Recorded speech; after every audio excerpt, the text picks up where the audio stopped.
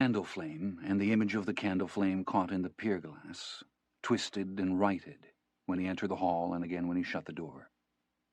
He took off his hat and came slowly forward. The floorboards creaked under his boots. In his black suit he stood in the dark glass where the lilies leaned so palely from their wasted cut-glass vase. Along the cold hallway behind him hung the portraits of forebears only dimly known to him, all framed in glass and dimly lit above the narrow wainscoting. He looked down at the guttered candle stub.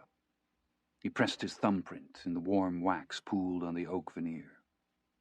Lastly, he looked at the face, so caved and drawn among the folds of funeral cloth, the yellowed moustache, the eyelids paper-thin. That was not sleeping. That was not sleeping. It was dark outside and cold and no wind. In the distance a calf bawled. He stood with his hat in his hand. "You never combed your hair that way in your life," he said. Inside the house there was no sound save the ticking of the mantel clock in the front room. He went out and shut the door. Dark and cold and no wind and a thin grey reef beginning along the eastern rim of the world. He walked out on the prairie and stood holding his hat like some supplicant to the darkness over them all, and he stood there for a long time. As he turned to go, he heard the train. He stopped and waited for it. He could feel it under his feet. It came boring out of the east like some ribald satellite of the coming sun, howling and bellowing in the distance, and the long light of the headlamp running through the tangled mesquite brakes and creating out of the night the endless fence line down the dead straight right-of-way and sucking it back again, wire and post, mile on mile into the darkness after where the boiler smoke disbanded slowly along the faint new horizon, and the sound came lagging, and he stood still holding his hat in his hands in the passing ground shutter, watching it till it was gone. Then he turned and went back to the house. She looked up from the stove when he came in and looked him up and down in his suit. "Buenos dias, guapo," she said.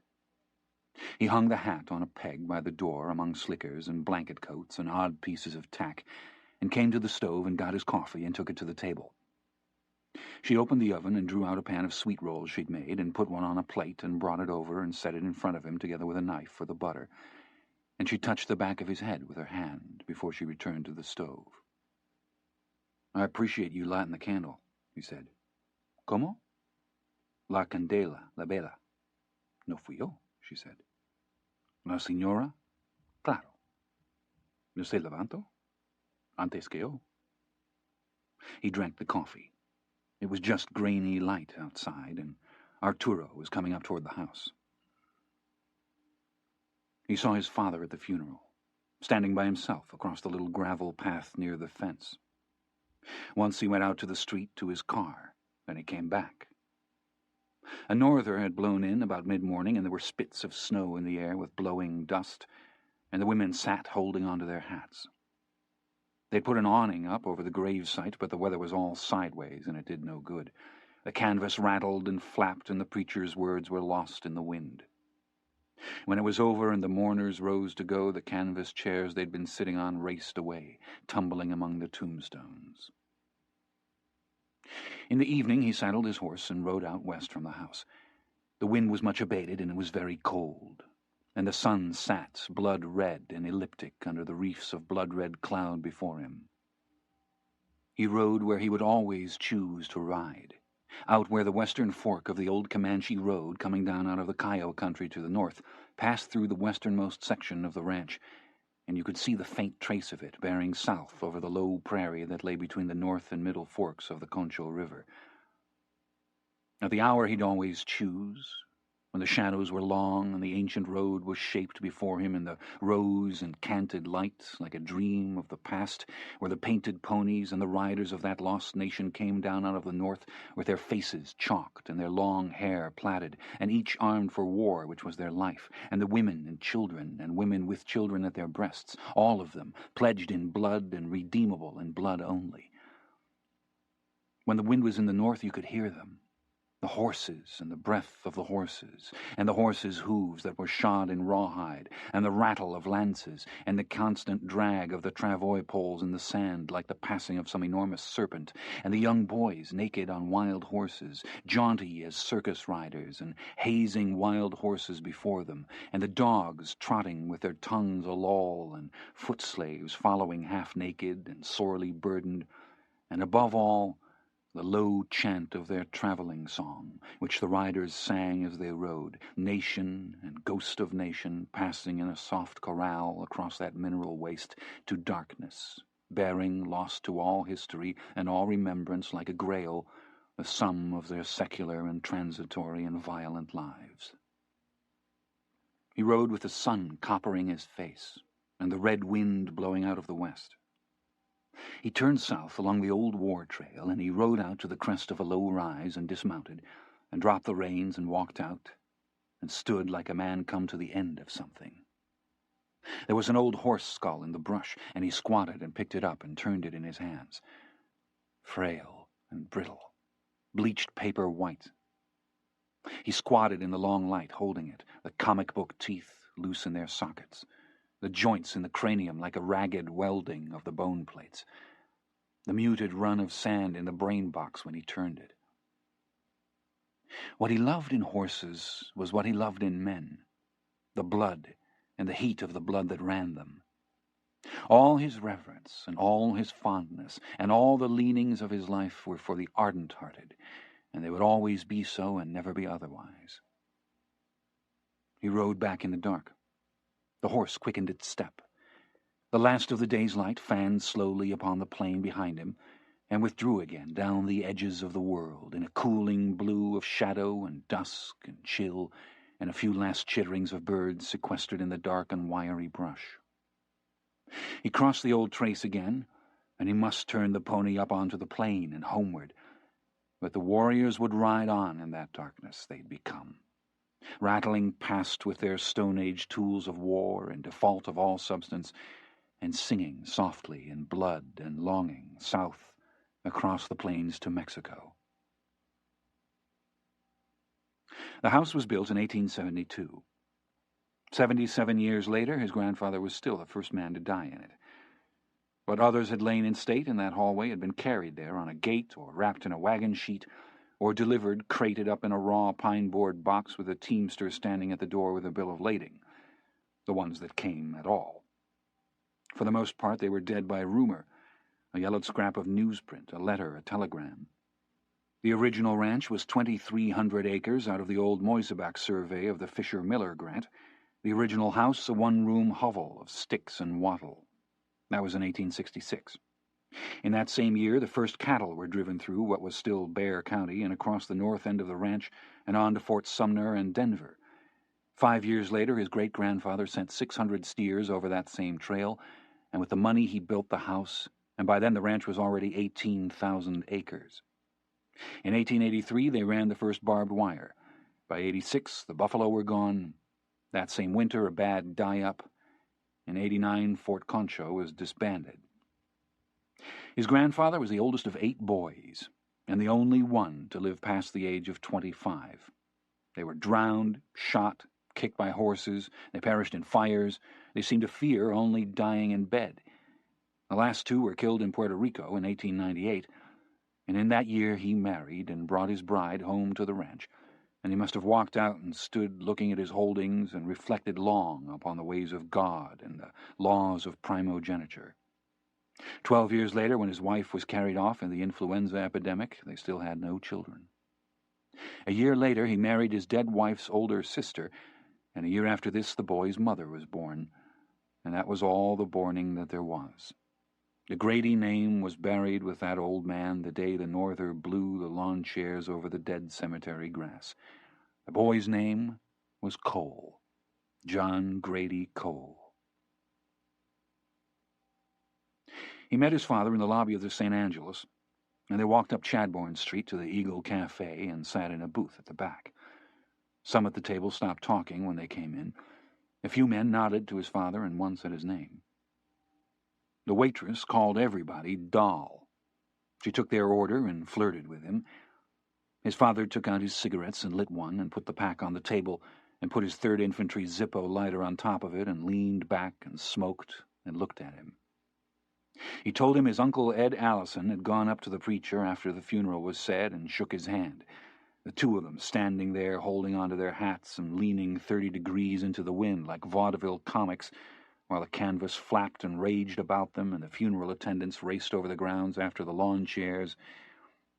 And he'd leaned into the preacher's face and screamed at him that it was a good thing they'd held the burial that morning, because the way it was making up, this thing could turn off into a real blow before the day was out.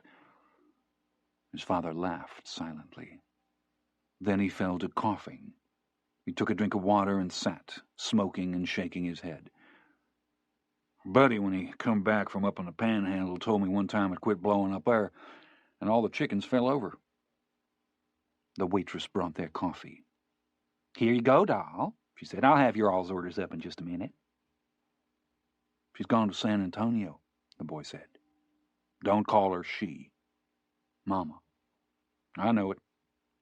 They drank their coffee. "What do you aim to do?" "About what?" "About anything." "She can go where she wants to." The boy watched him. "You ain't got no business smoking them things," he said.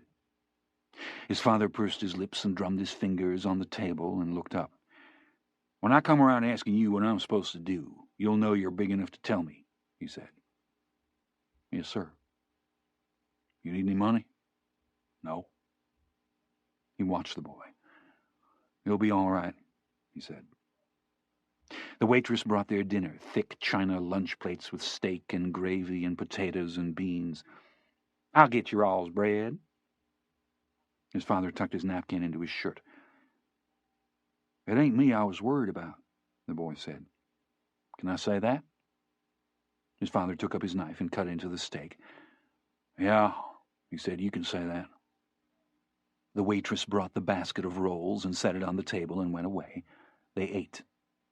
His father didn't eat much. After a while he pushed the plate back with his thumb and reached and got another cigarette and tapped it against the lighter and put it in his mouth and lit it. "You can say whatever's on your mind. Hell, you can bitch at me about smoking if you want." The boy didn't answer. "You know it ain't what I wanted, don't you?" "Yeah, I know that." "You looking after Roscoe good?" "He ain't been rode." "Why don't we go Saturday?" "All right." "You don't have to if you got something else to do." "I ain't got nothing else to do." His father smoked. He watched him. "We don't have to if you don't want to," he said. "I want to." "Can you and Arturo load and pick me up in town?" "Yeah." "What time?" "What time will you be up?" "I'll get up." "We'll be there at 8. "I'll be up." The boy nodded. He ate. His father looked around. "I wonder who you need to see in this place to get some coffee," he said. He and Rawlins had unsaddled the horses and turned them out in the dark, and they were lying on the saddle blankets and using the saddles for pillows. The night was cold and clear, and the sparks rising from the fire raced hot and red among the stars. They could hear the trucks out on the highway, and they could see the lights of the town reflected off the desert 15 miles to the north. "What do you aim to do?" Rawlins said. "I don't know. Nothing." "I don't know what you expect. Him 2 years older than you, got his own car and everything." "There ain't nothing to him, never was." "What did she say?" "She didn't say nothing. What would she say? There ain't nothing to say." "Well, I don't know what you expect." "I don't expect nothing." "You going on Saturday?" "No." Rawlins took a cigarette out of his shirt pocket and sat up and took a coal from the fire and lit the cigarette. He sat, smoking. "I wouldn't let her get the best of me," he said. He tipped the ash from the end of the cigarette against the heel of his boot. "She ain't worth it. None of them are." He didn't answer for a while. Then he said, "Yes, they are." When he got back, he rubbed down the horse and put him up and walked up to the house to the kitchen. Louisa had gone to bed and the house was quiet.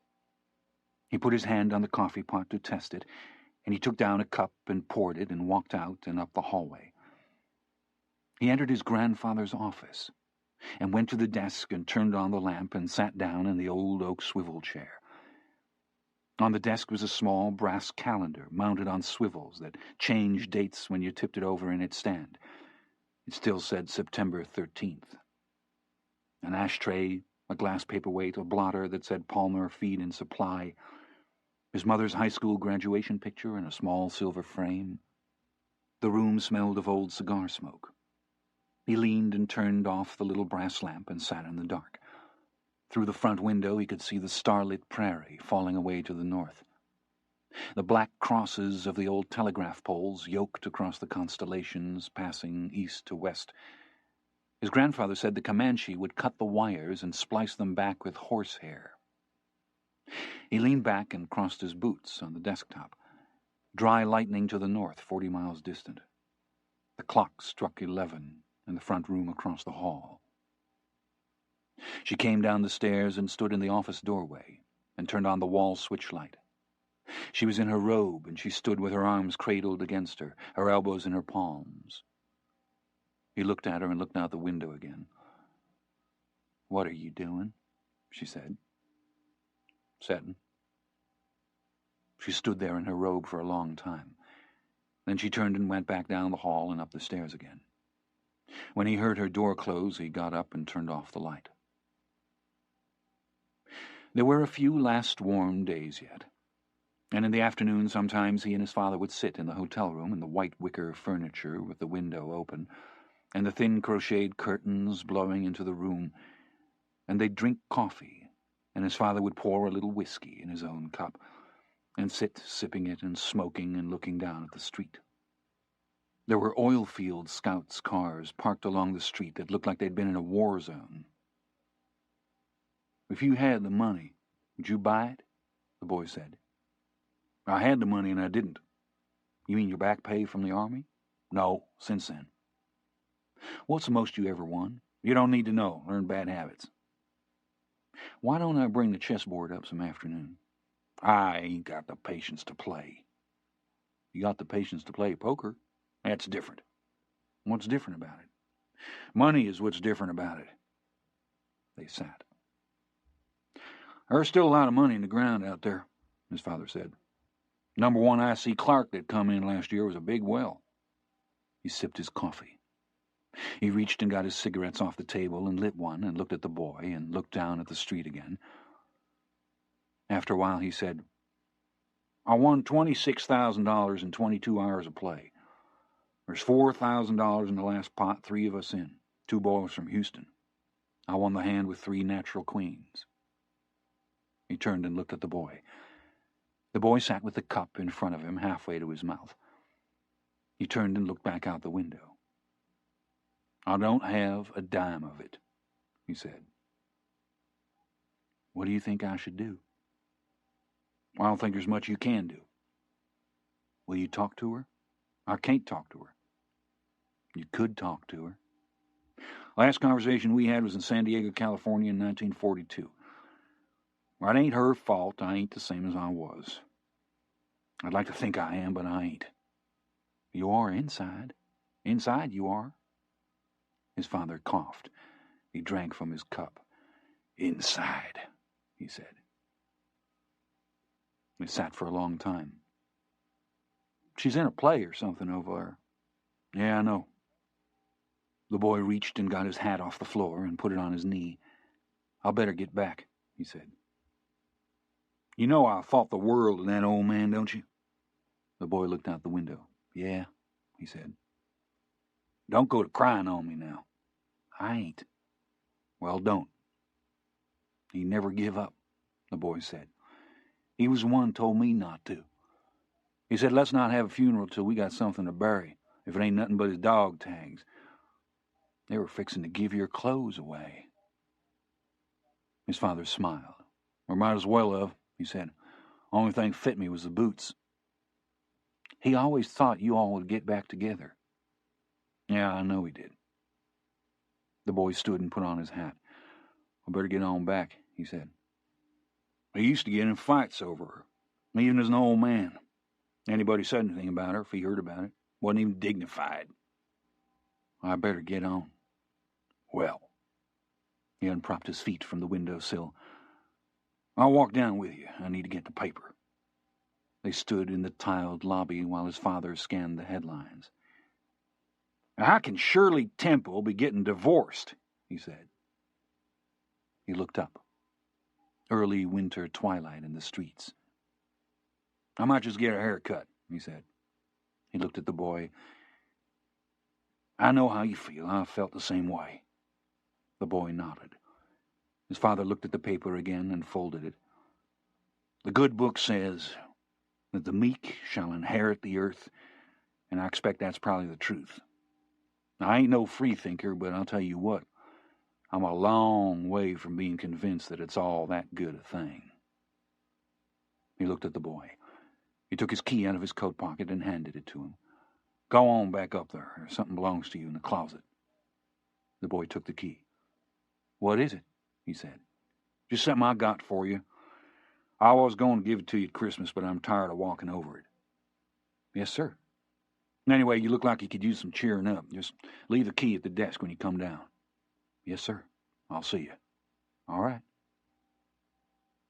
He rode back up in the elevator and walked down the hall and put the key in the door and walked in and went to the closet and opened it. Standing on the floor, along with 2 pairs of boots and a pile of dirty shirts, was a brand-new Hamley form-fitter saddle. He picked it up by the horn and shut the closet door and carried it to the bed and swung it up and stood looking at it. "Hell, fire, and damnation," he said. He left the key at the desk and swung out through the doors into the street with the saddle over his shoulder. He walked down the South Conjo Street and swung the saddle down and stood it in front of him. It was just dark and the streetlights had come on. The first vehicle along was a Model A Ford truck, and it came skidding quarter-wise to a halt on its mechanical brakes, and the driver leaned across and rolled down the window part way and boomed at him in a whisky voice, "Throw that hull up in the bed, cowboy, and get in here." "Yes, sir," he said.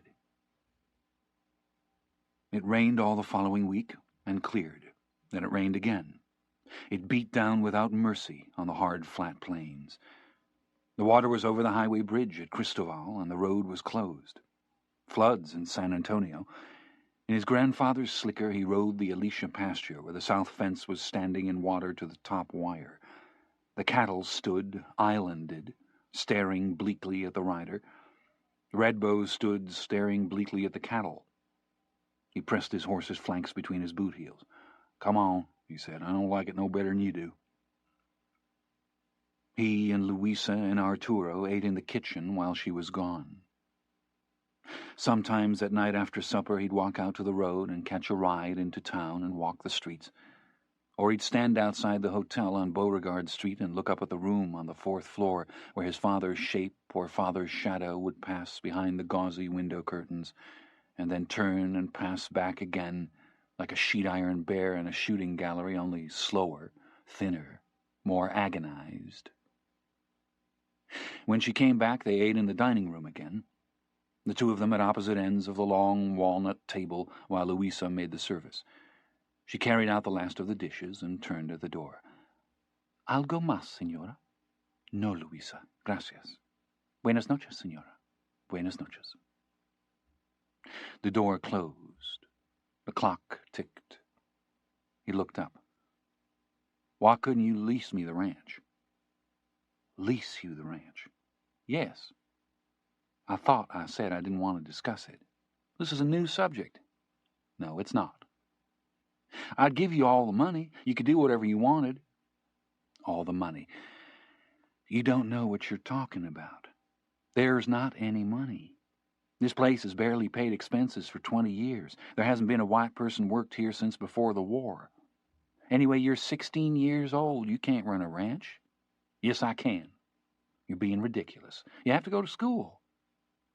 She put the napkin on the table and pushed back her chair and rose and went out. He pushed away the coffee cup in front of him. He leaned back in the chair. On the wall opposite, above the sideboard, was an oil painting of horses.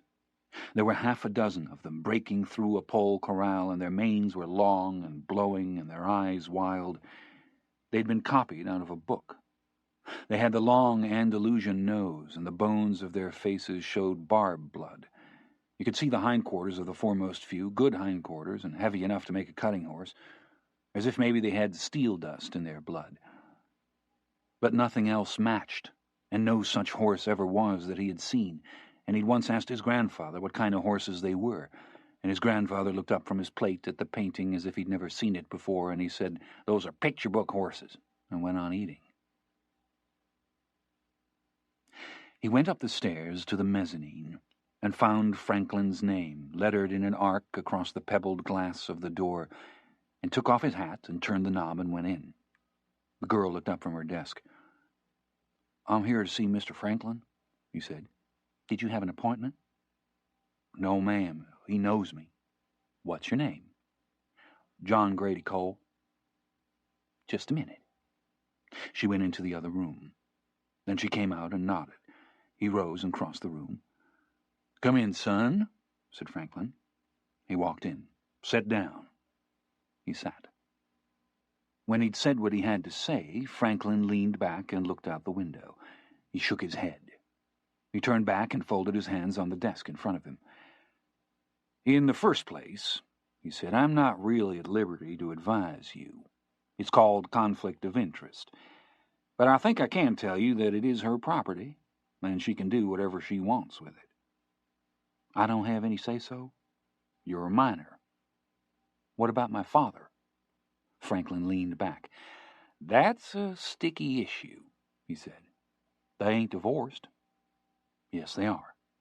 The boy looked up. "It's a matter of public record, so I don't guess it's out of confidence. It was in the paper." "When?" "It was made final 3 weeks ago." He looked down. Franklin watched him. "It was final before the old man died." The boy nodded.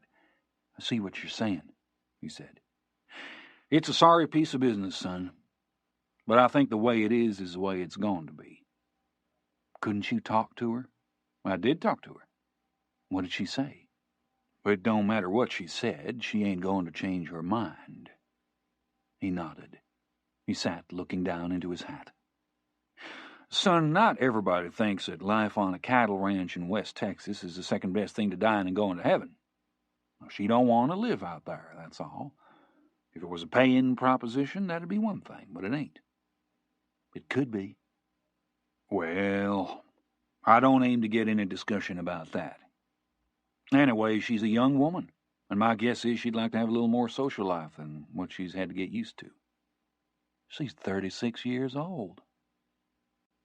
The lawyer leaned back. He swiveled slightly in the chair. He tapped his lower lip with his forefinger. "It's his own damned fault. He signed every paper they put in front of him. Never lifted a hand to save himself. Hell, I couldn't tell him. I told him to get a lawyer. I begged him." "Yeah, I know." "Wayne tells me he's quit going to the doctor." He nodded. "Yeah. Well, I thank you for your time. I'm sorry not to have better news for you.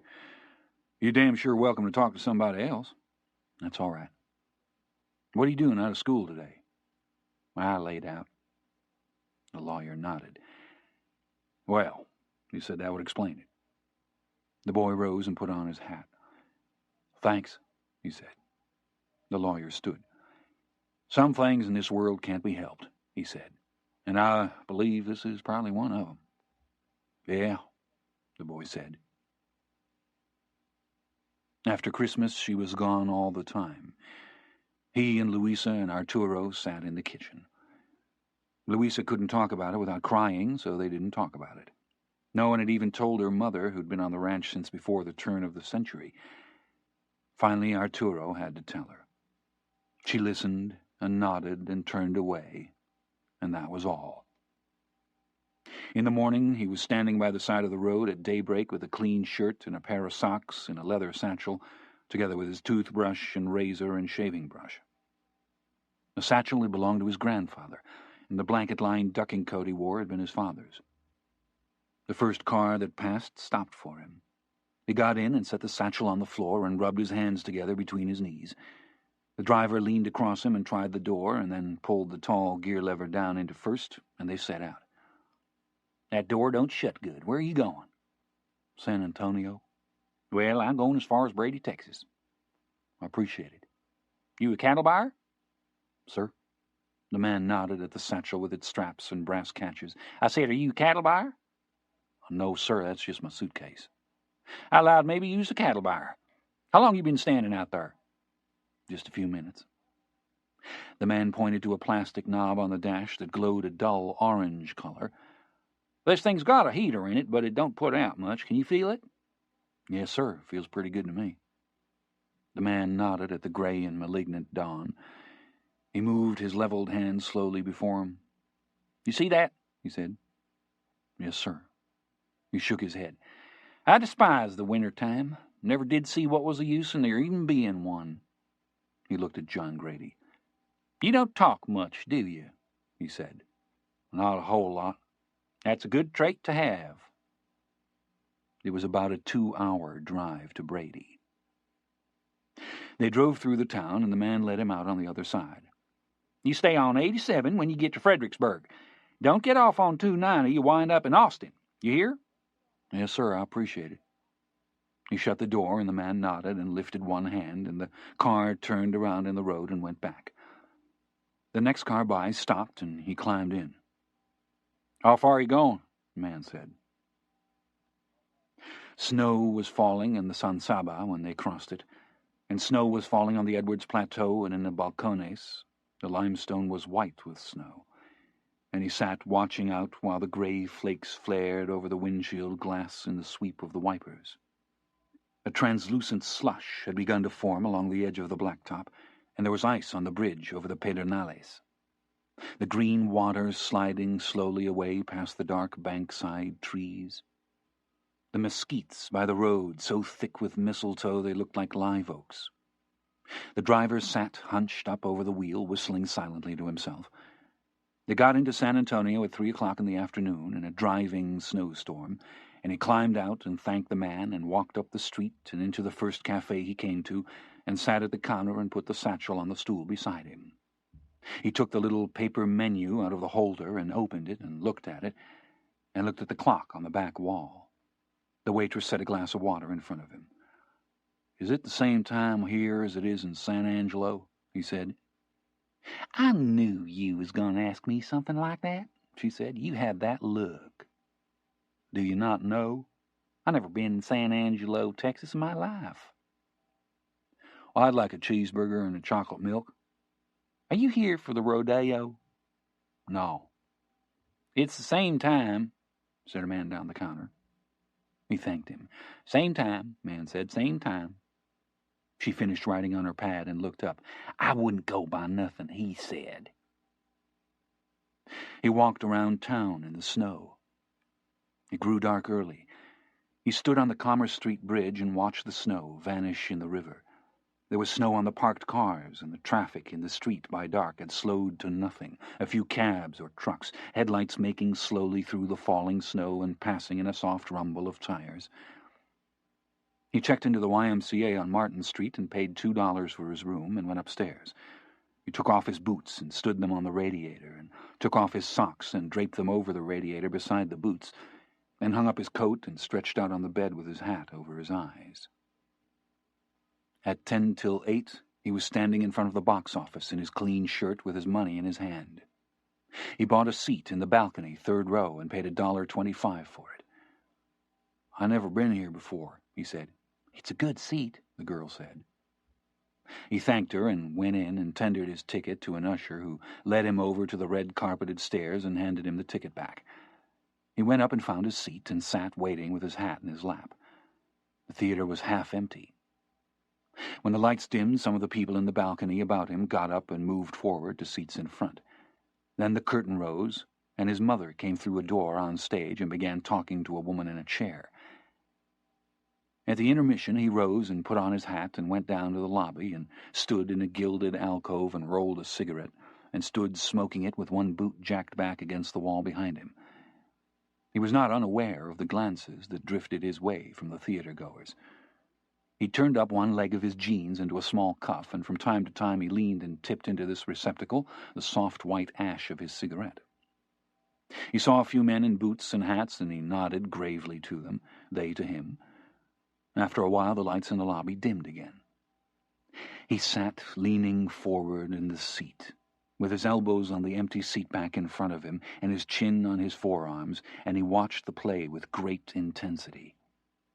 He'd the notion that there would be something in the story itself to tell him about the way the world was, or was becoming, but there was not. There was nothing in it at all. When the lights came up, there was applause, and his mother came forward several times, and all the cast assembled across the stage and held hands and bowed, and then the curtain closed for good, and the audience rose and made their way up the aisles. He sat for a long time in the empty theater, and then he stood and put on his hat and went out into the cold. When he set out in the morning to get his breakfast, it was still dark, and the temperature stood at 0. There was half a foot of snow on the ground in Travis Park. The only cafe open was a Mexican one, and he ordered huevos rancheros and coffee and sat looking through the paper. He thought there'd be something in the paper about his mother, but there wasn't. He was the only customer in the cafe. The waitress was a young girl, and she watched him. When she set the platter down, he put the paper aside and pushed his cup forward. "Más café?" she said. "Sí, por favor." She brought the coffee. "Hace mucho frío," she said. "Bastante." He walked up Broadway with his hands in his coat pockets and his collar turned up against the wind. He walked into the lobby of the Menger Hotel and sat in one of the lounge chairs and crossed one boot over the other and opened the paper. She came through the lobby about 9 o'clock. She was on the arm of a man in a suit and a topcoat, and they went out the door and got into a cab. He sat there for a long time. After a while he got up and folded the paper and went to the desk. The clerk looked up at him. "Have you got a Mrs. Cole registered?" he said. "Cole?" "Yes. Just a minute." The clerk turned away and checked the registrations. He shook his head. "No," he said. "No Cole." "Thanks," he said. They rode together a last time on a day in early March, when the weather had already warmed, and yellow Mexican hat bloomed by the roadside. They unloaded the horses at McCullough's and rode up through the middle pasture along Grape Creek and into the low hills. The creek was clear and green, with trailing moss braided over the gravel bars. They rode slowly up through the open country among scrub mesquite and nopal. They crossed from Tom Green County into Coke County. They crossed the old Schoonover Road and rode up through broken hills dotted with cedar, where the ground was cobbled with trap rock, and they could see snow on the thin blue ranges 100 miles to the north. They scarcely spoke all day. His father rode sitting forward slightly in the saddle, holding the reins in one hand about 2 inches above the saddle horn. So thin and frail, lost in his clothes. Looking over the country with those sunken eyes as if the world out there had been altered or made suspect by what he'd seen of it elsewhere, as if he might never see it right again, or worse, did see it right at last, see it as it had always been, would forever be. The boy who rode on slightly before him sat a horse not only as if he'd been born to it, which he was, but as if, were he begot by malice or mischance into some queer land where horses never were, he would have found them anyway, would have known that there was something missing for the world to be right, or he right in it, and would have set forth to wander wherever it was needed for as long as it took until he came upon one, and he would have known that that was what he sought, and it would have been. In the afternoon they passed through the ruins of an old ranch on that stony mesa where there were crippled fence posts propped among the rocks that carried remnants of a wire not seen in that country for years. An ancient picket house, the wreckage of an old wooden windmill fallen among the rocks. They rode on. They walked ducks up out of potholes, and in the evening they descended through low rolling hills and across the red clay floodplain into the town of Robert Lee. They waited until the road was clear before they walked the horses over the board bridge. The river was red with mud. They rode up Commerce Street and turned up 7th and rode up Austin Street past the bank and dismounted and tied their horses in front of the cafe and went in. The proprietor came over to take their order. He called them by name. His father looked up from the menu. "Go ahead and order," he said. "We won't be here for an hour." "What are you having?" "I think I'll just have some pie and coffee." "What kind of pie you got?" the boy said. The proprietor looked toward the counter. "Go on and get something to eat," his father said. "I know you're hungry." They ordered, and the proprietor brought their coffee and went back to the counter. His father took a cigarette out of his shirt pocket. "You thought any more about boarding your horse?" "Yeah," the boy said. "Thought about it. Wallace might let you feed in swamp-out stalls and such as that. Trade it out that way." "He ain't going to like it." "Who, Wallace?" "No, Redbow." His father smoked. He watched him. "You still seeing that Barnett girl?" He shook his head. "She quit you, or did you quit her?" "I don't know." "I mean, she quit you." "Yeah." His father nodded. He smoked. Two horsemen passed outside in the road, and they studied them and the animals they rode. His father stirred his coffee a long time. There was nothing to stir because he drank it black. He took the spoon and laid it, smoking, on the paper napkin, and raised the cup and looked at it and drank. He was still looking out the window, although there was nothing there to see. "Your mother and me never agreed on a whole lot.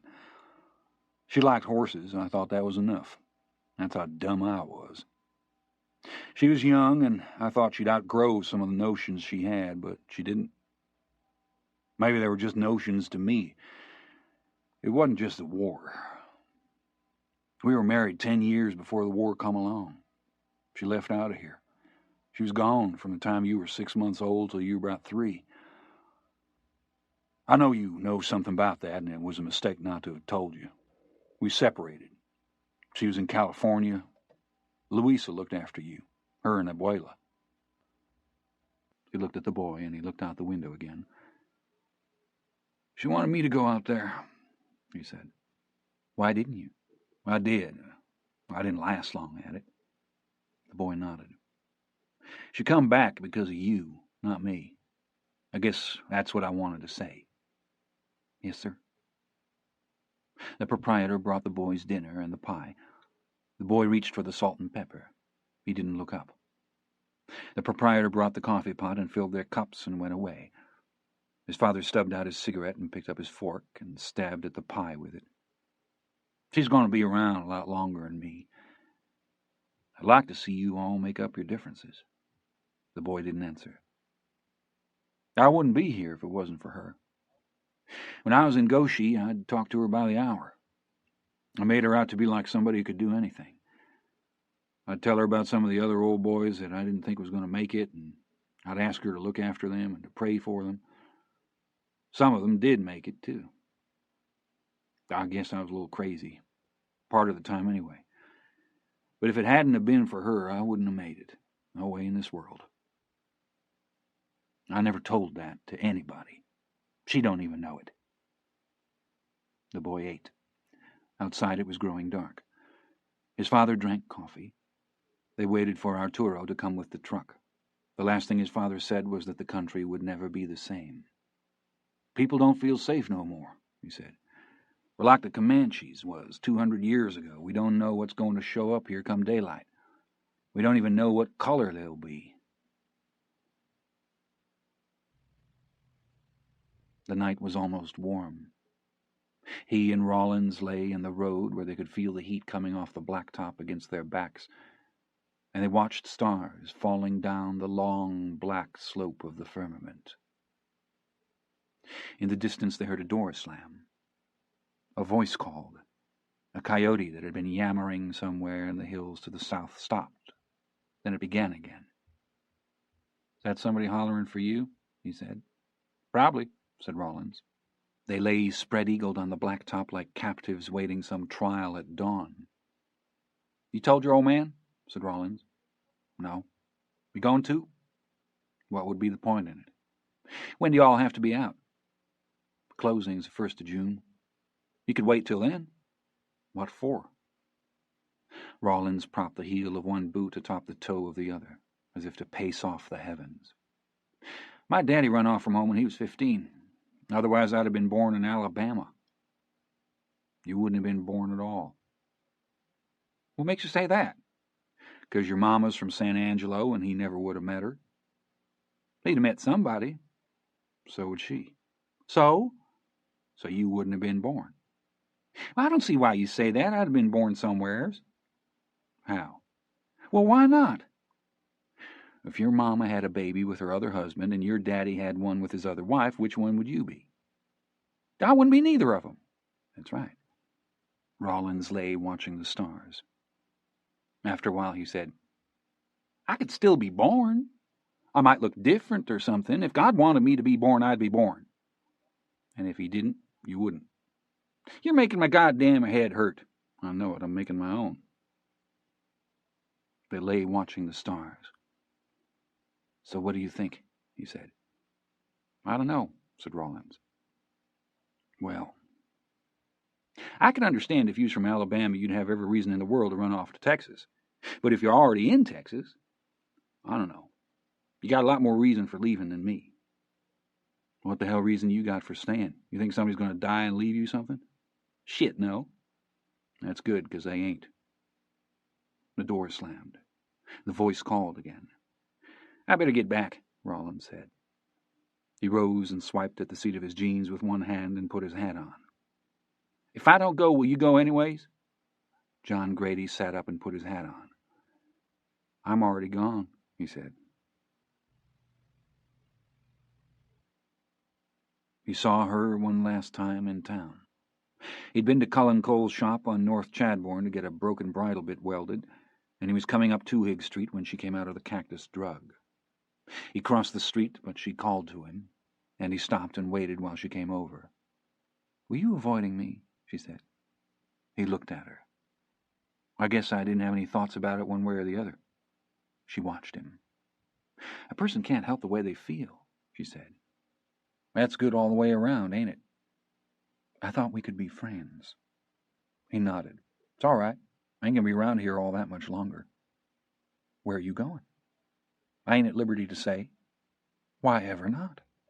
I just ain't. He looked at her. She was studying his face.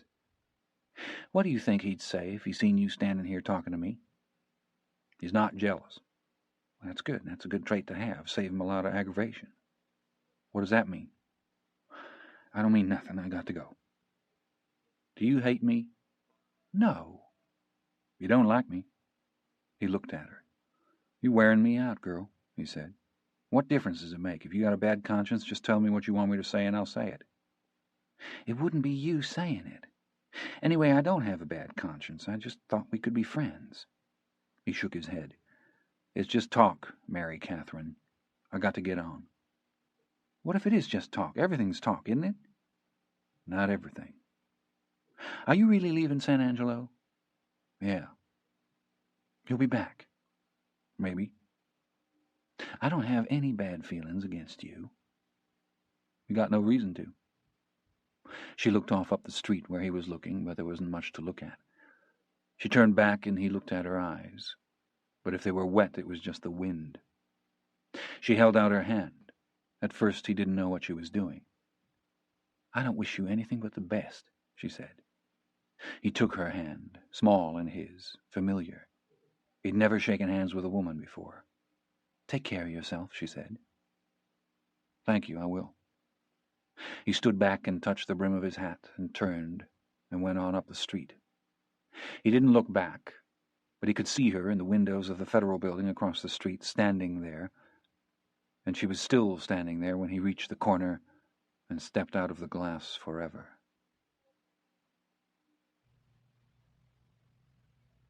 He dismounted and opened the gate and walked the horse through and closed the gate and walked the horse along the fence.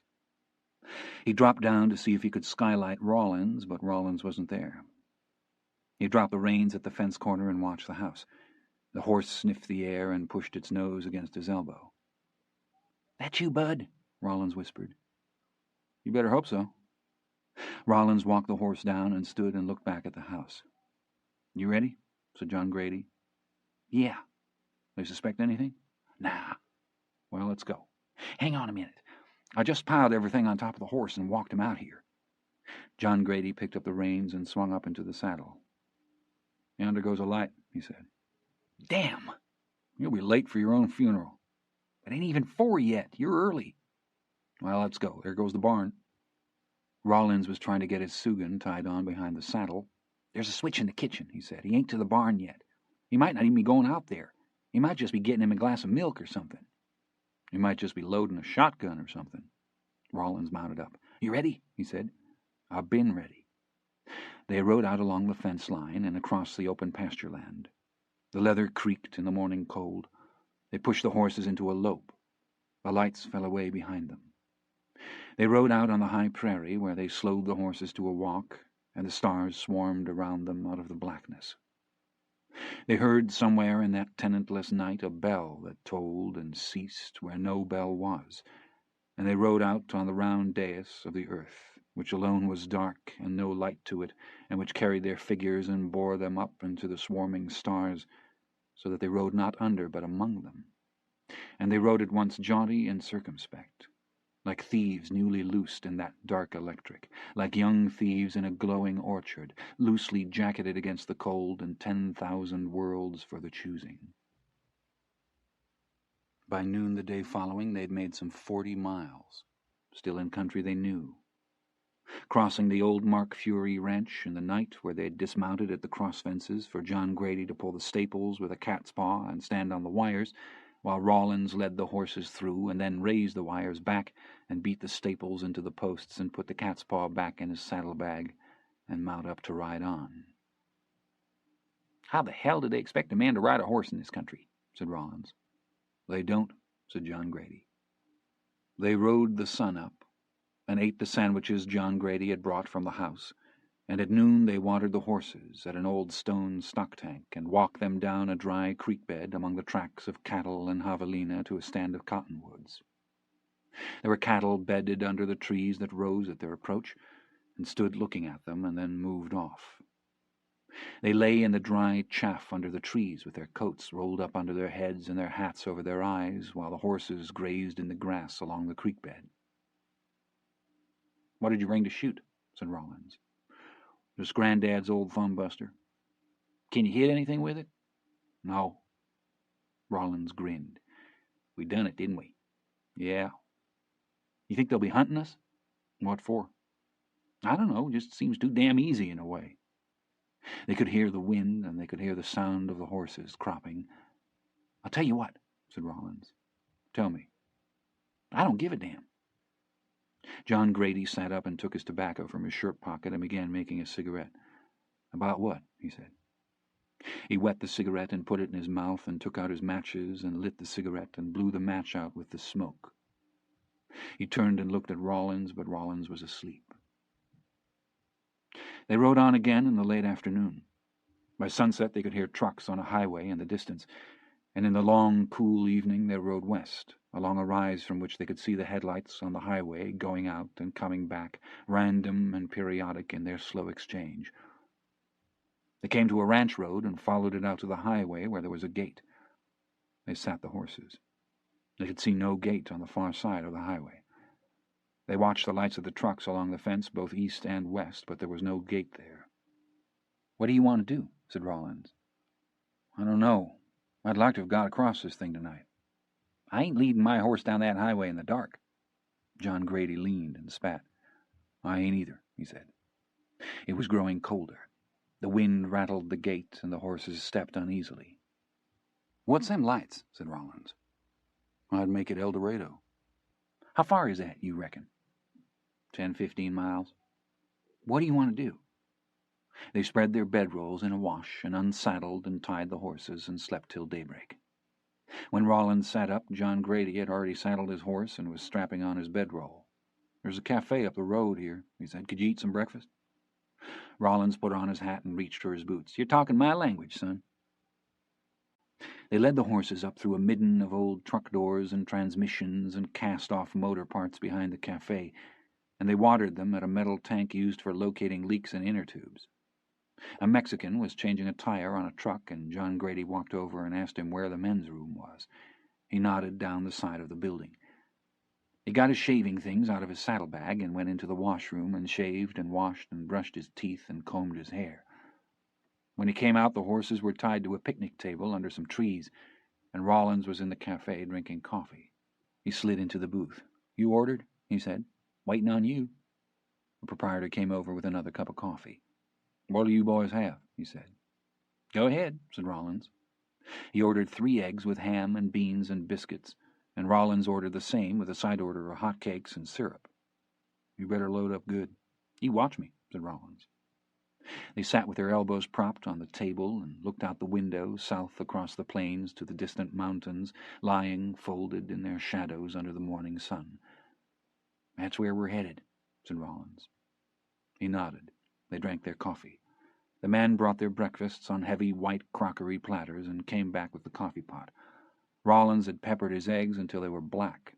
He spread butter over the hot cakes. "There's a man likes eggs with his pepper," said the proprietor. He poured their cups and went back to the kitchen. "You pay attention to your old dad now," Rollins said. "I'll show you how to deal with an unruly breakfast." "Do it," said John Grady. "Might just order the whole thing again." The store had nothing in the way of feed. They bought a box of dried oatmeal and paid their bill and went out. John Grady cut the paper drum in 2 with his knife, and they poured the oatmeal into a couple of hubcaps and sat on the picnic table and smoked while the horses ate. The Mexican came over to look at the horses. He was not much older than Rollins. "Where are you headed?" he said. "Mexico." "What for?" Rollins looked at John Grady. "You think he can be trusted?" "Yeah, he looks all right." "We're running from the law," Rollins said. The Mexican looked them over. "We robbed a bank." He stood looking at the horses. "You ain't robbed no bank," he said. "You know that country down there?" said Rollins. The Mexican shook his head and spat. "I never been to Mexico in my life." When the animals had eaten, they saddled them again and led them around to the front of the cafe and down the drive and across the highway. They walked them along the bar ditch to the gate and led them through the gate and closed it. Then they mounted up and rode out the dirt ranch road. They rode it for a mile or so until it veered away to the east, and they left it and set out south across the rolling cedar plains. They reached the Devil's River by mid-morning and watered the horses and stretched out in the shade of a stand of black willow and looked at the map. It was an oil company road map that Rollins had picked up at the cafe, and he looked at it and he looked south toward the gap in the low hills. There were roads and rivers and towns on the American side of the map as far south as the Rio Grande, and beyond that all was white. "It don't show nothing down there, does it?" said Rollins. "No." "You reckon it ain't never been mapped?" "There's maps, that just ain't one of them. I got one in my saddlebag." Rollins came back with the map and sat on the ground and traced their route with his finger. He looked up. "What?" said John Grady. "There ain't shit down there." They left the river and followed the dry valley to the west. The country was rolling and grassy, and the day was cool under the sun. "You'd think there'd be more cattle in this country," Rollins said. "You'd think so." They walked doves and quail up out of the grass along the ridges, now and then a rabbit.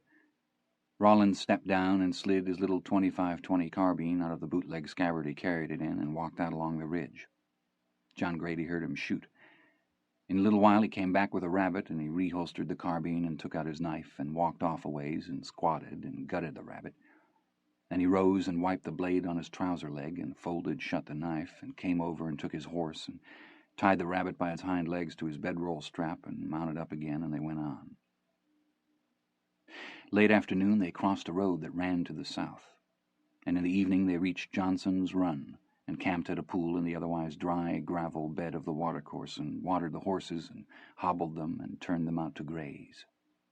They built a fire and skinned out the rabbit and skewered it on a green limb and set it to broil at the edge of the fire. John Grady opened his blackened canvas camp bag and took out a small enameled tin coffee pot and went to the creek and filled it. They sat and watched the fire, and they watched the thin crescent moon above the black hills to the west. Rollins rolled a cigarette and lit it with a coal and lay back against his saddle. "I'm going to tell you something." "Tell it." "I could get used to this life." He drew on the cigarette and held it out to one side and tapped the ash with a delicate motion of his forefinger. "It wouldn't take me no time at all." They rode all day, the day following, through rolling hill country, the low caprock mesas dotted with cedar, the yuccas in white bloom along the east-facing slopes. They struck the Pandale Road in the evening and turned south and followed the road into town. 9 buildings, including a store and a filling station. They tied their horses in front of the store and went in. They were dusty, and Rawlins was unshaven, and they smelled of horses and sweat and wood smoke. Some men sitting in chairs at the back of the store looked up when they entered and then went on talking. They stood at the meat case. The woman came from the counter and walked behind the case and took down an apron and pulled a chain that turned on the overhead light bulb. "You do look like some kind of desperado," John Grady said. "Well, you don't look like no choir director," said Rawlins.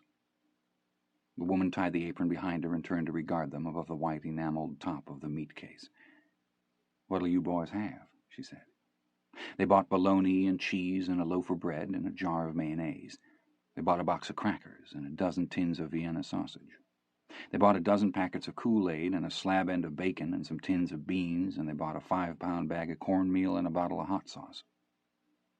The woman wrapped the meat and cheese separate, and she wet a pencil with her tongue and totted up the purchases and then put everything together in a No. 4 grocery bag. "Where are you boys from?" she said. "From up around San Angelo." "You all ride them horses down here?" "Yes, ma'am." "Well, I'll declare," she said. When they woke in the morning, they were in plain view of a small adobe house. A woman had come out of the house and slung a pan of dishwater into the yard. She looked at them and went back in again. They'd hung their saddles over a fence to dry, and while they were getting them, a man came out and stood watching them. They saddled the horses and led them out to the road and mounted up and turned south. "Wonder what they're all doing back home," Rawlins said. John Grady leaned and spat. "Well," he said, "probably they're having the biggest time in the world. Probably struck oil. I'd say they're in town about now picking out their new cars and all." "Shit," said Rawlins. They rode. "You ever get ill at ease?" said Rawlins. "About what?" "I don't know, about anything, just ill at ease." "Sometimes. If you're someplace you ain't supposed to be, I guess you'd be ill at ease. Should be, anyway."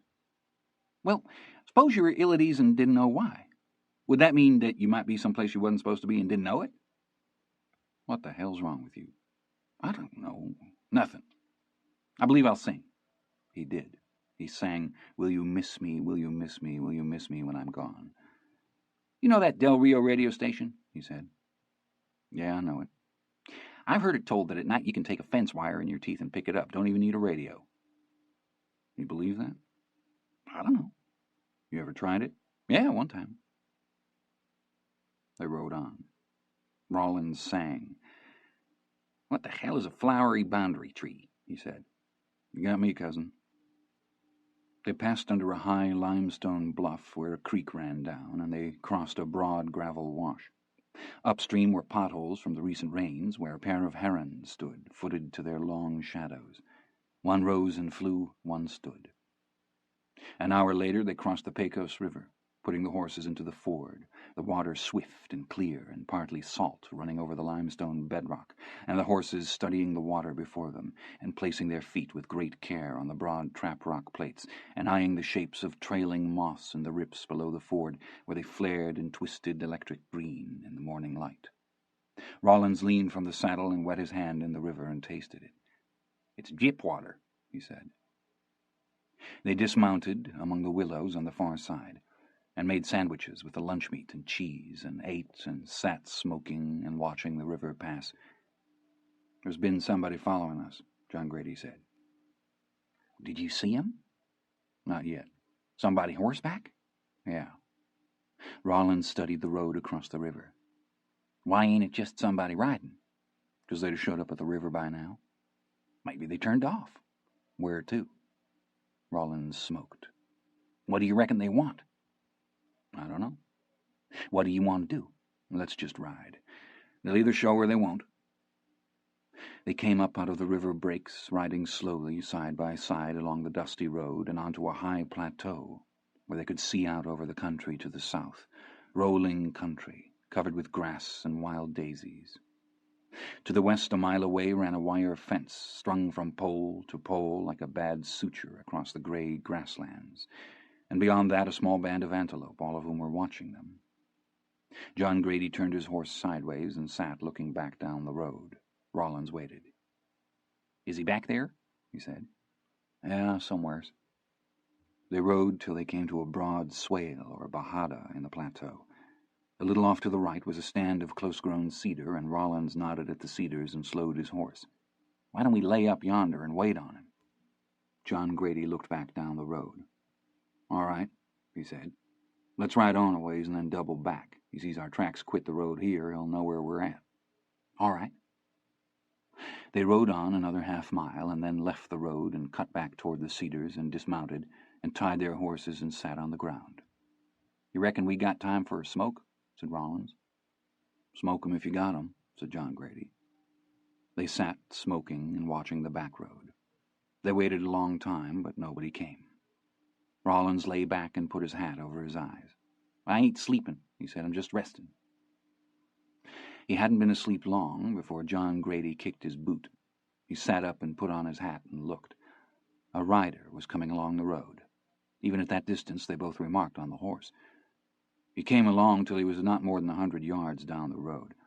He had on a broad-brim hat and bib overalls. He slowed the horse and looked down the Bajada directly at them. Then he came on again. "It's some kid," Rollins said. "That's a hell of a horse," said John Grady. "Ain't it, though?" "You think he saw us?" "No." "What do you want to do?" "Give him a minute, and then we'll just ride into the road behind him." They waited till he was all but out of sight, and then they untied the horses and mounted and rode up out of the trees and into the road. When he heard them, he stopped and looked back.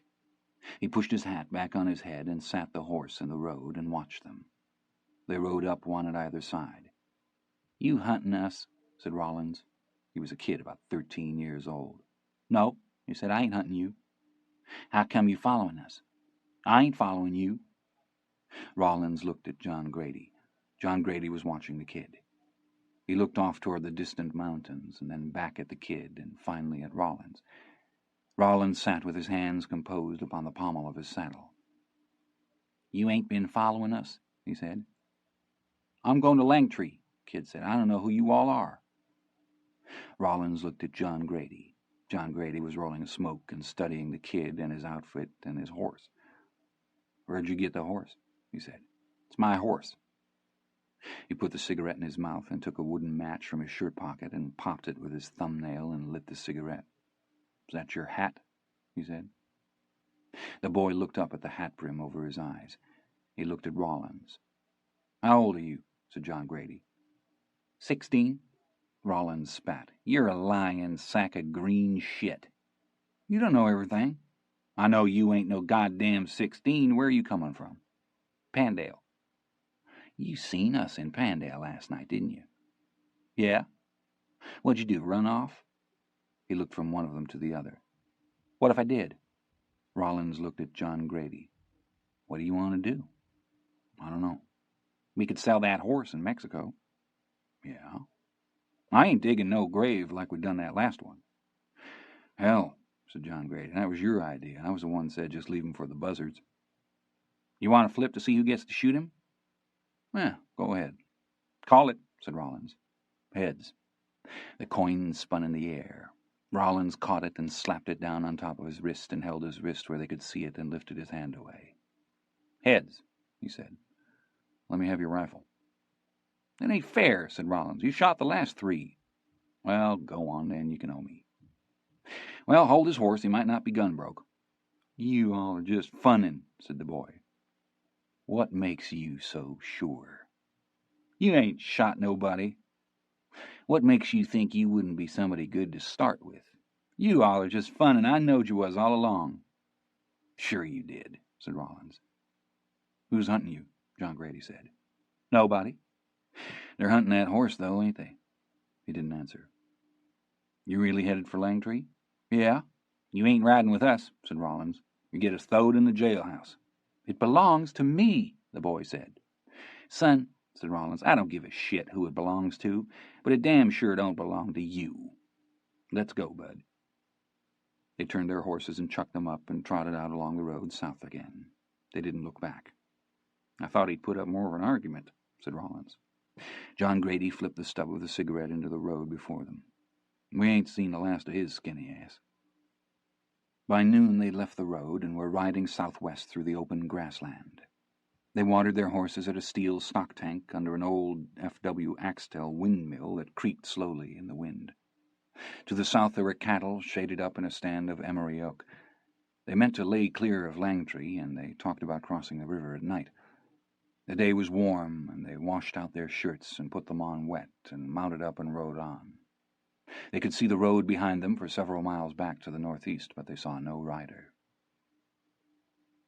That evening they crossed the Southern Pacific tracks just east of Pumpville, Texas, and made camp a half-mile on the far side of the right-of-way. By the time they had the horses brushed and staked and a fire built, it was dark. John Grady stood his saddle upright to the fire and walked out on the prairie and stood listening. He could see the Pumpville water tank against the purple sky. Beside it, the horned moon.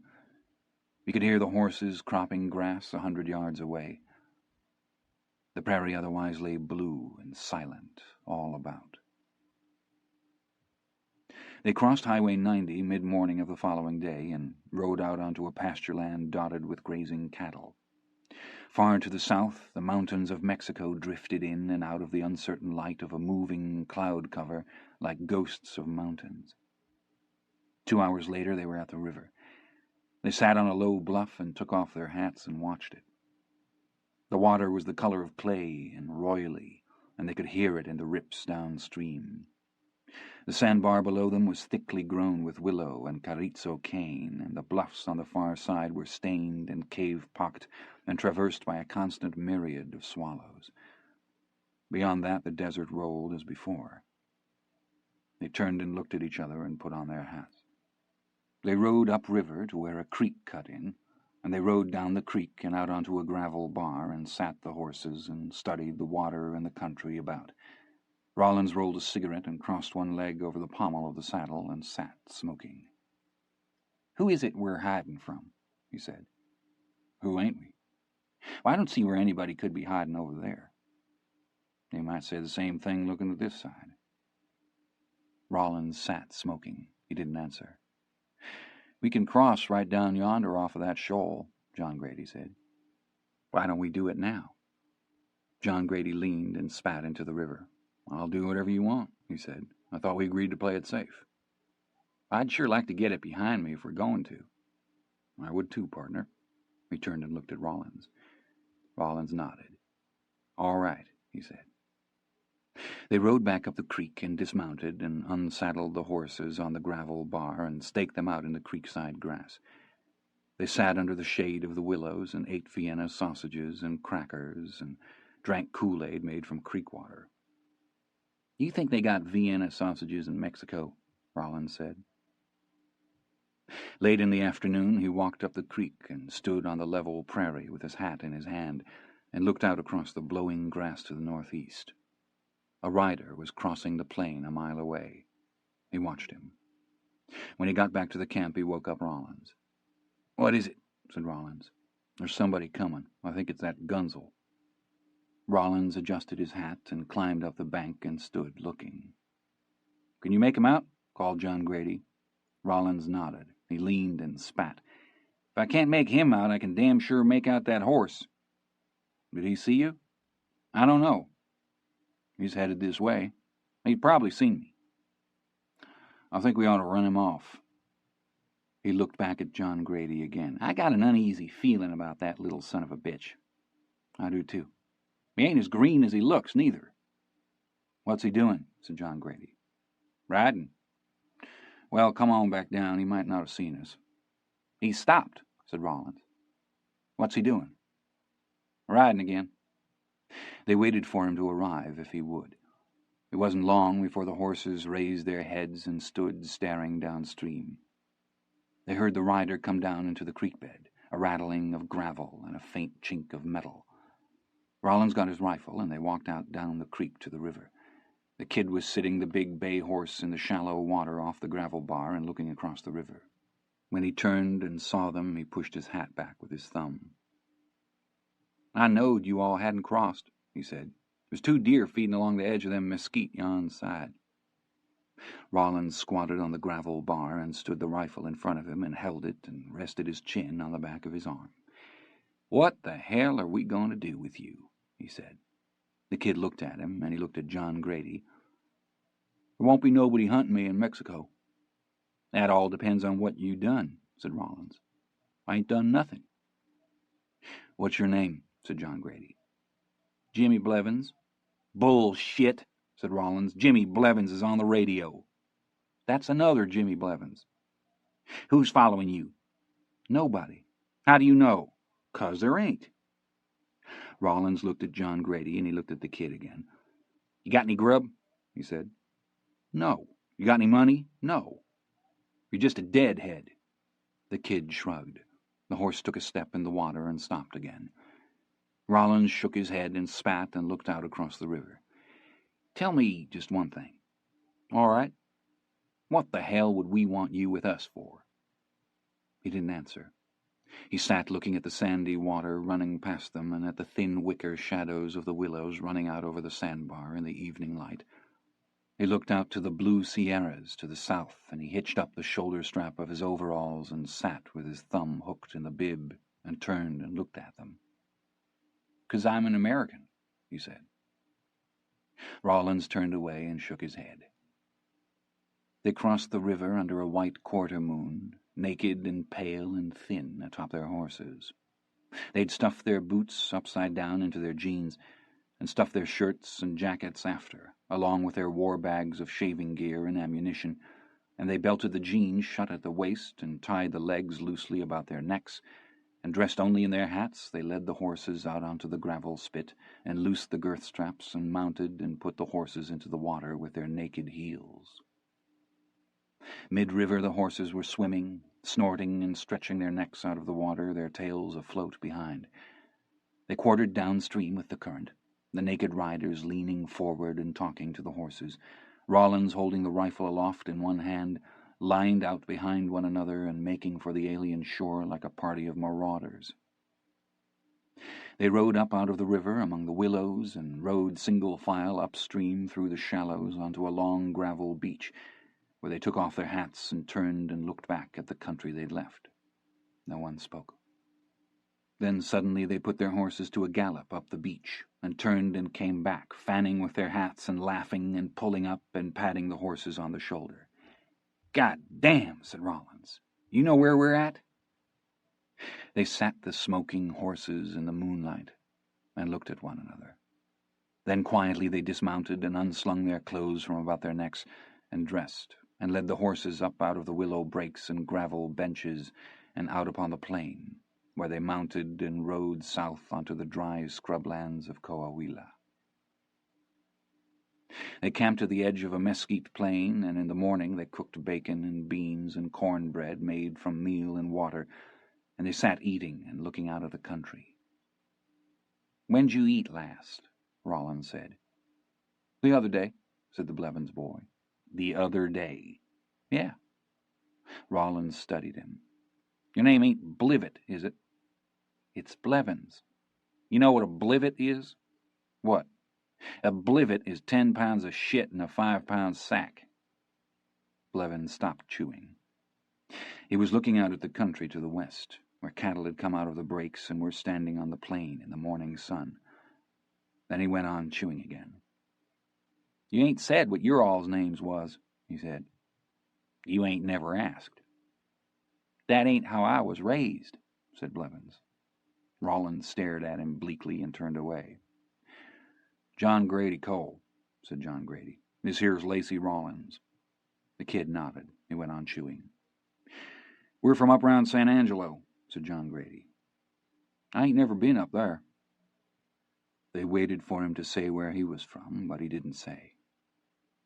Rollins swabbed out his plate with a crumbly handful of the cornbread and ate it. "Suppose," he said, "that we wanted to trade that horse off for one less likely to get a shot." The kid looked at John Grady and looked back out to where the cattle were standing. "I ain't trading horses," he said.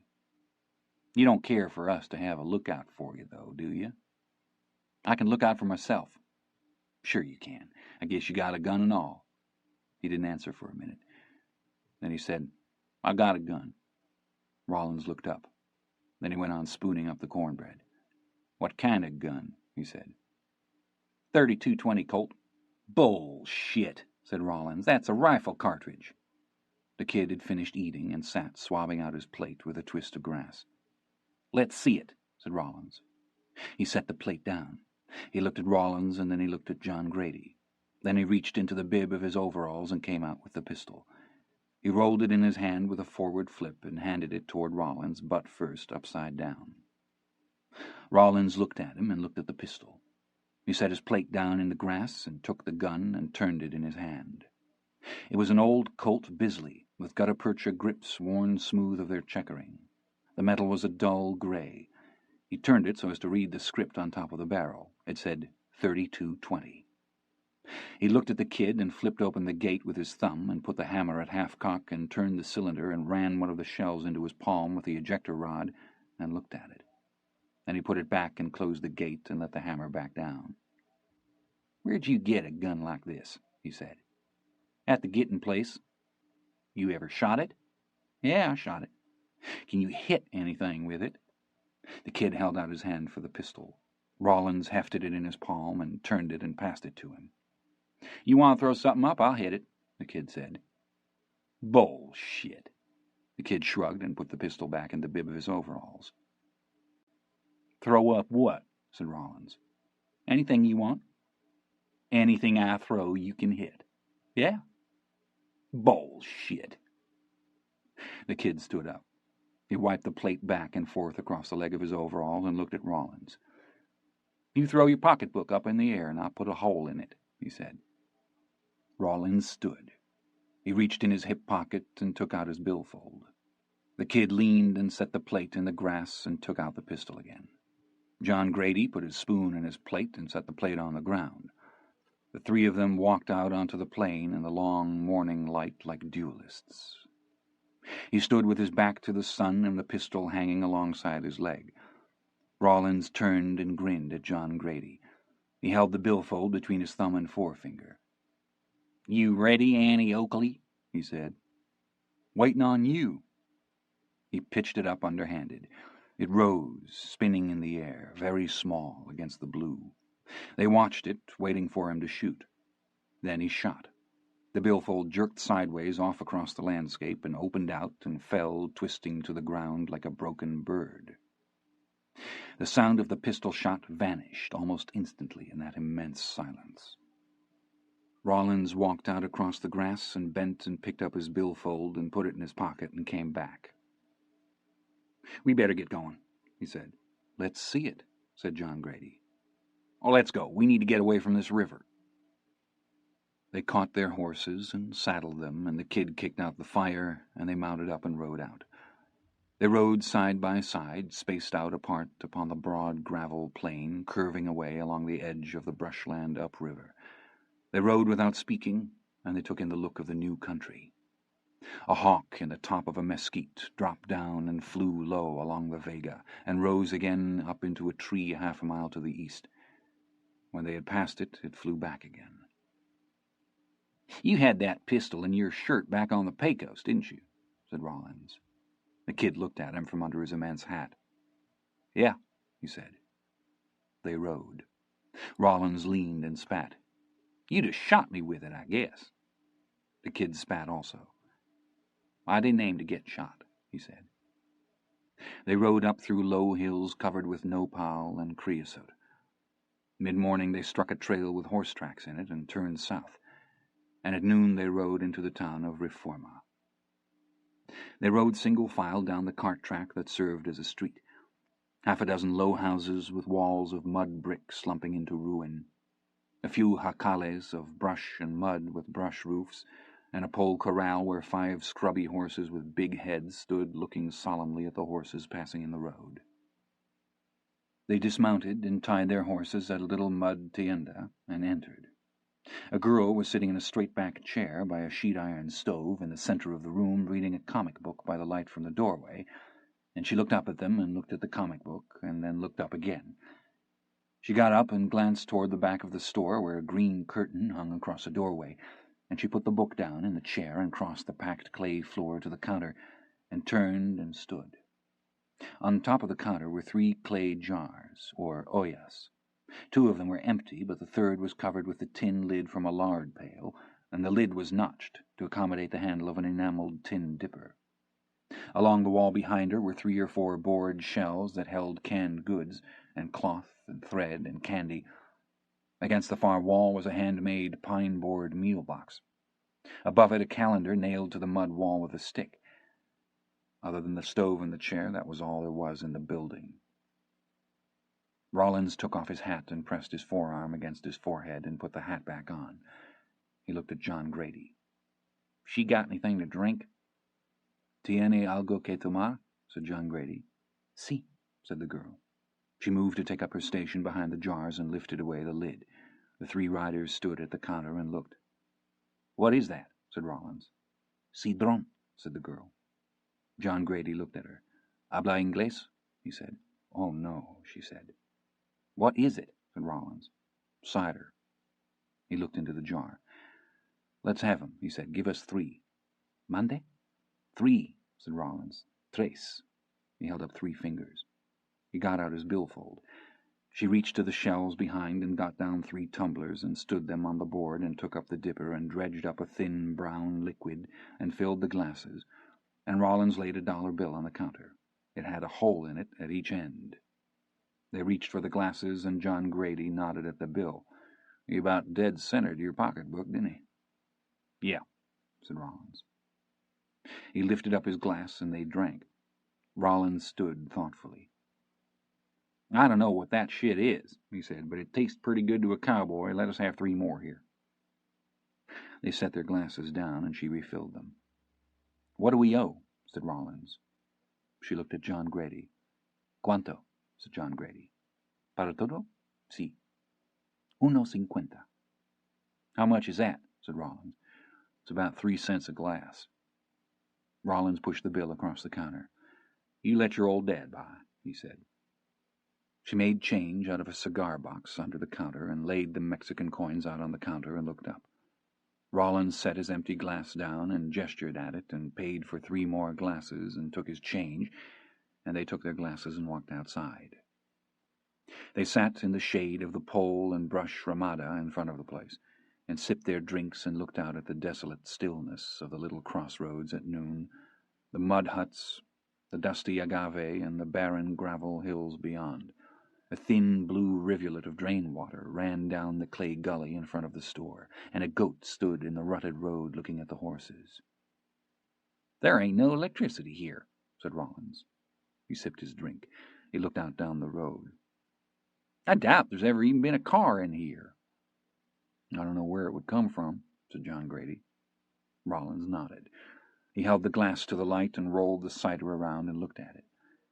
"You think this here is some sort of cactus juice or what?" "I don't know," said John Grady. "It's got a little kick to it, don't it?" "I think it does." "Better not let that young'un have no more." "I've drunk whiskey," said Blevins. "This ain't nothing." Rollins shook his head. "Drinking cactus juice in old Mexico," he said. "What do you reckon they're saying at home about now?" "I reckon they're saying we're gone," said John Grady. Rollins sat with his legs stretched out before him and his boots crossed and his hat over one knee, and looked out at the alien land and nodded. "We are, ain't we?" he said. They watered the horses and loosed the cinches to let them blow, and then took the road south, such road as it was, riding single file through the dust. In the road were the tracks of cows, javelinas, deer, coyotes. Late afternoon they passed another collection of huts, but they rode on. The road was deeply gullied, and it was washed out in the draws, and in the draws were cattle, dead from an old drought, just the bones of them, cloven about with the hard, dry, blackened hide. "How does this country suit you?" said John Grady. Rollins leaned and spat, but he didn't answer. In the evening they came to a small estancia and sat the horses at the fence. There were several buildings scattered out behind the house, and a pole corral with 2 horses standing in it. 2 little girls in white dresses stood in the yard. They looked at the riders and then turned and ran into the house. A man came out. "Buenas tardes," he said. He walked out the fence to the gate and motioned them through and showed them where to water their horses. "Pásale," he said, "pásale." They ate by oil light at a small painted pine table. The mud walls about them were hung with old calendars and magazine pictures. On one wall was a framed tin retablo of the Virgin. Under it was a board supported by two wedges driven into the wall, and on the board was a small green glass with a blackened candle stub in it. The Americans sat shoulder to shoulder along one side of the table, and the two little girls sat on the other side and watched them in a state of breathlessness. The woman ate with her head down, and the man joked with them and passed the plates. They ate beans and tortillas and a chili of goat meat ladled up out of a clay pot. They drank coffee from enameled tin cups, and the man pushed the bowls toward them and gestured elaborately. "Deben comer," he said. He wanted to know about America, 30 miles to the north. He'd seen it once as a boy, across the river at Acuña. He had brothers who worked there. He had an uncle who'd lived some years in Uvalde, Texas, but he thought he was dead. Rawlins finished his plate and thanked the woman, and John Grady told her what he'd said, and she smiled and nodded demurely. Rawlins was showing the two little girls how he could pull his finger off and put it back on again when Blevins crossed his utensils in the plate before him and wiped his mouth on his sleeve and leaned back from the table. There was no back to the bench, and Blevins flailed wildly for a moment and then crashed to the floor behind him, kicking the table underneath and rattling the dishes and almost pulling over the bench with Rawlins and John Grady. The two girls stood instantly and clapped their hands and shrieked with delight. Rawlins had gripped the table to save himself, and he looked down at the boy lying on the floor. "I'll be goddamned," he said. "Excuse me, ma'am." Blevins struggled up, only the man offering to help him. "Está bien," he said. "He's all right," said Rawlins. "You can't hurt a fool." The woman had leaned forward to right a cup to quiet the children. She could not laugh for the impropriety of it, but the brightness in her eyes did not escape even Blevins. He climbed over the bench and sat down again. "You all ready to go?" he whispered. "We ain't done eating," said Rawlins. He looked around uneasily. "I can't sit here," he said. He was sitting with his head lowered and was whispering hoarsely. "Why can't you sit there?" said Rawlins. "I don't like to be laughed at." Rawlins looked at the girls. They were sitting again, and their eyes were wide and serious again. "Hell," he said, "it's just kids." "I don't like to be laughed at," whispered Blevins. Both the man and the woman were looking at them with concern. "If you don't like to be laughed at, don't fall on your ass," said Rawlins. "You all excuse me," said Blevins. He climbed out over the bench and picked up his hat and put it on and went out. The man of the house looked worried, and he leaned to John Grady and made a whispered inquiry. The two girls sat looking down at their plates. "Do you think he'll ride on?" said Rawlins. John Grady shrugged. "I doubt it." The householders seemed to be waiting for one of them to get up and go out after him, but they did not. They drank their coffee, and after a while the woman rose and cleared away the plates. John Grady found him sitting on the ground like a figure in meditation. "What are you doing?" he said. "Nothing." "Why don't you come back inside?" "I'm all right." "They've offered us to spend the night." "Go ahead." "What do you aim to do?" "I'm all right." John Grady stood watching him. "Well," he said, "suit yourself." Blevins didn't answer, and he left him sitting there. The room they slept in was at the back of the house, and it smelled of hay or straw. It was small, and there was no window to it, and on the floor were 2 pallets of straw and sacking with serapes over them. They took the lamp the host handed them and thanked him, and he bowed out the low doorway and bid them good night. He didn't ask about Blevins. John Grady set the lamp on the floor, and they sat in the straw ticks and took off their boots. "I'm give out," said Rawlins. "I hear you. What all did the old man say about work in this part of the country?" "He says there's some big ranches yon side of the Sierra del Carmen, about 300 kilometers. "How far is that?"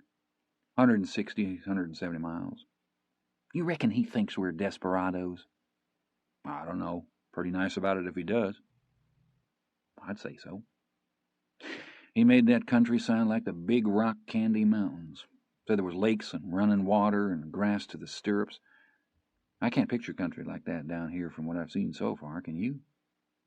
"He's probably just trying to get us to move on." "Could be," said John Grady. He took off his hat and lay back and pulled the serape over him. "What the hell's he going to do?" said Rollins. "Sleep out in the yard?" "I reckon. Maybe he'll be gone in the morning." "Maybe." He closed his eyes. "Don't let that lamp burn out," he said. "It'll black the whole house. I'll blow it out here in a minute." He lay listening. There was no sound anywhere. "What are you doing?" he said. "Nothing." He opened his eyes. He looked over at Rollins.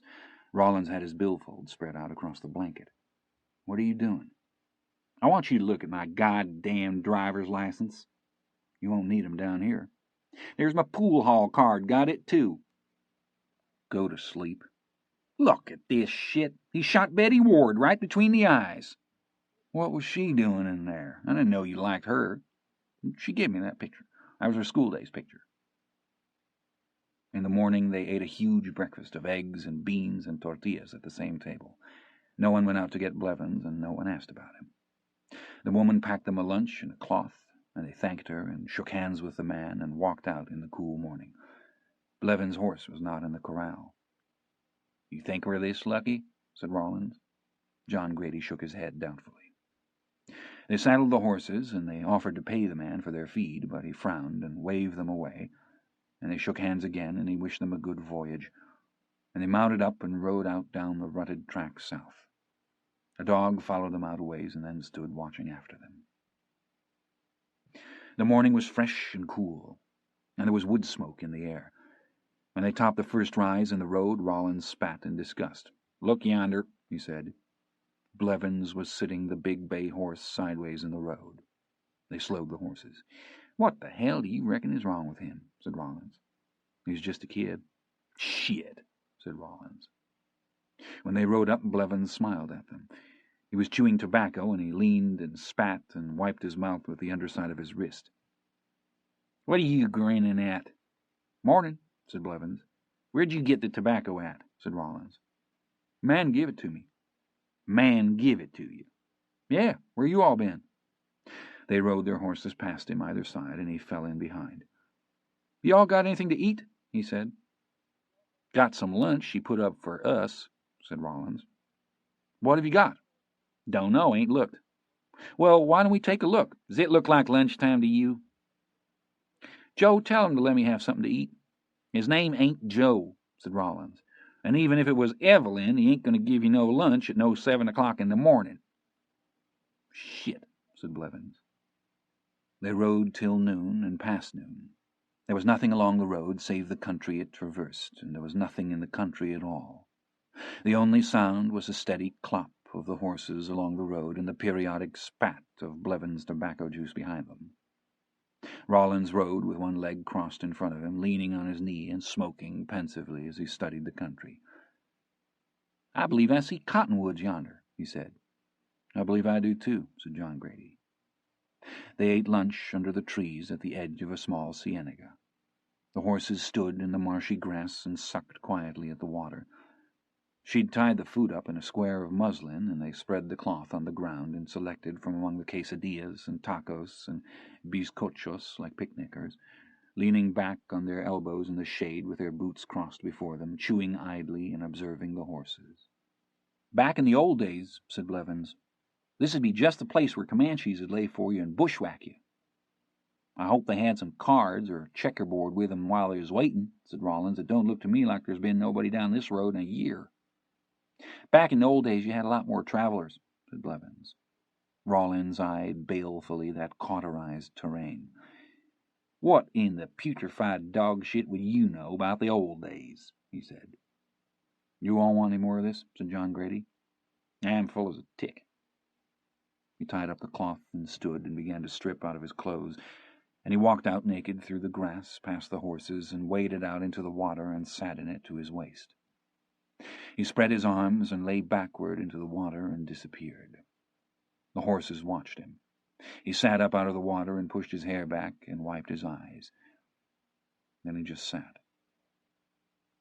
They camped that night in the floor of a wash just off the road and built a fire and sat in the sand and stared into the embers.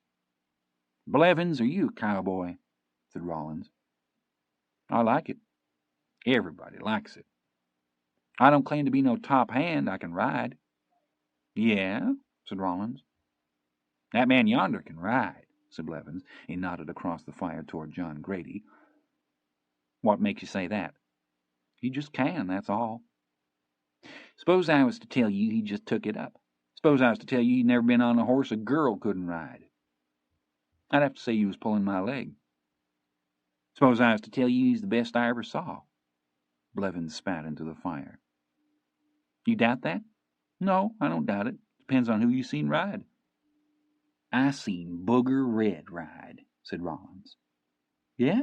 Said Blevins. Yeah. You think he can outride him? I know for a fact he can. Maybe he can and maybe he can't. You don't know shit from apple butter, said Rollins. Booger Red's been dead forever. Don't pay no attention to him, said John Grady. Rollins recrossed his boots and nodded toward John Grady. He can't take my part of it without bragging on hisself, can he? He's full of shit, said John Grady. You hear that? Said Rollins. Blevins leaned his chin toward the fire and spat. I don't see how you can say somebody's just flat out the best. You can't, said John Grady. He's just ignorant, that's all. There's lots of good riders, said Blevins. That's right, said Rollins. There's lots of good riders. But there's just one that's the best, and he happens to be setting right yonder. Leave him alone, said John Grady. I ain't bothering him, said Rollins. Am I bothering you? No. Tell Joe yonder I ain't bothering you.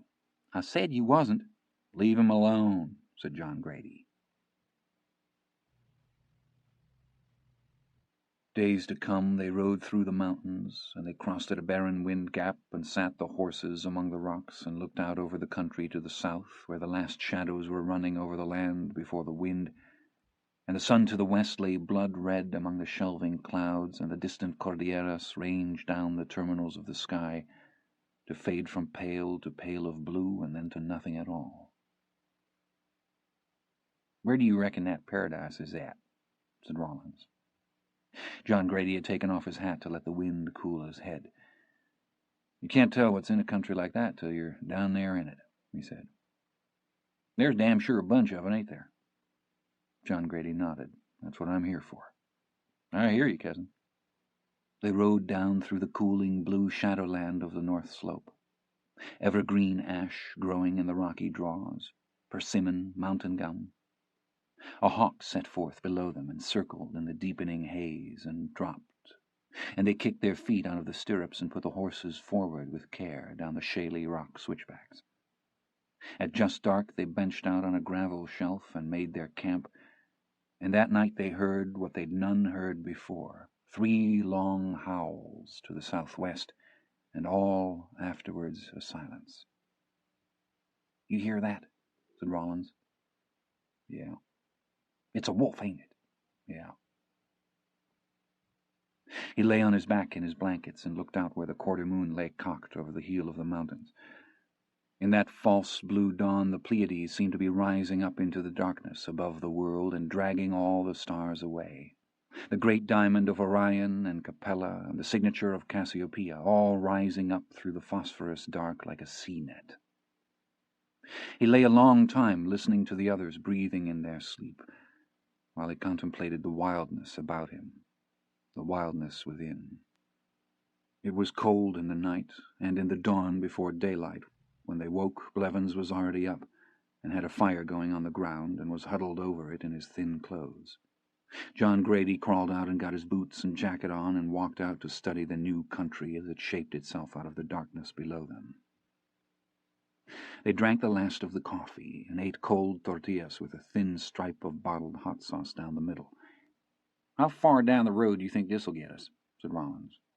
I ain't worried, said John Grady. Your partner yonder looks a little misgive. He ain't got a lot of bacon to spare. You ain't neither. They watched the sun rise below them. The horses standing out on the bench grazing raised their heads and watched it. Rollins drank the last of his coffee and shook out his cup and reached in his shirt pocket for his tobacco. You think there'll be a day when the sun won't rise? Yeah, said John Grady. Judgment Day. When do you think that'll be? Whenever he decides to hold it. Judgment Day, said Rollins. You believe in all that? I don't know. Yeah, I reckon. You? Rawlins put the cigarette in the corner of his mouth and lit it and flipped away the match. I don't know. Maybe. I knowed you was an infidel, said Blevins. You don't know a goddamn thing, said Rawlins. Just be quiet and don't make no bigger ass of yourself than what you already are. John Grady got up and walked over and picked up his saddle by the horn and threw his blanket over his shoulder and turned and looked at them. Let's go, he said. They were down out of the mountains by mid-morning and riding on a great plain grown with side oats, grama, and basket grass, and dotted with lechuguilla. Here they encountered the first riders they'd seen, and they halted and watched while they approached on the plain a mile away, 3 men on horses leading a train of pack animals carrying empty kayaks. Who do you reckon they are? Said Rawlins. We ought not to be stopped like this, said Blevins. If we can see them, they can see us. What the hell is that supposed to mean? Said Rawlins. What would you think if you seen them stop? He's right, said John Grady. Let's keep riding. They were zacateros, headed into the mountains to gather chino grass. If they were surprised to see Americans horseback in that country, they gave no sign. They asked them if they'd seen a brother to one of them, who was in the mountains with his wife and 2 grown girls, but they'd seen no one. The Mexicans sat their horses and took in their outfits with slow movements of their dark eyes. They themselves were a rough lot, dressed half in rags, their hats marbled with grease and sweat, their boots mended with raw cowhide.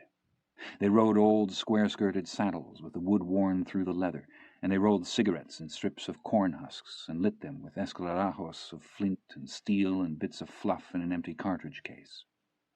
One of them carried an old worn Colt stuck in his belt with the gate flipped open to keep it from sliding through, and they smelled of smoke and tallow and sweat, and they looked as wild and strange as the country they were in. Son de Tejas? They said. Si, said John Grady. They nodded. John Grady smoked and watched them. For all their shabbiness, they were well mounted, and he watched those black eyes to see could he tell what they thought, but he could tell nothing. They spoke of the country and of the weather in the country, and they said that it was yet cold in the mountains. No one offered to dismount. They looked out over the terrain as if it were a problem to them, something they'd not quite decided about. The little mules entrained behind them had dropped asleep standing almost as soon as they'd halted. The leader finished his cigarette and let fall the stub of it onto the track. Bueno, he said. Vámonos. He nodded at the Americans. Buena suerte, he said. He put the long rowels of his spurs to the horse, and they moved on. The mules passed on behind them, eyeing the horses in the road and switching their tails, although there seemed to be no flies in that country at all. In the afternoon they watered the horses at a clear stream running out of the southwest. They walked the creek and drank and filled and stoppered their canteens. There were antelope out on the plain, perhaps 2 miles distant, all standing with their heads up. They rode on. There was good grass in the level floor of the valley, and cattle the color of house cats to tortoiseshell and calico moved off constantly before them, up through the buckthorn, or stood along the low rise of ancient ground running down to the east to watch them as they passed along the road. That night they camped in the low hills, and they cooked a jackrabbit that Blevins had shot with his pistol. He field-dressed it with his pocket-knife and buried it in the sandy ground with the skin on and built the fire over it. He said it was the way the Indians did. You ever eat a jackrabbit? Said Rawlins. He shook his head. Not yet, he said. You better rustle some more wood if you aim to eat this'n. It'll cook. What's the strangest thing you ever ate? Strangest thing I ever ate, said Blevins. I guess I'd have to say that would be an oyster. A mountain oyster or a real oyster? A real oyster. How were they cooked? They wasn't cooked. They just laid there in their shells. You put hot sauce on them. You ate that? I did. How'd it taste? About like you'd expect. They sat watching the fire. Where are you from, Blevins? Said Rawlins. Blevins looked at Rawlins and looked back into the fire. Uvalde County, he said, up on the Sabanal River. What'd you run off for? What'd you? I'm 17 years old. I can go wherever I want. So can I. John Grady was sitting with his legs crossed in front of him, leaning against his saddle and smoking a cigarette. You've run off before, ain't you? He said. Yeah. What'd they do, catch you? Yeah. I was setting pins in a bowling alley in Ardmore, Oklahoma, and I got dog bit by a bulldog, took a chunk out of my leg the size of a Sunday roast, and it got infected, and the man I worked for carried me down to the doctor, and they thought I had rabies or something, and all hell busted loose, and I got shipped back to Uvalde County. What were you doing in Ardmore, Oklahoma? Setting pins in a bowling alley. Well, how come you wound up there? There was a show supposed to come through Uvalde, town of Uvalde, and I'd saved up to go see it, but they never showed up because the man that run the show got thrown in jail in Tyler, Texas for having a dirty show. Had this striptease that was part of the deal. I got down there and it said on the poster they was going to be in Ardmore, Oklahoma in 2 weeks, and that's how come me to be in Ardmore, Oklahoma. You went all the way to Oklahoma to see a show? That's what I'd saved up to do, and I meant to do it. Did you see the show in Ardmore? No, they never showed up there neither. Blevins hauled up one leg of his overalls and turned his leg to the firelight. Yonder's where that son of a bitch bit me, he said. I'd as soon been bit by an alligator. What made you set out for Mexico? Said Rollins. Same reason as you. What reason is that? 'Cause you know they'd play hell-sewed notes finding your ass down here. Ain't nobody hunting me. Blevins rolled down the leg of his overalls and poked at the fire with his stick. I told that son of a bitch I wouldn't take a whipping off of him, and I didn't. Your daddy? My daddy never come back from the war. Your stepdaddy? Yeah. Rollins leaned forward and spat into the fire. You didn't shoot him, did you? I would have. He knowed it, too. What was a bulldog doing in a bowling alley? I didn't get bit in the bowling alley. I was working in the bowling alley, that's all. Well, what were you doing that you got dog bit? Nothing. I wasn't doing nothing. Rollins leaned and spat into the fire. Where were you at the time? You got an awful lot of goddamn questions, and don't be spitting in the fire where I got supper cooking. What? Said Rollins. I said don't be spitting in the fire where I got supper cooking. Rollins looked at John Grady. John Grady had started to laugh. He looked at Blevins. Supper? He said. You'll think supper when you try to eat that stringy son of a bitch. Blevins nodded. You let me know if you don't want your share, he said. What they dredged, smoking out of the ground, looked like some desiccated effigy from a tomb. Blevins put it on a flat rock and peeled away the hide and scraped the meat off the bones into their plates, and they soaked it down with hot sauce and rolled it in the last of the tortillas. They chewed and watched one another. Well, said Rollins, it ain't all that bad. No, it ain't, said Blevins. Truth is, I didn't know you could eat one at all. John Grady stopped chewing and looked at them. Then he went on chewing again. You all been out here longer than me, he said. I thought we all started together. The following day on the track south, they began to encounter small, ragged caravans of migrant traders headed toward the northern border. Brown and weathered men with burros 3 or 4 in tandem, a totter with loads of candelia or furs or goat hides or coils of handmade rope fashioned out of lechuguilla or the fermented drink called sotol, decanted into drums and cans and strapped onto pack frames made from tree limbs.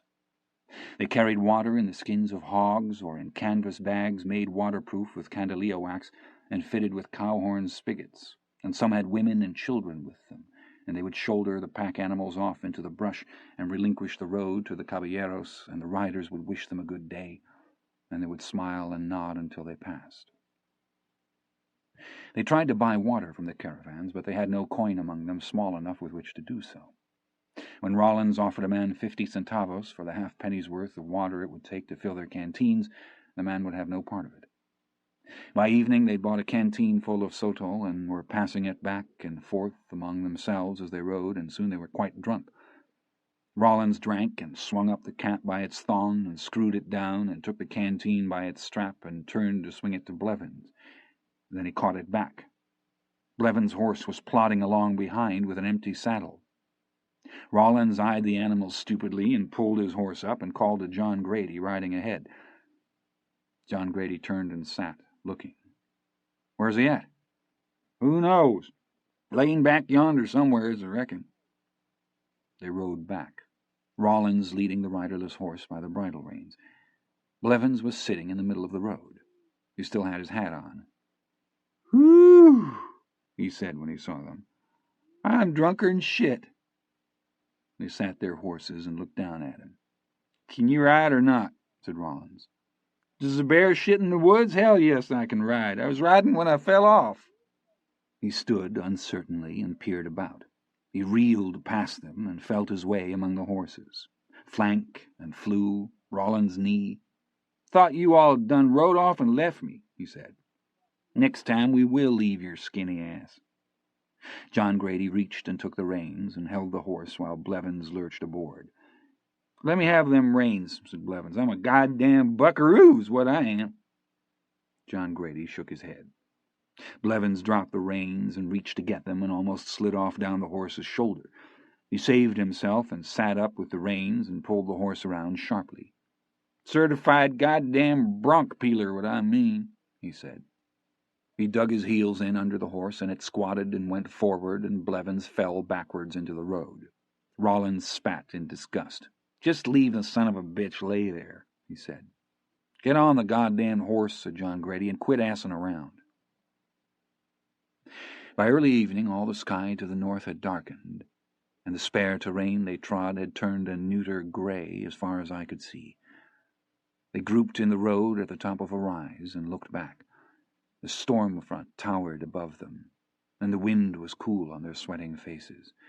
They slumped bleary-eyed in their saddles and looked at one another.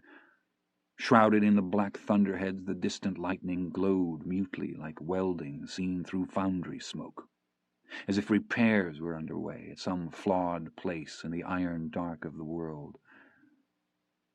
It's fixing to come a good one, said Rollins. I can't be out in this, said Blevins. Rollins laughed and shook his head. Listen at this, he said. Where do you think you're going to go? Said John Grady. I don't know, but I got to get somewheres. Why can't you be out in it? On account of the lightning. Lightning? Yeah. Damn if you don't look about halfway sober all of a sudden, said Rollins. You afraid of lightning? Said John Grady. I'll be struck sure as a world. Rollins nodded at the canteen hung by its strap from the pommel of John Grady's saddle. Don't give him no more of that shit. He's coming down with the DTs. It runs in the family, said Blevins. My granddaddy was killed in a mine bucket in West Virginia. It run down in the hole 180 feet to get him. Couldn't even wait for him to get to the top. They had to wet down the bucket to cool it before they could get him out of it, him and 2 other men. It fried him like bacon. My daddy's older brother was blowed out of a derrick in the Batson field in the year 1904. Cable rig with a wood derrick, but the lightning got him anyways, and him not 19-year-old. Great uncle on my mother's side, I said, got killed on a horse, and it never singed a hair on that horse, and it killed him graveyard dead. They had to cut his belt off him where it welded the buckle shut. And I got a cousin, ain't but 4 years older than me, was struck down in his old yard coming from the barn, and it paralyzed him all down one side and melted the fillings in his teeth and soldered his jaw shut. I told you, said Rollins. He's gone completely dipshit. They didn't know what was wrong with him. He'd just twitch and mumble and point at his mouth like. That's an out-and-out liar. I never heard one, said Rollins. Blevins didn't hear. Beads of sweat stood on his forehead. Another cousin on my daddy's side had got him. It set his hair on fire. The change in his pocket burned through and fell out on the ground and set the grass alight. I done been struck twice. How come me to be deaf in this one ear? I'm double bred for death by fire. You got to get away from anything metal at all. You don't know what'll get you. Brads in your overalls, nails in your boots. Well, what do you intend to do? He looked wildly toward the north. Try and outride it, he said. Only chance I got. Rollins looked at John Grady. He leaned and spat. Well, he said, if there's any doubt before, I guess that ought to clear it up. You can't outride a thunderstorm, said John Grady. What the hell is wrong with you? It's the only chance I got. He'd no sooner said it than the first thin crack of thunder reached them, no louder than a dry stick trod on. Blevins took off his hat and passed the sleeve of his shirt across his forehead, and doubled the reins in his fist, and took one last desperate look behind him, and whacked the horse across the rump with the hat. They watched him go. He tried to get his hat on, and then lost it. It rolled in the road. He went on with his elbows flapping, and he grew small on the plain before them, and more ludicrous yet. I ain't taking no responsibility for him, said Rollins. He reached and unhooked the canteen from John Grady's saddle horn and put his horse forward. He'll be a-layin' in the road down here, and where do you reckon that horse'll be? He rode on, drinking and talking to himself. I'll tell you where that horse'll be, he called back. John Grady followed. Dust blew from under the tread of the horses and twisted away down the road before them. "Run plumb out of the country," called Rollins. "That's where. Gone to hell come Friday. That's where the goddamn horse'll be." They rode on. There were spits of rain in the wind. Blevins' hat lay in the road, and Rollins tried to ride his horse over it, but the horse stepped around it. John Grady slid one boot out of the stirrup and leaned down and picked up the hat without dismounting. They could hear the rain coming down the road behind them like some phantom migration. Blevins' horse was standing, saddled, by the side of the road, tied to a clump of willows. Rollins turned and sat his horse in the rain and looked at John Grady. John Grady rode through the willows and down the arroyo, following the occasional bare footprint in the rain-spotted loam, until he came upon Blevins crouched under the roots of a dead cottonwood in a cave-out, where the arroyo turned and fanned out onto the plain. He was naked, save for an outsized pair of stained undershorts. "What the hell are you doing?" said John Grady. Blevins sat, gripping his thin white shoulders in either hand. "Just setting here," he said. John Grady looked out over the plain where the last remnants of sunlight were being driven toward the low hills to the south. He leaned and dropped Blevins' hat at his feet. "Where's your clothes at?" "I took 'em off." "I know that. Where are they?" "I left 'em up yonder. Shirt had brass snaps, too." "If this rain hits hard, there'll be a river come down through here like a train. You thought about that?" "You ain't never been struck by lightning," said Blevins. "You don't know what it's like." "You get drowned setting there." "That's all right. I ain't never been drowned before." "You aim to just set there." "That's what I aim to do." John Grady put his hands on his knees. "Well," he said, "I'll say no more." A long, rolling crack of thunder went pealing down the sky to the north. The ground shuddered. Blevins put his arms up over his head, and John Grady turned the horse and rode back up the arroyo. Great pellets of rain were cratering the wet sand underfoot. He looked back once at Blevins. Blevins sat as before, a thing all but inexplicable in that landscape. "Where's he at?" said Rollins. "He's just setting out there. You better get your slicker." "I knowed when I first seen him the son of a bitch had a loose wing-nut," said Rollins. "It was writ all over him." The rain was coming down in sheets. Blevins' horse stood in the downpour like the ghost of a horse. They left the road and followed the wash up toward a stand of trees and took shelter under the barest overhang of rock, sitting with their knees stuck out into the rain and holding the standing horses by the bridle reins. The horses stepped and shook their heads, and the lightning cracked, and the wind tore through the acacia and palo verde, and the rain went slashing down the country. They heard a horse running somewhere out in the rain, and then they just heard the rain. "You know what that was, don't you?" said Rollins. "Yeah." "You want a drink of this?" "I don't think so. I think it's beginning to make me feel bad." Rollins nodded and drank. "Think it is me, too," he said. By dark the storm had slacked and the rain had almost ceased. They pulled the wet saddles off the horses and hobbled them and walked off in separate directions through the chaparral to stand spraddle-legged, clutching their knees and vomiting. The browsing horses jerked their heads up. There was no sound they'd ever heard before.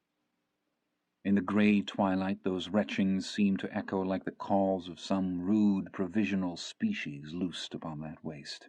Something imperfect and malformed lodged in the heart of being, a thing smirking deep in the eyes of grace itself, like a gorgon in an autumn pool. In the morning they caught up the horses and saddled them and tied on the damp bedrolls and led the horses out to the road. "What do you want to do?" said Rollins. "I reckon we better go find his skinny ass." "What if we just went on?" John Grady mounted up and looked down at Rollins. "I don't believe I can leave him out here afoot," he said. Rollins nodded. "Yeah," he said, "I guess not." He rode down the arroyo and encountered Blevins coming up in the same condition in which he left him. He sat the horse. Blevins was picking his way barefoot along the wash, carrying one boot. He looked up at John Grady. "Where's your clothes at?" said John Grady. "Washed away. Your horse is gone." "I know it. I done been out to the road once." "What do you aim to do?" "I don't know. You don't look like the demon rum's dealt kindly with you. My head feels like a fat lady sat on it." John Grady looked out at the morning desert shining in the new sun. He looked at the boy. "You've wore Rawlins completely out, I reckon you know that." "You never know when you'll be in need of them you've despised," said Blevins. "Where the hell did you hear that at?" "I don't know, I just decided to say it." John Grady shook his head. He reached and unbuckled his saddlebag and took out his spare shirt and pitched it down to Blevins. "Put that on before you get parboiled out here. I'll ride down and see if I can see your clothes anywheres." "I appreciate it," said Blevins. He rode down the wash, and he rode back. Blevins was sitting in the sand in the shirt. "How much water was in this wash last night?" "A bunch." "Where'd you find the one boot at?" "In a tree." He rode down the wash and out over the gravel fan and sat, looking. He didn't see any boot. When he came back, Blevins was sitting as he'd left him. "That boot's gone," he said. "I figured as much." John Grady reached out a hand. "Let's go." He swung Blevins in his underwear up onto the horse behind him. "Rawlins will pitch you pure hissy when he sees you," he said. Rawlins, when he saw him, seemed too dismayed to speak. "He's lost his clothes," said John Grady. Rawlins turned his horse and set off slowly down the road. They followed. No one spoke.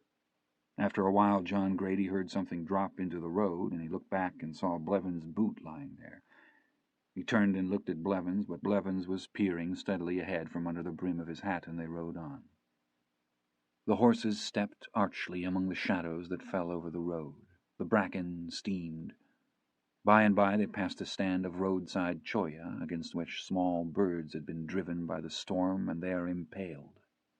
Grey, nameless birds espaliered in attitudes of stillborn flight, or hanging loosely in their feathers.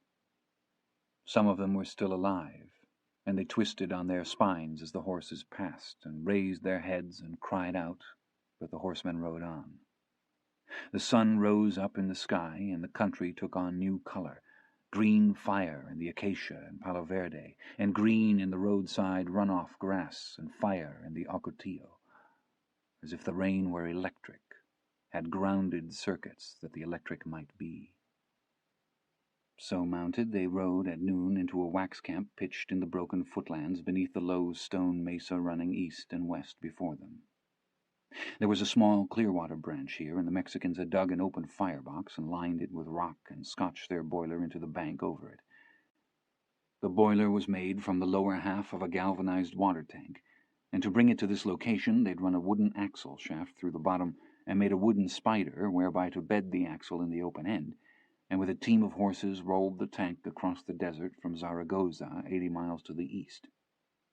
The track of flattened chaparral was still visible, bending away over the floor of the desert. When the Americans rode into their camp, there were several burros standing there that had just been brought down from the mesa, loaded with the candelia plant they boiled for wax, and the Mexicans had left the animals to stand while they ate their dinner. A dozen men, dressed most of them in what looked to be pajamas, and all of them in rags, squatting under the shade of some willows and eating with tin spoons off of clay plates. They looked up, but they did not stop eating. "Buenos dias," said John Grady. They responded in a quick, dull chorus. He dismounted, and they looked at the spot where he stood, and looked at each other, and then went on eating. "Tienen algo que comer?" One or two of them gestured toward the fire with their spoons. When Blevins slid from the horse, they looked at each other again. The riders got their plates and utensils out of the saddlebags, and John Grady got the little enameled pot out of the blackened cook bag and handed it to Blevins, together with his old wooden-handled kitchen fork. They went to the fire and filled their plates with beans and chili, and took each a couple of blackened corn tortillas from a piece of sheet iron laid over the fire, and walked over and sat under the willows a little apart from the workers. Blevins sat with his bare legs stretched out before him, but they looked so white and exposed, lying there on the ground, that he seemed ashamed, and he tried to tuck them up under him and to cover his knees with the tails of the borrowed shirt he wore. They ate. The workers had, for the most part, finished their meal, and they were leaning back, smoking cigarettes and belching quietly. "You going to ask him about my horse?" said Blevins. John Grady chewed thoughtfully. "Well," he said, "if it's here, they ought to be able to figure out it belongs to us." "You think they'd steal it?" "You ain't never going to get that horse back," said Rawlins. We head a town down here somewheres. You better see if you can trade that pistol for some clothes and a bus ticket back to wherever it is you come from, if there are buses. Your buddy yonder might be willing to haul your ass all over Mexico, but I damn sure ain't. I ain't got the pistol, said Blevins. It's with the horse. Shit, said Rollins. Blevins ate. After a while he looked up. What'd I ever do to you? He said. You ain't done nothing to me, and you ain't going to. That's the point. Leave him be, Lacey. It ain't going to hurt us to try and help a boy get his horse back. I'm just telling him the facts, said Rollins. He knows the facts. He don't act like it. John Grady wiped his plate with the last of the tortilla and ate the tortilla, and set the plate on the ground and commenced to roll a cigarette. I'm goddamn starved, said Rollins. You reckon they'd care if we went back for seconds? They won't care, said Blevins. Go ahead. Who asked you? Said Rollins. John Grady started to reach in his pocket for a match, and then he rose and walked over to the workers and squatted and asked for a light. Two of them produced esclarajos from their clothes, and one struck him a light, and he leaned and lit the cigarette and nodded. He asked about the boiler and the loads of candelilla still tied on the burros, and the workers told them about the wax, and one of them rose and walked off and came back with a small gray cake of it and handed it to him. It looked like a bar of laundry soap. He scraped it with his fingernail and sniffed it. He held it up and looked at it. Que vale? He said. They shrugged. Es mucho trabajo, he said. Bastante. A thin man in a stained leather vest with embroidery on the front was watching John Grady with narrowed and speculative eyes. John Grady handed back the wax, and this man hissed at him and jerked his head. John Grady turned. Es su hermano el rubio? He meant Blevins. John Grady shook his head. No, he said. ¿Quién es? Said the man. He looked across the clearing. The cook had given Blevins some lard, and he sat rubbing it into his sunburned legs. Un muchacho, no más, he said. ¿Algún parentesco? No. Un amigo. John Grady drew on the cigarette and tapped the ash against the heel of his boot. Nada, he said. No one spoke. The man in the vest studied John Grady, and he looked across the clearing at Blevins. Then he asked John Grady if he wished to sell the boy. He didn't answer for a moment. The man may have thought he was weighing the matter. They waited. He looked up. No, he said. Que vale? Said the man. John Grady stubbed out the cigarette against the sole of his boot and rose. Gracias por su hospitalidad, he said. The man offered that he would trade for him in wax. The others had turned to listen to him. Now they turned and looked at John Grady. John Grady studied them. They did not look evil, but it was no comfort to him. He turned and crossed the clearing toward the standing horses. Blevins and Rollins rose. What did they say? Said Blevins. Nothing. Did you ask them about my horse? No. Why not? They don't have your horse. What was that guy talking about? Nothing. Get the plates. Let's go. Rollins looked across the clearing at the seated men. He took up the trailing reins and swung up into the saddle. What's happened, Bud? He said. John Grady mounted and turned the horse. He looked back at the men, and he looked at Blevins. Blevins stood with the plates. What was he looking at me for? He said. Put them in the bag and get your ass up here. They ain't washed. Do like I told you. Some of the men had risen. Blevins stuffed the plates into the bag, and John Grady reached down and swung him up onto the horse behind him. He pulled the horse around, and they rode out of the camp and into the road south. Rollins looked back and put his horse into a trot, and John Grady came up, and they rode side by side down the narrow, rutted track. No one spoke. When they were clear of the camp a mile or so, Blevins asked what it was that the man in the vest had wanted, but John Grady didn't answer. When Blevins asked again, Rollins looked back at him. He wanted to buy you, he said. That's what he wanted. John Grady didn't look at Blevins. They rode on in silence. What did you go and tell him that for? Said John Grady. There wasn't no call to do that. They camped that night in the low range of hills under the Sierra de la Encantada, and the three of them sat about the fire in silence. The boy's bony legs were pale in the firelight, and coated with road dust and bits of chaff that had stuck to the lard. The drawers he wore were baggy and dirty, and he did indeed look like some sad and ill-used serf, or worse. John Grady parceled out to him the bottom blanket from his bedroll, and he wrapped himself in it and lay by the fire and was soon asleep. Rollins shook his head and spat. "God damn pitiful," he said. You thought any more about what I said? Yeah, said John Grady. I thought about it. Rollins stared long into the red heart of the fire. I'll tell you something, he said. Tell me. Something bad is going to happen. John Grady smoked slowly, his arms around his updrawn knees. This is just a jackpot, said Rollins, what this is. At noon the next day they rode into the pueblo of Encantada at the foot of the low range of pollarded mountains they'd been skirting, and the first thing they saw was Blevins' pistol sticking out of the back pocket of a man bent over into the engine compartment of a Dodge car. John Grady saw it first, and he could have named things he'd rather have seen. "Yonder's my goddamn pistol!" sang out Blevins. John Grady reached behind and grabbed him by the shirt, or he'd have slid down from the horse. "Hold on, idiot," he said. "Hold on, hell," said Blevins. "What do you think you're going to do?" Rollins had put his horse alongside of him. "Keep riding," he hissed. "Good God Almighty!" Some children were watching from a doorway, and Blevins was looking back over his shoulder. "If that horse is here," said Rollins, "they won't have to send for Dick Tracy to figure out who it belongs to." "What do you want to do?" "I don't know. Get off the damn street. Maybe too late anyways. I say we stash him in a safe place somewheres till we can look around." "Does that suit you, Blevins?" "It don't make a damn if it suits him or not," said Rollins. "He don't have a say in it. Not if he wants my help, he don't." He rode past them, and they turned off down a clay gully that passed for a street. "Quit looking back, damn it," said John Grady. They left him with a canteen of water in the shade of some cottonwoods and told him to stay out of sight, and then they rode slowly back through the town. They were picking their way along one of those rutted gullies of which the town was composed, when they saw the horse looking out of the sashless window of an abandoned mud house. "Keep riding," said Rollins. John Grady nodded. When they got back to the cottonwoods, Blevins was gone.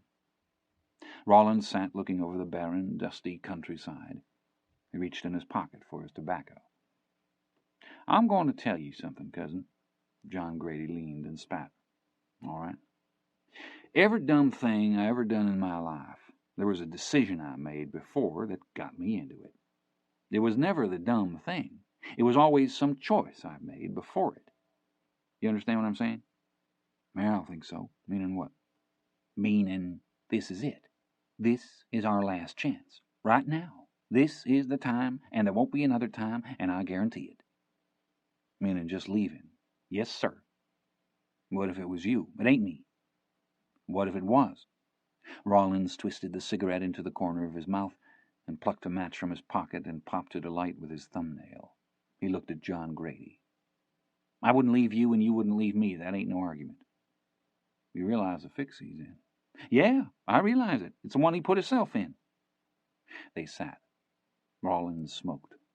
John Grady crossed his hands on the pommel of his saddle and sat looking at them. After a while he raised his head. "I can't do it," he said. "Okay." "What does that mean?" "It means okay. If you can't, you can't. I think I knew what you'd say anyways." Well, I didn't."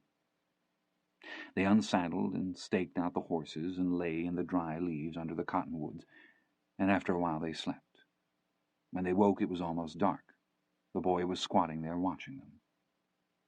"It's a good thing I ain't a rogue," he said. "I could have slipped up on you all and carried off everything you own." Rollins turned and looked at him from under his hat and turned back. John Grady sat up. "What did you all find out?" said Blevins. "Your horse is here." "Did you see him?" "Yeah." "What about the saddle?" "We didn't see no saddle." "I ain't leaving here till I get all my stuff." "There you go," said Rollins. "Listen at that." "What's he say?" said Blevins. "Never mind," said John Grady. "If it was his stuff, it'd be different, I bet. Then he'd be for getting it back, wouldn't he?" "Don't egg it on." "Listen, shit for brains," said Rollins. "If it wasn't for this man, I wouldn't be here at all. I'd have left your ass back up in that arroyo. No, I take that back. I'd have left you up on the Pecos." "We'll try and get your horse back," said John Grady. "If that won't satisfy you, then you let me know right now." Blevins stared at the ground. "He don't give a shit," said Rollins. "I could have rode it down. Get shot dead for horse stealing, it don't mean a damn thing to him. He expects it." "It ain't stealing," said Blevins. "It's my horse. A lot of ice. That'll cut. You tell this man what you intend to do, because I guarantee you I don't give a big rat's ass." "All right," said Blevins. John Grady studied him. "We get you your horse, you'll be ready to ride." "Yeah. We got your word on that?" "Word's ass," said Rollins. Yeah, said Blevins. John Grady looked at Rollins. Rollins lay under his hat. He turned back to Blevins. All right, he said. He got up and got his bedroll and came back and handed Blevins a blanket. We going to sleep now? Said Blevins. I am. Did you all eat? Yeah, said Rollins. Sure we ate. Wouldn't you have? We eat a big steak apiece and split a third one. Damn, said Blevins. They slept until the moon was down, and they sat in the dark and smoked. John Grady watched the stars. What time you make it to be, bud? Said Rollins. First quarter moon sets at midnight where I come from. Rollins smoked. Hell, I believe I'll go back to bed. Go ahead, I'll wake you. All right. Blevins went to sleep as well. He sat watching the firmament unscroll up from behind the blackened palisades of the mountains to the east. Toward the village all was darkness. Not even a dog barked. He looked at Rollins, rolled asleep in his sugan, and he knew that he was right in all he'd said, and there was no help for it. And the dipper standing at the northern edge of the world turned, and the night was a long time passing. When he called them out, it was not much more than an hour till daylight. You ready? Said Rollins. Ready as I'm liable to get. They saddled the horses, and John Grady handed his stake rope to Blevins. You can make a hackamore out of that, he said. All right. Keep it under your shirt, said Rollins. Don't let nobody see it. There ain't nobody to see it, said Blevins. Don't bet on it. I see a light up yonder already. Let's go, said John Grady. There were no house lamps lit in the street where they'd seen the horse. They rode along slowly. A dog that had been sleeping in the dirt rose up and commenced barking, and Rollins made a throwing motion at it, and it slunk off. When they got to the house where the horse was stabled, John Grady got down and walked over and looked in the window and came back. He ain't here, he said. It was dead quiet in the little mud street. Rollins leaned and spat. Well, shit, he said. You all sure this is the place? Said Blevins. It's the place. The boy slid from the horse and picked his way gingerly with his bare feet across the road to the house and looked in. Then he climbed through the window. What the hell's he doing? Said Rollins. You got me. They waited. He didn't come back. Yonder comes somebody. Some dogs started up. John Grady mounted up and turned the horse and went back up the road and sat the horse in the dark. Rollins followed. Dogs were beginning to bark all back through the town. A light came on. This is by God it, ain't it? Said Rollins. John Grady looked at him. He was sitting with the carbine upright on his thigh. From beyond the buildings and the din of dogs there came a shout. You know what these sons of bitches will do to us? Said Rollins. You thought about that? John Grady leaned forward and spoke to the horse and put his hand on the horse's shoulder. The horse had begun to step nervously, and it was not a nervous horse. He looked toward the houses where they'd seen the light. The horse whinnied in the dark. That crazy son of a bitch, said Rollins. That crazy son of a bitch.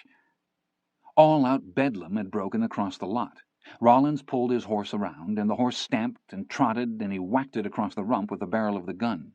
The horse squatted and dug in with its hind hooves, and Blevins, in his underwear, atop the big bay horse and attended by a close retinue of howling dogs, exploded into the road in a shower of debris from the rotted Ocotillo fence he'd put the horse through.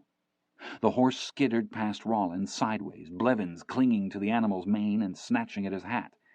The dogs swarmed wildly over the road, and Rollins' horse stood and twisted and shook its head, and the big bay turned a complete circle, and there were 3 pistol shots from somewhere in the dark, all evenly spaced, that went pop, pop, pop.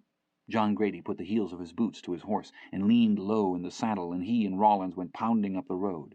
Blevins passed them both, his pale knees clutching the horse and his shirt-tail flying. Before they reached the turn at the top of the hill, there were 3 more shots from the road behind them. They turned onto the main track south and went pounding through the town. Already there were lamps lit in a few small windows. They passed through at a hard gallop and rode up into the low hills. First light was shaping out the country to the east. A mile south of the town they caught up with Blevins. He turned his horse in the road, and he was watching them and watching the road behind them. Hold up, he said. Let's listen. They tried to quiet the gasping animals. You son of a bitch, said Rollins. Blevins didn't answer. He slid from his horse and lay in the road, listening. Then he got up and pulled himself back up onto the horse. Boys, he said, they're coming. Horses? Yeah. I'll tell you right now, straight out, there ain't no way you all can keep up with me. Let me take the road, since it's me they're hunting. They'll follow the dust, and you all can slip off into the country. I'll see you down the road." Before they could agree or disagree, he'd hauled the horse around by the hackamore and was pounding off up the track. "He's right," said John Grady. "We better get off this damned road." "All right." They rode out through the brush in the dark, taking the lowest country they could keep to, lying along the necks of their mounts that they not be skylighted. "We're fixing to get the horses snake bit, sure as the world," said Rollins. "It'll be daylight soon." "Well, then we can get shot." In a little while they heard horses on the road. Then they heard more horses. Then all was quiet. "We better get somewheres," said Rollins. "It's fixing to get daylight sure enough." "Yeah, I know it." "You think when they come back they'll see where we quit the road?" "Not if enough of 'em has rode over it." "What if they catch him?" John Grady didn't answer. "He wouldn't have no qualms about showing 'em which way we'd headed." "Probably not." "You know not. All they'd have to do would be look at him crossways." "Then we better keep riding." "Well, I don't know about you, but I'm about to run out of horse." "Well, tell me what you want to do." "Shit," said Rollins. "We ain't got no choice. We'll see what daylight brings. Maybe one of these days we might find some grain somewheres in this country." "Maybe." They slowed the horses and rode to the crest of the ridge. Nothing moved in all that gray landscape. They dismounted and walked out along the ridge. Small birds were beginning to call from the chaparral. "You know how long it's been since we eat?" said Rollins. "I ain't even thought about it." "I ain't either till just now. Being shot at will sure enough cause you to lose your appetite, won't it?" "Hold up a minute." "What is it?" "Hold up." They stood listening. "I don't hear nothing." "There's riders out there." "On the road?" "I don't know." "Can you see anything?" "No." "Let's keep moving." John Grady spat and stood listening. Then they moved on. At daylight they left the horses standing in a gravel wash and climbed to the top of a rise and sat among the ocotillos and watched the country back to the northeast. Some deer moved out, feeding along the ridge opposite. Other than that they saw nothing. "Can you see the road?" said Rollins. "No." They sat. Rollins stood the rifle against his knee and took his tobacco from his pocket. "I believe I'll smoke," he said. A long fan of light ran out from the east, and the rising sun swelled blood-red along the horizon. "Look yonder," said John Grady. "What?" "Over yonder." 2 miles away, riders had crested a rise. 1, 2, a third. Then they dropped from sight again. "Which way they headed?" "Well, cousin, I don't know for sure, but I got a pretty good notion." Rollins sat holding the cigarette. "We're going to die in this goddamn country," he said. "No, we ain't." "You think they can track us on this ground?" "I don't know. I don't know that they can't." "I'll tell you what, bud. They get us bayed up out here somewheres with the horses give out, and they're going to have to come over the barrel of this rifle." John Grady looked at him, and he looked back out where the riders had been. "I'd hate to have to shoot my way back to Texas," he said. "Where's your gun at?" "In the saddlebag." Rollins lit the cigarette. "I ever see that little son of a bitch again, I'll kill him myself. I'm damned if I won't." "Let's go," said John Grady. "They still got a lot of ground to cover. I'd rather to make a good run as a bad stand." They rode out west with the sun at their back, and their shadows, horse and rider, falling before them tall as trees. The country they found themselves in was old lava country, and they kept to the edge of the rolling black gravel plain and kept watch behind them. They saw the riders again, south of where they would have put them, and then once more. "If them horses ain't bottomed out, I believe they'd be coming harder than that," said Rollins. "I do too." Mid-morning they rode to the crest of a low volcanic ridge and turned the horses and sat watching. "What do you think?" said Rollins. "Well, they know we ain't got the horse, that's for sure. They might not be as anxious to ride this ground as you and me." "You got that right." They sat for a long time. Nothing moved. "I think they've quit us." "I do too." "Let's keep moving." By late afternoon the horses were stumbling. They watered them out of their hats and drank the other canteen dry themselves and mounted again and rode on. They saw the riders no more. Toward evening they came upon a band of sheep-herders camped on the far side of a deep arroyo that was floored with round white rocks.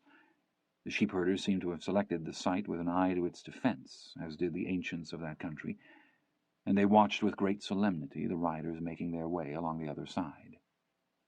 "What do you think?" said John Grady. "I think we ought to keep riding. I'm kindly soured on the citizens in this part of the country."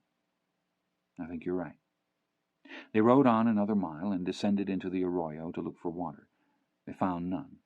They dismounted and led the horses, the four of them stumbling along into the deepening darkness, Rawlins still carrying the rifle, following the senseless track of birds or wild pigs in the sand. Nightfall found them sitting on their blankets on the ground with the horses staked a few feet away, just sitting in the dark with no fire, not speaking.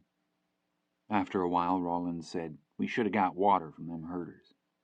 "We'll find some water in the morning." "I wish it was morning."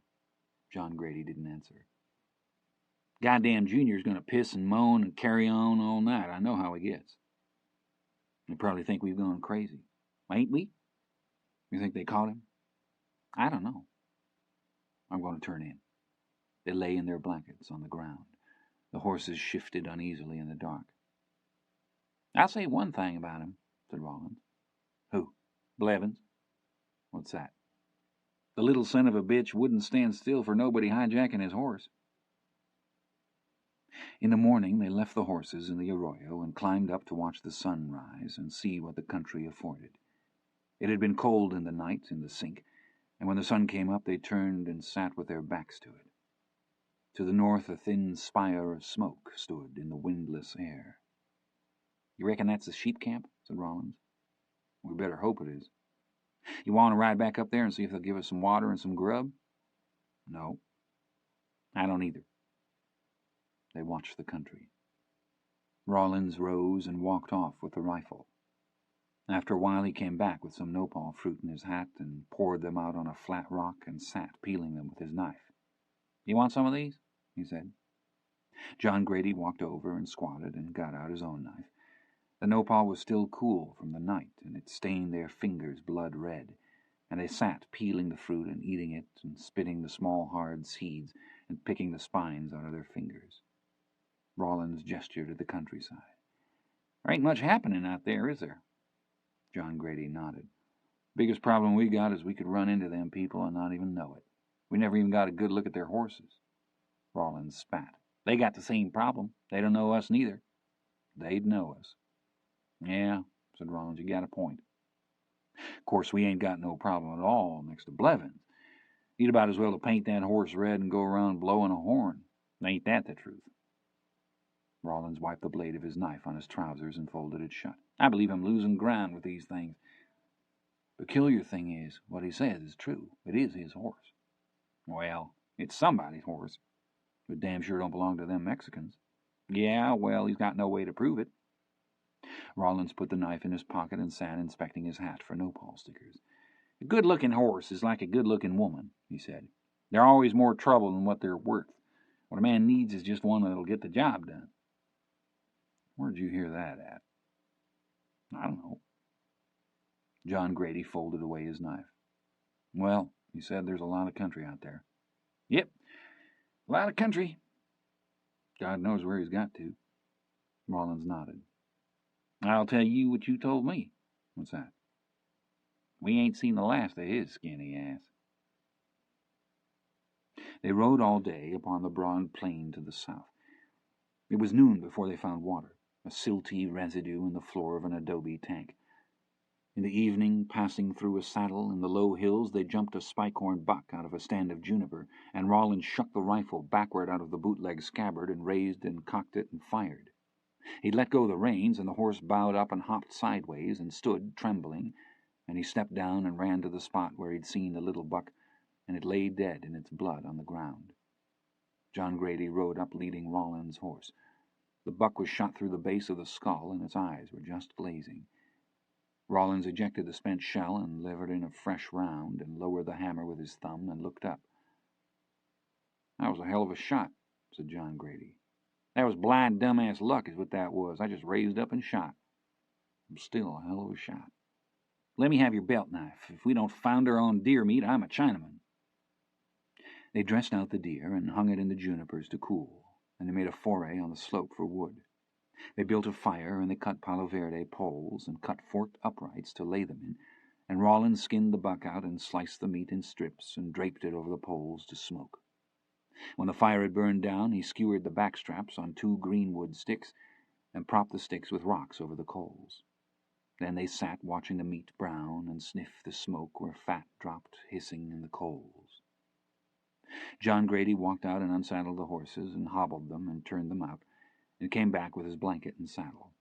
"Here you go," he said. "What's that?" "Salt. I wish we had some bread." "How about some fresh corn and potatoes and apple cobbler?" "Don't be an ass." "Ain't them things done yet?" "No. Sit down. They won't never get done with you standing there that-a-way." They ate the tenderloins one apiece, and turned the strips of meat on the poles and lay back and rolled cigarettes. "I've seen them vaqueros worked for Blair cut a yearling heifer so thin you could see through the meat. They'd bone one out damn near in one long sheet. They'd hang the meat on poles all the way around the fire like laundry, and if you come up on it at night you wouldn't know what it was. It was like looking through something and seeing its heart. They'd turn the meat and mend the fire in the night. You'd see 'em moving around inside it. You'd wake up in the night, and this thing would be setting out there on the prairie in the wind, and it would be glowing like a hot stove, just red as blood." "This here meat's going to taste like cedar," said John Grady. "I know it." Coyotes were yapping along the ridge to the south. Rawlins leaned and tipped the ash from his cigarette into the fire and leaned back. "You ever think about dying?" "Yeah, some. You?" "Yeah, some." "You think there's a heaven?" "Yeah, don't you?" "I don't know. Yeah, maybe." "You think you can believe in heaven if you don't believe in hell?" "I guess you can believe in what you want to." Rawlins nodded. "You think about all this stuff that can happen to you," he said. "There ain't no end to it." "You fixing to get religion on us?" "No. Just sometimes I wonder if I wouldn't be better off if I did." "You ain't fixing to quit on me, are you?" "I said I wouldn't." John Grady nodded. "You think them guts might draw a line?" said Rawlins. "Could." "You ever seen one?" "No. You?" "Just that one dead that Julius Ramsey killed with the dogs up on Grape Creek. He climbed up the tree and knocked it out with a stick for the dogs to fight." "You think he really done that?" "Well, I think probably he did." John Grady nodded. "He might well could have." The coyotes yammered and ceased, and then began again. "You think God looks out for people?" said Rawlins. "Well, I guess he does. You?" "Yeah, I do. The way the world is. Somebody can wake up and sneeze somewhere in Arkansas or some damn place, and before you're done there's wars and ruination and all hell. You don't know what's going to happen. I'd say he's just about got to. I don't believe we'd make it a day otherwise." John Grady nodded. "You don't think them sons of bitches might have caught him, do you?" "Blevins? Yeah. I don't know. I thought you was glad to get shut of him." "I don't want to see nothing bad happen to him." "I don't either." "You reckon his name is Jimmy Blevins sure enough?" "Who knows?" In the night the coyotes woke them, and they lay in the dark and listened to them where they convened over the carcass of the deer, fighting and squalling like cats. "I want you to listen to that damned racket," said Rawlins. He got up and got a stick from the fire and shouted at them and threw the stick. They hushed. He mended the fire and turned the meat on the greenwood racks. By the time he was back in his blankets, they were at it again. They rode all day, the day following, through the hill country to the west. As they rode, they cut strips of the smoked and half-dried deer meat and chewed on it, and their hands were black and greasy, and they wiped them on the withers of the horses and passed the canteen of water back and forth between them, and admired the country. There were storms to the south, and masses of clouds that moved slowly along the horizon with their long, dark tendrils trailing in the rain. That night they camped on a ledge of rock above the plains, and watched the lightning all along the horizon provoke from the seamless dark the distant mountain ranges, again and again. Crossing the plain the next morning, they came upon standing water in the Bajadas, and they watered the horses and drank rainwater from the rocks, and they climbed steadily into the deepening cool of the mountains, until in the evening of that day, from the crest of the Cordilleras, they saw below them the country of which they'd been told.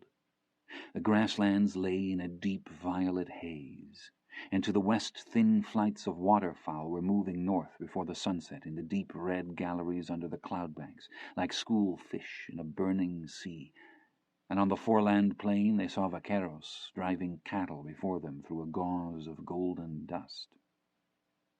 They made camp on the south slope of the mountain, and spread their blankets in the dry dirt under an overhanging ledge of rock.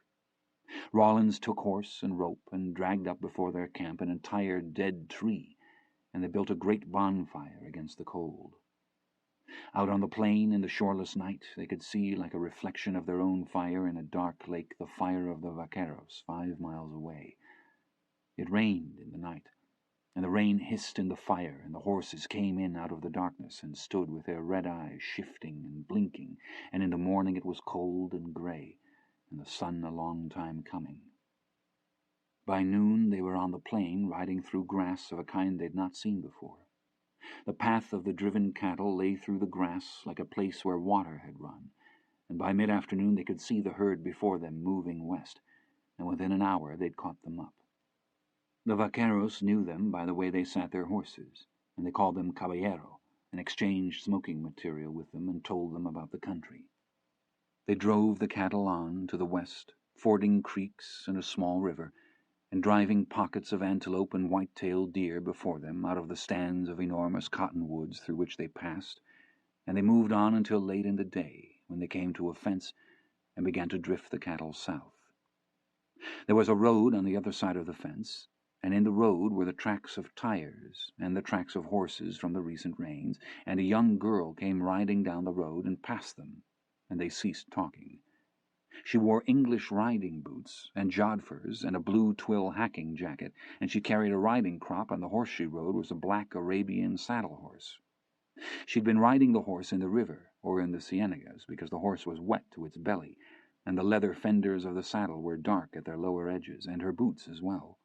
She wore a flat-crowned hat of black felt with a wide brim, and her black hair was loose under it and fell halfway to her waist, and as she rode past she turned and smiled and touched the brim of the hat with her crop, and the vaqueros touched their hat brims one by one down to the last of those who'd pretended not even to see her as she passed. Then she pushed the horse into a gated rack and disappeared down the road. Rawlins looked at the caporal of the vaqueros, but the caporal put his horse forward and rode up the line. Rawlins fell back among the riders and alongside John Grady. "Did you see that little darling?" he said. John Grady didn't answer. He was still looking down the road where she'd gone. There was nothing there to see, but he was looking anyway. An hour later, in the failing light, they were helping the vaqueros drive the cattle into a holding pen. The gerente had ridden up from the house, and he sat his horse and picked his teeth and watched the work without comment. When they were done, the caporal and another vaquero took them over and introduced them namelessly, and the 5 of them rode together back down to the gerente's house, and there in the kitchen at a metal table under a bare light bulb, the gerente questioned them closely as to their understanding of ranch work, while the caporal seconded their every claim, and the vaquero nodded and said that it was so, and the caporal volunteered testimony on his own concerning the qualifications of the güeros, of which they themselves were not even aware, dismissing doubt with a sweep of his hand, as if to say that these were things known to everyone. The gerente leaned back in his chair and studied them. In the end they gave their names and spelled them, and the gerente put them in his book, and then they rose and shook hands and walked out in the early darkness, where the moon was rising and the cattle were calling, and the yellow squares of window light gave warmth and shape to an alien world. They unsaddled the horses and turned them into the trap, and followed the caporal up to the bunkhouse, a long adobe building of 2 rooms with a tin roof and concrete floors. In one room a dozen bunks of wood or metal, a small sheet-iron stove. In the other room a long table with benches for seats and a wood-burning cook-stove.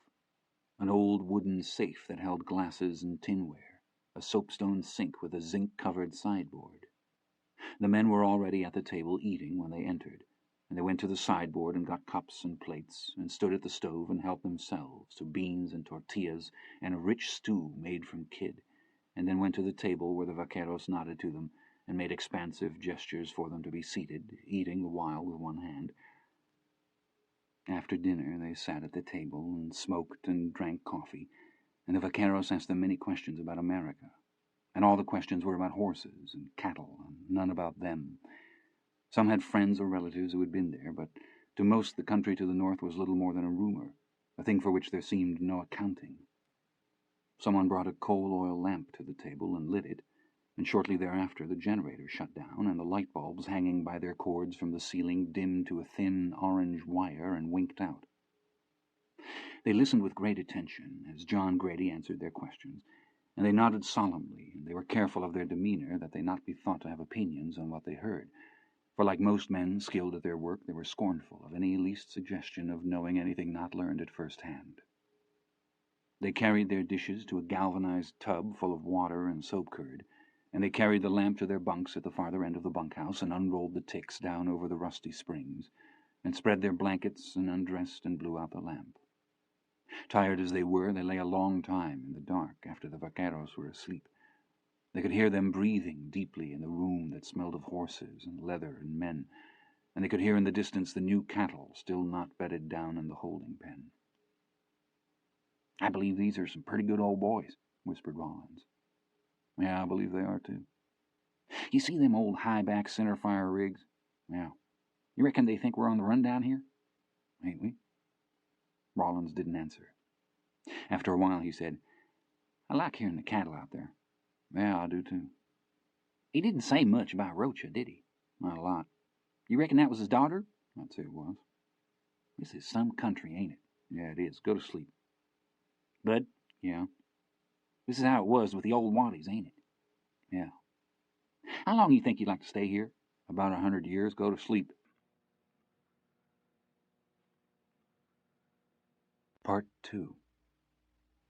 The Hacienda de Nuestra Señora de la Purísima Concepción was a ranch of 11,000 hectares situated along the edge of the Bolsón de Cuatro Ciénegas in the state of Coahuila.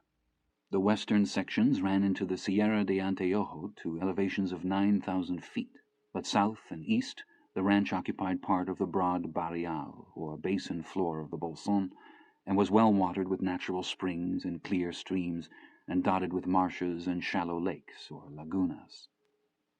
In the lakes and in the streams were species of fish not known elsewhere on earth, and birds and lizards and other forms of life as well, all long relict here, for the desert stretched away on every side. La Purísima was one of the very few ranches in that part of Mexico retaining the full complement of 6 square leagues of land allotted by the colonizing legislation of 1824, and the owner, Don Hector Rocha y Villarreal, was one of the few hacendados who actually lived on the land he claimed, land which had been in his family for 170 years. He was 47 years old, and he was the first male heir in all that New World lineage to attain such an age. He ran upwards of 1,000 head of cattle on this land. He kept a house in Mexico City where his wife lived. He flew his own airplane. He loved horses. When he rode up to the Gerente's house that morning, he was accompanied by 4 friends and by a retinue of mozos and 2 pack animals saddled with hardwood kayaks, one empty, the other carrying their noon provisions. They were attended by a pack of greyhound dogs, and the dogs were lean and silver in color, and they flowed among the legs of the horses, silent and fluid as running mercury, and the horses paid them no mind at all. The hacendado hallooed the house, and the gerente emerged in his shirt-sleeves, and they spoke briefly, and the gerente nodded, and the hacendado spoke to his friends, and then all rode on. When they passed the bunkhouse and rode through the gate and turned into the road up country, some of the vaqueros were catching their horses in the trap and leading them out to saddle them for the day's work. John Grady and Rollins stood in the doorway drinking their coffee. "Yonder he is," said Rollins. John Grady nodded and slung the dregs of coffee out into the yard. "Where the hell you reckon they're going?" said Rollins. "I'd say they're going to run coyotes." "They ain't got no guns." "They got ropes." Rollins looked at him. "You shitting me?" "I don't think so." "Well, I'd damn sure like to see it." "I would, too. You ready?" They worked 2 days in the holding pens, branding and earmarking and castrating and dehorning and inoculating. On the 3rd day, the vaqueros brought a small herd of wild 3-year-old colts down from the mesa and penned them, and in the evening Rawlins and John Grady walked over to look them over. They were bunched against the fence at the far side of the enclosure, and they were a mixed lot, roans and duns and bays and a few paints, and they were varied size and conformation. John Grady opened the gate, and he and Rawlins walked in, and he closed it behind them. The horrified animals began to climb over one another and to break up and move along the fence in both directions. "That's as spooky a bunch of horses as I ever saw," said Rawlins. "I don't know what we are." "Don't know what we are?" "I don't think so. I don't think they've ever seen a man afoot." Rawlins leaned and spat. "You see anything there you'd have?" "There's horses there." "Where at?" "Look at that dark bay right yonder." "I'm looking." "Look again." "That horse won't weigh 800 pounds. "Yeah, he will. Look at the hindquarters on him. He'd make a cow horse. Look at that roan yonder." "That coon-footed son of a bitch?" "Well, yeah, he is a little. All right. That other roan, that third one to the right." "The one with the white on him?" "Yeah. That's kindly a funny-looking horse to me." "No, he ain't. He's just colored peculiar." "You don't think that means nothing? He's got white feet." "That's a good horse. Look at his head. Look at the jaw on him. You got to remember their tails are all growed out." "Yeah, maybe." Rollins shook his head doubtfully. "You used to be awful particular about horses. Maybe you just ain't seen any in a long time." John Grady nodded. "Yeah," he said. "Well, I ain't forgot what they're supposed to look like." The horses had grouped again at the far end of the pen and stood rolling their eyes and running their heads along each other's necks. "They got one thing going for 'em," said Rollins. "What's that?" "They ain't had no Mexican to try and break 'em." John Grady nodded. They studied the horses. "How many are there?" said John Grady. Rollins looked him over. 15, 16? "I'll make it 16. 16, then." "You think you and me could break all of them in 4 days?" "Depends on what you call broke. Just halfway decent green broke horses. Say 6 saddles, double and stop and stand still to be saddled." Rollins took his tobacco from his pocket and pushed back his hat. "What you got in mind?" he said. "Breaking these horses." "Why 4 days?" "You think we could do it?" "They intend putting them in the rough string. My feeling is that any horse broke in 4 days is liable to come unbroke in 4 more. They're out of horses is how come 'em to be down here in the first place." Rollins dabbed tobacco into the cupped paper. "You're telling me that what we're looking at here is our own string?" "That's my guess." "We're looking at riding some cold-jawed son of a bitch broke with one of them damn Mexican ring bits." "Well." Rollins nodded. "What would you do, sideline 'em?" "Yep." "You think there's that much rope on the place?" "I don't know. You'd be a wore-out sunbuck, I'll tell you that. Think how good you'd sleep." Rollins put the cigarette in his mouth and fished about for a match. "What else do you know that you ain't told me?" "Armando says the old man's got horses all over that mountain." "How many horses?" "Something like 400 head." Rollins looked at him. He popped the match and lit the cigarette and flipped the match away. "What in hell for?" "He'd started a breeding program before the war." "What kind of horses?" "Media sangres." "What the hell is that?" "Quarter horses, what we'd call 'em." "Yeah?" "That roan yonder," said John Grady, "is a flat-out billy horse if he does have bad feet." "Where do you reckon he come from?" "Where they all come from, out of a horse called Jose Chiquito." "Little Joe?" "Yeah."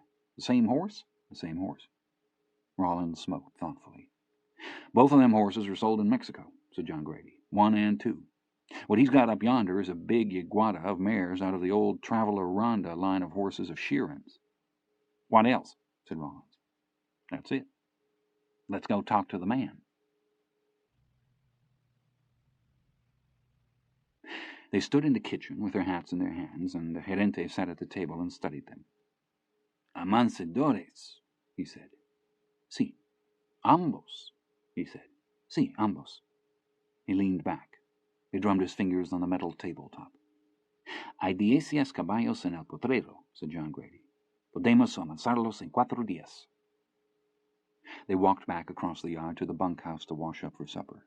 "What did he say?" said Rollins. "He said we were full of shit, but in a nice way." "Is that a flat-out no, do you reckon?" "I don't think so. I don't think he can leave it at that." They went to work on the green colts daybreak Sunday morning, dressing in the half-dark and clothes still wet from their washing them the night before, and walking out to the potrero before the stars were down, eating a cold tortilla wrapped around a scoop of cold beans and no coffee, and carrying their 40-foot maguey catch ropes coiled over their shoulders. They carried saddle blankets and a bosaleja, or riding hackamore with a metal noseband, and John Grady carried a pair of clean gunny sacks he'd slept on, and his Hamley saddle with the stirrups already shortened. They stood looking at the horses. The horses shifted and stood, gray shapes in the gray morning. Stacked on the ground outside the gate were coils of every kind of rope, cotton and manila and plaited rawhide and maguey and ixtal, down to lengths of old woven hair macates and hand-plaited piecings of binder twine. Stacked against the fence were the 16 rope hackamores they'd spent the evening tying in the bunkhouse. "This bunch has done been culled once up on the mesa, ain't it?" "I'd say so." "What do they want with the mares?" "They ride 'em down here." "Well," said Rollins, "I can see why they're hard on a horse, putting up with them bitches." He shook his head and stuffed the last of the tortilla in his jaw and wiped his hands on his trousers and undid the wire and opened the gate. John Grady followed him in and stood the saddle on the ground and went back out and brought in a handful of ropes and hackamores and squatted to sort them out. Rollins stood building his loop. "I take it you don't give a particular damn what order they come in," he said. "You take it correctly, cousin." "You dead set on sacking these varmints out?" "Yep." "My old daddy always said that the purpose of breaking a horse was to ride it, and if you got one to break, you just as well to saddle up and climb aboard and get on with it." John Grady grinned. "Was your old daddy a certified peeler?" "I never heard him claim to be, but I damn sure seen him hang and rattle a time or two." "Well, you're fixing to see some more of it." "We gonna bust him twice?" "What for?" "I never saw one that completely believed it the first time or ever doubted it the second." John Grady smiled. "I'll make 'em believe," he said. "You'll see. I'm going to tell you right now, cousin, this is a heathenish bunch." "What is it Blair says? No such thing as a mean colt?" "No such thing as a mean colt," said Rollins. The horses were already moving. He took the first one that broke and rolled his loop and four-footed the colt, and it hit the ground with a tremendous thump. The other horses flared and bunched and looked back wildly. Before the colt could struggle up, John Grady had squatted on its neck and pulled its head up into one side, and was holding the horse by the muzzle with the long, bony head pressed against his chest, and the hot, sweet breath of it flooding up from the dark wells of its nostrils over his face and neck like news from another world. They did not smell like horses. They smelled like what they were, wild animals. He held the horse's face against his chest, and he could feel along his inner thighs the blood pumping through the arteries, and he could smell the fear, and he cupped his hand over the horse's eyes and stroked them, and he did not stop talking to the horse at all, speaking in a low, steady voice, and telling it all that he intended to do, and cupping the animal's eyes and stroking the terror out. Rollins took one of the lengths of side rope from around his neck where he'd hung them, and made a slip noose, and hitched it round the pastern of the hind leg, and drew the leg up and half-hitched it to the horse's forelegs. He freed the catch rope and pitched it away, and took the hackamore, and they fitted it over the horse's muzzle and ears, and John Grady ran his thumb in the animal's mouth, and Rollins fitted the mouth rope, and then slip-noosed a second side rope to the other rear leg. Then he tied both side ropes to the hackamore. "You all set?" he said. "All set." He let go the horse's head and rose and stepped away. The horse struggled up and turned and shot out one hind foot and snatched itself around in a half-circle and fell over. It got up and kicked again and fell again. When it got up the third time, it stood, kicking and snatching its head about in a little dance. It stood, it walked away and stood again, then it shot out a hind leg and fell again. It lay there for a while, thinking things over, and when it got up, it stood for a minute, and then it hopped up and down 3 times, and then it just stood, glaring at them. Rollins had got his catch rope and was building his loop again. The other horses watched with great interest from the far side of the potrero. "These sunbucks are as crazy as a shithouse rat," he said. "You pick out the one you think is craziest," said John Grady, "and I'll give you a finished horse this time Sunday week." "Finished for who?" "To your satisfaction." "Bullshit," said Rollins. By the time they had 3 of the horses sidelined in the trap, blowing and glaring about, there were several vaqueros at the gate, drinking coffee in a leisurely fashion and watching the proceedings. By mid-morning, 8 of the horses stood tied, and the other 8 were wilder than deer, scattering along the fence and bunching and running in a rising sea of dust as the day warmed, coming to reckon slowly with the remorselessness of this rendering of their fluid and collective selves into that condition of separate and helpless paralysis which seemed to be among them like a creeping plague. The entire complement of vaqueros had come from the bunkhouse to watch, and by noon all 16 of the misteños were standing about in the portero, side-hobbled to their own hackamores, and faced about in every direction, and all communion among them broken. They looked like animals trussed up by children for fun, and they stood waiting for they knew not what, with the voice of the breaker still running in their brains like the voice of some god come to inhabit them. When they went down to the bunkhouse for dinner, the vaqueros seemed to treat them with a certain deference, but whether it was the deference accorded the accomplished or that accorded to mental defectives, they were unsure. No one asked them their opinion of the horses or queried them as to their method. When they went back up to the trap in the afternoon, there were some 20 people standing about looking at the horses, women, children, young girls, and men, and all waiting for them to return. "Where the hell did they come from?" said Rollins. "I don't know. Word gets around when the circus come to town, don't it?" They passed, nodding, through the crowd, and entered the trap and fastened the gate. "You picked one out?" said John Grady. "Yep. For pure crazy, I nominate that bucket-headed son of a bitch standing right yonder." "The Gruyot?"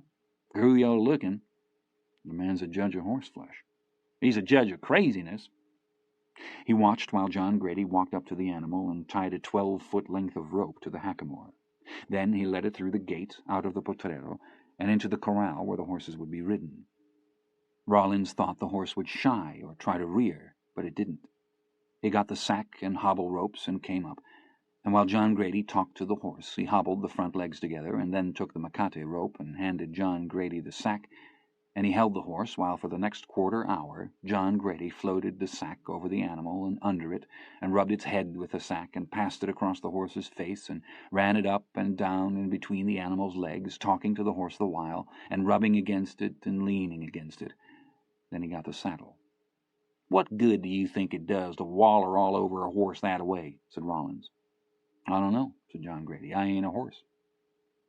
He lifted the blanket and placed it on the animal's back, and smoothed it and stood, stroking the animal and talking to it, and then he bent and picked up the saddle and lifted it with the cinches strapped up and the off stirrup hung over the horn, and sat it on the horse's back and rocked it into place.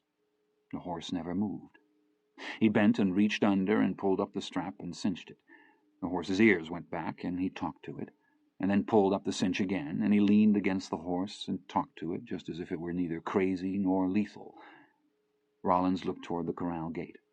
There were 50 or more people watching. Folk were picnicking on the ground. Fathers held up babies. John Grady lifted off the stirrup from the saddle horn and let it drop. Then he hauled up the cinch strap again and buckled it. "All right," he said. "Hold him," said Rollins. He held the macate while Rollins undid the side ropes from the hackamore and knelt and tied them to the front hobbles. Then they slipped the hackamore off the horse's head, and John Grady raised the bocilea and gently fitted it over the horse's nose, and fitted the mouth rope and head stall. He gathered the reins and looped them over the horse's head, and nodded, and Rollins knelt and undid the hobbles and pulled the slip nooses until the side rope loops fell to the ground at the horse's rear hooves. Then he stepped away.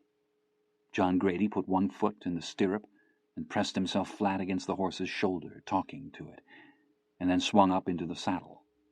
The horse stood stock still. It shot out one hind foot to test the air, and stood again, and then it threw itself sideways and twisted and kicked and stood snorting. John Grady touched it up in the ribs with his boot heels, and it stepped forward. He reined it, and it turned. Rollins spat in disgust. John Grady turned the horse again and came back by. "What the hell kind of a bronc is that?" said Rollins. "You think that's what these people paid good money to see?" By dark he'd ridden 11 of the 16 horses, not all of them so tractable. Someone had built a fire on the ground outside the portero, and there was something like 100 people gathered. Some come from the pueblo of La Vega, 6 miles to the south, some from farther. He rode the last 5 horses by the light of that fire, the horses dancing, turning in the light, their red eyes flashing. When they were done, the horses stood in the potrero or stepped about, trailing their hackamore ropes over the ground, with such circumspection not to tread upon them, and snatch down their sore noses, that they moved with an air of great elegance and seemliness. The wild and frantic band of mustangs that had circled the potrero that morning like marbles swirled in a jar could hardly be said to exist, and the animals whinnied to one another in the dark, and answered back as if some one among their number were missing, or something. When they walked down to the bunkhouse in the dark, the bonfire was still burning, and someone had brought a guitar, and someone else a mouth-harp. 3 separate strangers offered them a drink from bottles of mezcal before they were clear of the crowd. The kitchen was empty, and they got their dinner from the stove and sat at the table. Rawlins watched John Grady. He was chewing woodenly and half tottering on the bench. "You ain't tired, are you, Bud?" he said. "No," said John Grady. "I was tired 5 hours ago." Rawlins grinned. "Don't drink no more of that coffee. It'll keep you awake." When they walked out in the morning at daybreak, the fire was still smoldering, and there were 4 or 5 men lying asleep on the ground, some with blankets and some without. Every horse in the potrero watched them come through the gate. "You remember how they come?" said Rawlins. "Yeah, I remember 'em. I know you remember your buddy yonder." "Yeah, I know the son of a bitch." When he walked up to the horse with the sack, it turned and went trotting. He walked it down against the fence and picked up the rope and pulled it around, and it stood quivering. And he walked up to it and began to talk to it and then to stroke it with the sack. Rawlins went to fetch the blankets and the saddle and the bocilea. By 10 that night he'd ridden the entire remuda of 16 horses, and Rawlins had ridden them a second time each. They rode them again Tuesday, and on Wednesday morning at daybreak, with the first horse saddled and the sun not up, John Grady rode toward the gate. "Open her up," he said. "Let me saddle a catch horse." "We ain't got time." "If that son of a bitch sets your ass out in the stickers, you'll have time." "I guess I better stay in the saddle, then." "Let me saddle up one of these good horses." "All right." He rode out of the trap, leading Rawlins' horse, and waited while Rawlins shut the gate and mounted up beside him. The green horses stepped and sidled nervously. "This is kindly the blind leading the blind, ain't it?" Rawlins nodded. "It's sort of like old T-Bone Watts when he worked for Daddy. They all fussed about him having bad breath. He told them it was better than no breath at all." John Grady grinned and booted the horse forward into a trot, and they set out up the road. Mid-afternoon he'd ridden all the horses again, and while Rawlins worked with them in the trap, he rode the little grullo of Rawlins' choice up into the country. 2 miles above the ranch, where the road ran by sedge and willow and wild plum along the edge of the laguna, she rode past him on the black horse. He heard the horse behind him and would have turned to look, but that he heard it change gaits. He didn't look at her until the Arabian was alongside his horse, stepping with its neck arched and one eye on the mesteño, not with wariness, but some faint equine disgust. She passed 5 feet away and turned her fine-boned face and looked full at him. She had blue eyes, and she nodded, or perhaps she only lowered her head slightly to better see what sort of horse he rode. Just the slightest tilt of the broad black hat set level on her head, the slightest lifting of the long black hair. She passed, and the horse changed gaits again, and she sat the horse more than well, riding erect with her broad shoulders and trotting the horse up the road. The mesteño had stopped and sulled in the road with its 4 feet spread, and he sat looking after her. He'd half meant to speak, but those eyes had altered the world forever in the space of a heartbeat. She disappeared beyond the lakeside willows. A flock of small birds rose up and passed back over him with thin calls. That evening, when Antonio and the gerente came up to the trap to inspect the horses, he was teaching the grullo to back with Rawlins in the saddle. They watched, the gerente picking his teeth. Antonio rode the 2 horses that were standing saddled, sawing them back and forth in the corral and pulling them up short. He dismounted and nodded, and he and the gerente looked over the horses in the other wing of the corral, and then they left. Rawlins and John Grady looked at each other. They unsaddled the horses and turned them in with the remuda, and walked back down to the house carrying their saddles and gear and washed up for supper. The vaqueros were at the table, and they got their plates and helped themselves at the stove, and got their coffee and came to the table, and swung a leg over and sat down. There was a clay dish of tortillas in the center of the table with a towel over it, And when John Grady pointed and asked that it be passed, there came hands from both sides of the table to take up the dish and hand it down in this manner like a ceremonial bowl. 3 days later they were in the mountains.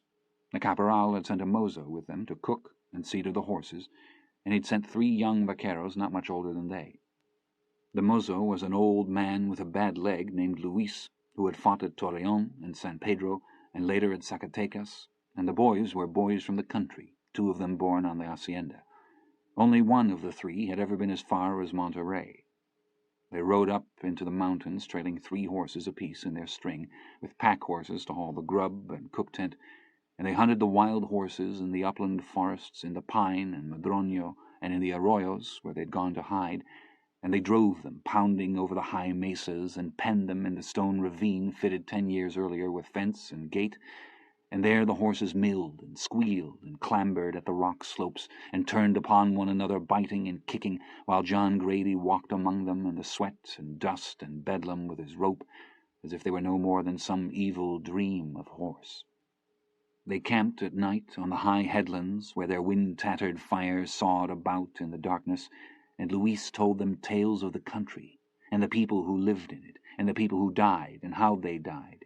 He'd loved horses all his life, and he and his father and 2 brothers had fought in the cavalry, and his father and his brothers had died in the cavalry, but they'd all despised Victoriano Huerta above all other men, and the deeds of Huerta above all other visited evils.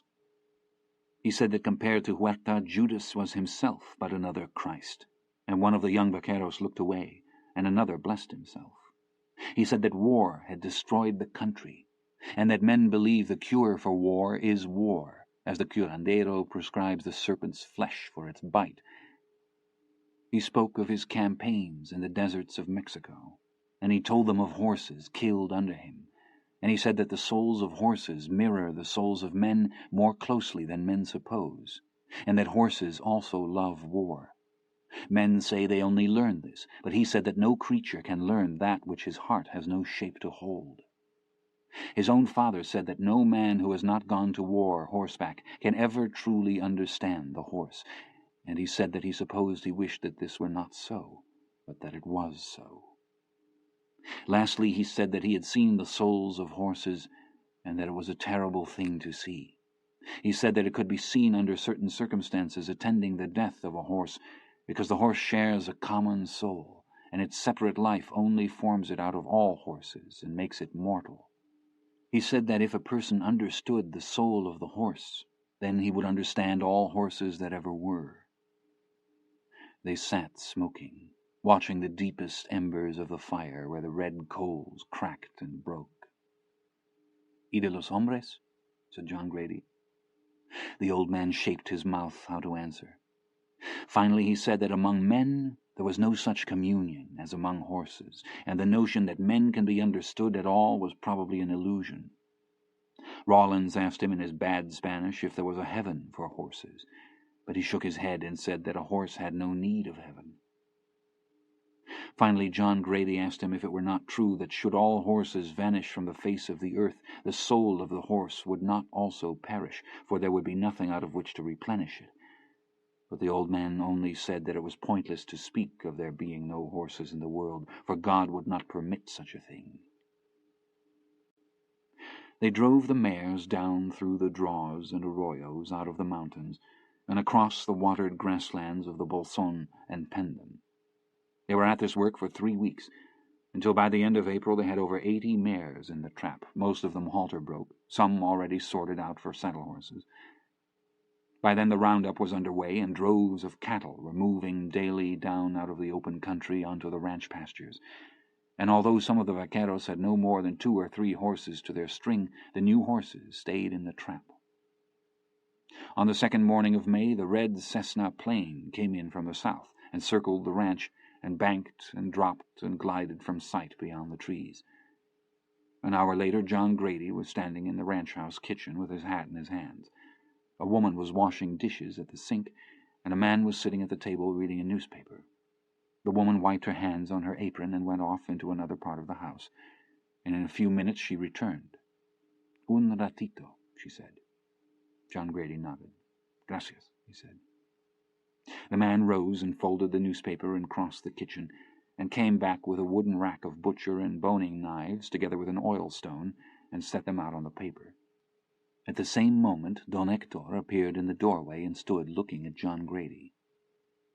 He was a spare man with broad shoulders and greying hair, and he was tall in the manner of norteños and light of skin. He entered the kitchen and introduced himself, and John Grady shifted his hat to his left hand, and they shook hands. "Maria," said the hacendado, "café, por favor." He held out his hand, palm upward, toward the doorway, and John Grady crossed the kitchen and entered the hall. The house was cool and quiet, and smelled of wax and flowers. A tall case clock stood in the hallway to the left. The brass weights stirred behind the casement doors. The pendulum slowly swept. He turned to look back, and the hacendado smiled and extended his hand toward the dining-room doorway. "Pásale," he said. They sat at a long table of English walnut. The walls of the room were covered with blue damask and hung with portraits of men and horses. At the end of the room was a walnut sideboard with some chafing dishes and decanters set out upon it, and along the window-sill outside, taking the sun, were 4 cats. Don Hector reached behind him and took a china ashtray from the sideboard and placed it before them, and took from his shirt-pocket a small tin box of English cigarettes, and opened them and offered them to John Grady, and John Grady took one. "Gracias," he said. The hacendado placed the tin on the table between them, and took a silver lighter from his pocket and lit the boy's cigarette and then his own. "Gracias." The man blew a thin stream of smoke slowly down table and smiled. "Bueno," he said. "We can speak English." "Como le convenga," said John Grady. "Armando tells me that you understand horses. I've been around them some." The hacendado smoked thoughtfully. He seemed to be waiting for more to be said.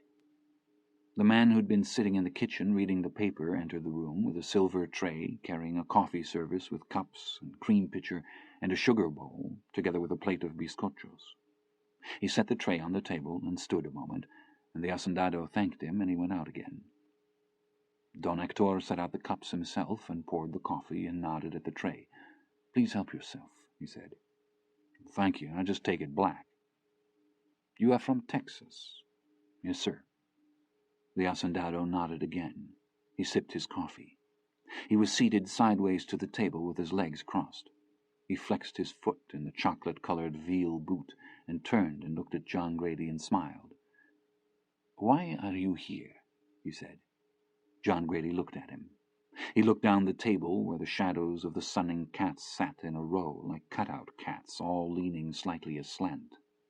He looked at the hacendado again. "I just wanted to see the country, I reckon. Or we did. May I ask, how old are you?" 16. The hacendado raised his eyebrows. 16, he said. "Yes, sir." The hacendado smiled again. "When I was 16, I told people I was 18. John Grady sipped his coffee. "Your friend is 16 also?" 17. "But you are the leader." "We don't have no leaders, we're just buddies." "Of course." He nudged the plate forward. "Please," he said, "help yourself." "Thank you. I just got up from the breakfast table." The hacendado tipped the ash from his cigarette into the china ashtray and sat back again. "What is your opinion of the mares?" he said. "There's some good mares in that bunch." "Yes." "Do you know a horse called 3 Bars? That's a thoroughbred horse." "You know the horse?" "I know he run in the Brazilian Grand Prix. I think he come out of Kentucky, but he's owned by a man named Vail out of Douglas, Arizona." "Yes." "The horse was foaled at Monterey Farm in Paris, Kentucky. The stallion I have bought is a half-brother out of the same mare." "Yes, sir. Where's he at?" "He is en route." "He's where?" "En route, from Mexico." The hacendado smiled. "He has been standing at stud." "You intend to raise racehorses?" "No, I intend to raise quarter horses." "To use here on the ranch?" "Yes." "You aim to breed this stallion to your mares?" "Yes. What is your opinion?" "I don't have an opinion. I've known a few breeders and some of the world of experience, but I've noticed they were all pretty short on opinions. I do know there's been some good cow horses sired out of thoroughbreds. Yes. How much importance do you give to the mare? Same as the sire, in my opinion. Most breeders place more confidence in the horse. Yes, sir, they do. The hacendado smiled. I happen to agree with you. John Grady leaned and tipped the ash from his cigarette. You don't have to agree with me. No, nor you with me. Yes, sir. Tell me about the horses up on the mesa. There may be a few of them good mares still up there, but not many. The rest I'd pretty much call scrubs. Even some of them might make a half-decent cow horse. Just all-round using kind of a horse. Spanish ponies, what we used to call them. Chihuahua horses. Old barb stock. They're small and they're a little on the light side. They don't have the hindquarters you'd want in a cutting horse, but you can rope off of them. He stopped. He looked at the hat in his lap and ran his fingers along the crease and looked up. I ain't telling you nothing you don't know. The hacendado took up the coffee pitcher and poured their cups. Do you know what the criollo is?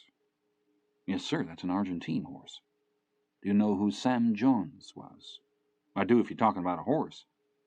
Crawford Sykes. That's another Uncle Billy Anson's horses. I heard about that horse all my life. My father bought horses from Mr. Anson. Uncle Billy and my granddaddy were friends. They were born within 3 days of each other. He was the 7th son of the Earl of Litchfield. His wife was an actress on the stage. You are from Cristobal? San Angelo, or just outside of San Angelo. The hacendado studied him. Do you know a book called The Horse of America by Wallace? Yes, sir, I've read it front to back. The hacendado leaned back in his chair. One of the cats rose and stretched. You rode here from Texas? Yes, sir. You and your friend? Yes, sir. Just the two of you? John Grady looked at the table. The paper cat stepped thin and slant among the shapes of cats thereon. He looked up again. Yes, sir, he said. Just me and him. The hacendado nodded and stubbed out his cigarette and pushed back his chair. Come, he said. I will show you some horses.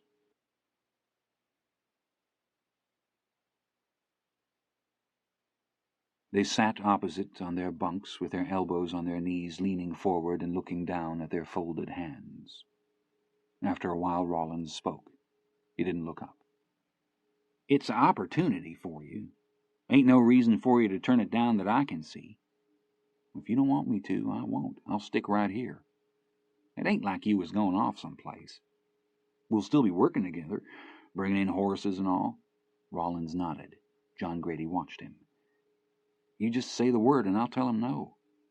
Ain't no reason to do that, said Rollins. It's an opportunity for you. In the morning they ate breakfast, and Rollins went out to work the pens. When he came in at noon, John Grady's tick was rolled up at the head of his bunk, and his gear was gone. Rollins went on to the back to wash up for dinner.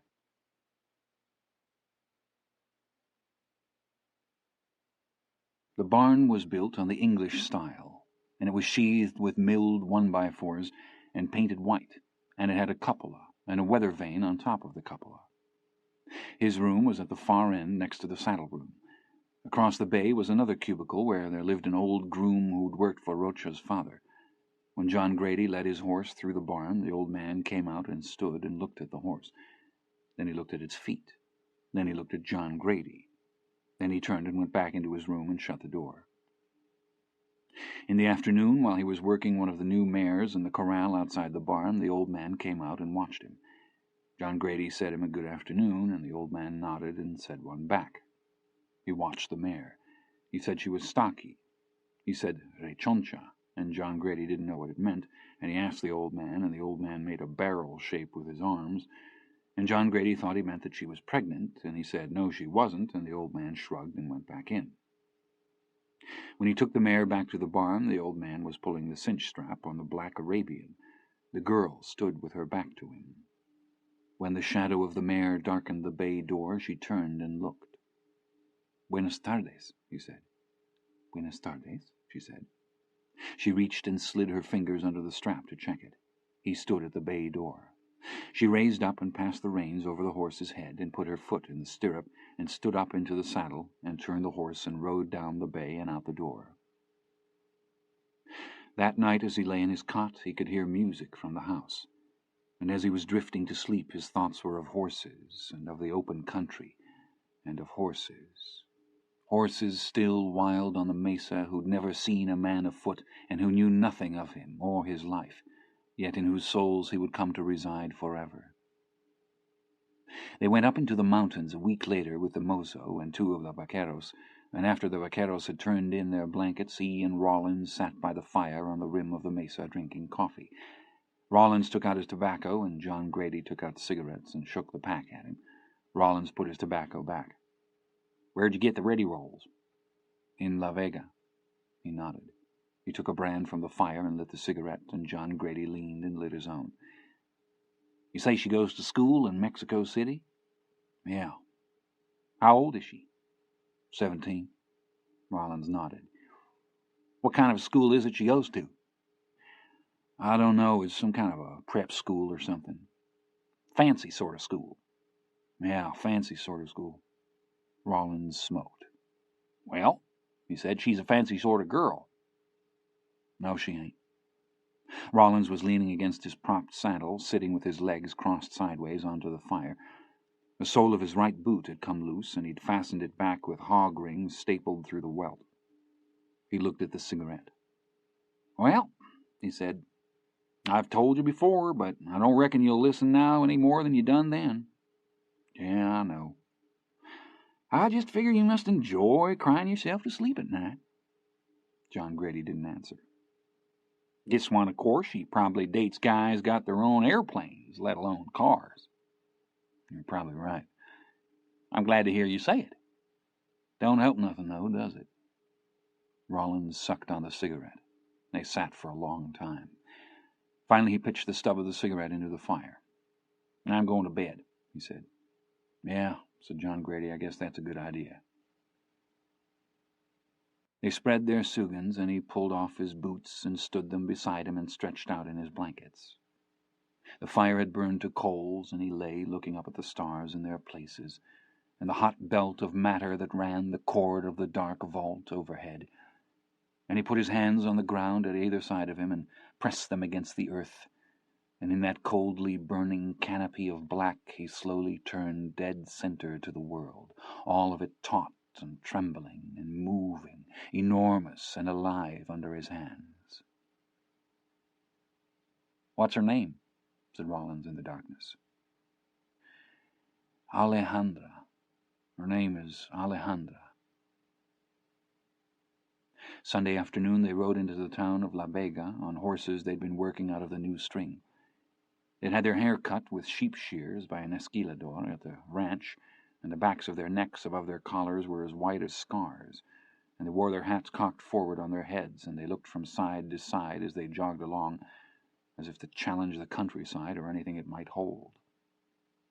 They raced the animals on the road at a 50-cent bet, and John Grady won, and they swapped horses, and he won on Rawlins' horse.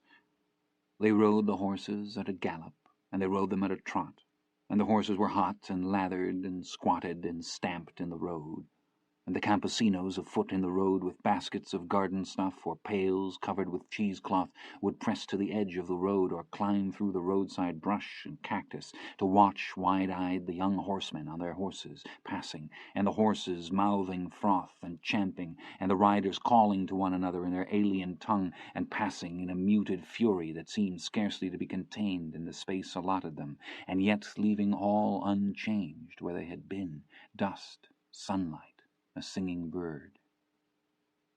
In the tienda, the topmost shirts folded upon the shelves when shaken out retained a square of paler color where dust had settled on the cloth, or sun had faded it, or both.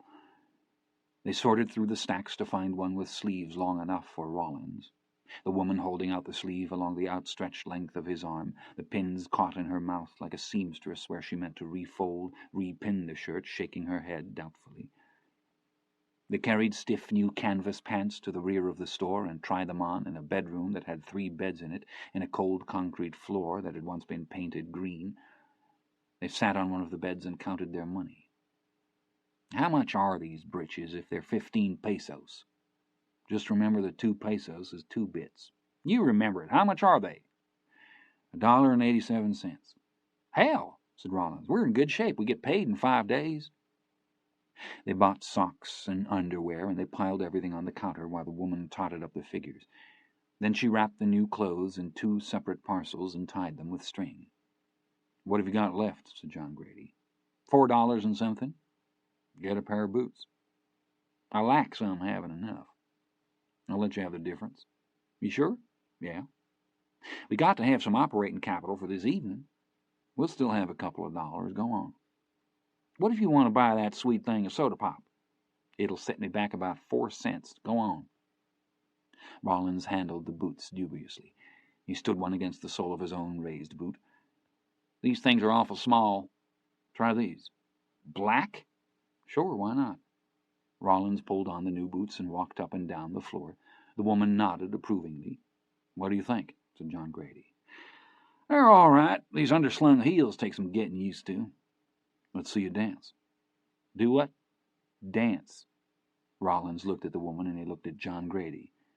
Shit, he said. You're looking at a dancing fool.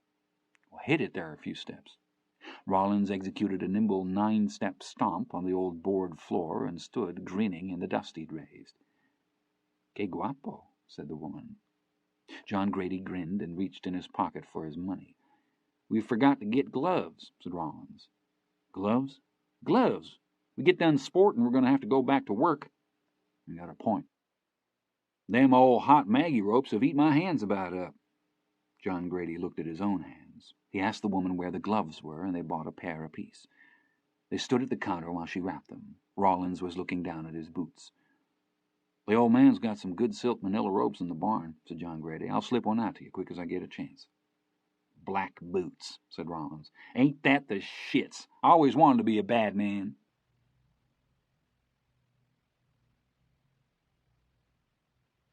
Although the night was cool, the double doors of the Grange stood open, and the man selling the tickets was seated in a chair on a raised wooden platform just within the doors, so that he must lean down to each in a gesture akin to benevolence, and take their coins, and hand them down their tickets, or pass upon the ticket stubs of those who were only returning from outside.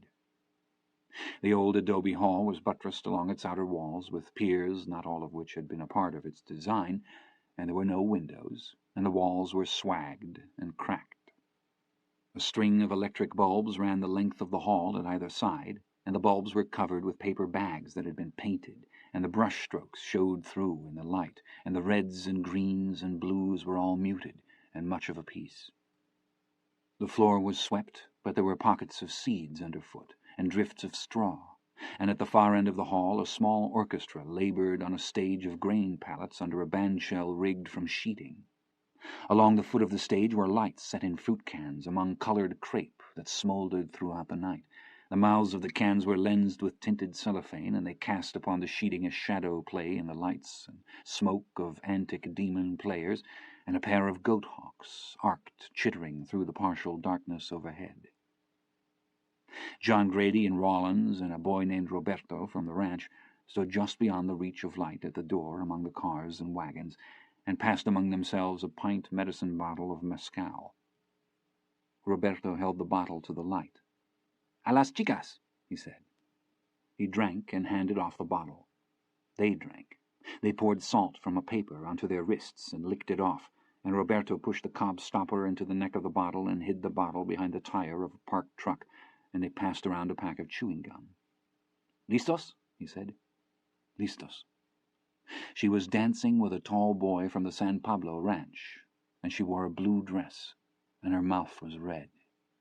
He and Rollins and Roberto stood with other youths along the wall and watched the dancers, and watched beyond the dancers the young girls at the far side of the hall. He moved along past the groups. The air smelled of straw and sweat and a rich spice of colognes. Under the bandshell the accordion player struggled with his instrument and slammed his boot on the boards in countertime and stepped back, and the trumpet player came forward.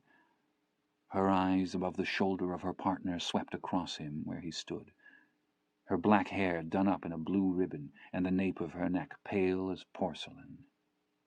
When she turned again, she smiled. He'd never touched her, and her hand was small and her waist so slight. And she looked at him with great forthrightness and smiled and put her face against his shoulder. They turned under the lights. A long trumpet note guided the dancers on their separate and collective paths. Moths circled the paper lights aloft, and the goat-hawks passed down the wires and flared and arced upward into the darkness again. She spoke in an English learned largely from school books, and he tested each phrase for the meanings he wished to hear, repeating them silently to himself and then questioning them anew. She said that she was glad that he'd come. "I told you I would." "Yes."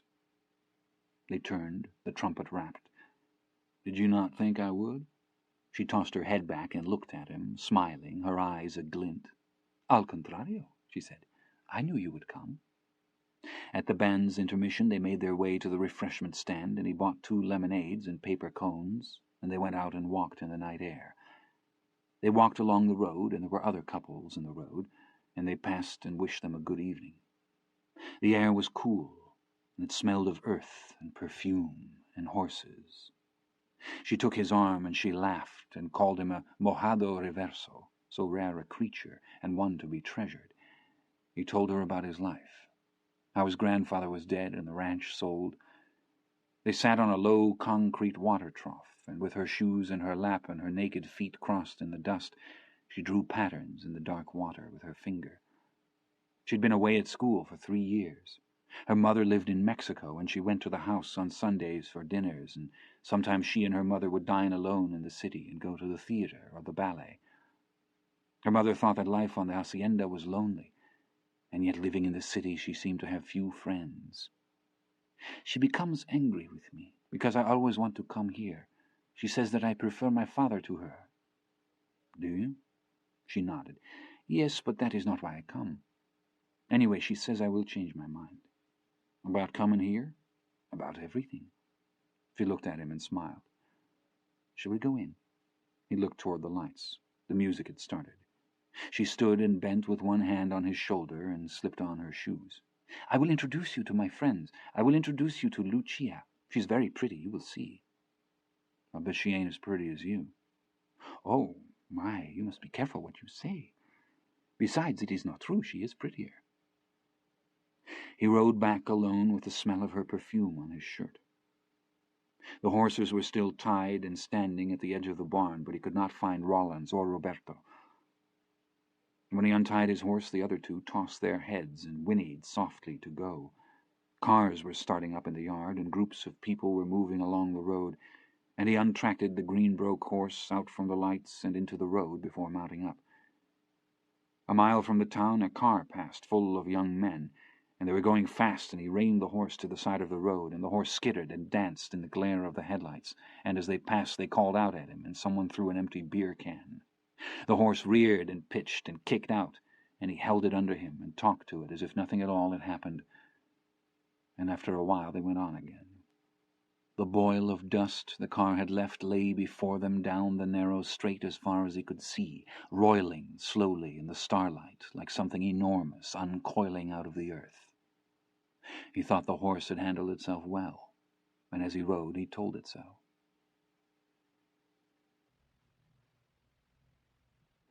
The hacendado had bought the horse through an agent sight unseen at the spring sales in Lexington, and he'd sent Armando's brother Antonio to get the animal and bring it back. Antonio left the ranch in a 1941 International flatbed truck towing a homemade sheet metal trailer, and he was gone 2 months. He carried with him letters in both English and Spanish, signed by Don Hector, stating his business, and he carried a brown bank envelope tied with a string in which was a great deal of money in both dollars and pesos, together with sight drafts on banks in Houston and Memphis. He spoke no English, and he could neither read nor write. When he got back, the envelope was gone together with the Spanish letter, but he had the English letter, and it was separated into 3 parts along the lines of its folding, and it was dog-eared and coffee-stained and stained with other stains, some of which may have been blood. He'd been in jail once in Kentucky, once in Tennessee, and 3 times in Texas. When he pulled into the yard, he got out and walked stiffly to the house and knocked at the kitchen door. Maria let him in, and he stood with his hat in his hand while she went for the hacendado. When the hacendado entered the kitchen, they shook hands gravely, and the hacendado asked after his health, and he said that it was excellent, and handed him the pieces of the letter, together with a sheaf of bills and receipts from cafes and gas stations and feed stores and jails, and he handed him the money he had left, including the change in his pockets, and he handed him the keys to the truck, and lastly he handed him the factura from the Mexican aduana at Piedras Negras, together with a long manila envelope tied with a blue ribbon that contained the papers on the horse and the bill of sale. Don Hector piled the money and the receipts and the papers on the sideboard and put the keys in his pocket. He asked if the truck had proved satisfactory. Sí, said Antonio. Es una troca muy fuerte. Bueno, said the hacendado. ¿Y el caballo? Está un poco cansado de su viaje, pero es muy bonito. So he was. He was a deep chestnut in colour and stood 16 hands high and weighed about 1,400 pounds, and he was well muscled and heavily boned for his breed. When they brought him back from the Distrito Federal in the same trailer in the 3rd week of May, and John Grady and Senor Rocha walked out to the barn to look at him, John Grady simply pushed open the door to the stall and entered and walked up to the horse and leaned against it and began to rub it and talk to it softly in Spanish. The hacendado offered no advice about the horse at all. John Grady walked all around it, talking to it. He lifted up one front hoof and examined it. "Have you ridden him?" he said. "But of course." "I'd like to ride him, con su permiso." The hacendado nodded. "Yes," he said, "of course." He came out of the stall and shut the door, and they stood looking at the stallion. "Me gusta?" said the hacendado. John Grady nodded. "That's a hell of a horse," he said. In the days to follow, the hacendado would come up to the corral where they'd shaped the manada, and he and John Grady would walk among the mares, and John Grady would argue their points, and the hacendado would muse and walk away a fixed distance, and stand looking back, and nod, and muse again, and walk off with his eyes to the ground to a fresh vantage point, and then look up to see the mare anew, willing to see a new mare should one present itself. Where he could find no gifts of either stance or conformation to warrant his young breeder's confidence, John Grady would likely defer to his judgment. Yet every mare could be pled for on the basis of what they came to call la única cosa, and that one thing which could absolve them of any but the grossest defect was an interest in cattle. For he'd broken the more promising mares to ride, and he'd taken them up country through the cienega pasture where the cows and calves stood in the lush grass along the edge of the marshlands, and he would show them the cows and let them move among them. And in the manada were mares who took a great interest in what they saw, and some would look back at the cows as they were ridden from the pasture. He claimed that cow sense could be bred for.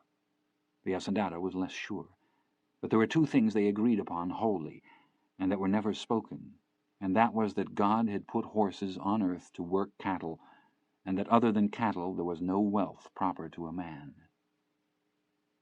They stabled the stallion away from the mares in a barn up at the Gerentes, and as the mares came into season he and Antonio bred them.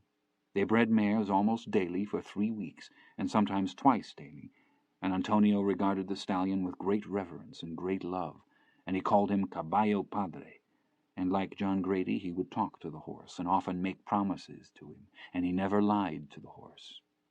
The horse would hear him coming and set to walking about in the chaff on its hind legs, and he'd stand talking to the horse and describing to him the mares in his low voice.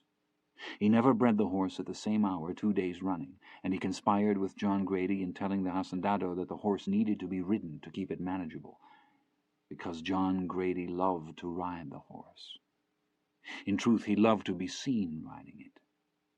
In truth, he loved for her to see him riding it.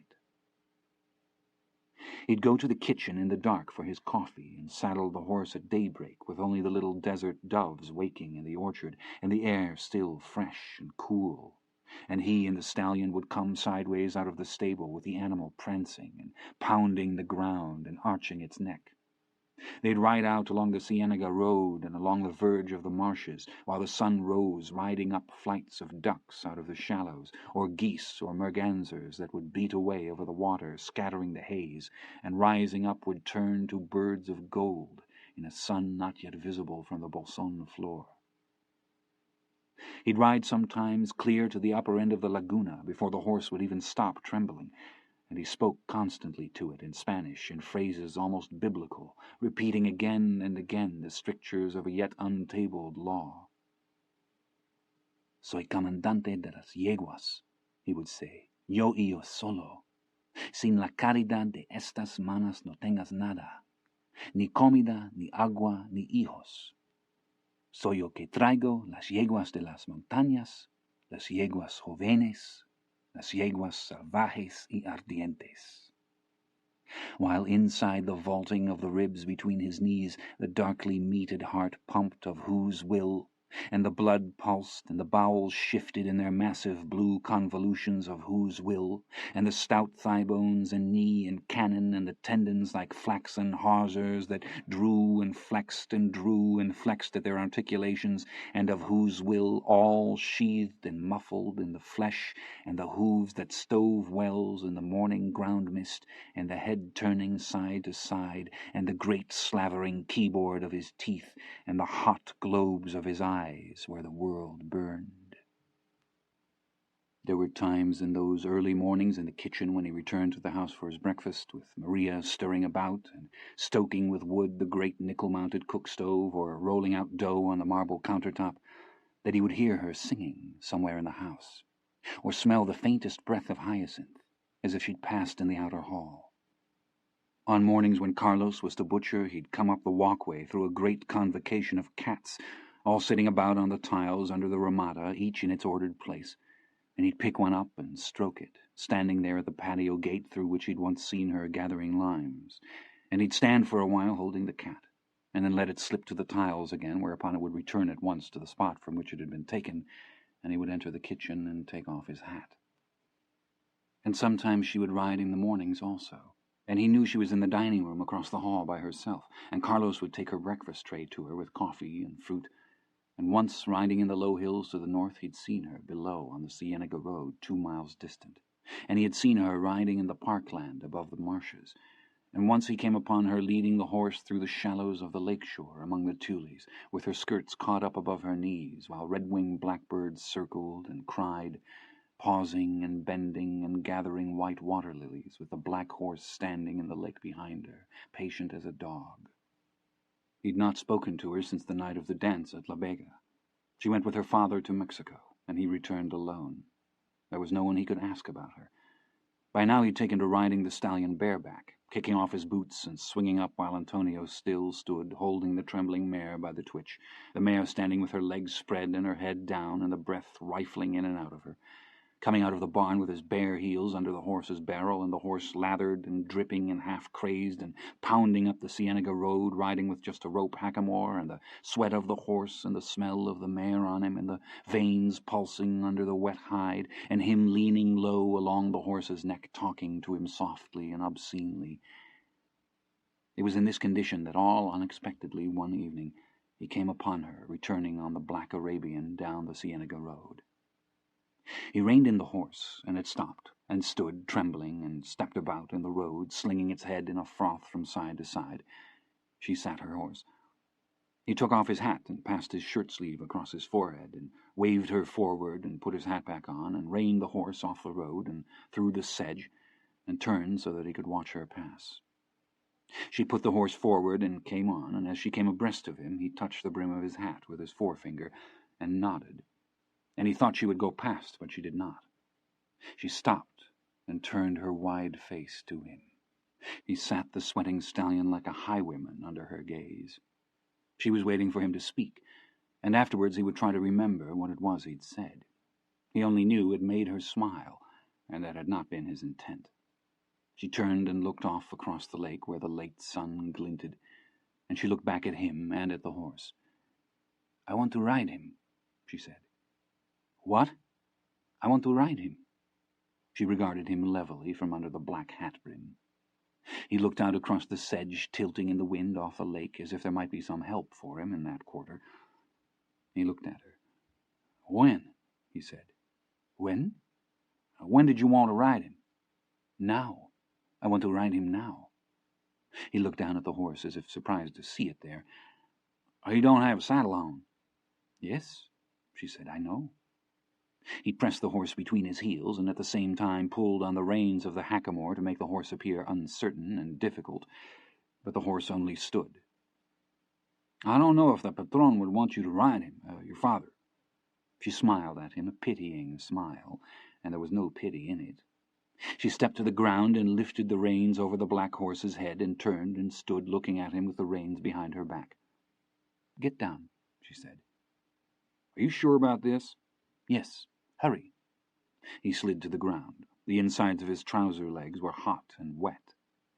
"What do you aim to do with your horse?" "I want you to take him to the barn for me." "Well, somebody will see me at the house." "Take him to Armando's."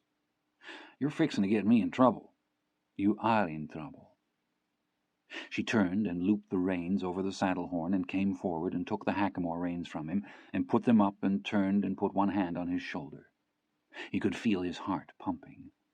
He bent and made a stirrup of his laced fingers, and she put her boot into his hands, and he lifted her, and she swung up onto the stallion's back and looked down at him, and then booted the horse forward and went loping out up the track along the edge of the lake and was lost to view. He rode back slowly on the Arabian. The sun was a long time descending. He thought she might overtake him, that they could change the horse's back again, but she did not. And in the red twilight he led the black horse past Armando's house afoot, and took it to the stable behind the house and removed the bridle and loosed the cinches and left it standing in the bay, saddled and tied with a rope halter to the hitching rail. There was no light on at the house, and he thought perhaps there was no one home. But as he walked back out down the drive past the house, the light came on in the kitchen. He walked more quickly. He heard the door open behind him, but he didn't turn to look back to see who it was, and whoever it was, they did not speak or call to him. The last time that he saw her before she returned to Mexico, she was coming down out of the mountains, riding very stately and erect out of a rain squall building to the north and the dark clouds towering above her. She rode with her hat pulled down in the front and fastened under her chin with a draw-tie, and as she rode her black hair twisted and blew about her shoulders, and the lightning fell silently through the black clouds behind her. And she rode all seeming unaware down through the low hills, while the first spits of rain blew on the wind and onto the upper pasture lands and past the pale and reedy lakes, riding erect and stately, until the rain caught her up and shrouded her figure away in that wild summer landscape. Real horse, real rider, real land and sky, and yet a dream withal.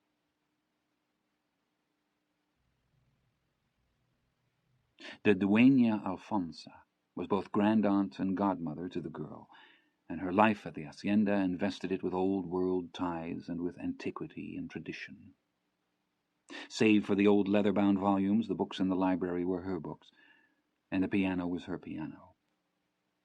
The ancient stereopticon and the parlor and the matched pair of Greener guns in the Italian wardrobe in Don Hector's room had been her brother's, and it was her brother with whom she stood in the photos taken in front of cathedrals in the capitals of Europe, she and her sister-in-law in white summer clothes, her brother in vested suit and tie and Panama hat.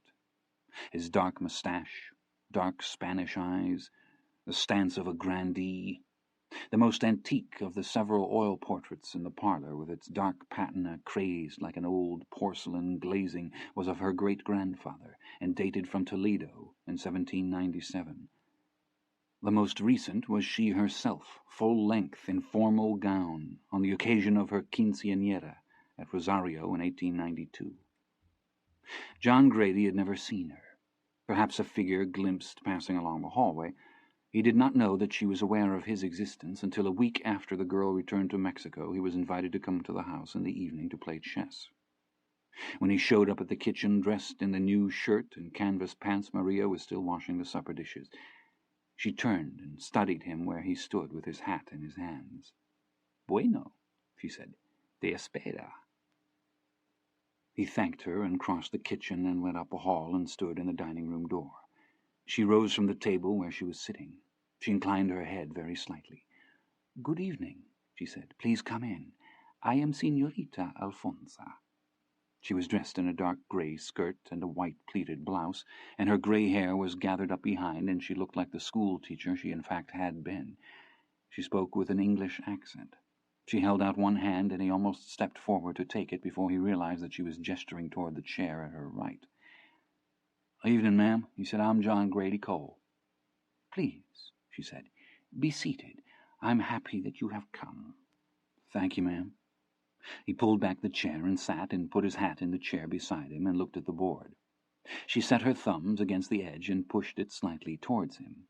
The board was pieced from blocks of Circassian walnut and bird's-eye maple with a border of inlaid pearl, and the chessmen were of carved ivory and black horn.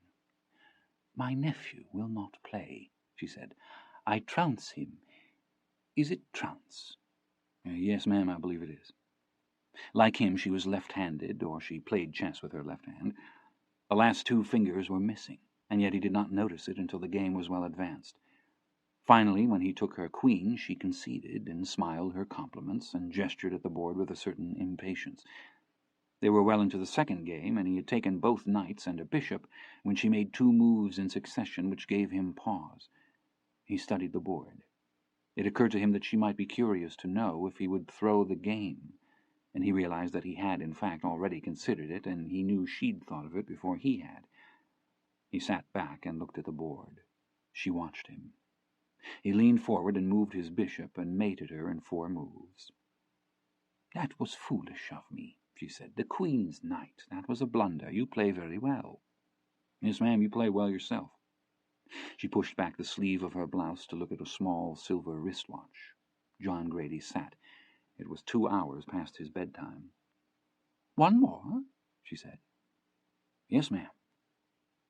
She used an opening he'd not seen before. In the end he lost his queen and conceded. She smiled and looked up at him. Carlos had entered with a tea tray, and he set it on the table, and she pushed aside the board and pulled the tray forward and set out the cups and saucers. There were slices of cake on a plate, and a plate of crackers, and several kinds of cheese, and a small bowl of brown sauce with a silver spoon in it. "Do you take cream?" she said. "No, ma'am." She nodded. She poured the tea. "I could not use that opening again with such effect," she said. "I'd never seen it before." "Yes. It was invented by the Irish champion Pollock. He called it the King's Own Opening. I was afraid you might know it." "I'd like to see it again sometime." "Yes, of course." She pushed the tray forward between them. "Please," she said, "help yourself." "I better not. I have crazy dreams eating this late." She smiled. She unfolded a small linen napkin from off the tray. "I've always had strange dreams, but I'm afraid they are quite independent of my dining habits." "Yes, ma'am." "They have a long life, dreams. I have dreams now which I had as a young girl. They have an odd durability for something not quite real." "Do you think they mean anything?" She looked surprised. "Oh, yes," she said. "Don't you?" "Well, I don't know. They're in your head." She smiled again. "I suppose I don't consider that to be the condemnation you do. Where did you learn to play chess?" "My father taught me." "He must be a very good player." "He was about the best I ever saw." "Could you not win against him?" "Sometimes. He was in the war, and after he came back I got to where I could beat him, but I don't think his heart was in it. He don't play at all now." "That's a pity." "Yes, ma'am, it is." She poured their cups again. "I lost my fingers in a shooting accident," she said. "Shooting live pigeons. The right barrel burst. I was 17, Alejandra's age. There's nothing to be embarrassed about. People are curious. It's only natural. I'm going to guess that the scar on your cheek was put there by a horse." "Yes, ma'am, it was my own fault." She watched him, not unkindly. She smiled. "Scars have the strange power to remind us that our past is real. The events that caused them can never be forgotten, can they?" "No, ma'am." "Alejandra will be in Mexico with her mother for 2 weeks. Then she will be here for the summer." He swallowed. "Whatever my appearance may suggest, I am not a particularly old-fashioned woman. Here we live in a small world, a close world. Alejandra and I disagree strongly, quite strongly, in fact. She is much like me at that age, and I seem at times to be struggling with my own past self. I was unhappy as a child for reasons that are no longer important. But the thing in which we are united, my niece and I—" She broke off. She set the cup and saucer to one side. The polished wood of the table held a round shape of breath where they'd stood that diminished from the edges in and vanished. She looked up. "I had no one to advise me, you see. Perhaps I would not have listened anyway. I grew up in a world of men. I thought this would have prepared me to live in a world of men, but it did not. I was also rebellious, and so I recognize it in others. Yet I think that I had no wish to break things, or perhaps only those things that wish to break me. The names of the entities that have power to constrain us change with time. Convention and authority are replaced by infirmity. But my attitude toward them has not changed. Has not changed. You see that I cannot help but be sympathetic to Alejandra, even at her worst. But I won't have her unhappy. I won't have her spoken ill of, or gossiped about. I know what that is. She thinks that she can toss her head and dismiss everything. In an ideal world, the gossip of the idle would be of no consequence. But I have seen the consequences in the real world, and they can be very grave indeed. They can be consequences of a gravity not excluding bloodshed, not excluding death. I saw this in my own family. What Alejandra dismisses as a matter of mere appearance or outmoded custom— She made a whisking motion with the imperfect hand that was both a dismissal and a summation. She composed her hands again and looked at him. "Even though you are younger than she, it is not proper for you to be seen riding in the campo together without supervision. Since this was carried to my ears, I considered whether to speak to Alejandra about it, and I have decided not to." She leaned back. He could hear the clock ticking in the hall. There was no sound from the kitchen. She sat watching him. "What do you want me to do?" he said. "I want you to be considerate of a young girl's reputation." "I never meant not to be." She smiled. "I believe you," she said. "But you must understand, this is another country. Here a woman's reputation is all she has." "Yes, ma'am." "There is no forgiveness, you see, ma'am. There is no forgiveness for women. A man may lose his honor and regain it again, but a woman cannot. She cannot." They sat. She watched him. He tapped the crown of his seat and hat with the tips of his 4 fingers and looked up. "I guess I'd have to say that don't seem right." "Right?"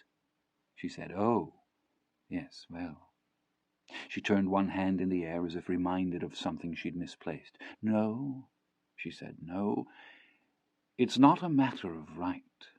You must understand, it's a matter of who must say. In this matter, I get to say. I am the one who gets to say." The clock ticked in the hall. She sat watching him. He picked up his hat. "Well, I guess I ought to say that you didn't have to invite me over just to tell me that." "You're quite right," she said. "It was because of it that I almost didn't invite you." On the mesa, they watched a storm that had made up to the north. At sundown, a troubled light. The dark jade shapes of the Lagunitas below them lay in the floor of the desert savannah like piercings through to another sky. The laminar bands of color to the west bleeding out under the hammered clouds. A sudden violet-colored hooding of the earth. They sat tailor-wise on ground that shuddered under the thunder, and they fed the fire out of the ruins of an old fence. Birds were coming down out of the half-darkness up-country and shearing away off the edge of the mesa, and to the north the lightning stood along the rimlands like burning mandrake. What else did she say? Said Rollins. That was about it. You think she was speaking for Rocha? I don't think she speaks for anybody but her. She thinks you got eyes for the daughter. I do have eyes for the daughter. You got eyes for the spread? John Grady studied the fire. I don't know, he said. I ain't thought about it. Sure you ain't. He looked at Rollins, and he looked into the fire again.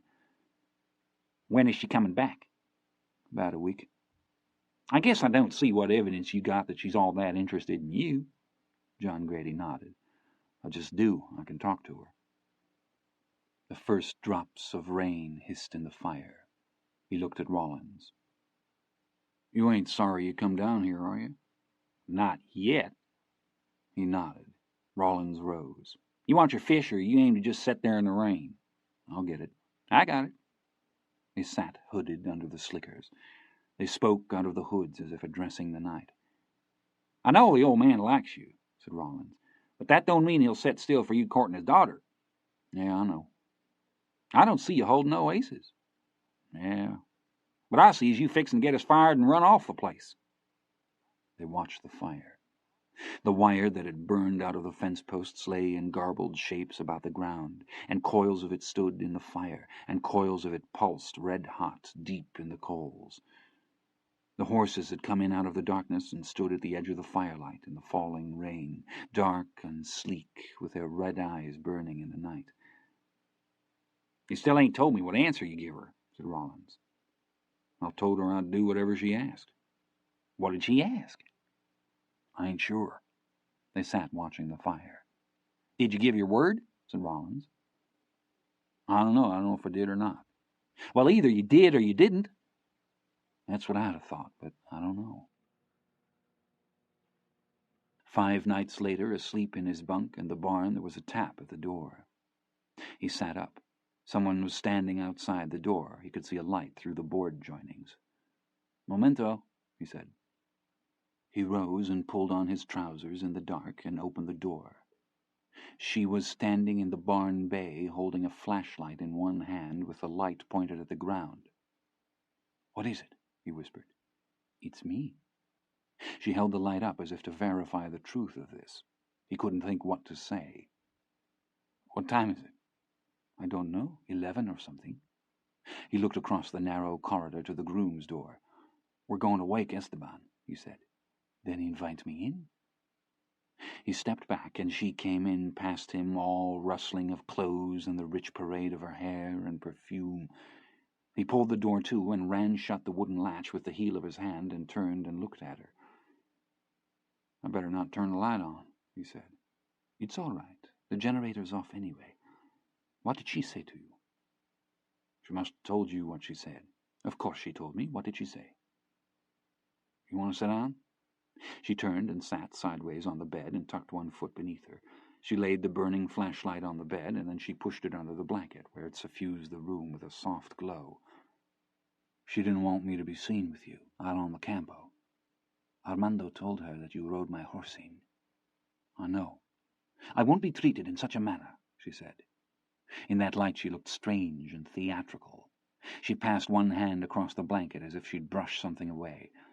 She looked up at him, and her face was pale and austere in the uplight, and her eyes lost in their darkly shadowed hollows, save only for the glint of them, and he could see her throat move in the light, and he saw in her face and in her figure something he'd not seen before, and the name of that thing was sorrow. I thought you were my friend, she said. Tell me what to do. He said, I'll do anything you say. The night damp laid the dust going up the Cienega road, and they rode the horses side by side at a walk, sitting the animals bareback and riding with hackamores. Leading the horses by hand out through the gate into the road, and mounting up and riding the horses side by side up the Cienega road with the moon in the west, and some dogs barking over toward the shearing sheds, and the greyhounds answering back from their pens, and him closing the gate and turning and holding his cupped hands for her to step into, and lifting her onto the black horse's naked back, and then untying the stallion from the gate and stepping once onto the gate slat, and mounting up all in one motion, and turning the horse, and them riding side by side up the Cienega road, with the moon in the west like a moon of white linen hung from wires, and some dogs barking. They'd be gone sometimes till near daybreak, and he'd put the stallion up and go to the house for his breakfast, and an hour later meet Antonio back at the stable and walk up past the Gerente's house to the trap where the mares stood waiting. They'd ride at night up along the western mesa 2 hours from the ranch, and sometimes he'd build a fire, and they could see the gaslights at the hacienda gates far below them, floating in a pool of black. And sometimes the lights seemed to move as if the world down there turned on some other center, and they saw stars fall to earth by the hundreds, and she told him stories of her father's family and of Mexico. Going back, they'd walk the horses into the lake, and the horses would stand and drink with the water at their chests, and the stars in the lake bobbed and tilted where they drank, and if it rained in the mountains the air would be close, and the night more warm, and one night he left her and rode down along the edge of the lake through the sedge and willow, and slid from the horse's back, and pulled off his boots and his clothes, and walked out into the lake where the moon slid away before him, and ducks gabbled out there in the dark. The water was black and warm, and he turned in the lake and spread his arms in the water, and the water was so dark and so silky, and he watched across the still black surface to where she stood on the shore with the horse, and he watched where she stepped from her pooled clothing, so pale, like a chrysalis emerging, and walked into the water. She paused midway to look back, standing there trembling in the water, and not from the cold, for there was none. Do not speak to her, do not call. When she reached him, he held out his hand, and she took it.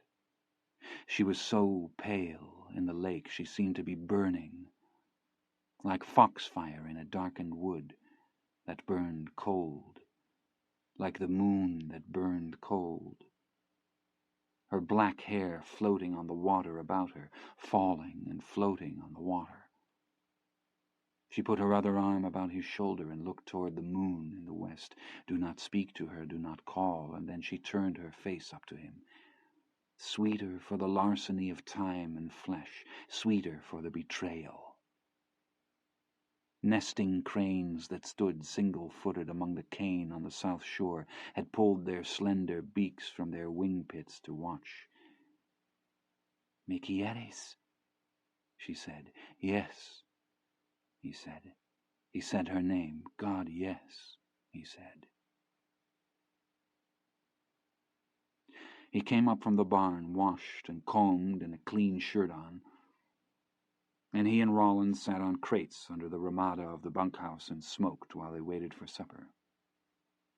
There was talking and laughing in the bunkhouse, and then it ceased. 2 of the vaqueros came through the door and stood. Rollins turned and looked north along the road. 5 Mexican Rangers were coming down the road, riding single file.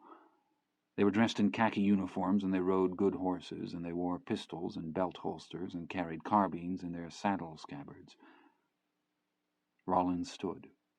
The other vaqueros had come to the door and stood looking out. As the riders passed on the road, the leader glanced across at the bunkhouse, at the men under the ramada, at the men standing in the door. Then they went on from sight, past the Gerente's house, 5 riders riding single file down out of the north, through the twilight toward the tile-roofed ranch house below them. When he came back down through the dark to the barn, the 5 horses were standing under the pecan trees at the far side of the house. They hadn't been unsaddled, and in the morning they were gone. The following night she came to his bed, and she came every night for 9 nights running, pushing the door shut and latching it and turning in the slatted light at God knew what hour, and stepping out of her clothes and sliding cool and naked against him in the narrow bunk, all softness and perfume, and the lushness of her black hair falling over him, and no caution to her at all, saying, I don't care, drawing blood with her teeth where he held the heel of his hand against her mouth that she did not cry out, sleeping against his chest where he could not sleep at all, and rising when the east was already grey with dawn, and going to the kitchen to get her breakfast as if she were only up early. Then she was gone back to the city. The following evening, when he came in, he passed Esteban in the barn bay and spoke to the old man, and the old man spoke back, but did not look at him. He washed up and went to the house and ate his dinner in the kitchen, and after he'd eaten, he and the hacendado sat at the dining-room table and logged the stud-book, and the hacendado questioned him and made notes on the mares, and then leaned back and sat smoking his cigar and tapping his pencil against the edge of the table. He looked up. "Good," he said. "How are you progressing with the Guzman?" "Well, I'm not ready for Volume 2. The hacendado smiled. "Guzman is excellent. You don't read French?" "No, sir." "The bloody French are quite excellent on the subject of horses. Do you play billiards?" "Sir?" "Do you play billiards?" "Yes, sir, some. Pool, anyways." "Pool, yes. Would you like to play?" "Yes, sir." "Good." The hacendado folded shut the books and pushed back his chair and rose, and he followed him out down the hall and through the salon and through the library to the panelled double doors at the far end of the room. The hacendado opened these doors, and they entered a darkened room that smelled of must and old wood. He pulled a tasselled chain and lit an ornate tin chandelier suspended from the ceiling. Beneath it an antique table of some dark wood with lions carved into the legs. The table was covered with a drop of yellow oilcloth, and the chandelier had been lowered from the 20-foot ceiling by a length of common trace chain. At the far end of the room was a very old carved and painted wooden altar, above which hung a life-size carved and painted wooden Christ. The hacendado turned. "I play seldom," he said. "I hope you are not an expert." "No, sir. I asked Carlos if he could make the table more level. The last time we played it was quite crooked. We will see what has been done. Just take the corner there, I will show you." They stood on either side of the table and folded the cloth toward the middle and folded it again, and then lifted it away and took it past the end of the table and walked toward each other, and the hacendado took the cloth and carried it over and laid it on some chairs. This was the chapel, as you see. You are not superstitious? No, sir, I don't think so. It is supposed to be made unsacred. The priest comes and says some words. Alfonsa knows about these matters, but of course the table has been here for years now, and the chapel has yet to be whatever the word is. To have the priest come and make it be no longer a chapel. Personally, I question whether such a thing can be done at all. What is sacred is sacred. The powers of the priest are more limited than people suppose. Of course, there has been no mass said here for many years. How many years? The hacendado was sorting through the cues where they stood, in and out of a mahogany rack in the corner. He turned. I received my first communion in this chapel. I suppose that may have been the last mass said here. I would say about 1911. He turned back to the cues. I would not let the priest come to do that thing, he said. To dissolve the sanctity of the chapel, why should I do that? I like to feel that God is here, in my house. He racked the balls and handed the cue ball to John Grady. It was ivory and yellow with age, and the grain of the ivory was visible in it. He broke the balls, and they played straight pool, and the hacendado beat him easily, walking about the table and chalking his cue with a deft rotary motion and announcing the shots in Spanish. He played slowly and studied the shots and the lay of the table, and as he studied and as he played he spoke of the Revolution and of the history of Mexico, and he spoke of the Dueña Alfonsa and of Francisco Madero. He was born in Paras, in this state. Our families at one time were quite close. Alfonsita may have been engaged to be married to Francisco's brother, I'm not sure. In any case, my grandfather would never have permitted the marriage. The political views of the family were quite radical. Alfonsita was not a child. She should have been left to make her own choice, and she was not. and whatever were the circumstances, she seems to have been very unforgiving of her father, and it was a great sorrow to him, and one that he was buried with. El cuatro. The hacendado bent and sighted and banked the 4-ball the length of the table, and stood and chalked his cue. In the end, it was all of no consequence, of course. The family was ruined, both brothers assassinated. We studied the table. Like Madero, she was educated in Europe. Like him, she also learned these ideas, these... He moved his hand in a gesture the boy had seen the aunt make also. She has always had these ideas. 14. He bent and shot and stood and chalked his cue. He shook his head. One country is not another country. Mexico is not Europe. But it is a complicated business. Madeira's grandfather was my padrino, my godfather, Don Evaristo. For this and other reasons my grandfather remained loyal to him, which was not such a difficult thing. He was a wonderful man, very kind, loyal to the regime of Diaz, even that. When Francisco published his book, Don Evaristo refused to believe that he had written it, and yet the book contained nothing so terrible. Perhaps it was only that a wealthy young hacendado had written it. 7. He bent and shot the 7-ball into the side pocket. He walked around the table. They went to France for their education, he and Gustavo, and others, all these young people. They all returned full of ideas, and yet there seemed to be no agreement among them. How do you account for that? Their parents sent them for these ideas, no? And they went there and received them. Yet when they returned and opened their valises, so to speak, no two contained the same thing. He shook his head gravely, as if the lay of the table were a trouble to him. They were in agreement on matters of fact, the names of people or buildings, the dates of certain events, but ideas. The people of my generation are more cautious. I think we don't believe that people can be improved in their character by reason. That seems a very French idea. He chalked, he moved, he bent and shot, and then stood surveying the new lay of the table. Beware, gentle knight, there is no greater monster than reason. He looked at John Grady and smiled, and looked at the table.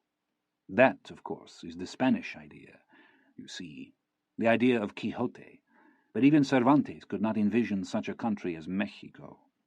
Alfonsita tells me I am only being selfish in not wanting to send Alejandra. Perhaps she is right. Perhaps she is right. Yes. Send her where? The hacendado had bent to shoot. He raised up again and looked at his guest. To France. To send her to France. He chalked his cue again. He studied the table. Why do I bother myself, eh? She will go. Who am I? A father. A father is nothing. He bent to shoot, and missed his shot, and stepped back from the table. There, he said. You see how this is bad for one's billiard game, this thinking? The French have come into my house to mutilate my billiard game. No evil is beyond them. He sat on his bunk in the dark, with his pillow in his 2 arms, and he leaned his face into it and drank in her scent, and tried to refashion in his mind her self and voice. He whispered half aloud the words she'd said. Tell me what to do. I'll do anything you say. The selfsame words he'd said to her. She'd wept against his naked chest while he held her, but there was nothing to tell her, and there was nothing to do. And in the morning she was gone. The following Sunday, Antonio invited him to his brother's house for dinner, and afterwards they sat in the shade of the ramada off the kitchen and rolled a cigarette and smoked and discussed the horses. Then they discussed other things. John Grady told him of playing billiards with the hacendado, and Antonio, sitting in an old Mennonite chair, the caning of which had been replaced with canvas, his hat on one knee and his hands together, received this news with the gravity proper to it, looking down at the burning cigarette and nodding his head. John Grady looked off through the trees toward the house, the white walls and the red clay roof tiles. Dígame, he said, ¿cuál es lo peor? ¿Que soy pobre o que soy americano? The vaquero shook his head. Una llave de oro abre cualquier puerta, he said. He looked at the boy. He tipped the ash from the end of the cigarette, and he said that the boy wished to know his thought, wished perhaps his advice, but that no one could advise him. Tienes razón, said John Grady. He looked at the vaquero. He said that when she returned, he intended to speak to her with the greatest seriousness. He said that he intended to know her heart. The vaquero looked at him. He looked toward the house. He seemed puzzled and said that she was here now. ¿Cómo? Sí, ella está aquí, desde ayer. He lay awake all night until the dawn, listening to the silence in the bay, the shifting of the bedded horses, their breathing. In the morning he walked up to the bunkhouse to take his breakfast. Rollins stood in the door of the kitchen and studied him. "You look like you've been rode hard and put up wet," he said. They sat at the table and ate. Rollins leaned back and fished his tobacco out of his shirt pocket. "I keep waiting for you to unload your wagon," he said. "I got to go to work here in a few minutes." "I'll just come up to see you." "What about?" "It don't have to be about something, does it?" "No, it don't have to." He popped a match on the underside of the table and lit his cigarette and shook out the match and put it in his plate. "I hope you know what you're doing," he said. John Grady drained the last of his coffee and put the cup on his plate along with the silver. He got his hat from the bench beside him and put it on and stood up to take his dishes to the sink. "You said you didn't have no hard feelings about me going down there." "I don't have no hard feelings about you going down there." John Grady nodded. "All right," he said. Rollins watched him go to the sink and watched him go to the door. He thought he might turn and say something else, but he didn't. He worked with the mares all day, and in the evening he heard the airplane start up. He came out of the barn and watched. The plane came out of the trees and rose into the late sunlight and banked and turned and leveled out, headed southwest. He couldn't see who was in the plane, but he watched it out of sight anyway. 2 days later he and Rollins were in the mountains again. They rode hard, hazing the wild manadas out of the high valleys, and they camped at their old site on the south slope of the Anteojos, where they'd camped with Luis, and they ate beans and barbecued goat meat wrapped in tortillas and drank black coffee. "We ain't got many more trips up here, have we?" said Rollins. John Grady shook his head. "No," he said, "probably not." Rollins sipped his coffee and watched the fire. Suddenly 3 greyhounds trotted into the light, one behind the other, and circled the fire, pale and skeletal shapes with the hide stretched taut over their ribs and their eyes red in the firelight. Rollins half rose, spilling his coffee. "What in the hell?" he said. John Grady stood and looked out into the darkness. The dogs vanished as suddenly as they had come. They stood waiting. No one came. "What the hell?" said Rollins. He walked out a little ways from the fire and stood listening. He looked back at John Grady. "You want to holler?" "No." "Them dogs ain't up here by themselves," he said. "I know." "You think he's hunting us?" "If he wants us, he can find us."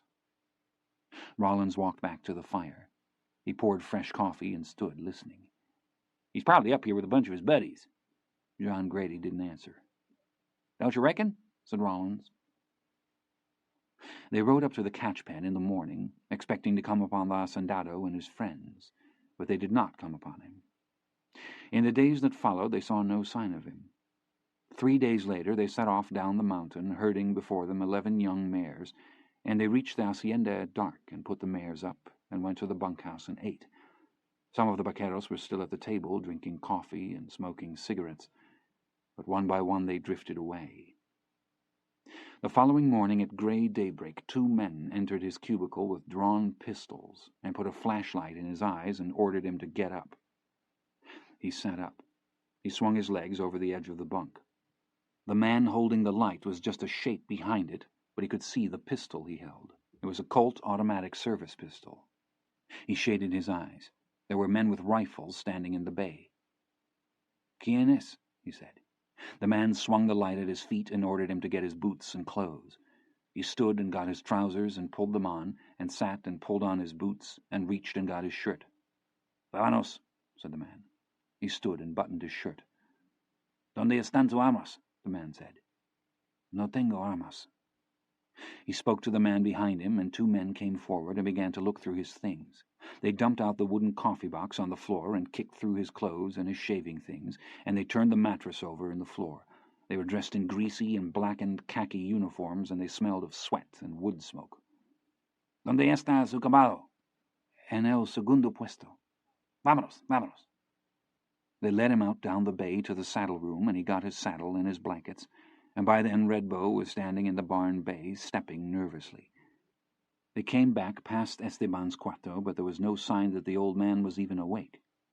They held the light while he saddled his horse, and then they walked out into the dawn where the other horses were standing. One of the guards was carrying Rawlins' rifle, and Rawlins was sitting slumped in the saddle on his horse with his hands cuffed before him and the reins on the ground. They jabbed him forward with a rifle. "What's this about, partner?" he said. Rawlins didn't answer. He leaned and spat and looked away. "No hable," said the leader. "Vámonos." He mounted up, and they cuffed his wrists and handed him the reins, and then all mounted up, and they turned their horses and rode 2 by 2 out of the lot through the standing gate. When they passed the bunkhouse, the lights were on, and the vaqueros were standing in the door or squatting along the ramada. They watched the riders pass, the Americans behind the leader and his lieutenant, the others, 6 in number, riding in pairs behind in their caps and uniforms, with their carbines resting across the pommels of their saddles, all riding out along the Cienega road and up country toward the north.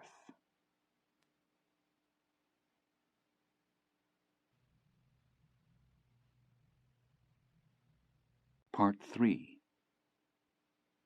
They rode all day, up through the low hills and into the mountains and along the mesa to the north, well beyond the horse range, and into the country they'd first crossed into some 4 months before. They nooned at a spring and squatted about the cold and blackened sticks of some former fire and ate cold beans and tortillas out of a newspaper. He thought the tortillas could have come from the hacienda kitchen. The newspaper was from Monclova. He ate slowly with his manacled hands and drank water from a tin cup that could only be partly filled for the water running out through the rivet holding the handle. The brass showed through the nickel plating where it was worn from the inside of the cuffs, and his wrists had already turned a pale and poisonous green. He ate, and he watched Rawlins, who squatted a little ways off, but Rawlins would not meet his eyes.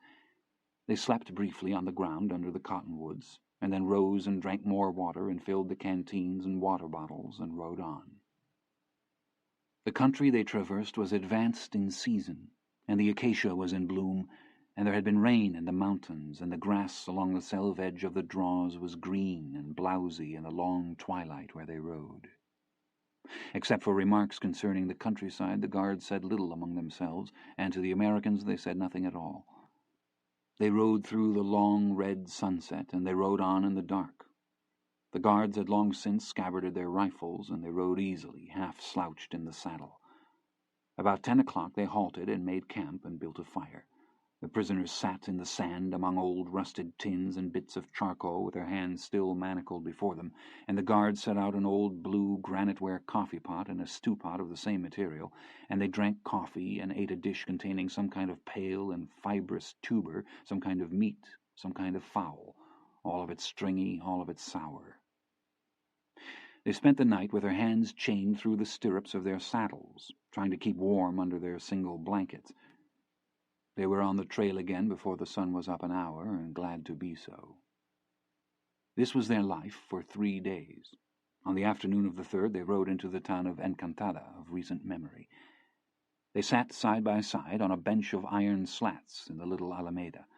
A pair of the guards stood a little ways off with their rifles, and a dozen children of different ages stood in the dust of the street watching them. 2 of the children were girls about 12 years of age, and when the prisoners looked at them they turned shyly and twisted at their skirts. John Grady called to them to ask if they could get them cigarettes. The guards glared at him. He made smoking motions at the girls, and they turned and ran off down the street. The other children stood as before. "Ladies, man," said Rawlins. "You don't want a cigarette?" Rawlins spat slowly between his boots and looked up again. "They ain't going to bring you no damn cigarette," he said. "I'll bet you." "What the hell you going to bet with?" "I'll bet you a cigarette."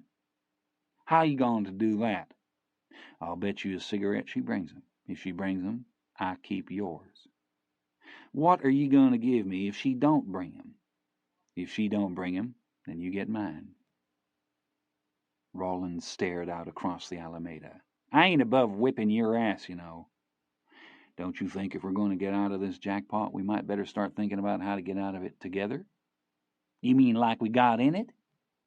You don't get to go back and pick some time when the trouble started and then lay everything off on your friend. Rawlins didn't answer. Don't sull up on me. Let's get it aired. All right. When they arrested you, what did you say? I didn't say nothing. What would have been the use? That's right. What would have been the use? What does that mean? It means you never asked him to go wake the patron, did you? No. I did. What did they say? Rawlins leaned and spat and wiped his mouth. They said he was awake. They said he'd been awake for a long time. Then they laughed. You think he sold us down the river? Don't you? I don't know. If he did, it was because of some lie. Or some truth. John Grady sat looking down at his hands.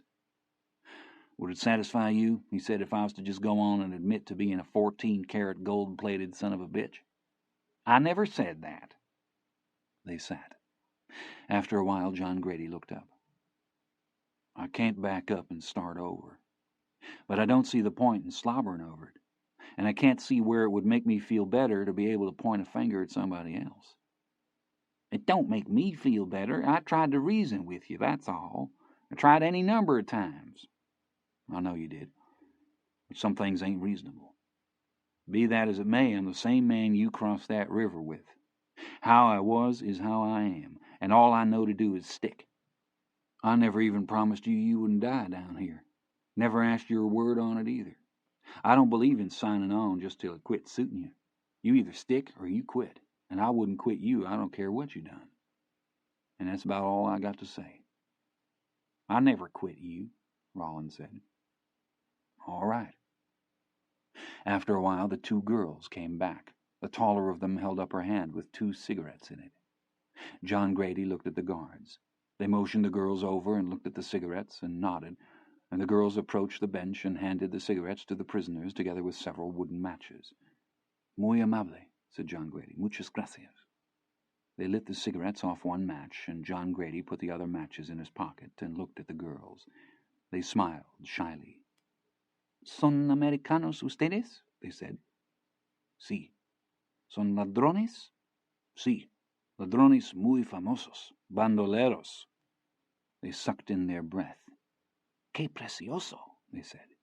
But the guards called to them and waved them away. They sat leaning forward on their elbows, smoking the cigarettes. John Grady looked at Rawlins' boots. Where's them new boots at? He said. Back at the bunkhouse. He nodded. They smoked. After a while, the others returned and called to the guards. The guards gestured at the prisoners, and they rose and nodded to the children and walked out to the street. They rode out through the north end of the town, and they halted before an adobe building with a corrugated tin roof and an empty mud bell-cot above it. Scales of old painted plaster still clung to the mud brick walls. They dismounted and entered a large room that might once have been a schoolroom. There was a rail along the front wall and a frame that could once have held a blackboard. The floors were of narrow pine boards, and the grain was etched by years of sand trod into them, and the windows along both walls had missing panes of glass replaced with squares of tin, all cut from the same large sign to form a broken mosaic among the window lights. At a gray metal desk in one corner sat a stout man, likewise in khaki uniform, who wore about his neck a scarf of yellow silk. He regarded the prisoners without expression. He gestured slightly with his head toward the rear of the building, and one of the guards took down a ring of keys from the wall, and the prisoners were led out through a dusty weed yard to a small stone building with a heavy wooden door shod in iron. There was a square Judas hole cut into the door at eye level, and fastened across it and welded to the iron framing was a mesh of light-gauge rebar. One of the guards unfastened the old brass padlock and opened the door. He took a separate ring of keys from his belt. "Las esposas," he said. Rawlins held up his handcuffs. The guard undid them, and he entered, and John Grady followed. The door groaned and creaked and thudded shut behind them. There was no light in the room save what fell through the grate in the door, and they stood holding their blankets, waiting for their eyes to grade the darkness. The floor of the cell was concrete, and the air smelled of excrement. After a while, someone to the rear of the room spoke. "Don't step in the bucket," said John Grady. "Where is it?" "I don't know. Just don't step in it." "I can't see a damn thing." Another voice spoke out of the darkness. It said, "Is that you all?" John Grady could see part of Rawlins' face broken into squares in the light from the grid, turning slowly, the pain in his eyes. "Ah, God," he said. "Blevins?" said John Grady. "Yeah, it's me." He made his way carefully to the rear. An outstretched leg withdrew along the floor like a serpent recoiling underfoot. He squatted and looked at Blevins. Blevins moved, and he could see his teeth in the partial light, as if he were smiling. "What a man won't see when he ain't got a gun," said Blevins. "How long have you been here?" "I don't know, a long time." Rawlins made his way toward the back wall and stood looking down at him. "You told 'em to hunt us, didn't you?" he said. "Never done no such a thing," said Blevins. John Grady looked up at Rawlins. "They knew there were 3 of us," he said. "Yeah," said Blevins. "Bullshit," said Rawlins. "They wouldn't have hunted us once they got the horse back. He's done something."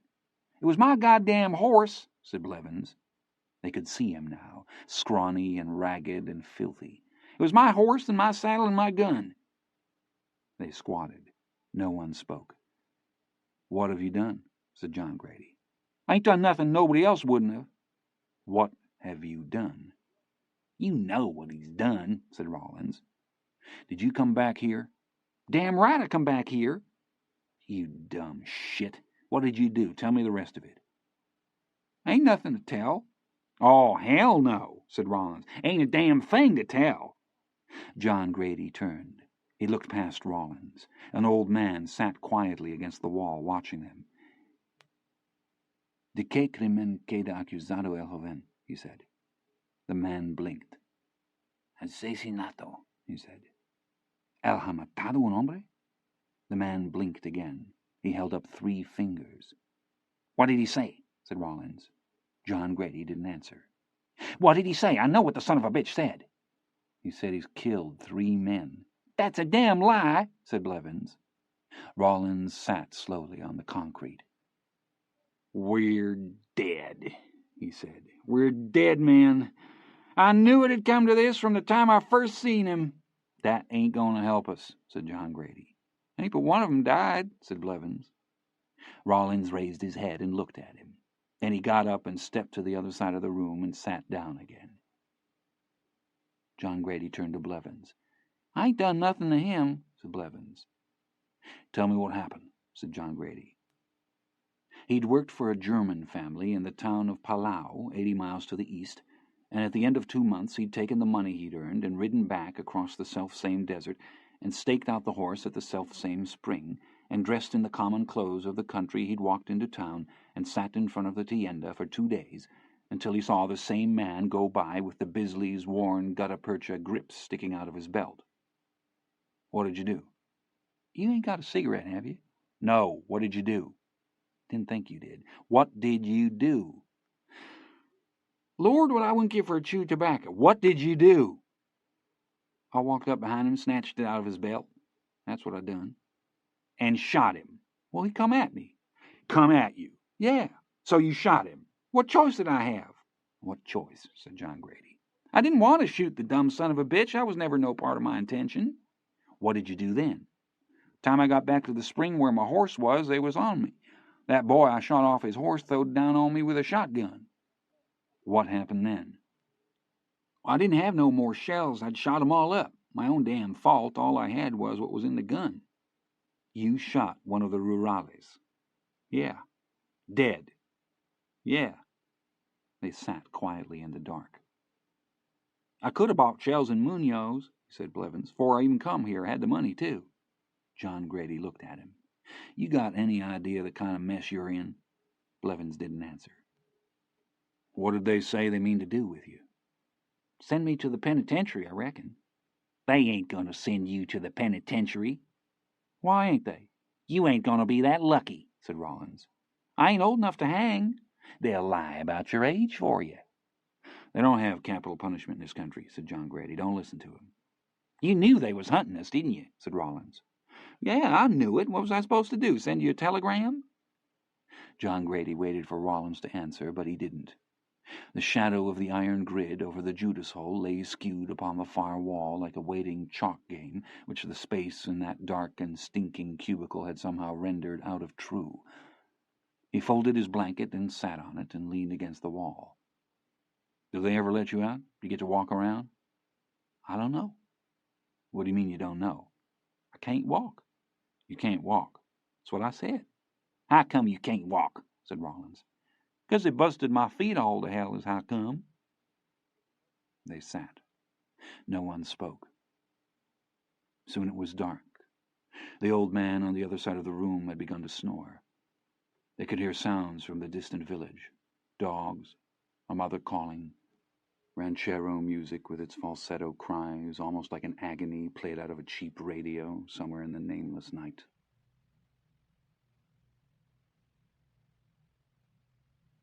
That night he dreamt of horses in a field, on a high plain, where the spring rains had brought up the grass and the wild flowers out of the ground, and the flowers ran all blue and yellow, far as the eye could see. And in the dream he was among the horses running, and in the dream he himself could run with the horses. And they coursed the young mares and fillies over the plain, where their rich bay and their rich chestnut colours shone in the sun, and the young colts ran with their dams and trampled down the flowers in a haze of pollen that hung in the sun like powdered gold. And they ran, he and the horses, out along the high mesas, where the ground resounded under their running hoofs, and they flowed and changed and ran, and their manes and tails blew off of them like spume, and there was nothing else at all in that high world. And they moved all of them in a resonance that was like a music among them, and they were none of them afraid, horse nor colt nor mare, and they ran in that resonance which is the world itself, and which cannot be spoken but only praised. In the morning 2 guards came and opened the door and handcuffed Rollins and led him away. John Grady stood and asked where they were taking him, but they didn't answer. Rollins didn't even look back. The captain was sitting at his desk drinking coffee and reading a 3-day-old newspaper from Monterey. He looked up. "Pasaporte," he said. "I don't have no passport," said Rollins. The captain looked at him. He raised his eyebrows in mock surprise. "Don't have no passport?" he said. "You have identification?" Rollins reached around to his left rear pocket with his manacled hands. He could reach the pocket, but he couldn't reach into it. The captain nodded, and one of the guards stepped forward and took out the billfold and handed it across to the captain. The captain leaned back in the chair. "Quita las esposas," he said. The guard swung his keys forward and took hold of Rollins' wrists and unlocked the handcuffs and stepped back and put them in his belt. Rollins stood, rubbing his wrists. The captain turned the sweat-blackened leather in his hand. He looked at both sides of it, and he looked up at Rollins. Then he opened it and took out the cards, and he took out the photograph of Betty Ward, and he took out the American money and then the Mexican peso bills, which alone were unmutilated. He spread these things out on the desk and leaned back in his chair and folded his hands together and tapped his chin with his forefingers and looked at Rollins again. Outside, Rollins could hear a goat. He could hear children. The captain made a little rotary motion with one finger. "Turn around," he said. He did so. "Put down your pants." "Do what?" "Put down your pants." "What the hell for?" The captain must have made another gesture, because the guard stepped forward and took a leather sap from his rear pocket and struck Rollins across the back of the head with it. The room Rollins was in lit up all white, and his knees buckled, and he reached about him in the air. He was lying with his face against the splintery wooden floor. He didn't remember falling. The floor smelled of dust and grain. He pushed himself up. They waited. They seemed to have nothing else to do. He got to his feet and faced the captain. He felt sick to his stomach. "You must cooperate," said the captain. "Then you don't have no troubles. Turn around. Put down your pants." He turned around and unbuckled his belt and pushed his trousers down around his knees, and then the cheap cotton undershorts he'd bought in the commissary at La Vega. "Lift your shirt," said the captain. He lifted the shirt. "Turn around," said the captain. He turned. "Get dressed." He let the shirt fall and reached and hauled up his trousers and buttoned them and buckled back the belt. The captain was sitting holding the driver's license from his billfold. "What is your date of birth?" he said. "September 26, 1932. What is your address?" "Route 4, Knickerbocker, Texas, United States of America." "How much is your height?" 5'11". "How much is your weight?" 160 pounds.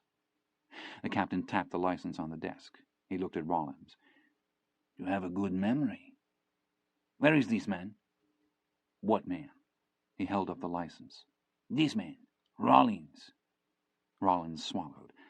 He looked at the guard, and he looked at the captain again. "I'm Rollins," he said.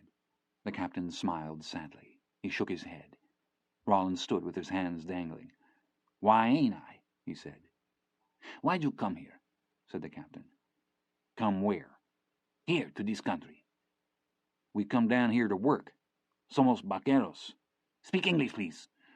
"You come to buy cattle?" "No, sir." "No. You have no permit, correct?" "We just come down here to work." "At La Purísima?" "Anywhere. That's just where we found work." "How much did they pay you?" "We was getting 200 pesos a month." "In Texas, what do they pay you for this work?" "I don't know, 100 a month." $100? "Yes, sir." 800 pesos. Yes, sir, I reckon. The captain smiled again. "Why must you leave Texas?" "We just left. We didn't have to." "What is your true name?" "Lacey Rollins." He pushed the forearm of his sleeve against his forehead and wished at once he hadn't. "Blevins is your brother." "No, we got nothing to do with him." "What is the number of horses you steal?" "We never stole no horses." "These horses have no marca." "They come from the United States." "You have a factura for these horses?" "No, we rode down here from San Angelo, Texas. We don't have no papers on them. They're just our horses." "Where did you cross the border?" "Oh, just out of Langtree, Texas." "What is the number of men you killed?" "I never killed nobody. I never stole nothing in my life. That's the truth." "Why'd you have guns for?" "To shoot game." "Game?" "Game, to hunt. Cazador." "Now you are hunters." "Where is Rollins?" Rollins was close to tears. "You're looking at him, damn it!" "What is the true name of the assassin Blevins?" "I don't know." "How long since you know him?" "I don't know him. I don't know nothing about him." The captain pushed back the chair and stood. He pulled down the hem of his coat to correct the wrinkles, and he looked at Rollins. "You are very foolish," he said. "Why did you want to have these troubles?"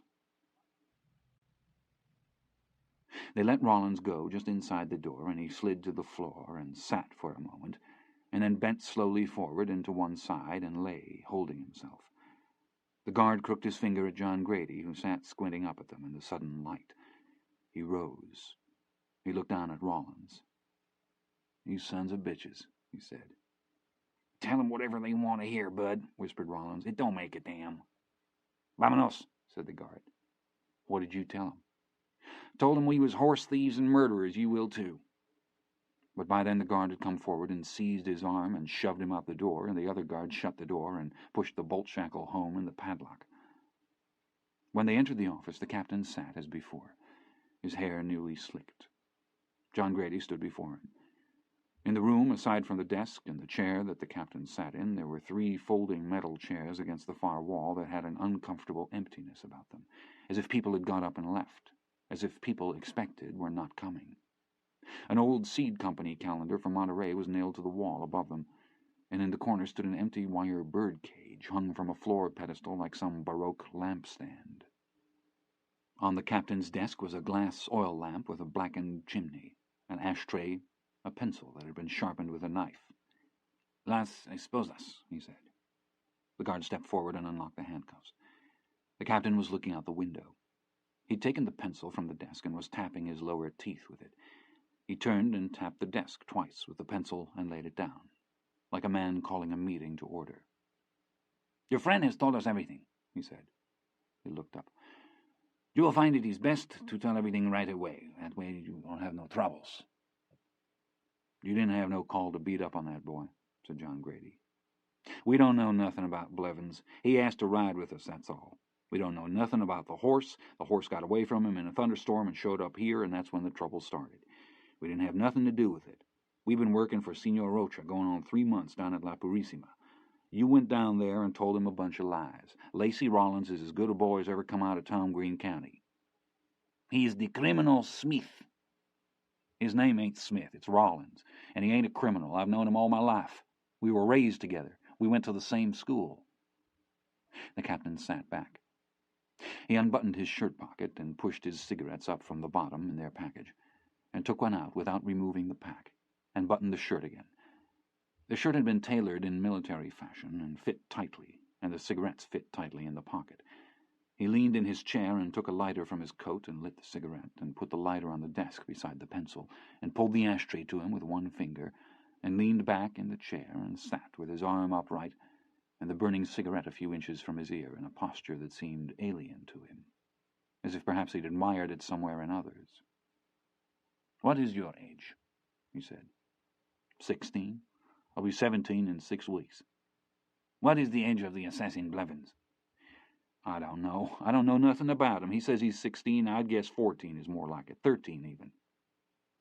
"He don't have no feathers." "He what?" "He don't have no feathers." "I wouldn't know about that. It don't interest me." The captain's face darkened. He puffed on the cigarette. Then he put his hand on the desk, palm upward, and snapped his fingers. "Deme su billetera." John Grady took his billfold from his hip pocket and stepped forward and laid it on the desk and stepped back. The captain looked at him. He leaned forward and took the billfold and sat back and opened it and began to take out the money, the cards, the photos. He spread everything out and looked up. "Where is your license of operator?" "I don't have one." "You have destroyed it." "I don't have one. I never did have one." "The assassin Blevins has no documents." "Probably not." "Why don't he have no documents?" "He lost his clothes." "He lose his clothes?" "Yes." "Why he come here to steal horses?" "It was his horse." The captain leaned back, smoking. "The horse is not his horse." "Well, you have it your own ignorant way." "Comment?" "As far as I know, that horse is his horse. He had it with him in Texas, and I know he brought it into Mexico because I seen him ride it across the river." The captain sat, drumming his fingers on the arm of the chair. "I don't believe you," he said. John Grady didn't answer. "These are not the facts." He half swiveled in his chair to look out the window. "Not the facts," he said. He turned and looked across his shoulder at the prisoner. "You have the opportunity to tell the truth here. Here. In 3 days, you will go to Saltillo, and then you will not have this opportunity. It will be gone. Then the truth will be in other hands, you see. We can make the truth here, or we can lose it. But when you leave here, it will be too late.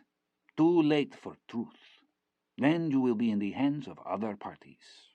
Who can say what the truth will be then, at that time? Then you will blame yourself. You will see." "There ain't but one truth," said John Grady. "The truth is what happened. It ain't what come out of somebody's mouth." "Do you like this little town?" said the captain. "It's all right." "It is very quiet here." "Yes." "The peoples in this town are quiet peoples. Everybody here is quiet all the time." He leaned forward and stubbed out the cigarette in the ashtray. "Then comes the assassin Blevins to steal horses and kill everybody. Why is this? He was a quiet boy and never do no harm, and then he come here and do these things, something like that." He leaned back and shook his head in that same sad way. "No," he said. He wagged one finger. "No." He watched John Grady. "What is the truth is this. He was not a quiet boy. He was this other kind of boy all the time. All the time." When the guards brought John Grady back, they took Blevins away with them. He could walk, but not well. When the padlock had clicked shut and rattled and swung to rest, John Grady squatted, facing Rollins. "How you doing?" he said. "I'm okay. How are you?" "I'm all right." "What happened?" "Nothing." "What'd you tell him?" "I told him you were full of shit." "You didn't get to go to the shower room?" "No." "You were gone a long time." "Yeah." "He keeps a white coat back there on a hook. He takes it down and puts it on and ties it around his waist with a string." John Grady nodded. He looked at the old man. The old man was watching them, even if he didn't speak English. "Blevins is sick." "Yeah, I know. I think we're going to Saltillo." "What's in Saltillo?" "I don't know." Rollins shifted against the wall. He closed his eyes. "Are you all right?" said John Grady. "Yeah, I'm all right."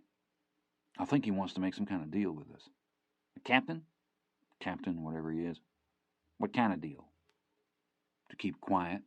That kind of a deal." "Like we had some kind of a choice. Keep quiet about what?" "About Blevins." "Keep quiet about what about Blevins?" John Grady looked at the little square of light in the door and at the skew of it on the wall above the old man's head where he sat. He looked at Rollins. "I think they aim to kill him. I think they aim to kill Blevins." Rollins sat for a long time. He sat with his head turned away against the wall. When he looked at John Grady again, his eyes were wet. "Maybe they won't," he said. "I think they will." "Ah, damn," said Rollins. "Just goddamn it all to hell." When they brought Blevins back, he sat in the corner and didn't speak. John Grady talked with the old man. His name was Orlando. He didn't know what crime he was accused of. He'd been told he could go when he signed the papers, but he couldn't read the papers, and no one would read them to him.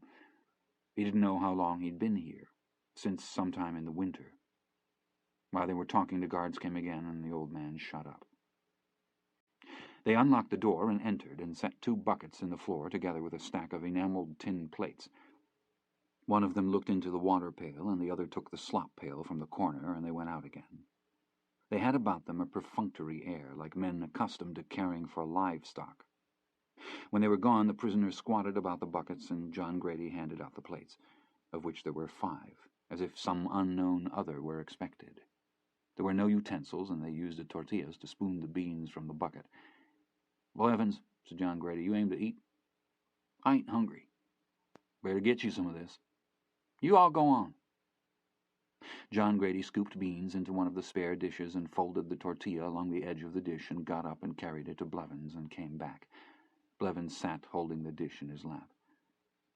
After a while he said, "What'd you tell him about me?" Rollins stopped chewing and looked at John Grady.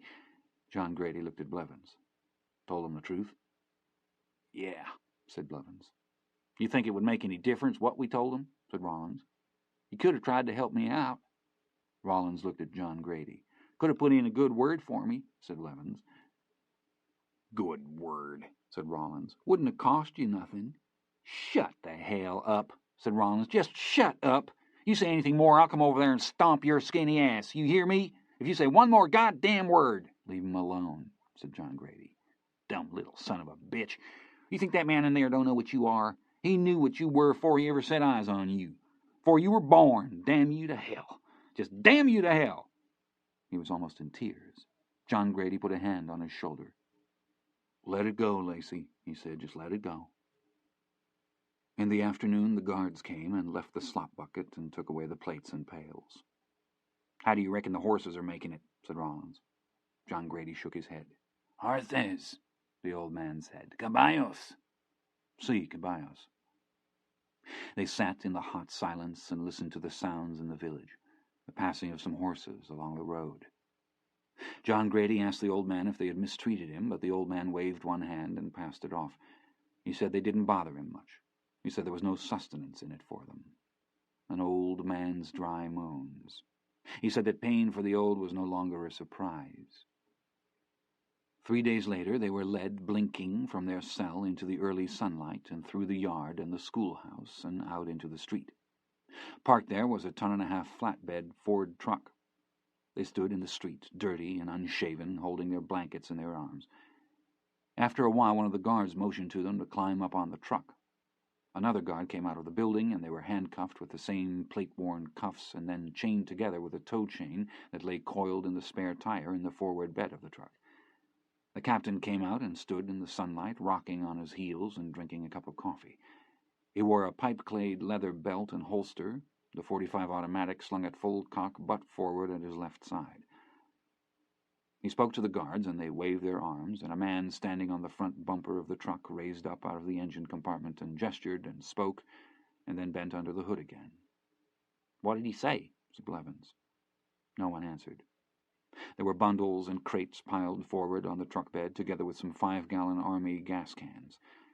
People of the town kept arriving with parcels and handing slips of paper to the driver, who stuffed them into his shirt pocket without comment. "Yonder stands your gals," said Rawlins. "I'll see 'em," said John Grady. They were standing close together, the one clinging to the arm of the other, both of them crying. "What the hell sense does that make?" said Rawlins. John Grady shook his head. The girls stood watching while the truck was loaded and while the guards sat smoking with their rifles propped against their shoulders, and they were still standing there an hour later when the truck finally started, and the hood dropped shut and the truck with the prisoners in their chains jostling slightly pulled away down the narrow dirt street and faded from sight in a rolling wake of dust and motor smoke. There were 3 guards on the truck bed with the prisoners, young boys from the country in ill-fitting and unpressed uniforms. They must have been ordered not to speak to the prisoners because they took care to avoid their eyes. They nodded or raised one hand gravely to people they knew standing in the doorways as they rolled out down the dusty street. The captain sat in the cab with the driver. Some dogs came out to chase the truck, and the driver cut the wheel sharply to try to run them down, and the guards on the truck bed grabbed wildly for handholds, and the driver looked back at them through the rear window of the cab, laughing, and they all laughed and punched one another and then sat gravely with their rifles. They turned down a narrow street and stopped in front of a house that was painted bright blue. The captain leaned across the cab and blew the horn. After a while the door opened and a man came out. He was rather elegantly dressed after the manner of a charro, and he walked around the truck, and the captain got out, and the man got into the cab, and the captain climbed in after him and shut the door, and they pulled away. They drove down the street past the last house and the last of the corrals and mud pens, and crossed a shallow ford where the slow water shone like oil in its colors and mended itself behind them before the runoff from the truck tires had even finished draining back. The truck labored up out of the ford over the scarred rock of the roadbed, and then leveled out and set off across the desert in the flat mid-morning light. The prisoners watched the dust boil from under the truck and hang over the road and drift slowly off across the desert.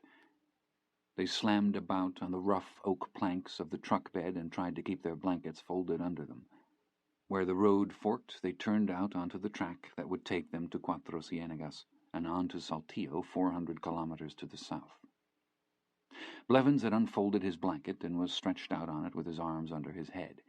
He lay staring up at the pure blue desert sky where there was no cloud, no bird. When he spoke, his voice shuddered from the hammering of the truck bed against his back. "Boys," he said, "this is going to be a long old trip." They looked at him. They looked at each other. They didn't say if they thought it would be or not. "The old man said it'd take all day to get there," said Blevins. "I asked him, said all day." Before noon they struck the main road coming down out of Boquillas on the border, and they took the road down country, through the pueblos of San Guillermo, San Miguel, Tanque al Revés. The few vehicles they encountered on that hot and guttered track passed in a storm of dust and flying rock, and the riders on the truck bed turned away with their faces in their elbow sleeves. They stopped in Ocampo and offloaded some crates of produce and some mail and drove on toward El Oso. In the early afternoon they pulled in at a small cafe by the roadside, and the guards climbed down and went in with their guns. The prisoners sat chained on the truck bed. In the dead mud yard some children who'd been playing stopped to watch them, and a thin white dog who seemed to have been awaiting just such an arrival came over and urinated for a long time against the rear tire of the truck and went back. When the guards came out, they were laughing and rolling cigarettes. One of them carried 3 bottles of orange soda water, and he passed them up to the prisoners and stood waiting for the bottles while they drank. When the captain appeared in the doorway, they climbed back onto the truck. The guard who'd taken the bottles back came out, and then the man in the charro outfit, and then the driver. When they were all in their places, the captain stepped from the shade of the doorway and crossed the gravel apron and climbed into the cab, and they went on. At Cuatro Ciénegas, they struck the paved road and turned south toward Torreon. One of the guards stood up and, holding on to the shoulder of his companion, looked back at the road sign. He sat again, and they glanced at the prisoners and then just sat looking out over the countryside as the truck gathered speed. An hour later they left the road altogether, the truck labouring over a dirt track across rolling fields, a great and fallow baldios, such as was common to that country where feral cattle the colour of candle wax come up out of the arroyos to feed at night like alien principles. Summer thunderheads were building to the north, and Blevins was studying the horizon and watching the thin wires of lightning and watching the dust to see how the wind blew. They crossed a broad gravel riverbed, dry and white in the sun, and they climbed into a meadow where the grass was tall as the tires and passed under the truck with a seething sound, and they entered a grove of ebony trees and drove out a nesting pair of hawks and pulled up in the yard of an abandoned estancia, a quadrangle of mud buildings and the remains of some sheep pens. No one in the truck bed moved. The captain opened the door and stepped out. "Vámonos," he said. They climbed down with their guns. Blevins looked about at the ruined buildings. "What's here?" he said. One of the guards leaned his rifle against the truck and sorted through the ring of keys and reached and unlocked the chain and threw the loose ends up onto the truck bed and picked up the rifle again and gestured for the prisoners to get down. The captain had sent one of the guards to scout the perimeter, and they stood waiting for him to come back. The charro stood leaning against the front fender of the truck, with one thumb in his carved leather belt, smoking a cigarette. "What do we do here?" said Blevins. "I don't know," said John Grady. The driver hadn't gotten out of the truck. He was slumped back in the seat with his hat over his eyes and looked to be sleeping. "I gotta take a leak," said Rollins. They walked out through the grass, Blevins hobbling after them. No one looked at them. The guard came back and reported to the captain, and the captain took the guard's rifle from him and handed it to the charro, and the charro hefted it in his hands as if it were a game gun. The prisoners straggled back to the truck. Blevins sat down a little apart, and the charro looked at him and then took his cigarette from his mouth and dropped it in the grass and stepped on it. Blevins got up and moved to the rear of the truck where John Grady and Rollins were standing.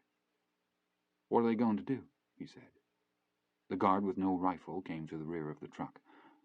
"Vámonos," he said. Rollins raised up from where he was leaning on the bed of the truck.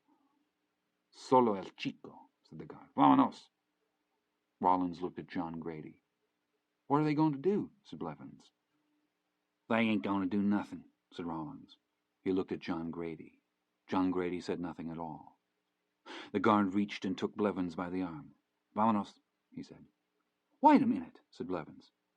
"Están esperando," said the guard. Blevins twisted out of his grip and sat on the ground. The guard's face clouded. He looked toward the front of the truck where the captain stood. Blevins had wrenched off one boot and was reaching down inside it. He pulled up the black and sweaty inner sole and threw it away and reached in again. The guard bent and got hold of his thin arm. He pulled Blevins up.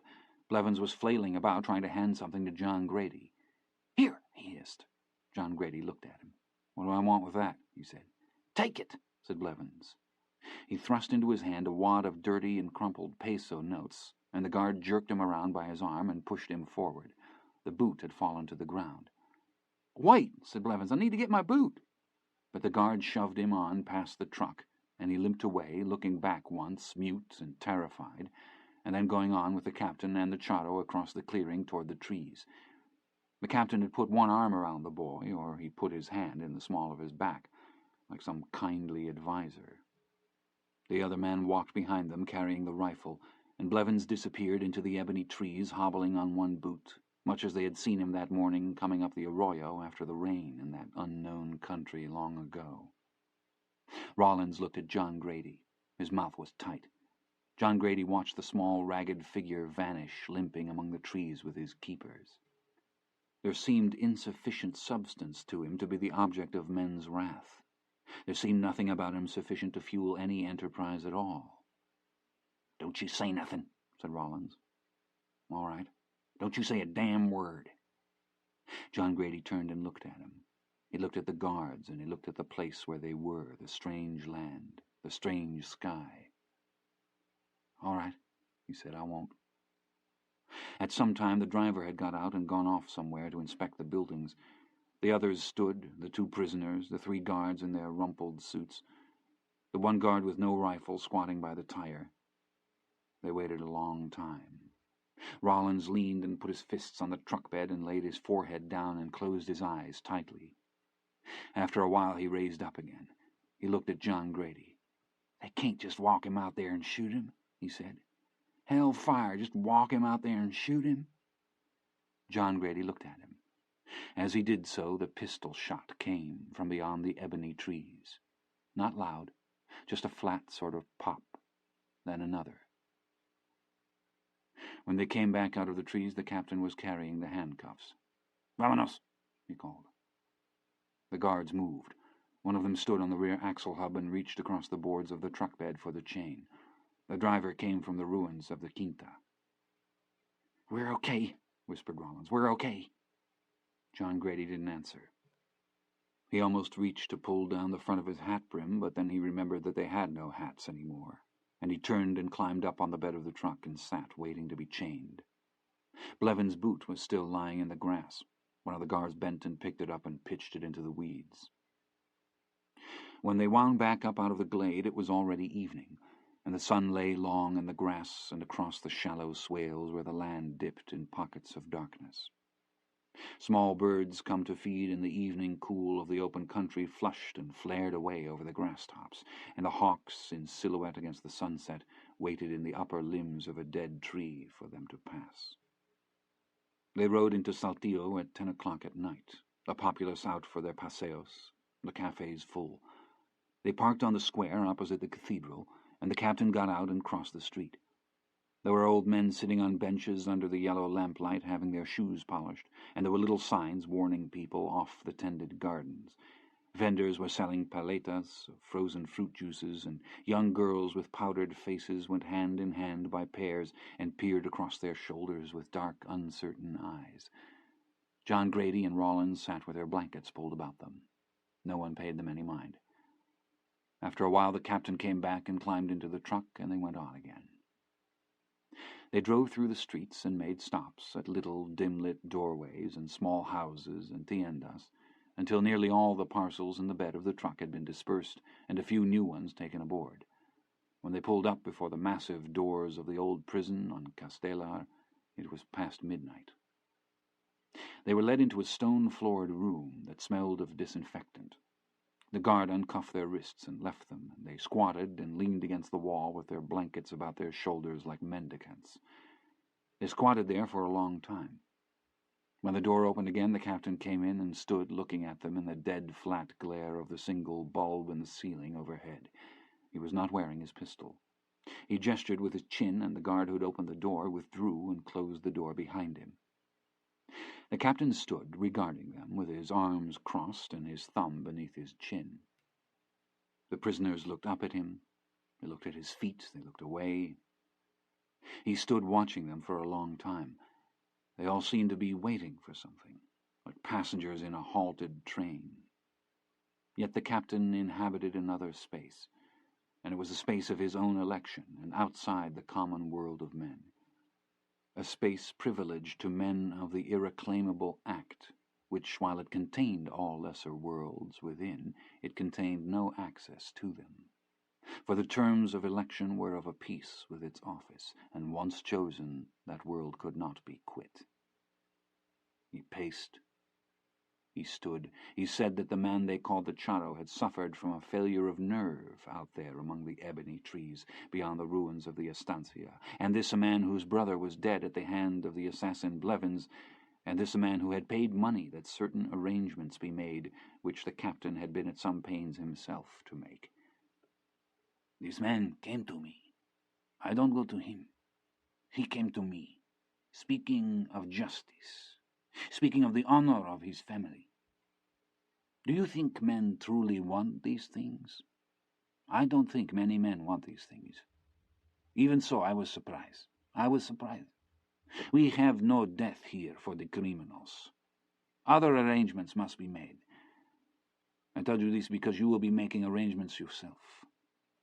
John Grady looked up. You are not the first Americans to be here, said the captain, in this place. I have friends in this place, and you will be making these arrangements with these peoples. I don't want you to make no mistakes. We don't have any money, said John Grady. We ain't fixing to make any arrangements. Excuse me, but you will be making some arrangements. You don't know nothing. What did you do with our horses? We're not talking about horses now. Those horses must wait. The rightful owners must be found of those horses. Rollins stared bleakly at John Grady. Just shut the hell up, he said.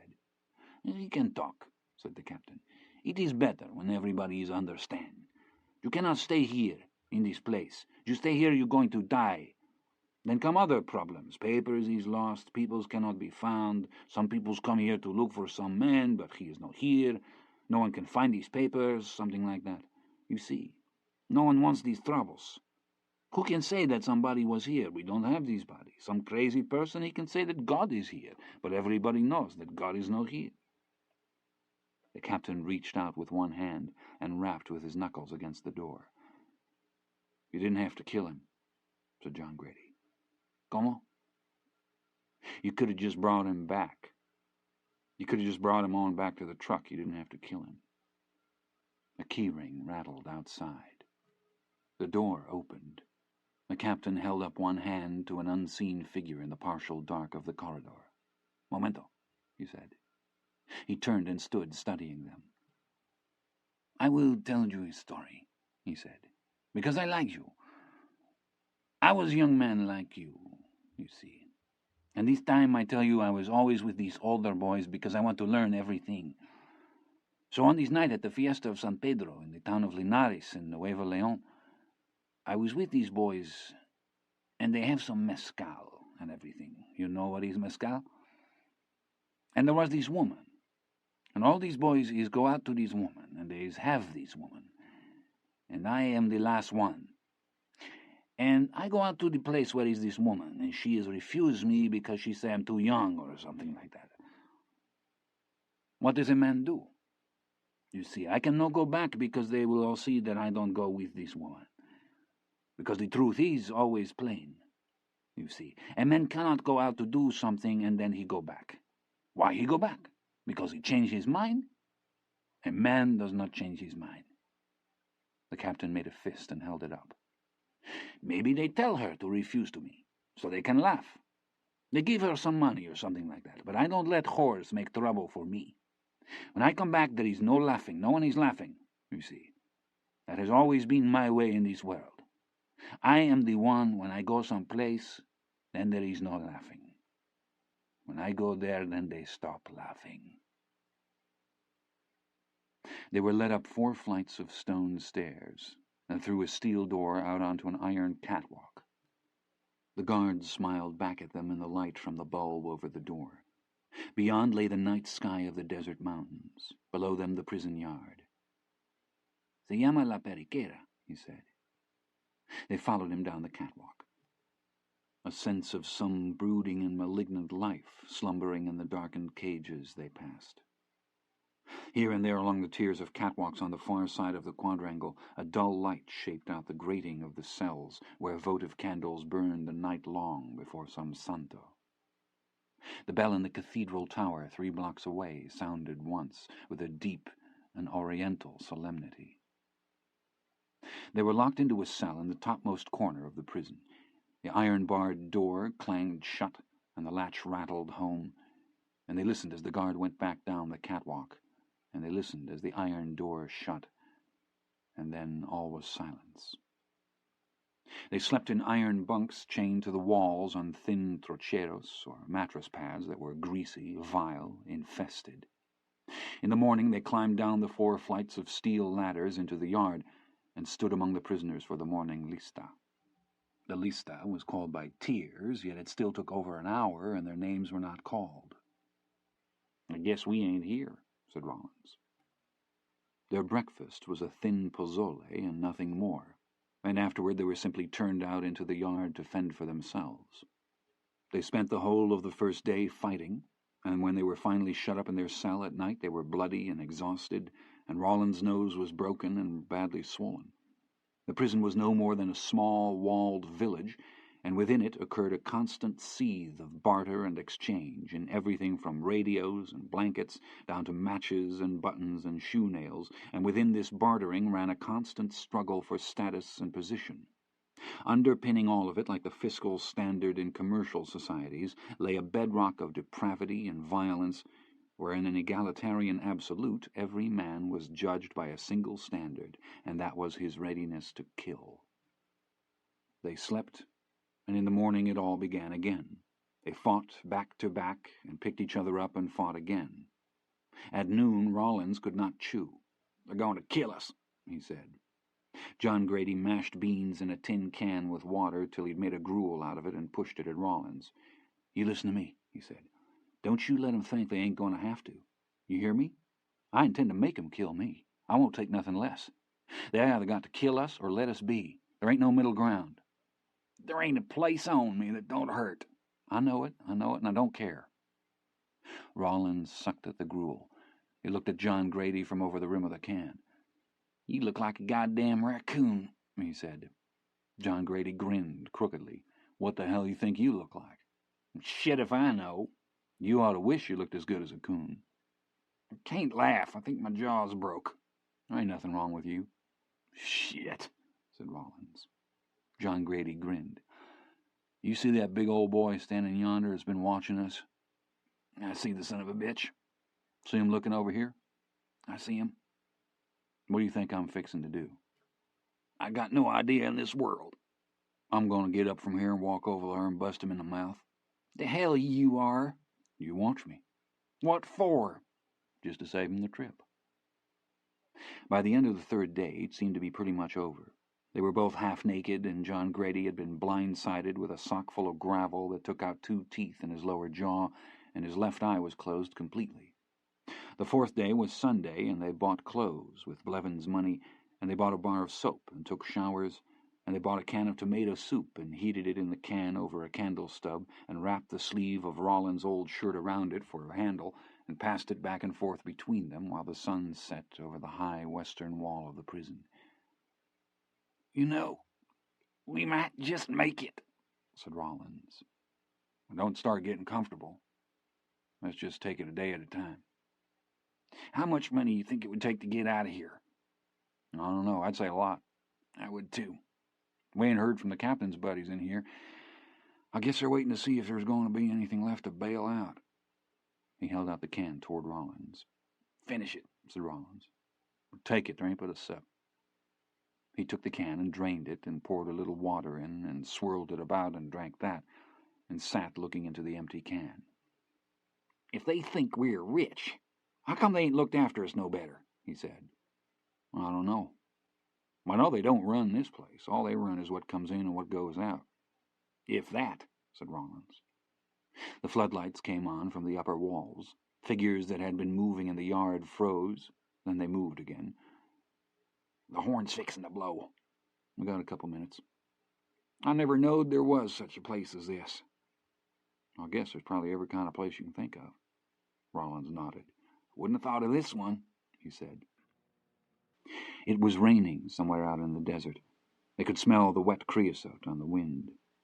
Lights came on in a makeshift cinder-block house built into one corner of the prison wall, where a prisoner of means lived like an exiled satrap, complete with cook and bodyguard. There was a screen door to the house, and a figure crossed behind it and crossed back. On the roof, a clothesline, where the prisoners' clothes luffed gently in the night breeze like flags of state. Rollins nodded toward the lights. "You ever see him?" "Yeah, one time. He was standing in the door one evening, smoking him a cigar." "You picked up on any of the lingo in here?" "Some." "What's a poocha?" "Cigarette butt." "Then what's a take-a-lata?" "Same thing." "How many damn names have they got for a cigarette butt?" "I don't know. You know what a papazote is?" "No, what?" "A big shot." That's what they call the dude that lives yonder. Yeah. And we're a couple of gabachos. Bolillos.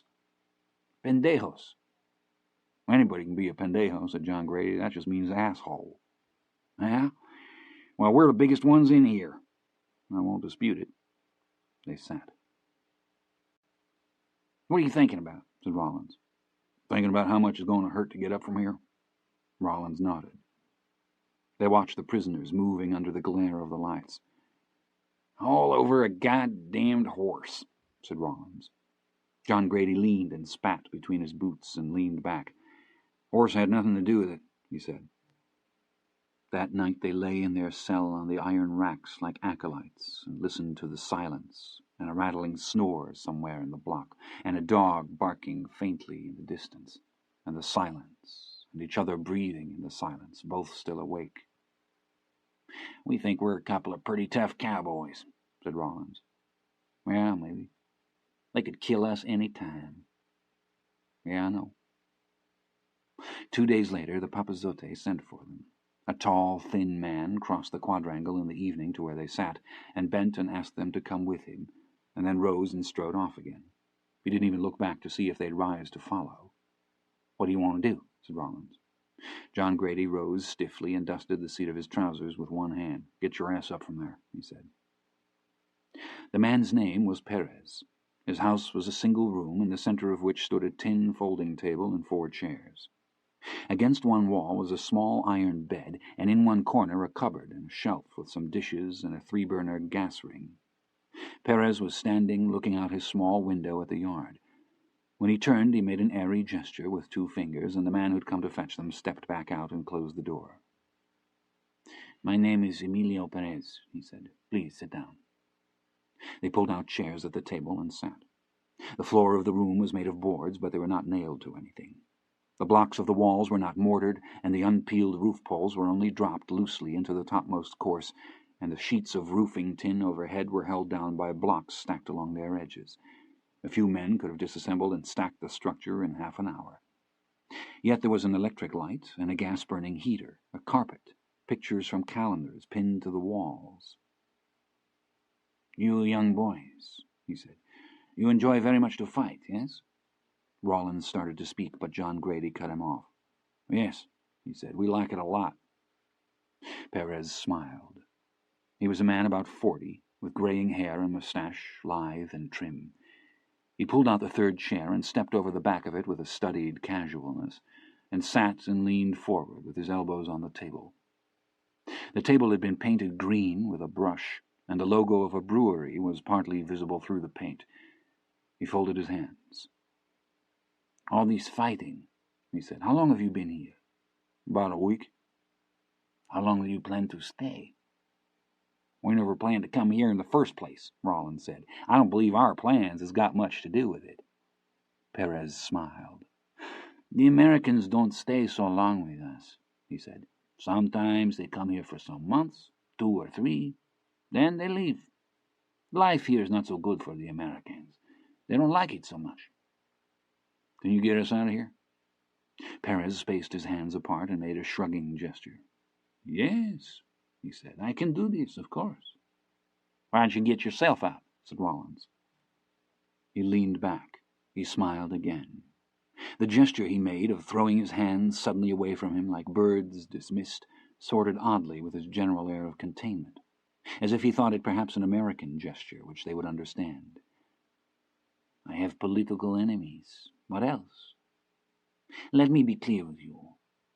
I do not live here so very good. I must have money to make my own arrangements, and this is a very expensive business. A very expensive business. You're digging a dry hole, said John Grady. We don't have no money. Perez regarded them gravely. If you don't have no money, how can you be released from your confinement? You tell us. But there is nothing to tell. Without money you can do nothing. But I don't guess we'll be going anywheres. Perez studied them. He leaned forward and folded his hands again. He seemed to be giving thought how to put things. This is a serious business, he said. You don't understand the life here.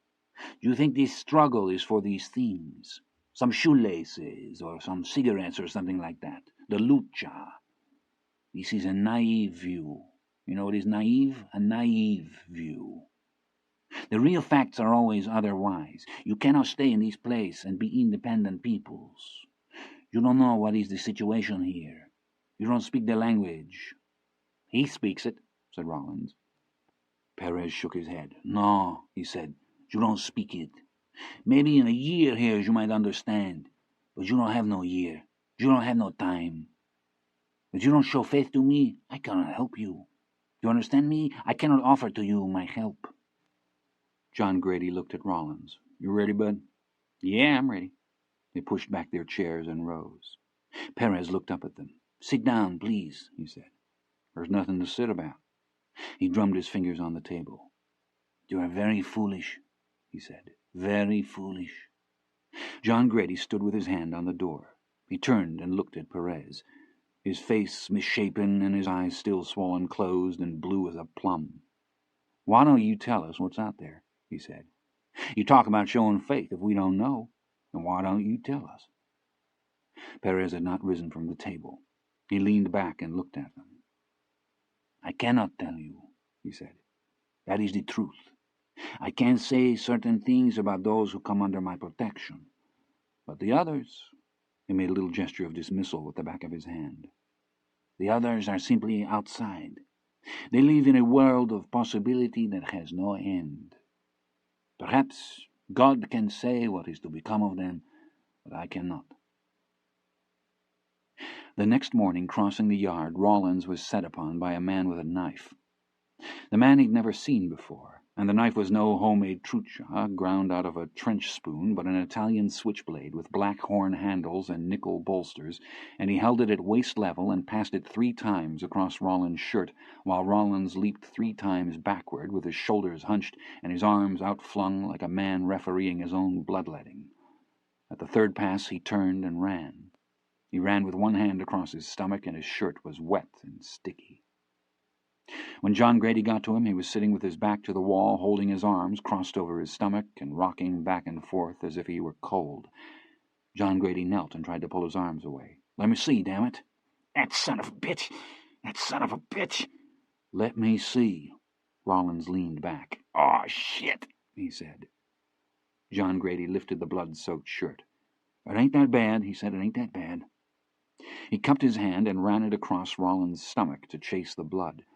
The lowest cut was the deepest, and it had severed the outer fascia, but it had not gone through into the stomach wall. Rollins looked down at the cuts. It ain't good, he said. Son of a bitch. Can you walk? Yeah, I can walk. Come on. Oh, shit, said Rollins. Son of a bitch. Come on, bud, you can't sit here. He helped Rollins to his feet. Come on, he said. I got you. They crossed the quadrangle to the gate shack. The guard looked out through the sally port. He looked at John Grady and he looked at Rollins. Then he opened the gate and John Grady passed Rollins into the hands of his captors. They sat him in a chair and sent for the alcaide. Blood dripped slowly onto the stone floor beneath him. He sat, holding his stomach with both hands. After a while, someone handed him a towel. In the days that followed, John Grady moved about the compound as little as possible. He watched everywhere for the cuchillero who would manifest himself from among the anonymous eyes that watched back. Nothing occurred. He had a few friends among the inmates, an older man from the state of Yucatan who was outside of the factions but was treated with respect, a dark Indian from Sierra Leone, 2 brothers named Bautista who had killed a policeman in Monterey and set fire to the body and were arrested with the older brother wearing the policeman's shoes. All agreed that Perez was a man whose power could only be guessed at.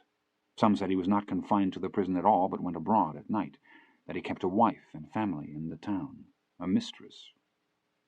He tried to get some word from the guards concerning Rollins, but they claimed to know nothing.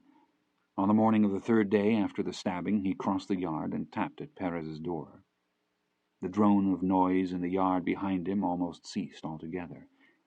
He could feel the eyes on him, and when Perez's tall chamberlain opened the door, he only glanced at him and then looked beyond and raked the compound with his eyes. Quisiera hablar con el señor Perez, said John Grady. Con respecto de qué? Con respecto de mi cuate.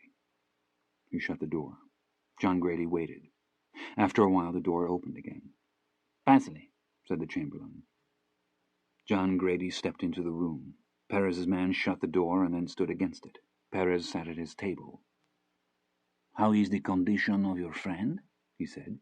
"That's what I come to ask you." Perez smiled. "Sit down, please." "Is he alive?" "Sit down, I insist." He stepped to the table and pulled back a chair and sat. "Perhaps you like some coffee?" "No, thank you." Perez leaned back. "Tell me what I can do for you," he said. "You can tell me how my friend is. But if I answer this question, then you will go away. What would you want me to stay for?" Perez smiled. "My goodness," he said, "to tell me stories of your life of crime, of course." John Grady studied him. "Like all men of means," said Perez, "my only desire is to be entertained." "Me toma el pelo."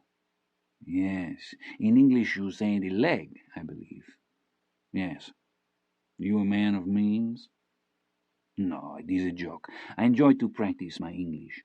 It passes the time." "Where did you learn Castellano?" "At home." "In Texas?" "Yes."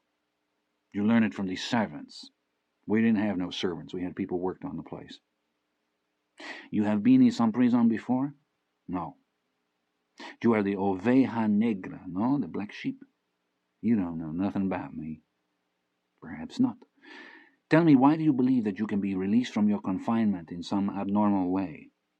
"I told you you're digging a dry hole. You don't know what I believe." "I know the United States. I've been there many times. You are like the Jews. There is always a rich relative. What prison were you in?" "You know I ain't been in no prison. Where is Rawlins?" "You think I am responsible for the incident to your friend, but that is not the case.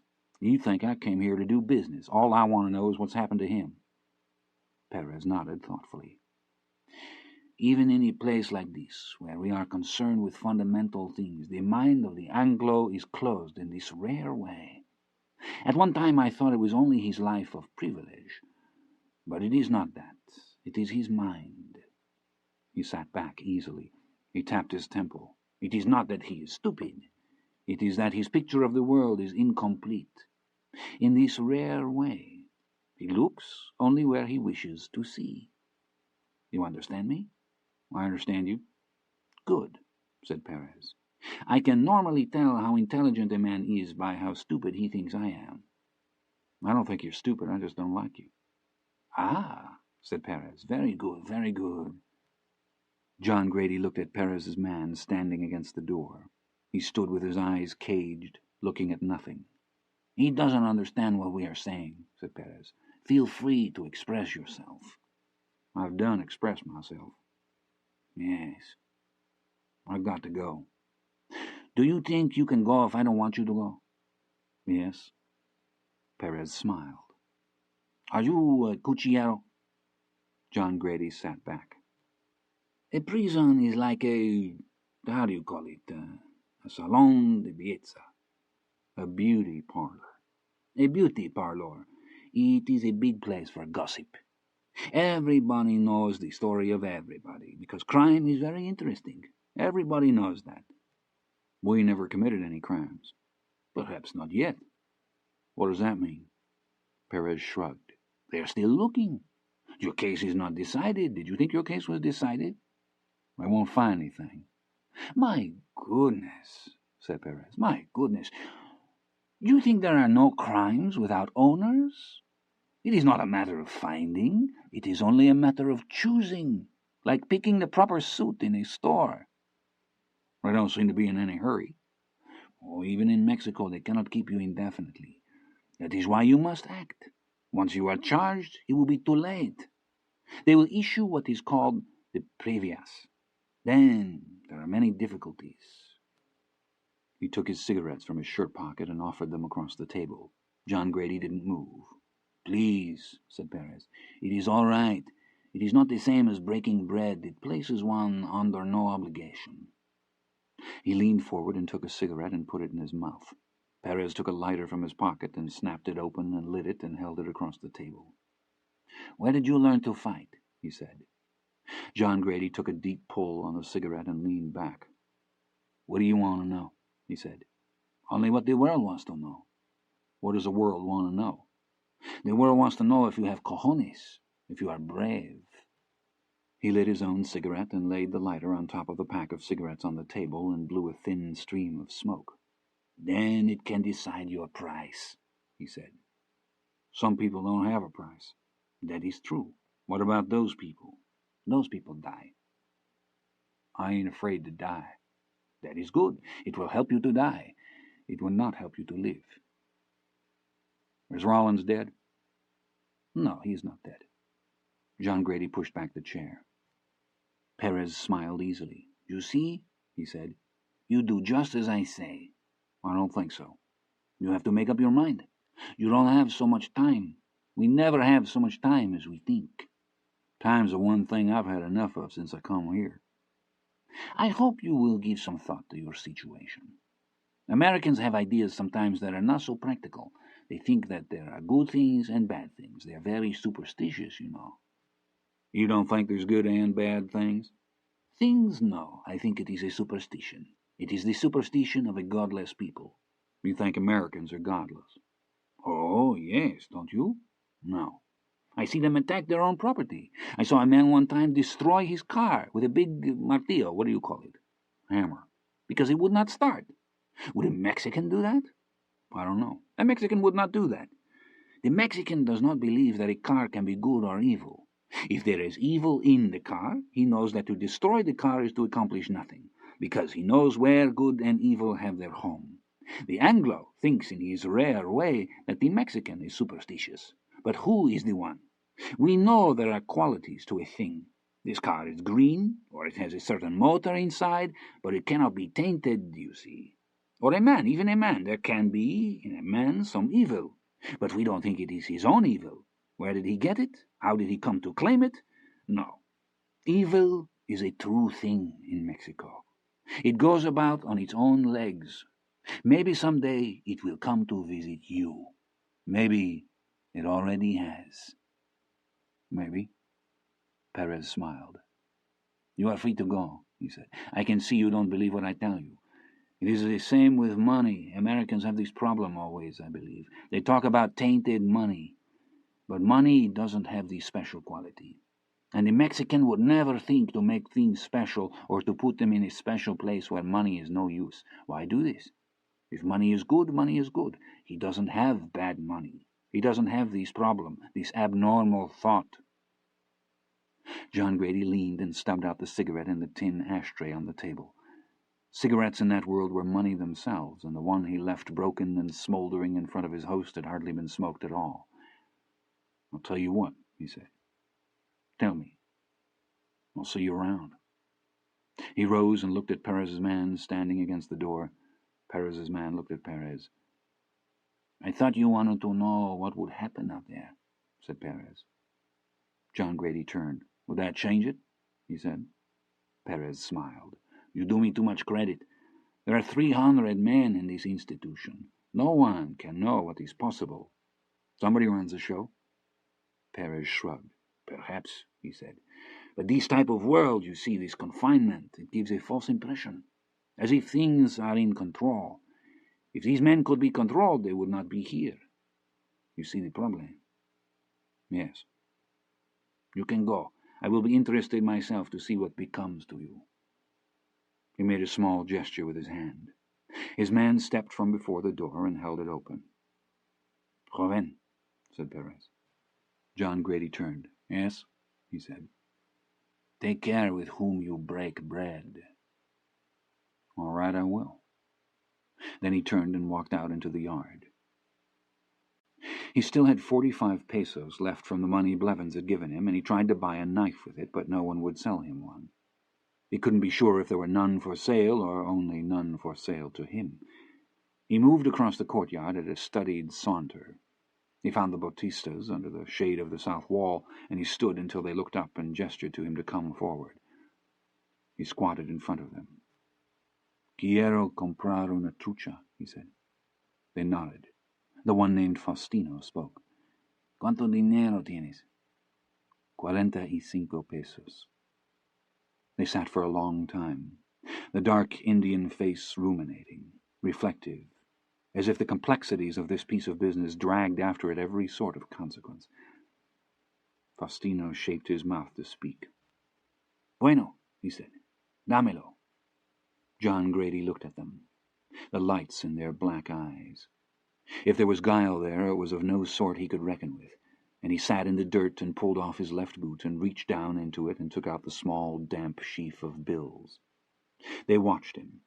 He pulled the boot back on and sat for a moment with the money palmed between his index and middle finger, and then with a deft card flip shot the folded bills under Faustino's knee. Faustino didn't move. "Bueno," he said. "La tendré esta tarde." He nodded and rose and walked back across the yard. The smell of diesel smoke drifted across the compound, and he could hear the buses in the street outside the gate, and he realized that it was Sunday. He sat alone with his back to the wall. He heard a child crying. He saw the Indian from Sierra Leone coming across the yard, and he spoke to him. The Indian came over. "Siéntate," he said. The Indian sat. He took from inside his shirt a small paper bag, limp with sweat, and passed it to him. Inside was a handful of punche and a sheaf of corn-husk papers. "Gracias," he said. He took a paper and folded it and dabbed the rough, stringy tobacco in and rolled it shut and licked it. He handed the tobacco back, and the Indian rolled a cigarette and put the bag back inside his shirt and produced an esclarajo made from a half-inch water-pipe coupling and struck a light and cupped it in his hands and blew up the fire and held it for John Grady and then lit his own cigarette.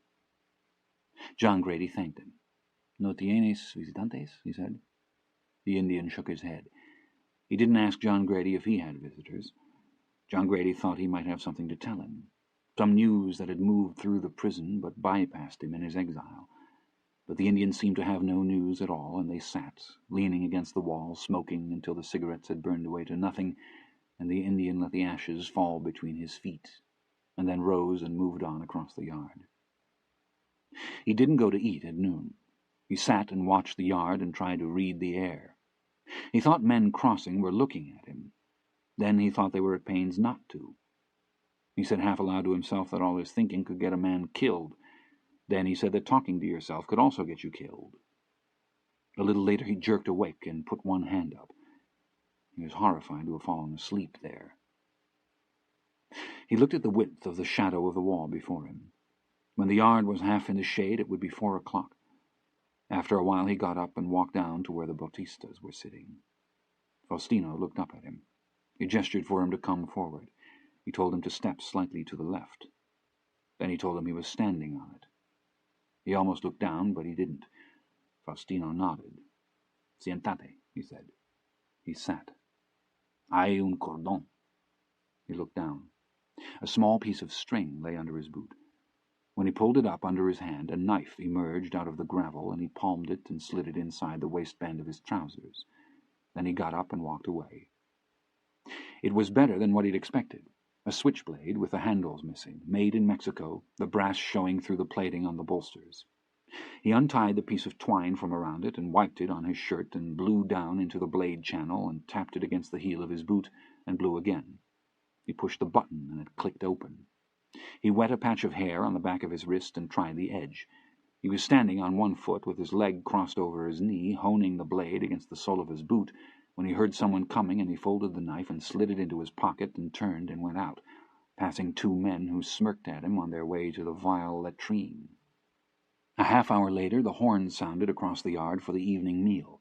He waited until the last man had entered the hall and then walked in and got his tray and moved down the line.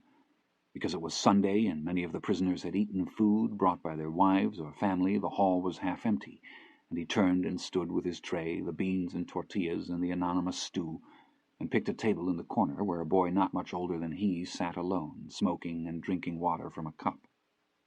He stood at the end of the table and set his tray down. "Con permiso," he said. The boy looked at him and blew 2 thin streams of smoke from his nose and nodded and reached for his cup. On the inside of his right forearm was a blue jaguar, struggling in the coils of an anaconda. In the web of his left thumb, the Pachucho cross and the 5 marks. Nothing out of the ordinary. But as he sat, he suddenly knew why this man was eating alone. It was too late to rise again. He picked up the spoon with his left hand and began to eat. He heard the latch click shut on the door across the hall, even above the muted scrape and click of spoons on the metal trays. He looked toward the front of the hall. There was no one behind the serving line. The 2 guards were gone. He continued to eat. His heart was pounding and his mouth was dry and the food was ashes. He took the knife from his pocket and put it in the waist of his trousers. The boy stubbed out the cigarette and set his cup in the tray. Outside, somewhere in the streets beyond the prison walls, a dog barked. A tamalera cried out her wares. John Grady realized he could not have heard these things unless every sound in the hall had ceased. He opened the knife quietly against his leg and slid it open longwise under the buckle of his belt. The boy stood and stepped over the bench and took up his tray and turned and started down along the far side of the table. John Grady held the spoon in his left hand and gripped the tray. The boy came opposite him. He passed. John Grady watched him with a lowered gaze. When the boy reached the end of the table, he suddenly turned and sliced the tray at his head. John Grady saw it all unfold slowly before him. The tray coming edgewise toward his eyes, the tin cup slightly tilted with the spoon in it slightly upended, standing almost motionless in the air, and the boy's greasy black hair flung across his wedge-shaped face. He flung his tray up, and the corner of the boy's tray printed a deep dent in the bottom of it. He rolled away, backward, over the bench and scrabbled to his feet. He thought the tray would clatter to the table, but the boy had not let go of it, and he chopped at him with it again, coming along the edge of the bench. He fell back, fending him away, and the trays clanged, and he saw the knife for the first time pass under the trays like a cold steel newt seeking out the warmth within him. He leaped away, sliding into spilled food on the concrete floor. He pulled the knife from his belt and swung the tray back-handed and caught the cuchillero in the forehead with it. The cuchillero seemed surprised. He was trying to block John Grady's view with his tray. John Grady stepped back. He was against the wall. He stepped to the side and gripped his tray and hacked at the cuchillero's tray, trying to hit his fingers. The cuchillero moved between him and the table. He kicked back the bench behind him. The trays rattled and clanged in the otherwise silence of the hall, and the cuchillero's forehead had begun to bleed, and the blood was running down alongside his left eye. He fainted with the tray again. John Grady could smell him. He fainted, and his knife passed across the front of John Grady's shirt. John Grady dropped the tray to his midsection and moved along the wall, looking into those black eyes. The cuchillero spoke no word. His movements were precise and without rancor. John Grady knew that he was hired. He swung the tray at his head, and the cuchillero ducked and feinted and came forward. John Grady gripped the tray and moved along the wall. He ran his tongue into the corner of his mouth and tasted blood. He knew his face had been cut, but he didn't know how bad. He knew the cuchillero had been hired because he was a man of reputation, and it occurred to him that he was going to die in this place. He looked deep into those dark eyes, and there were deeps there to look into. A whole malign history, burning, cold, and remote, and black. He moved along the wall, slicing back at the cuchillero with the tray. He was cut again across the outside of his upper arm. He was cut across his lower chest. He turned and slashed twice at the cuchillero with his knife. The man sucked himself up away from the blade with the boneless grace of a dervish. The men sitting at the table they were approaching had begun to rise, one by one, silently from the benches, like birds leaving a wire. John Grady turned again and hacked at the cuchillero with his tray, and the cuchillero squatted, and he saw him there, thin and bow-legged, under his outflung arm for one frozen moment, like some dark and reedy homunculus bent upon inhabiting him. The knife passed across his chest and passed back, and the figure moved with incredible speed, and again stood before him, crouching, silently, faintly weaving, watching his eyes. They were watching so that they could see if death were coming. Eyes that had seen it before and knew the colors it traveled under and what it looked like when it got there. The tray clattered on the tiles. He realized he'd dropped it. He put his hand to his shirt. It came away sticky with blood, and he wiped it on the side of his trousers. The cuchillero held the tray to his eyes to blind from him his movements. He looked to be adjuring him to read something writ there, but there was nothing to see save the dents and dings occasioned by the 10,000 meals eaten off it. John Grady backed away. He sat slowly on the floor. His legs were bent crookedly under him, and he slumped against the wall with his arms at either side of him. The cuchillero lowered the tray. He set it quietly on the table. He leaned and took hold of John Grady by the hair and forced his head back to cut his throat. As he did so, John Grady brought his knife up from the floor and sank it into the cuchillero's heart. He sank it into his heart and snapped the handle sideways and broke the blade off in him. The cuchillero's knife clattered on the floor. From the red boutonniere blossoming on the left pocket of his blue work-shirt there spurted a thin fan of bright arterial blood. He dropped to his knees and pitched forward, dead, into the arms of his enemy. Some of the men in the hall had already stood to leave, like theater patrons anxious to avoid the crush. John Grady dropped the knife handle and pushed at the oiled head lolling against his chest. He rolled to one side and scrabbled about until he found the cuchillero's knife. He pushed the dead man away and got hold of the table and struggled up. His clothes sagged with the weight of the blood. He backed away down the tables and turned and staggered to the door and unlatched it and walked wobbling out into the deep blue twilight. The light from the hall lay in a paling corridor across the yard. Where the men came to the door to watch him, it shifted and darkened in the dusk. No one followed him out. He walked with great care, holding his hand to his abdomen. The floodlights along the upper walls would come on at any moment. He walked very carefully. Blood sloshed in his boots. He looked at the knife in his hand and flung it away. The first horn would sound and the lights would come up along the walls. He felt light-headed and curiously without pain. His hands were sticky with blood, and blood was oozing through his fingers where he held himself. The lights would be coming on, and the horn would be sounding. He was halfway to the first steel ladder when a tall man overtook him and spoke to him. He turned, crouching. In the dying light perhaps they would not see he had no knife, not see how he stood so bloody in his clothes. "Ven conmigo," said the man. "Está bien. No me moleste." The dark tears of the prison walls ran forever down the deep cyanic sky. A dog had begun to bark. "El padrote quiere ayudarle." "Mande?" The man stood before him. "Ven conmigo," he said. It was Perez's man. He held out his hand. John Grady stepped back. His boots left wet tracks of blood in the dry floor of the yard. The lights would come on. Horn would sound. He turned to go, his knees stammering under him. He fell and got up again. The mayordomo reached to help him, and he twisted out of his grip and fell again. The world swam. Kneeling, he pushed against the ground to rise. Blood dripped between his outstretched hands. The dark bank of the wall rode up, the deep cyanic sky. He was lying on his side. Perez's man bent over him. He stooped and gathered him up in his arms and lifted him and carried him across the yard into Perez's house and kicked the door shut behind him as the lights came on and the horn sounded.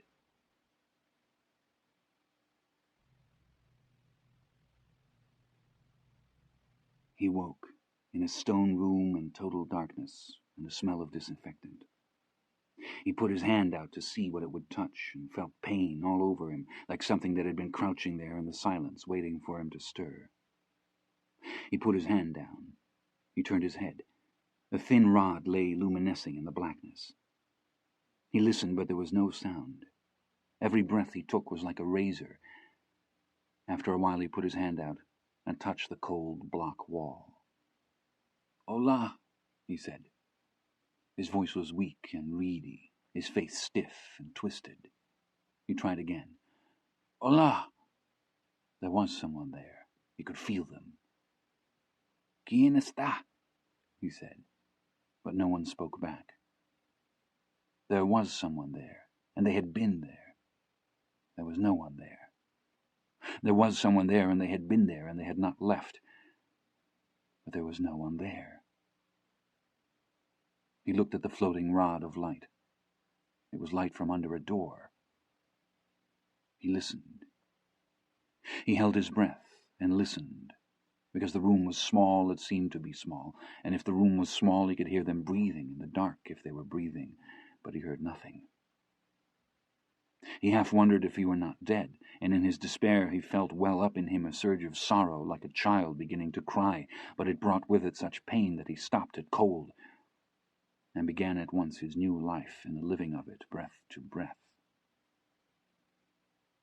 He knew he was going to get up and try the door, and he took a long time getting ready.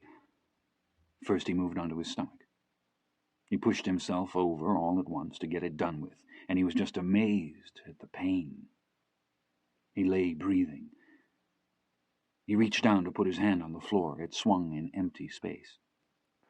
He eased his leg over the edge and pushed himself up, and his foot touched the floor, and he lay resting on his elbows.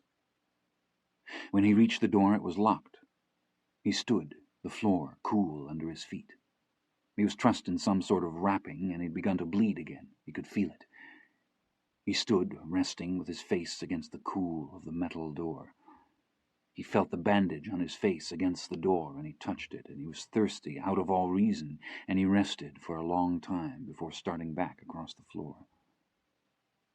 When the door did open, it was to blinding light, and there stood in it no ministress in white, but a demandadero in stained and wrinkled khakis, bearing a metal mess tray with a double spoonful of pozole spilled over it and a glass of orange soda water. He was not much older than John Grady, and he backed into the room with the tray and turned, his eyes looking everywhere but at the bed. Other than a steel bucket in the floor, there was nothing in the room but the bed, and nowhere to put the tray but on it. He approached and stood. He looked at once uncomfortable and menacing. He gestured with the tray. John Grady eased himself onto his side and pushed himself up. Sweat stood on his forehead. He was wearing some sort of rough cotton gown, and he'd bled through it, and the blood had dried. "Dame el refresco," he said. "Nada más." "Nada más?" "No." The demandadero handed him the glass of orange water, and he took it and sat holding it. He looked at the little stone block room. Overhead was a single light bulb in a wire cage. "La luz, por favor," he said. The demandadero nodded and went to the door and turned and pulled it shut after him. A click of the latch in the darkness, and the light came on. He listened to the steps down the corridor, then the silence. He raised the glass and slowly drank the soda. It was tepid, only faintly effervescent, delicious. He lay there 3 days. He slept and woke and slept again. Someone turned off the light, and he woke in the dark. He called out, but no one answered. He thought of his father in Gauchy. He knew that terrible things had been done to him there, and he had always believed that he did not want to know about it. But now he did want to know. He lay in the dark thinking of all the things he did not know about his father, and he realized that the father he knew was all the father he would ever know. He would not think about Alejandra because he didn't know what was coming or how bad it would be, and he thought she was something he'd better save. So he thought about horses, and they were always the right thing to think about. Later, someone turned the light back on again, and it did not go off again after that.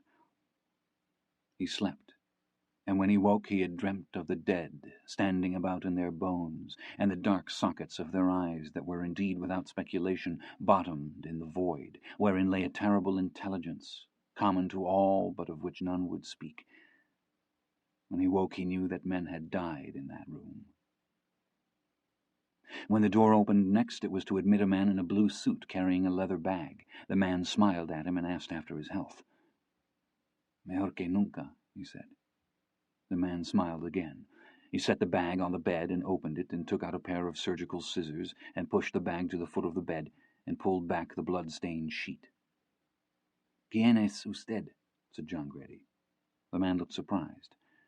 "I am the doctor," he said. The scissors had a spade end that was cold against his skin, and the doctor slid them under the blood-stained gauze cummerbund and began to cut it away. He pulled the dressing from under him, and they looked down at the stitches. "Bien, bien," said the doctor. He pushed at the sutures with 2 fingers. "Bueno," he said. He cleaned the sutured wounds with an antiseptic and taped gauze pads over them and helped him to sit up. He took a large roll of gauze out of the bag and reached around John Grady's waist and began to wrap it. "Put your hands on my shoulders," he said. "What?" "Put your hands on my shoulders. It is all right." He put his hands on the doctor's shoulders, and the doctor wrapped the dressing. "Bueno," he said, "bueno." He rose and closed the bag and stood looking down at his patient. "I will send for you soap and towels," he said, "so you can wash yourself." "All right." You are a fest healer. A what? A fest healer. He nodded and smiled and turned and went out. John Grady didn't hear him latch the door, but there was no place to go anyway. His next visitor was a man he'd never seen before. He wore a uniform that looked to be military. He did not introduce himself. The guard who brought him shut the door and stood outside it. The man stood at his bed and took off his hat as though in deference to some wounded hero. Then he took a comb from the breast pocket of his tunic and passed it once along each side of his oiled head and put the hat back on again. "How soon you can walk around?" he said. "Where do you want me to walk to?" "To your house." "I can walk right now." The man pursed his lips, studying him. "Show me you walk." He pushed back the sheets and rolled onto his side and stepped down to the floor. He walked up and back. His feet left cold, wet tracks on the polished stones that sucked up and vanished like the tail of the world itself. The sweat stood quivering on his forehead. "You are fortunate boys," he said. "I don't feel so fortunate."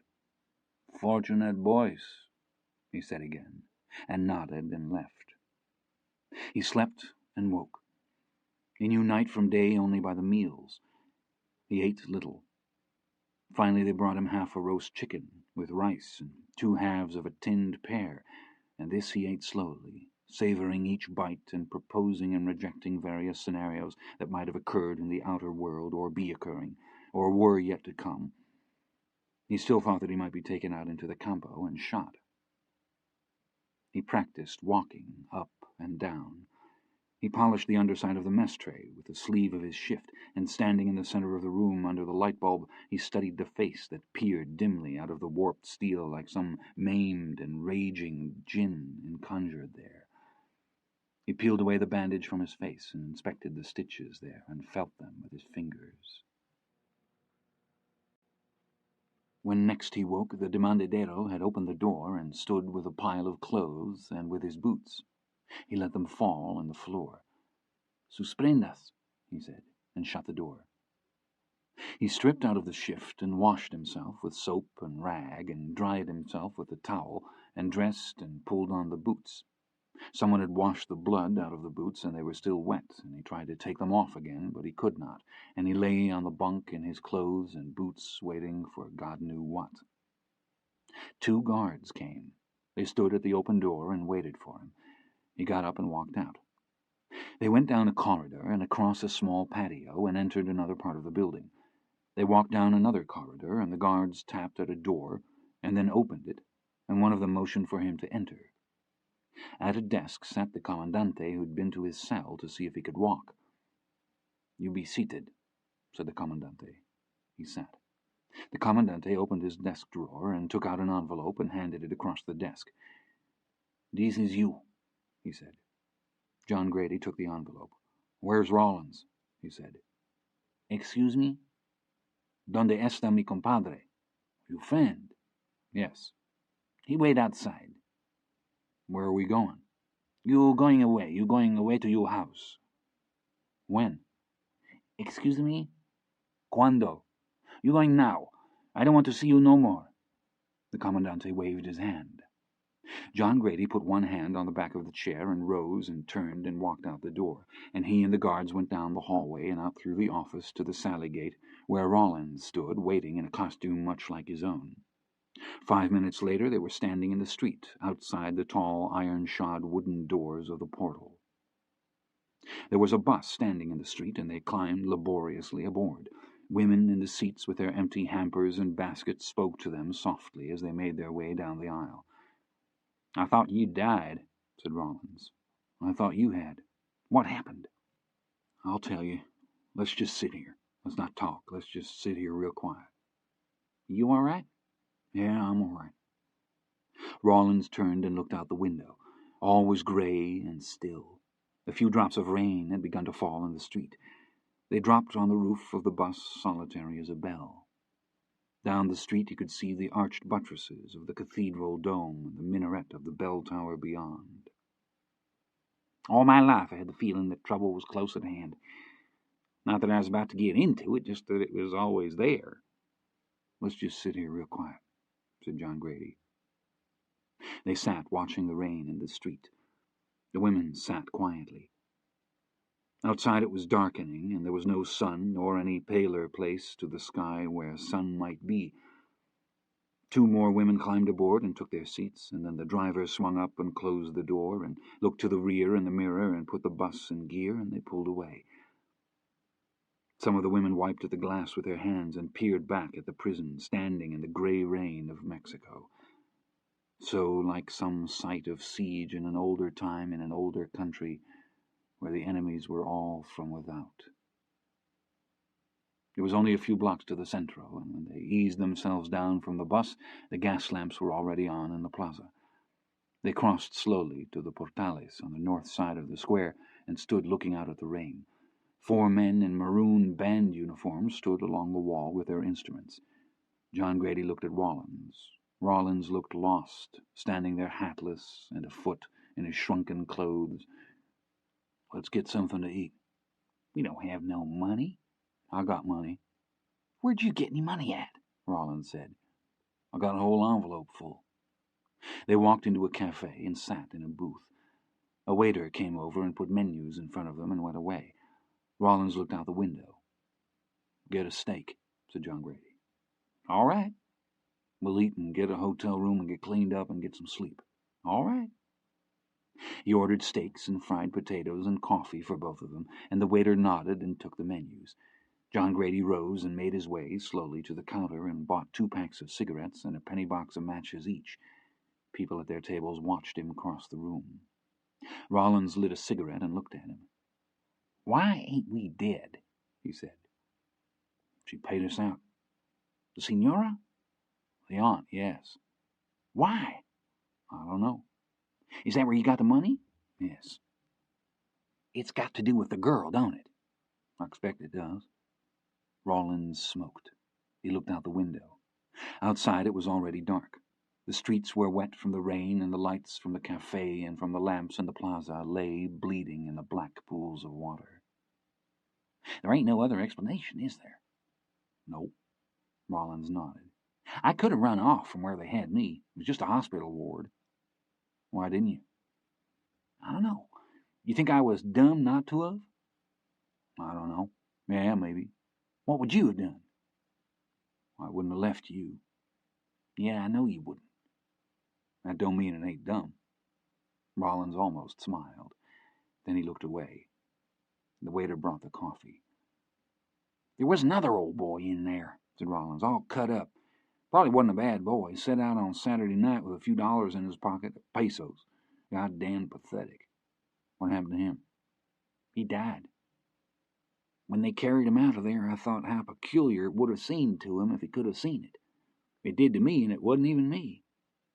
Dying ain't in people's plans, is it? No. He nodded. They put Mexican blood in me, he said. He looked up. John Grady was lighting a cigarette. He shook out the match and put it in the ashtray and looked at Rawlins. So, what does that mean? Said Rawlins. Mean about what? Well, does it mean I'm part Mexican? John Grady drew on the cigarette and leaned back and blew the smoke into the air. Part Mexican? He said. Yeah. How much did they put? They said it was over 1 liter. How much over 1 liter? I don't know. Well, 1 liter would make you almost a half-breed. Rawlins looked at him. It don't, does it? He said. Oh, hell, it don't mean nothing. Blood's blood. It don't know where it come from. The waiter brought the steaks. They ate. He watched Rawlins. Rawlins looked up. What? He said. Nothing. You ought to be happier about being out of that place. I was thinking the same thing about you. Rawlins nodded. Yeah, he said. What do you want to do? Go home? All right. They ate. You going back down there, ain't you? Said Rawlins. Yeah, I guess I am. On account of the girl? Yeah. What about the horses? The girl and the horses. Rawlins nodded. You think she's looking for you to come back? I don't know. I'd say the old lady might be surprised to see you. No, she won't. She's a smart woman. What about Rocha? He'll have to do whatever he has to do. Rollins crossed his silver in the platter beside the bones and took out his cigarettes. Don't go down there, he said.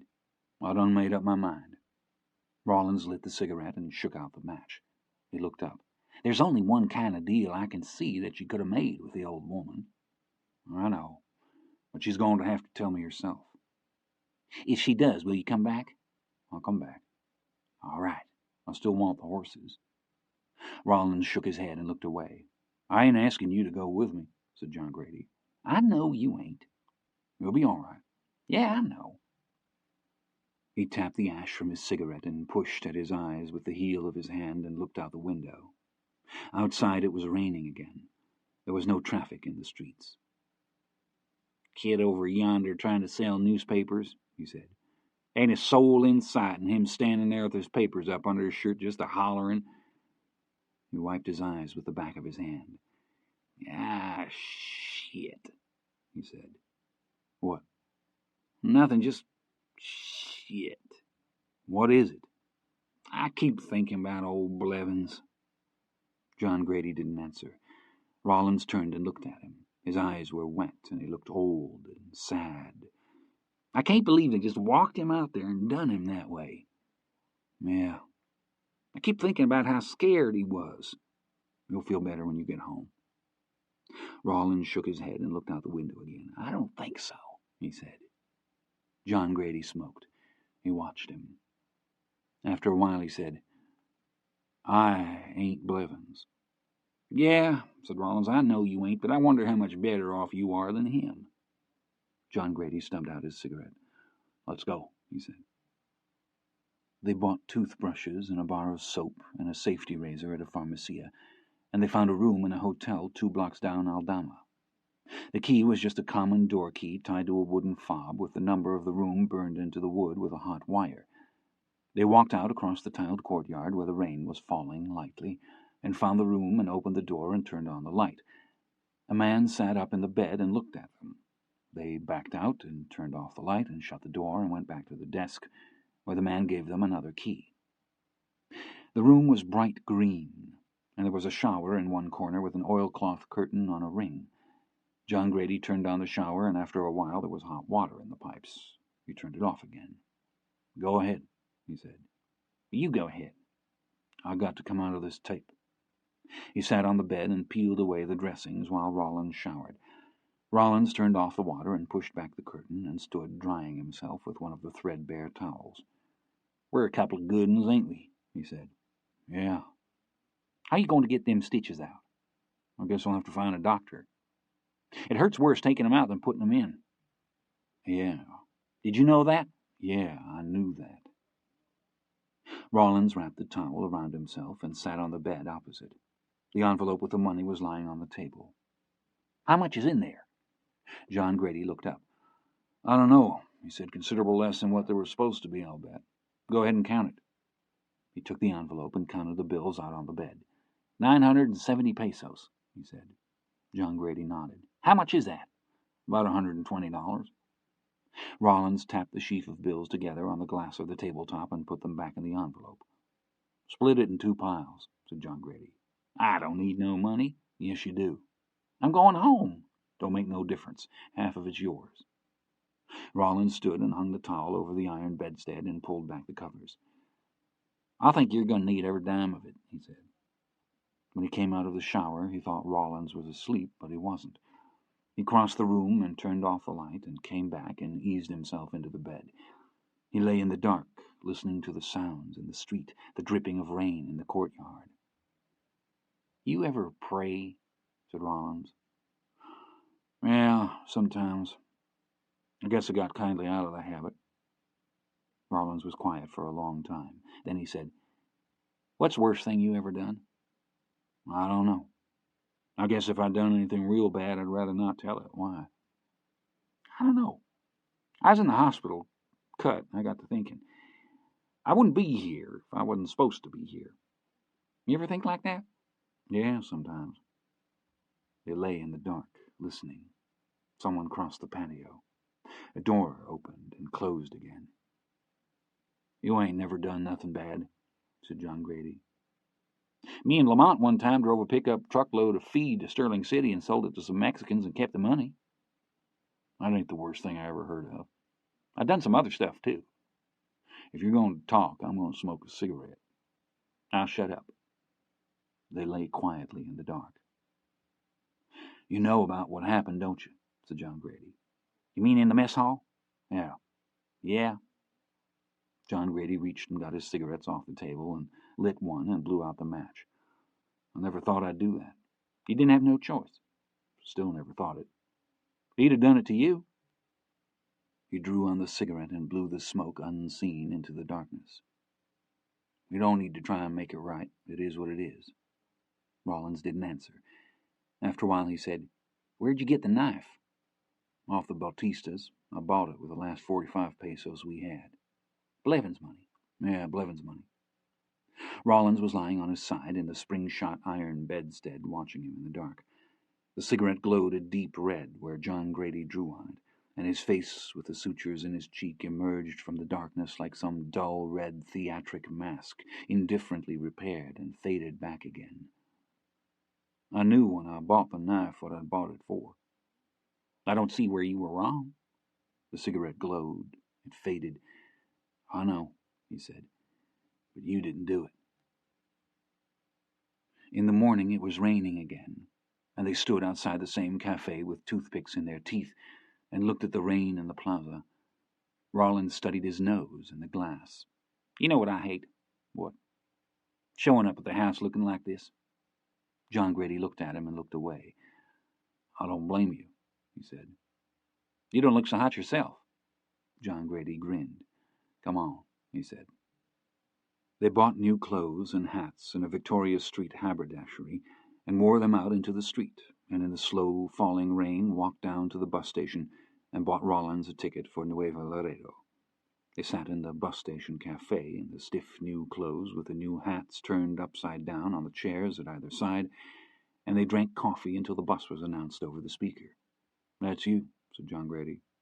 They rose and put on their hats and walked out to the gates. "Well," said Rollins, "I reckon I'll see you one of these days." "You take care." "Yeah, you take care." He turned and handed his ticket to the driver, and the driver punched it and handed it back, and he climbed stiffly aboard. John Grady stood watching while he passed along the aisle. He thought he'd take a seat at the window, but he didn't. He sat on the other side of the bus, and John Grady stood for a while and then turned and walked back out through the station to the street and walked slowly back through the rain to the hotel. He exhausted in the days following the roster of surgeons in that small upland desert metropolis without finding one to do what he asked. He spent his days walking up and down in the narrow streets until he knew every corner and callejon. At the end of a week he had the stitches removed from his face, sitting in a common metal chair, the surgeon humming to himself as he snipped with his scissors and pulled with his clamp. The surgeon said that the scar would improve in its appearance. He said for him not to look at it, because it would get better with time. Then he put a bandage over it and charged him 50 pesos and told him to come back in 5 days, and he would remove the stitches from his belly. A week later he left Saltillo on the back of a flatbed truck heading north. The day was cool and overcast. There was a large diesel engine chained to the bed of the truck. He sat in the truck bed as they jostled out through the streets, trying to brace himself, his hands at either side on the rough boards.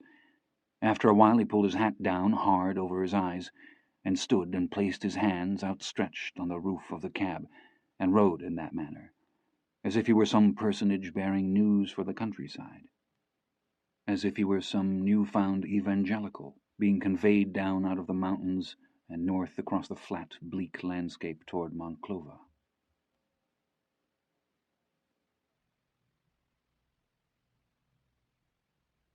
Part 4. At a crossroads station somewhere on the other side of Paredon, they picked up 5 farm workers, who climbed up on the bed of the truck and nodded and spoke to him with great circumspection and courtesy. It was almost dark, and it was raining lightly, and they were wet, and their faces were wet in the yellow light from the station. They huddled forward of the chained engine, and he offered them his cigarettes, and they thanked him each, and took one, and they cupped their hands over the small flame against the falling rain, and thanked him again. "De donde viene?" they said. "De Tejas." "Tejas," they said. "Y donde va?" He drew on his cigarette. He looked at their faces. One of them, older than the rest, nodded at his cheap new clothes. "Él va a ver a su novia," he said. They looked at him earnestly, and he nodded and said that it was true. "Ah," they said. "Que bueno."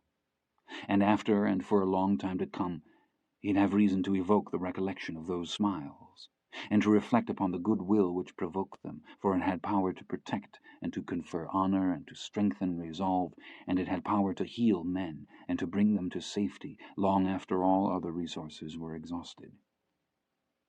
When the truck finally pulled out and they saw him still standing, they offered their bundles for him to sit on, and he did so, and he nodded and dozed to the hum of the tires on the blacktop, and the rain stopped, and the night cleared, and the moon that was already risen raced among the high wires by the highway side like a single silver music note burning in the constant and lavish dark, and the passing fields were rich from the rain, with a smell of earth and grain and peppers, and the sometimes smell of horses. It was midnight when they reached Monclova, and he shook hands with each of the workers, and walked around the truck, and thanked the driver, and nodded to the other two men in the cab, and then watched the small red tail light recede down the street and out toward the highway, leaving him alone in the darkened town. The night was warm, and he slept on a bench in the Alameda and woke with the sun already up and the day's commerce begun.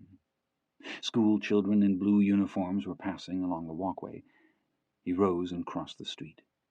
Women were washing the sidewalks in front of the shops, and vendors were setting up their wares on small stands or tables and surveying the day. He ate a breakfast of coffee and pan dulce at a cafe counter in a side street off the square, and he entered a pharmacia and bought a bar of soap and put it in the pocket of his jacket along with his razor and toothbrush, and then set out along the road west.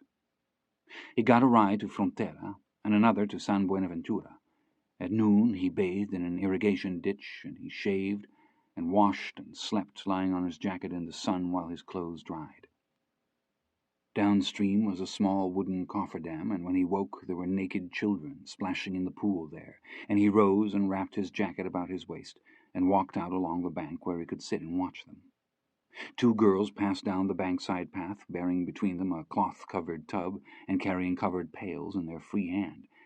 They were taking dinner to workers in the field, and they smiled shyly at him sitting there half-naked and so pale of skin, with the angry red suture marks laddered across his chest and stomach, quietly smoking, watching the children bathe in the silty ditch water. He walked all afternoon out the dry, hot road toward Cuatro Ciénegas. No one he met passed without speaking. He walked along past fields where men and women were hoeing the earth, and those at work by the roadside would stop and nod to him and say how good the day was, and he agreed with all they said.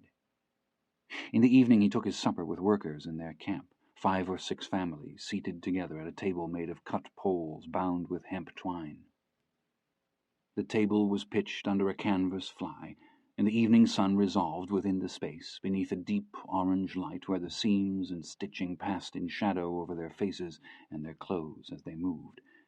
The girls set out the dishes on little pallets made from the ends of crates that nothing overbalance on the uncertain surface of the table, and an old man at the farthest end of the table prayed for them all. He asked that God remember those who had died, and he asked that the living gathered together here remember that the corn grows by the will of God, and beyond that will there is neither corn nor growing, nor light, nor air, nor rain, nor anything at all save only darkness. Then they ate. They'd have made a bed for him, but he thanked them and walked out in the dark along the road until he came to a grove of trees, and there he slept. In the morning there were sheep in the road. 2 trucks carrying field hands were coming along behind the sheep, and he walked out to the road and asked the driver for a ride. The driver nodded him aboard, and he dropped back along the bed of the moving truck and tried to pull himself up. He could not, and when the workers saw his condition they rose instantly and pulled him aboard. By a series of such rides and much walking, he made his way west through the low mountains beyond Nadadores and down into the Barrial, and took the clay road out of La Madrid, and in the late afternoon entered once more the town of La Vega. He bought a Coca-Cola in the store and stood leaning against the counter while he drank it. Then he drank another. The girl at the counter watched him uncertainly. He was studying a calendar on the wall. He did not know the date within a week, and when he asked her, she didn't know either. He set the second bottle on the counter alongside the first one and walked back out into the mud street and set off afoot up the road toward La Purísima. He'd been gone 7 weeks, and the countryside was changed. The summer passed. He saw almost no one on the road, and he reached the hacienda just after dark. When he knocked at the gerente's door, he could see the family at dinner through the doorway. The woman came to the door, and when she saw him, she went back to get Armando. He came to the door and stood, picking his teeth. No one invited him in. When Antonio came out, they sat under the ramada and smoked. "¿Quién está en la casa?" said John Grady. "La dama." "¿Y el señor Rocha?" "En México." John Grady nodded. "Se fue él y la hija a México, por avión." He made an airplane motion with one hand. "¿Cuándo regresa?" "¿Quién sabe?" They smoked. "Tus cosas quedan aquí." "Sí." "Sí. Tu pistola, todas tus cosas, y las de tu compadre." "Gracias." "De nada." They sat. Antonio looked at him. "Yo no sé nada, joven." "Entiendo." "¿En serio?" "Está bien. ¿Puedo dormir en la cuadra?" "Sí, si no me lo digas." "¿Cómo están las yeguas?" Antonio smiled. "Las yeguas," he said. He brought him his things. The pistol had been unloaded, and the shells were in the mochila, along with his shaving things, his father's old marble hunting knife. He thanked Antonio and walked down to the barn in the dark. The mattress on his bed had been rolled up, and there was no pillow and no bedding. He unrolled the tick and sat and kicked off his boots and stretched out. Some of the horses that were in the stalls had come up when he entered the barn, and he could hear them snuffling and stirring, and he loved to hear them, and he loved to smell them. And then he was asleep. At daylight the old groom pushed open the door and stood looking in at him. Then he shut the door again. When he had gone, John Grady got up and took his soap and his razor and walked out to the tap at the end of the barn. When he walked up to the house, there were cats coming from the stable and orchard, and cats coming along the high wall or waiting their turn to pass under the worn wood of the gate. Carlos had slaughtered a sheep, and along the dappled floor of the portal more cats sat, basking in the earliest light falling through the hydrangeas. Carlos, in his apron, looked out from the doorway of the keep at the end of the portal. John Grady wished him a good morning, and he nodded gravely and withdrew. Maria did not seem surprised to see him. She gave him his breakfast, and he watched her, and he listened as she spoke by rote. The señorita would not be up for another hour. A car was coming for her at 10. She would be gone all day, visiting at the Quinta Margarita. She would return before dark. She did not like to travel the roads at night. Perhaps she could see him before he left. John Grady sat, drinking his coffee. He asked her for a cigarette, and she brought her pack of El Toros from the window above the sink and put them on the table for him. She neither asked where he'd been, nor how things had been with him, but when he rose to go, she put her hand on his shoulder and poured more coffee into his cup. "Puedes esperar aquí," she said. "Se levantará pronto." He waited. Carlos came in and put his knives in the sink and went out again. At 7 o'clock she went out with the breakfast tray, and when she returned she told him that he was invited to come to the house at 10 that evening, that the señorita would see him then. He rose to go. "Quisiera un caballo," he said. "Caballo?" "Sí, por el día no más." "Momentito," she said. When she returned, she nodded. "Tienes tu caballo. Espérate un momento, siéntate." He waited while she fixed him a lunch and wrapped it in a paper and tied it with string and handed it to him. "Gracias," he said. "De nada." She took the cigarettes and the matches from the table and handed them to him. He tried to read in her countenance any disposition of the mistress so recently visited that might reflect upon his case. In all that he saw he hoped to be wrong. She pushed the cigarettes at him. "Ándale pues," she said. There were new mares in some of the stalls, and as he passed through the barn he stopped to look them over.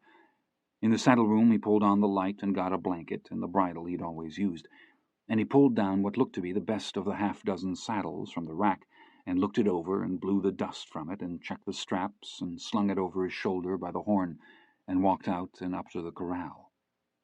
The stallion, when it saw him coming, began to trot. He stood at the gate and watched it.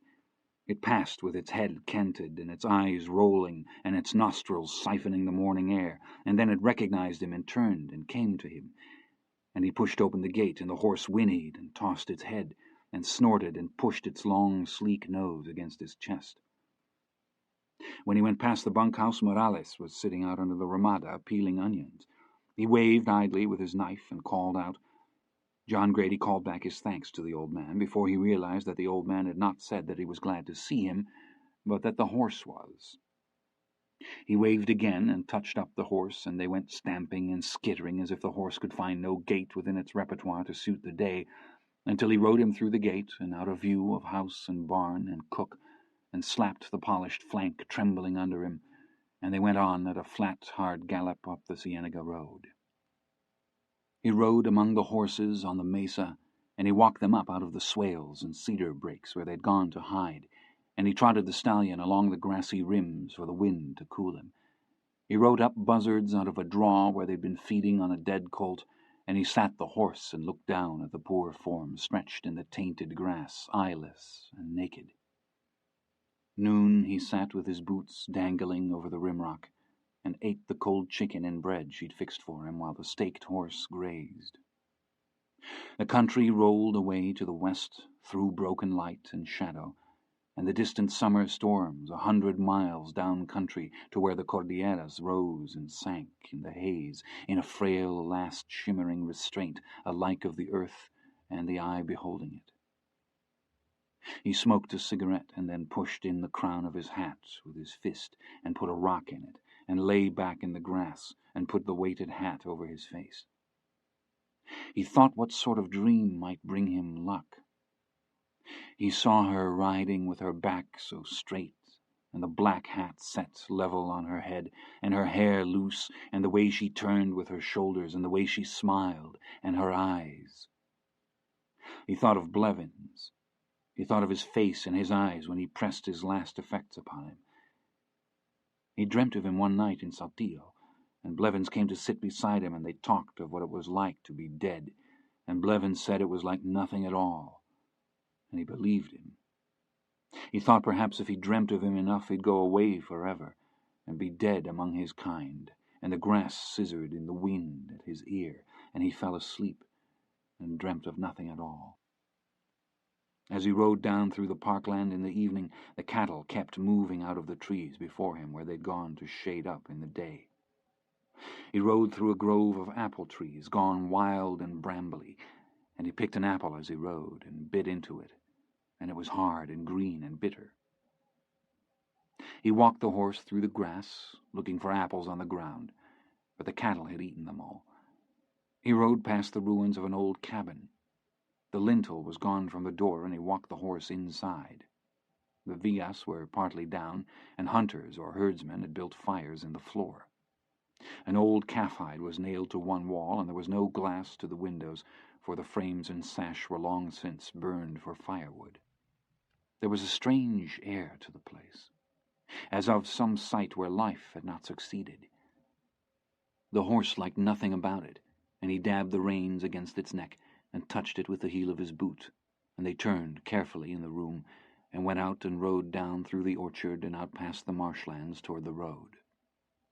Doves called in the winey light. He tacked and quartered the horse to keep it from treading constantly in its own shadow, for it seemed uneasy doing so. He washed at the spigot in the corral and put on his other shirt and wiped the dust from his boots and walked up to the bunkhouse. It was already dark. The vaqueros had finished their meal and were sitting out under the ramada, smoking. "Buenas noches," he said. "Eres tú, Juan?" "Claro." There was a moment of silence. Then someone said, "Estás bienvenido aquí." Gracias, he said. He sat and smoked with them and told them all that had happened. They were concerned about Rawlins, more a friend to them than he. They were saddened that he was not coming back, but they said that a man leaves much when he leaves his own country. They said that it was no accident of circumstance that a man be born in a certain country and not some other, and they said that the weathers and seasons that form a land form also the inner fortunes of men in their generations, and are passed on to their children, and are not so easily come by otherwise. They spoke of the cattle and the horses and the young wild mares in their season, and of a wedding in La Vega and a death at Bívora. No one spoke of the patron or of the dueña. No one spoke of the girl. In the end he wished them a good night and walked back down to the barn and lay on the cot, but he had no way to tell the time, and he rose and walked up to the house and knocked at the kitchen door. He waited and knocked again. When Maria opened the door to let him in, he knew that Carlos had just left the room. She looked at the clock on the wall over the sink. «¿Ya comiste?» she said. «No». «Siéntate, y tiempo». He sat at the table, and she made a plate for him of roast mutton with adobada sauce, and put it to warm in the oven, and in a few minutes brought it to him with a cup of coffee. She finished washing the dishes at the sink, and a little before 10 she dried her hands on her apron and went out.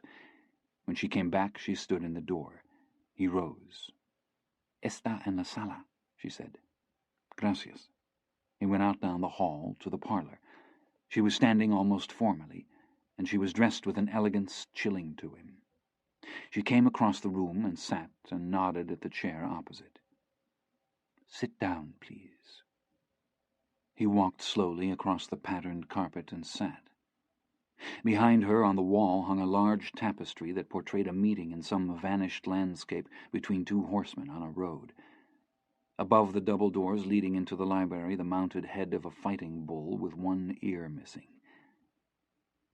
«Hector said that you would not come here. I assured him he was wrong». «When is he coming back?»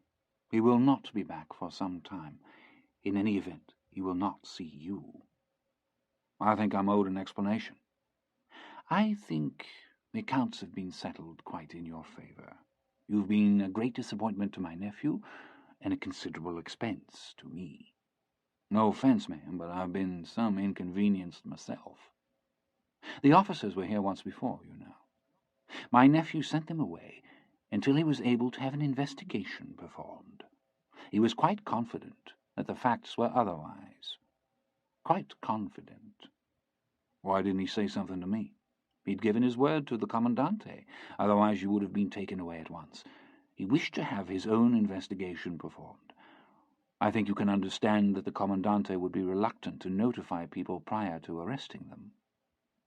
I should have been let to tell my side of it. You had already lied to him twice. Why should he not assume you would do so a third time?" "I never lied to him." "The affair of the stolen horse was known here even before you arrived. The thieves were known to be Americans. When he questioned you about this, you denied everything. Some months later, your friend returned to the town of Encantada and committed murder. The victim an officer of the state. No one can dispute these facts."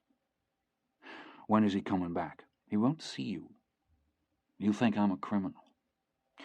"I'm prepared to believe that certain circumstances must have conspired against you, but what is done cannot be undone." "Why did you buy me out of prison?"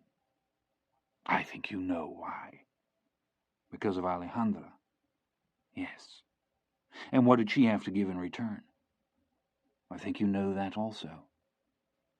"That she won't see me again?" "Yes." He leaned back in the chair and stared past her at the wall, at the tapestry, at a blue ornamental vase on a sideboard of figured walnut. "I can scarcely count on my 2 hands the number of women in this family who have suffered disastrous love affairs with men of disreputable character.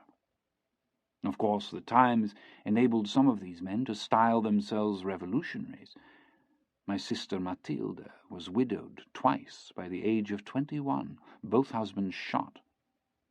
That sort of thing bigamists. One does not like to entertain the notion of tainted blood, a family curse. But no, she will not see you. You took advantage of her. I was pleased to be in a bargaining position at all. Don't ask me to thank you. I shan't. You didn't have the right. You should have left me there. You would have died. Then I'd have died. They sat in silence. The hall clock ticked. We're willing that you should have a horse. I'll trust Antonio to supervise the selection. Have you any money? He looked at her. I'd have thought maybe the disappointments in your own life might have made you more sympathetic to other people. You would have thought wrongly. I guess so. It is not my experience that life's difficulties make people more charitable. I guess it depends on the people. You think you know something of my life? An old woman whose past perhaps has left her bitter, jealous of the happiness of others. It is an ordinary story, but it is not mine. I put forward your cause even in the teeth of the most outrageous tantrums on the part of Alejandra's mother, whom mercifully you have never met. Does that surprise you? Yes. Yes. Were she more civil, perhaps I'd have been less of an advocate. I am not a society person. The societies to which I have been exposed seem to me largely machines for the suppression of women. Society is very important in Mexico, where women do not even have the vote. In Mexico they are mad for society and for politics, and very bad at both. My family are considered gachupines here, but the madness of the Spaniard is not so different from the madness of the Creole. The political tragedy in Spain was rehearsed in full dress 20 years earlier on Mexican soil, for those with eyes to see. Nothing was the same, and yet everything. In the Spaniard's heart is a great yearning for freedom, but only his own. A great love of truth and honor in all its forms, but not in its substance. And a deep conviction that nothing can be proven except that it be made to bleed. Virgins, bulls, men. Ultimately God himself. When I look at my grandniece, I see a child, and yet I know very well who and what I was at her age. In a different life I could have been a soldadera. Perhaps she too. And I will never know what her life is. If there is a pattern there, it will not shape itself to anything these eyes can recognize, because the question for me was always whether that shape we see in our lives was there from the beginning, or whether these random events are only called a pattern after the fact, because otherwise we are nothing. Do you believe in fate? Yes, ma'am, I guess I do. My father had a great sense of the connectedness of things. I'm not sure I share it. He claimed that the responsibility for a decision could never be abandoned to a blind agency, but could only be relegated to human decisions more and more remote from their consequences. The example he gave was of a tossed coin that was at one time a slug in a mint, and of the coiner who took that slug from the tray and placed it in the die in one of two ways, and from whose act all else followed. Cara y cruz, no matter through whatever turnings nor how many of them, till our turn comes at last, and our turn passes. She smiled, thinly, briefly. It's a foolish argument. But that anonymous small person at his workbench has remained with me. I think if it were fate that ruled our houses, it could perhaps be flattered or reasoned with. But the coiner cannot. Peering with his poor eyes through dingy glasses at the blind tablets of metal before him, making his selection, perhaps hesitating a moment, while the fates of what unknown worlds to come hang in the balance. My father must have seen in this parable the accessibility of the origins of things, but I see nothing of the kind. For me, the world has always been more of a puppet show. But when one looks behind the curtain and traces the strings upward, he finds they terminate in the hands of yet other puppets, themselves with their own strings, which trace upward in turn, and so on.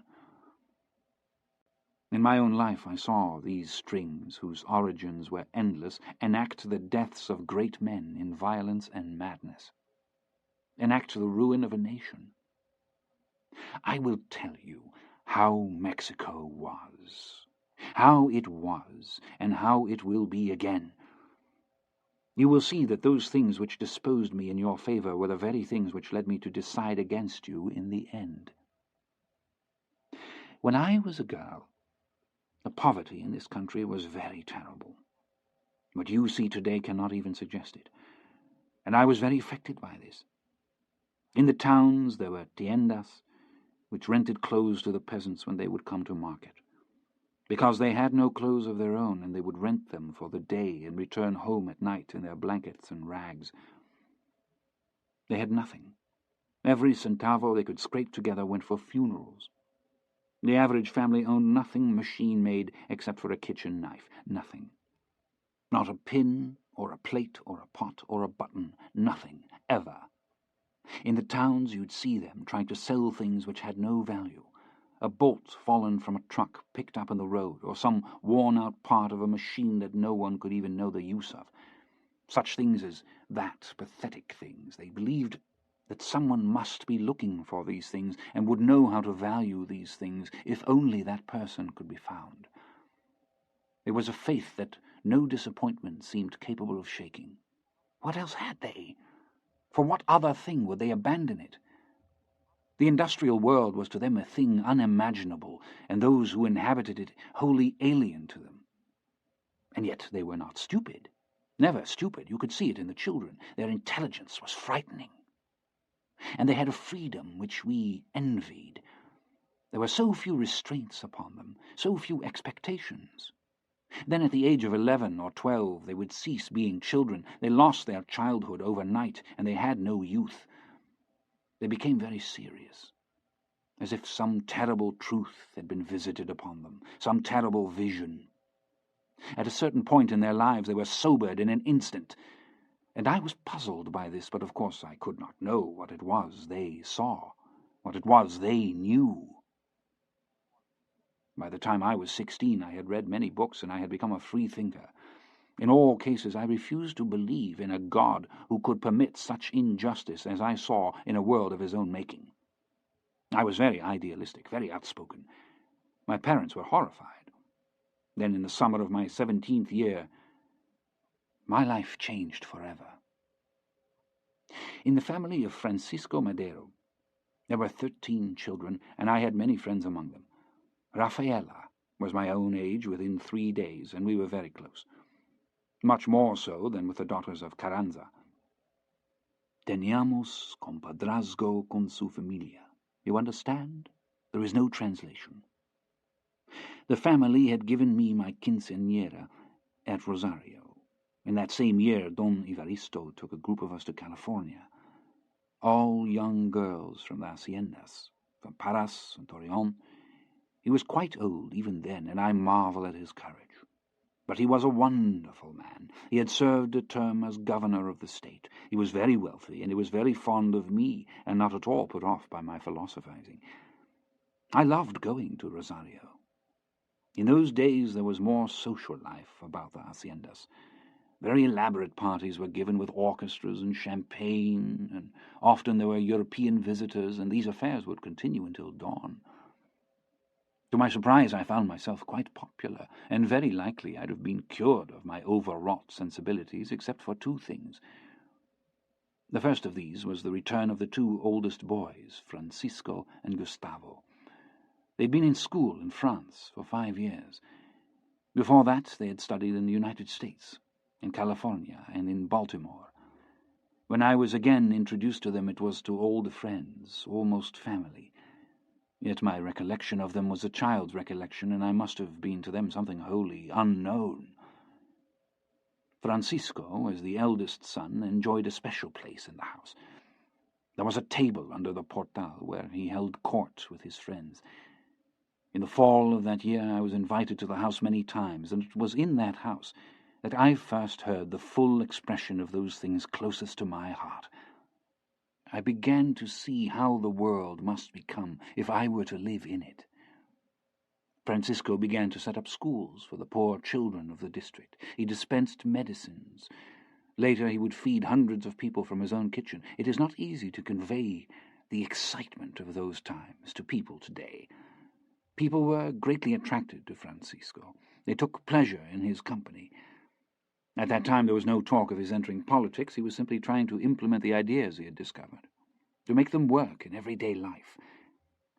People from Mexico began to come to see him.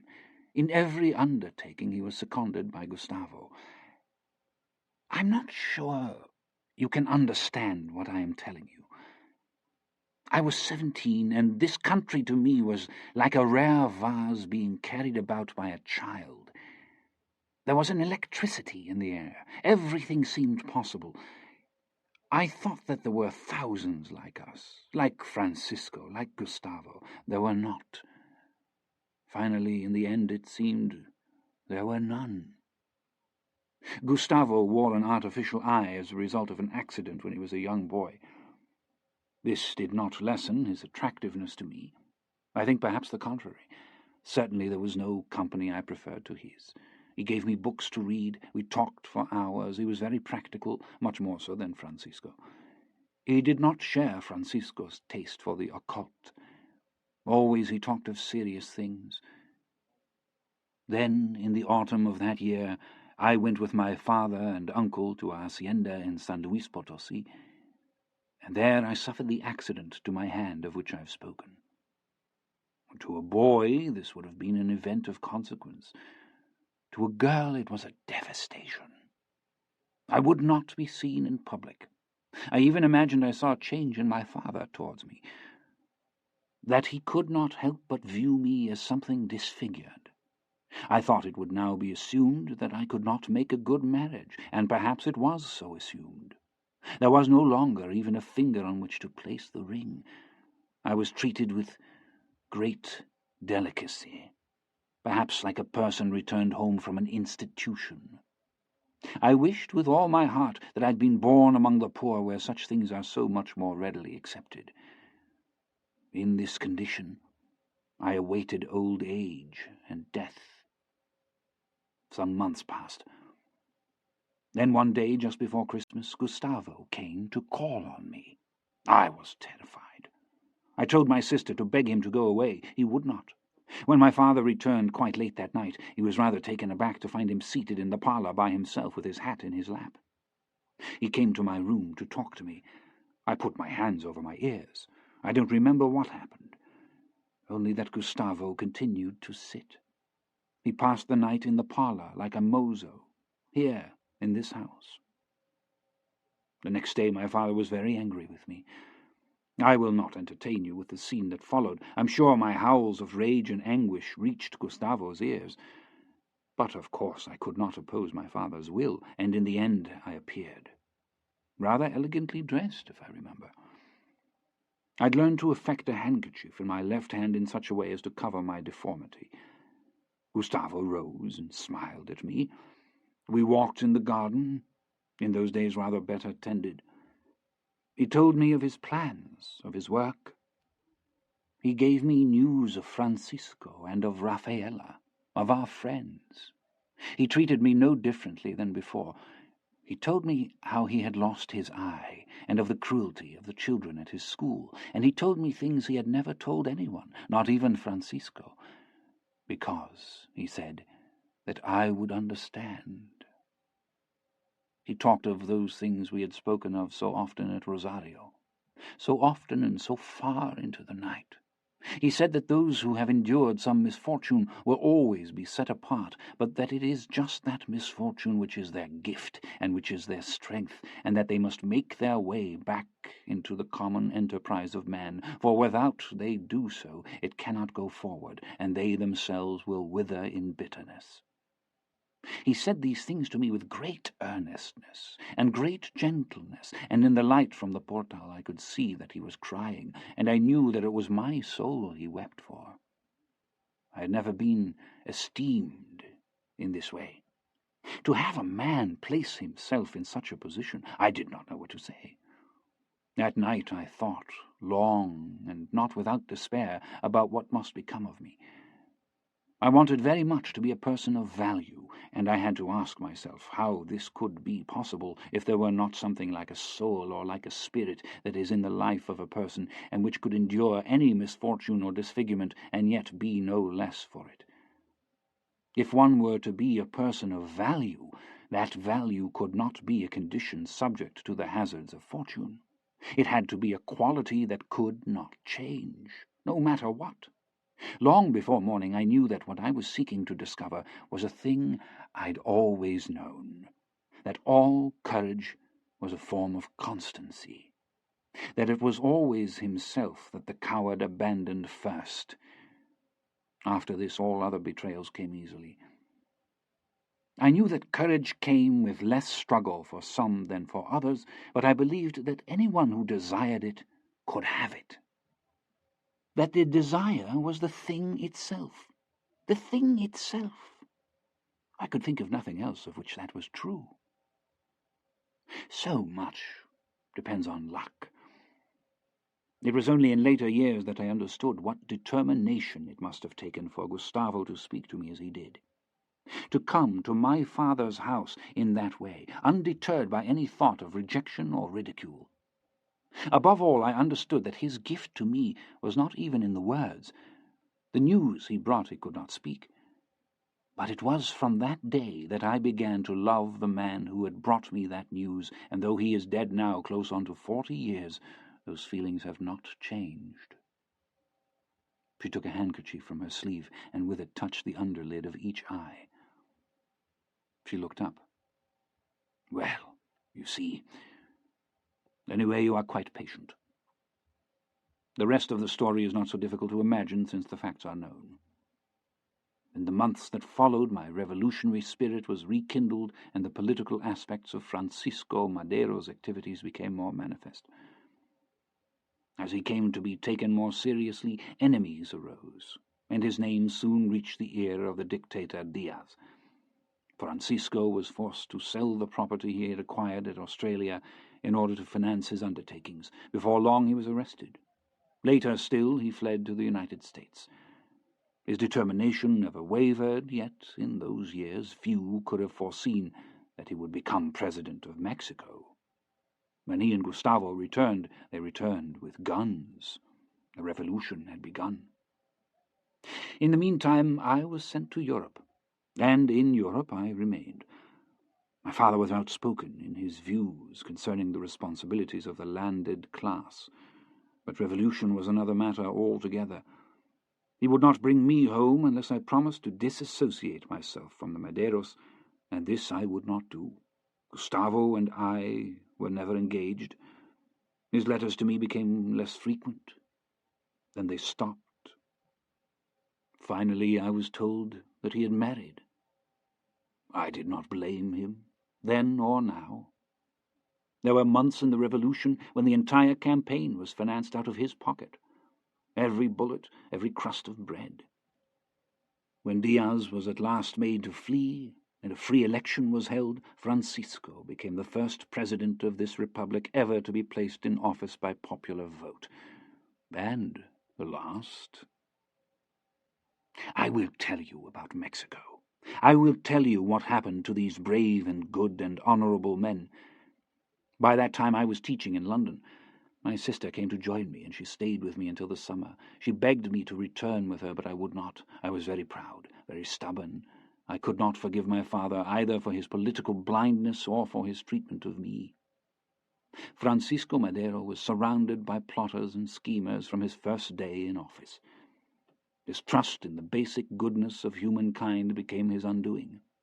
At one point Gustavo brought General Huerta to him at gunpoint and denounced him as a traitor, but Francisco would not hear of it and reinstated him.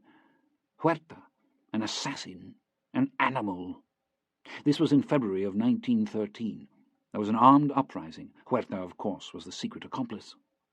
When he felt his position secure, he capitulated to the rebels and led them against the government. Gustavo was arrested. Then Francisco and Pino Suarez. Gustavo was turned over to the mob in the courtyard of the Ciudadela. They crowded about him with torches and lanterns. They abused and tormented him, calling him Ojo Parado. When he asked to be spared for the sake of his wife and children, they called him a coward. Him, a coward. They pushed him and struck him. They burned him. When he begged them again to cease, one of them came forward with a pick and pried out his good eye. And he staggered away, moaning in his darkness, and spoke no more. Someone came forward with a revolver and put it to his head and fired, but the crowd jostled his arm, and the shot tore away his jaw. He collapsed at the feet of the statue of Morelos. Finally, a volley of rifle shots was fired into him. He was pronounced dead. A drunk in the crowd pushed forward and shot him again anyway. They kicked his dead body and spat upon it. One of them pried out his artificial eye, and it was passed among the crowd as a curiosity. They sat in silence. The clock ticked. After a while she looked up at him. So, this was the community of which he spoke, this beautiful boy who had given everything. What happened to Francisco? He and Pino Suarez were driven out behind the penitentiary and shot. It was no test of the cynicism of their murderers to claim that they were shot in attempting to escape. Francisco's mother had sent a telegram to President Taft, asking him to intercede to save her son's life. Sarah delivered it herself to the ambassador at the American embassy. Most probably it was never sent. The family went into exile. They went to Cuba, to the United States, to France. There had always been a rumor that they were of Jewish extraction. Possibly it's true. They were all very intelligent. Certainly theirs seemed to me at least to be a Jewish destiny, a latter-day diaspora, martyrdom, persecution, exile. Sarah today lives at Colonia Roma. She has her grandchildren. We see one another seldom, yet we share an unspoken sisterhood. That night in the garden here at my father's house, Gustavo said to me that those who have suffered great pain of injury or loss are joined to one another with bonds of a special authority, and so it has proved to be. The closest bonds we will ever know are bonds of grief, the deepest community, one of sorrow. I did not return from Europe until my father died. I regret now that I did not know him better. I think, in many ways, he also was ill-suited to the life he chose, or which chose him. Perhaps we all were. He used to read books on horticulture in this desert. He'd already begun the cultivation of cotton here, and he would have been pleased to see the success it has made. In later years I came to see how alike were he and Gustavo, who was never meant to be a soldier. I think they did not understand Mexico. Like my father, he hated bloodshed and violence, but perhaps he did not hate it enough. Francisco was the most deluded of all. He was never suited to be president of Mexico. He was hardly even suited to be Mexican. In the end, we all come to be cured of our sentiments. Those whom life does not cure, death will. The world is quite ruthless in selecting between the dream and the reality, even where we will not. Between the wish and the thing, the world lies waiting. I've thought a great deal about my life and about my country. I think there is little that can be truly known. My family has been fortunate. Others were less so, as they are often quick to point out. When I was in school, I studied biology. I learned that in making their experiments, scientists will take some group, bacteria, mice, people, and subject that group to certain conditions. They compare the results with a second group which has not been disturbed. The second group is called the control group. It is the control group which enables the scientist to gauge the effect of his experiment, to judge the significance of what has occurred. In history, there are no control groups. There is no one to tell us what might have been. We weep over the might have been, but there is no might have been. There never was. It is supposed to be true that those who do not know history are condemned to repeat it. I don't believe knowing can save us. What is constant in history is greed and foolishness and a love of blood, and this is a thing that even God, who knows all that can be known, seems powerless to change. My father is buried less than 200 meters from where we now sit. I walk out there often and I talk to him. I talk to him as I could never do in life. He made me an exile in my own country. It was not his intention to do so. When I was born in this house, it was already filled with books in 5 languages, and since I knew that as a woman the world would be largely denied me, I seized upon this other world. I was reading by the time I was 5, and no one ever took a book from my hands, ever. Then my father sent me to 2 of the best schools in Europe. For all his strictness and authority, he proved to be a libertine of the most dangerous sort. You spoke of my disappointments. If such they are, they have only made me reckless. My grandniece is the only future I contemplate, and where she is concerned, I can only put all my chips forward. It may be that the life I desire for her no longer even exists, yet I know what she does not, that there is nothing to lose. In January I will be 73 years old. I have known a great many people in that time, and few of them led lives that were satisfactory to them.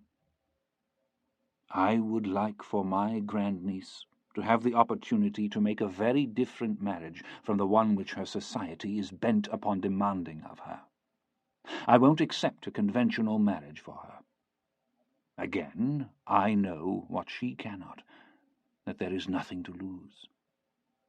I don't know what sort of world she will live in, and I have no fixed opinions concerning how she should live in it. I only know that if she does not come to value what is true above what is useful, it will make little difference whether she lives at all.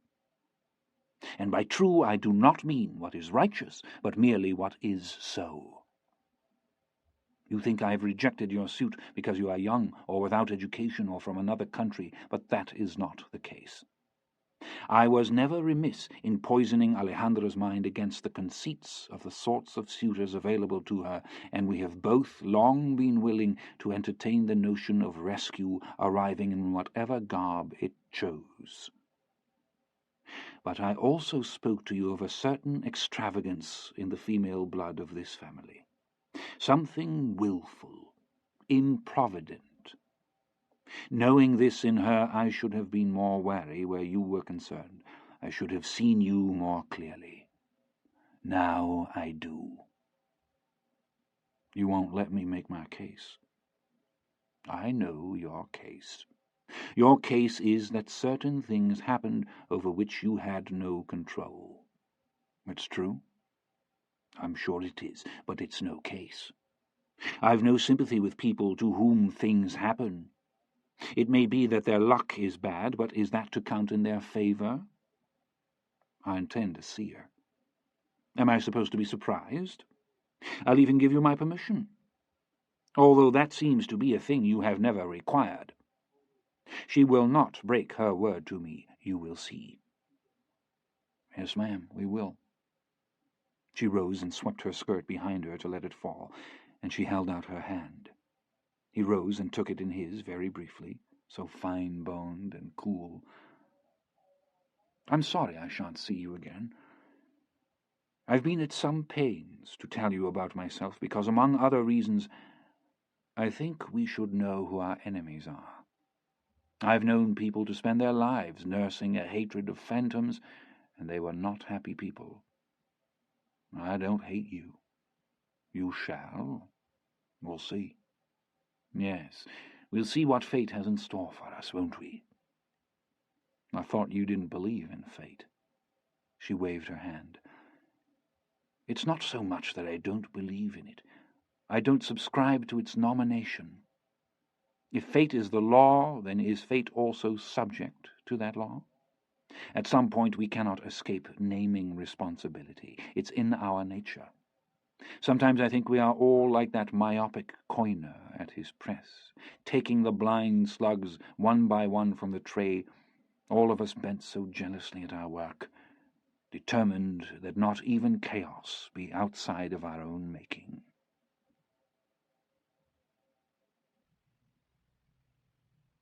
In the morning, he walked up to the bunkhouse and ate breakfast with the vaqueros and said goodbye to them. Then he walked down to the Gerentes, and he and Antonio went out to the barn and saddled mounts and rode up through the trap looking at the green-broke horses.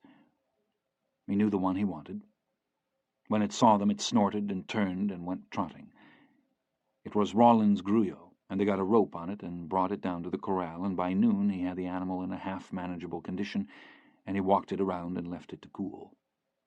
The horse had not been ridden in weeks, and it had no cinch marks on it, and it barely knew how to eat grain. He walked down to the house and said goodbye to Maria, and she gave him the lunch she had packed for him and handed him a rose-colored envelope with the La Purissima emblem embossed in the upper left corner. When he got outside, he opened it and took out the money and folded it and put it into his pocket without counting it, and folded the envelope and put it in his shirt pocket.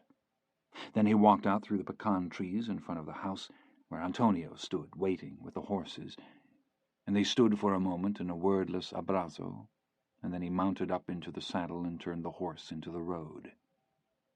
He rode through La Vega without dismounting, the horse blowing and rolling its eyes at all it saw. When a truck started up in the street and began to come toward them, the animal moaned in despair and tried to turn, and he sawed it down almost onto its haunches and patted it and talked constantly to it until the vehicle was passed, and then they went on again. Once outside the town, he left the road altogether and set off across the immense and ancient lake bed of the Bolson. He crossed a dry gypsum playa, where the salt crust stove under the horses' hooves like trodden isinglass, and he rode up through white gypsum hills grown with stunted datel, and through a pale bajada crowded with flowers of gypsum like a cave floor uncovered to the light.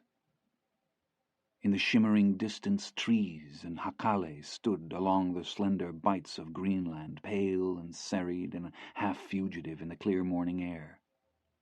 The horse had a good natural gait, and as he rode he talked to it, and told it things about the world that were true in his experience, and he told it things he thought could be true, to see how they would sound if they were said.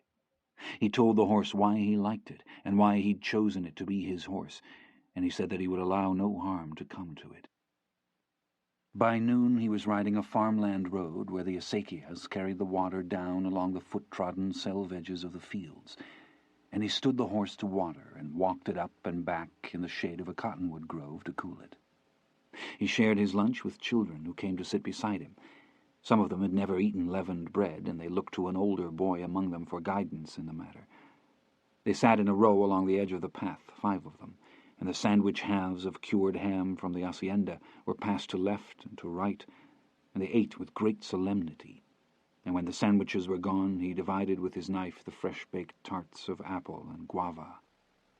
"Donde vive?" said the oldest boy. He mused on the question. They waited. "I once lived at a great hacienda," he told them, "but now I have no place to live." The children's faces studied him with great concern. "Puede vivir con nosotros," they said. And he thanked them, and he told them that he had a novia who was in another town, and that he was riding to her to ask her to be his wife. "Es bonita su novia?" they asked, and he told them that she was very beautiful, and that she had blue eyes, which they could scarcely believe. But he told them also that her father was a rich hacendado, while he himself was very poor, and they heard this in silence, and were greatly cast down at his prospects. The older of the girls said that if his novia truly loved him, she would marry him no matter what, but the boy was not so encouraging, and he said that even in families of the rich, a girl could not go against the wishes of her father. The girl said that the grandmother must be consulted, because she was very important in these matters, and that he must take her presents and try to win her to his side, for without her help little could be expected. She said that all the world knew this to be true. John Grady nodded at the wisdom of this, but he said that he had already given offence where the grandmother was concerned, and could not depend upon her assistance, and at this several of the children ceased to eat and stared at the earth before them. "Es un problema," said the boy. "De acuerdo." One of the younger girls leaned forward. «¿Qué ofensa le dio a la abuelita?» she said.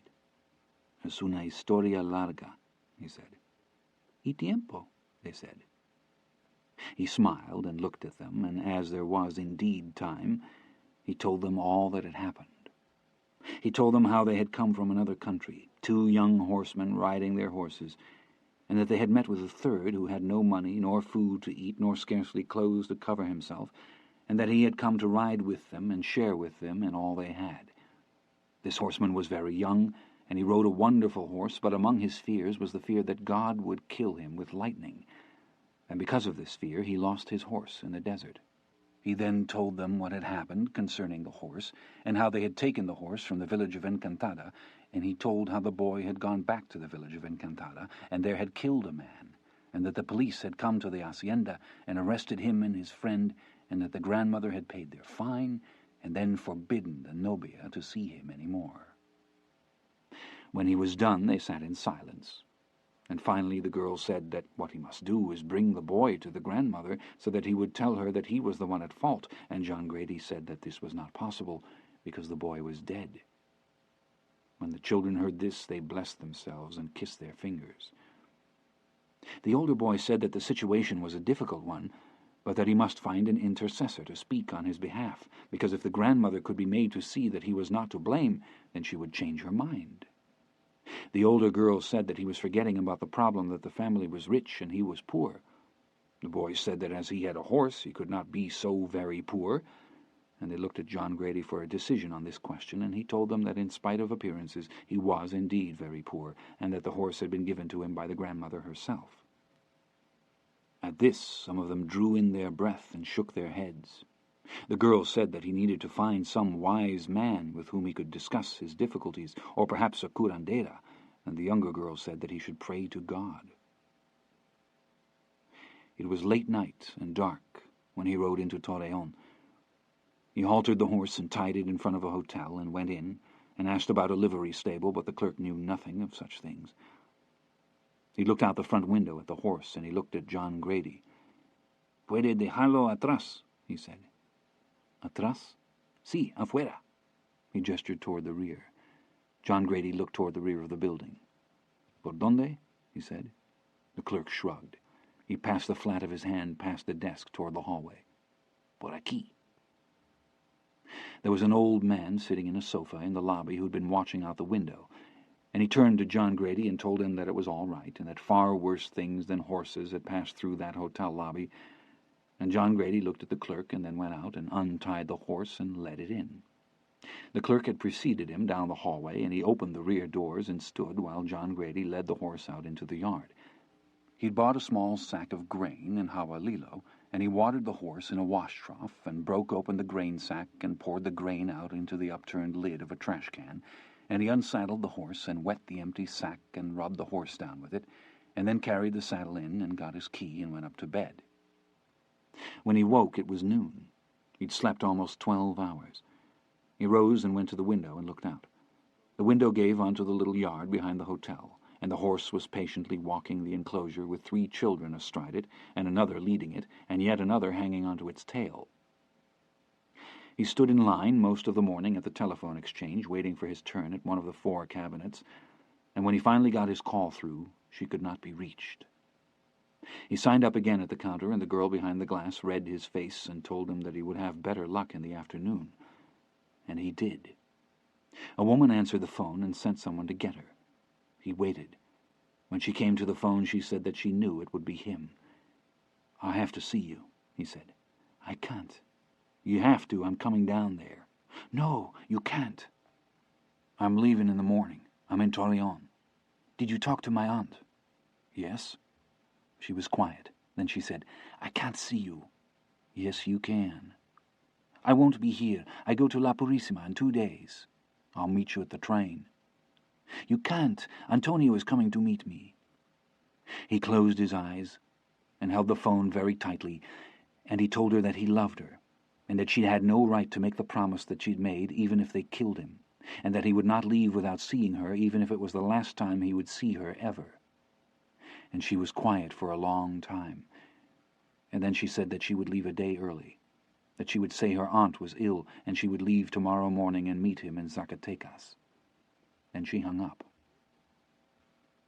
He boarded the horse at a stable out beyond the barrios south of the rail tracks, and told the patron to be wary of the horse, as he was at best half broke. And the man nodded and called to the boy, but John Grady could tell he had his own ideas about horses and would come to his own conclusions. He lugged the saddle into the saddle room and hung it up, and the boy locked the door behind him, and he walked back out to the office. He offered to pay in advance, but the proprietor dismissed him with a small wave of the hand. He walked out into the sun and down the street, where he caught the bus back to town. He bought a small AWOL bag in a store, and he bought 2 new shirts and a new pair of boots, and he walked down to the train station and bought his ticket and went to a cafe and ate. He walked around to break in the boots, and then went back to the hotel. He rolled the pistol and knife and his old clothes up in the bedroll and had the clerk put the bedroll in the storage room, and he told the clerk to wake him at 6 in the morning, and then went up to bed. It was hardly even dark. It was cool and grey when he left the hotel in the morning, and by the time he got settled into the coach there were spits of rain breaking on the glass. A young boy and his sister sat in the seat opposite, and after the train pulled out the boy asked him where he was from and where he was going. They didn't seem surprised to hear he was from Texas. When the porter came through calling breakfast, he invited them to eat with him, but the boy looked embarrassed and would not. He was embarrassed himself. He sat in the diner and ate a big plate of huevos rancheros and drank coffee and watched the grey fields pass beyond the wet glass, and in his new boots and shirt he began to feel better than he'd felt in a long time, and the weight on his heart had begun to lift. And he repeated what his father had once told him, that scared money can't win, and that a worried man can't love. The train passed through a dreadful plain, grown solely with cholla, and entered a vast forest of China palm.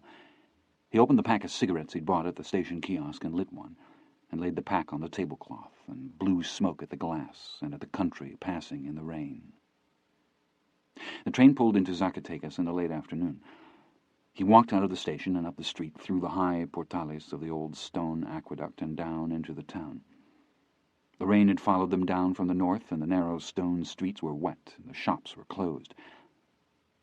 He walked up Hidalgo, past the cathedral, to the Plaza de Armas, and checked into the Reina Cristina Hotel.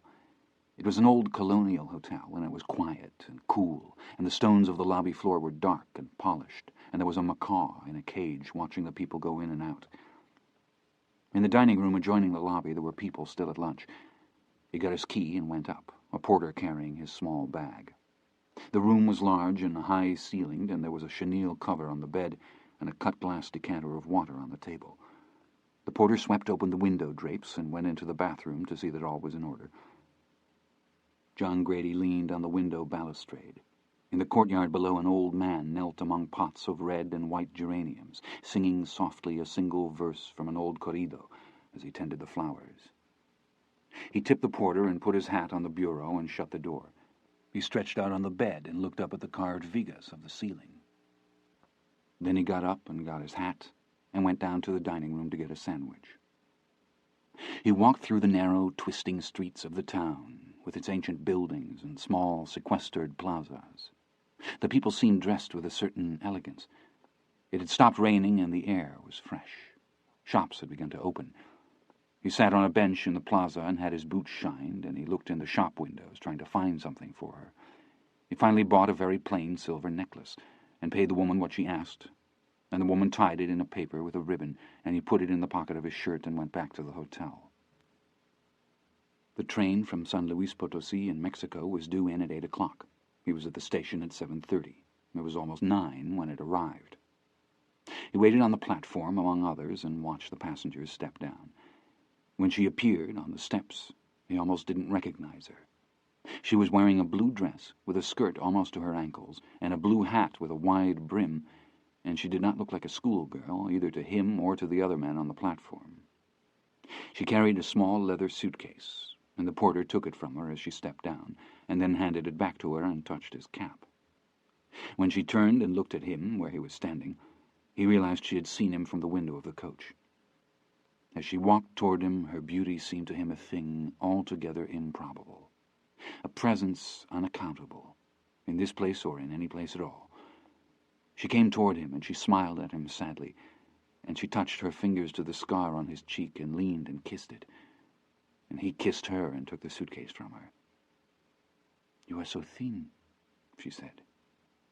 He looked into those blue eyes like a man seeking some vision of the increate future of the universe. He'd hardly breath to speak at all, and he told her that she was very beautiful, and she smiled. And in her eyes was the sadness he'd first seen the night she came to his room, and he knew that while he was contained in that sadness, he was not the whole of it. "Are you all right?"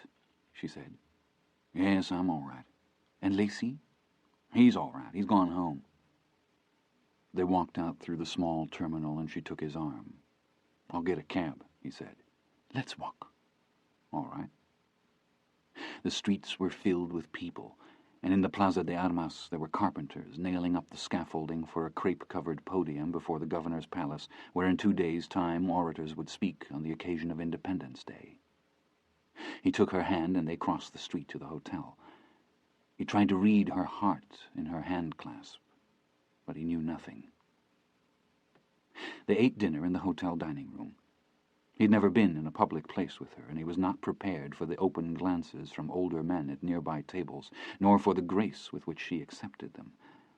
He'd bought a pack of American cigarettes at the desk, and when the waiter brought the coffee, he lit one and placed it in the ashtray, and said that he had to tell her what had happened.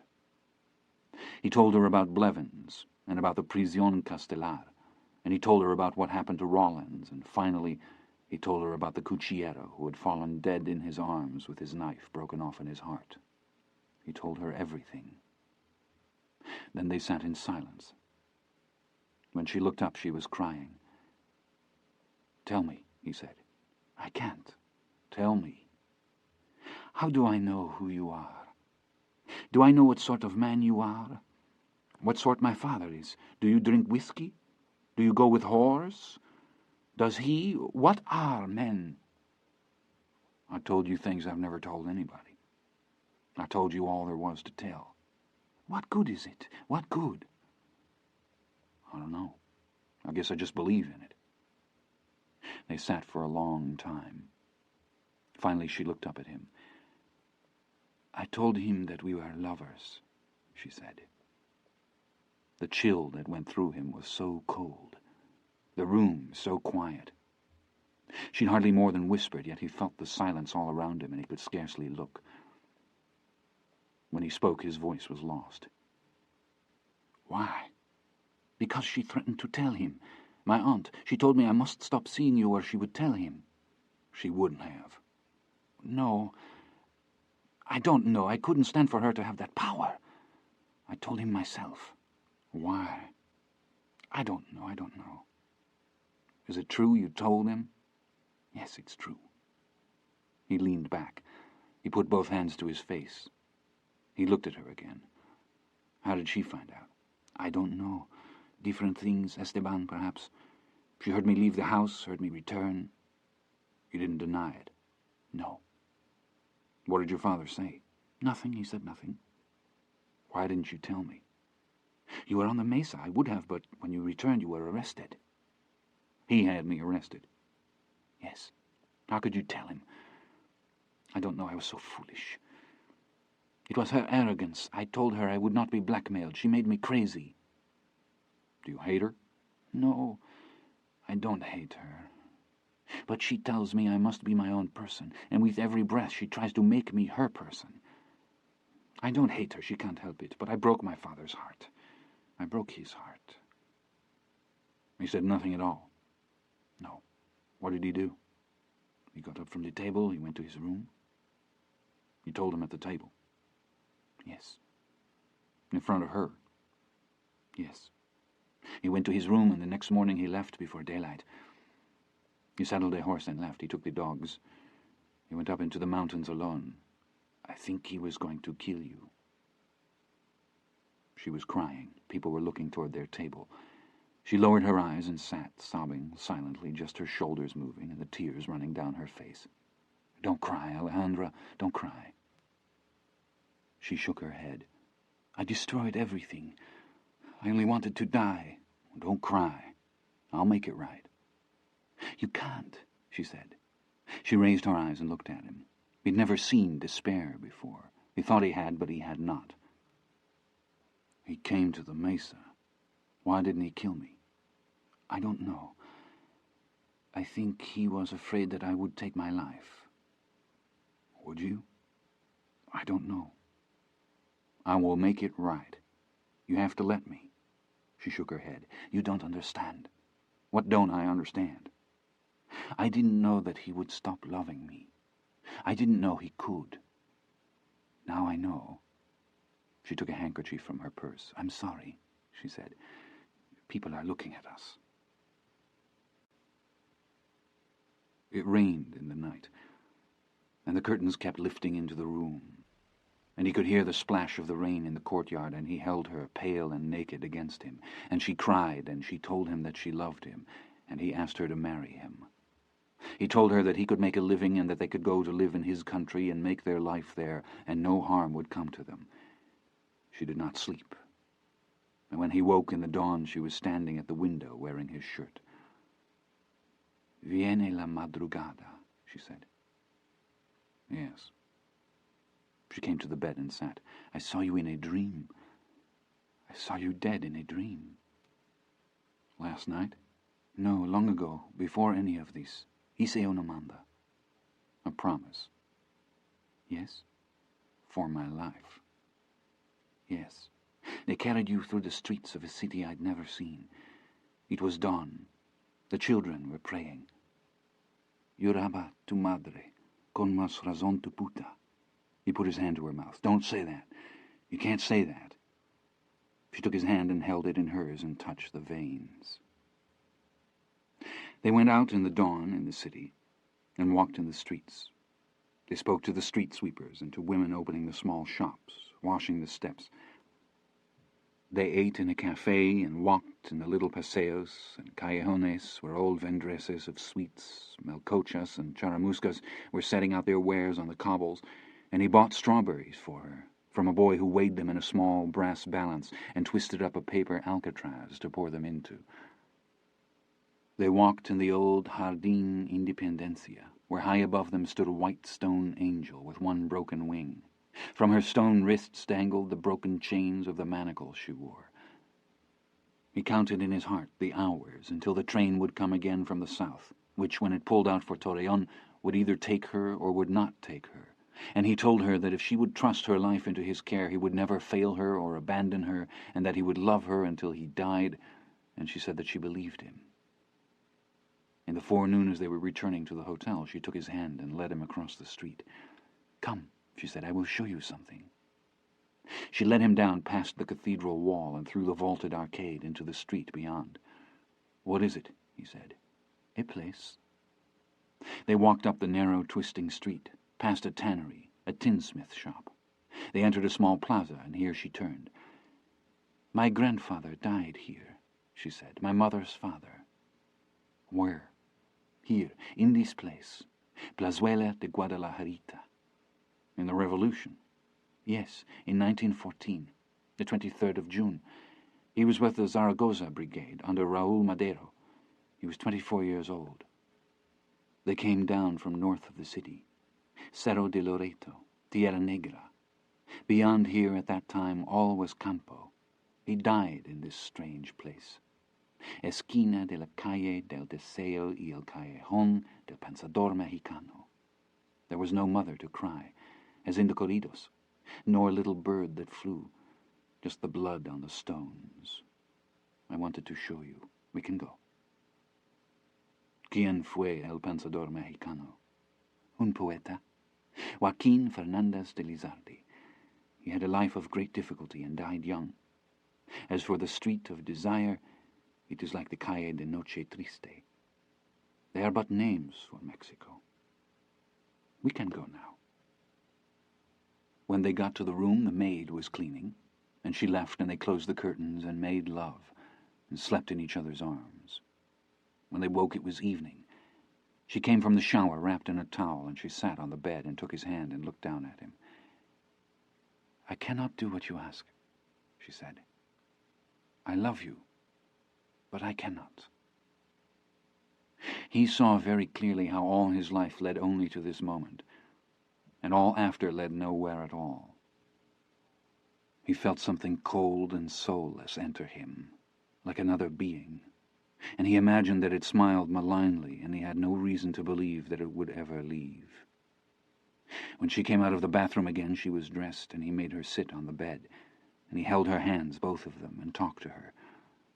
But she only shook her head, and she turned away her tear-stained face and told him that it was time to go and that she could not miss the train. They walked through the streets, and she held his hand and he carried her bag. They walked through the Alameda, above the old stone bullring, and came down the steps past the carved stone bandstand. The dry wind had come up from the south, and in the eucalyptus trees the grackles teetered and screamed. The sun was down, and a blue twilight filled the park, and the yellow gas lamps came on along the aqueduct walls and down the walkways among the trees. They stood on the platform, and she put her face against his shoulder, and he spoke to her, but she did not answer.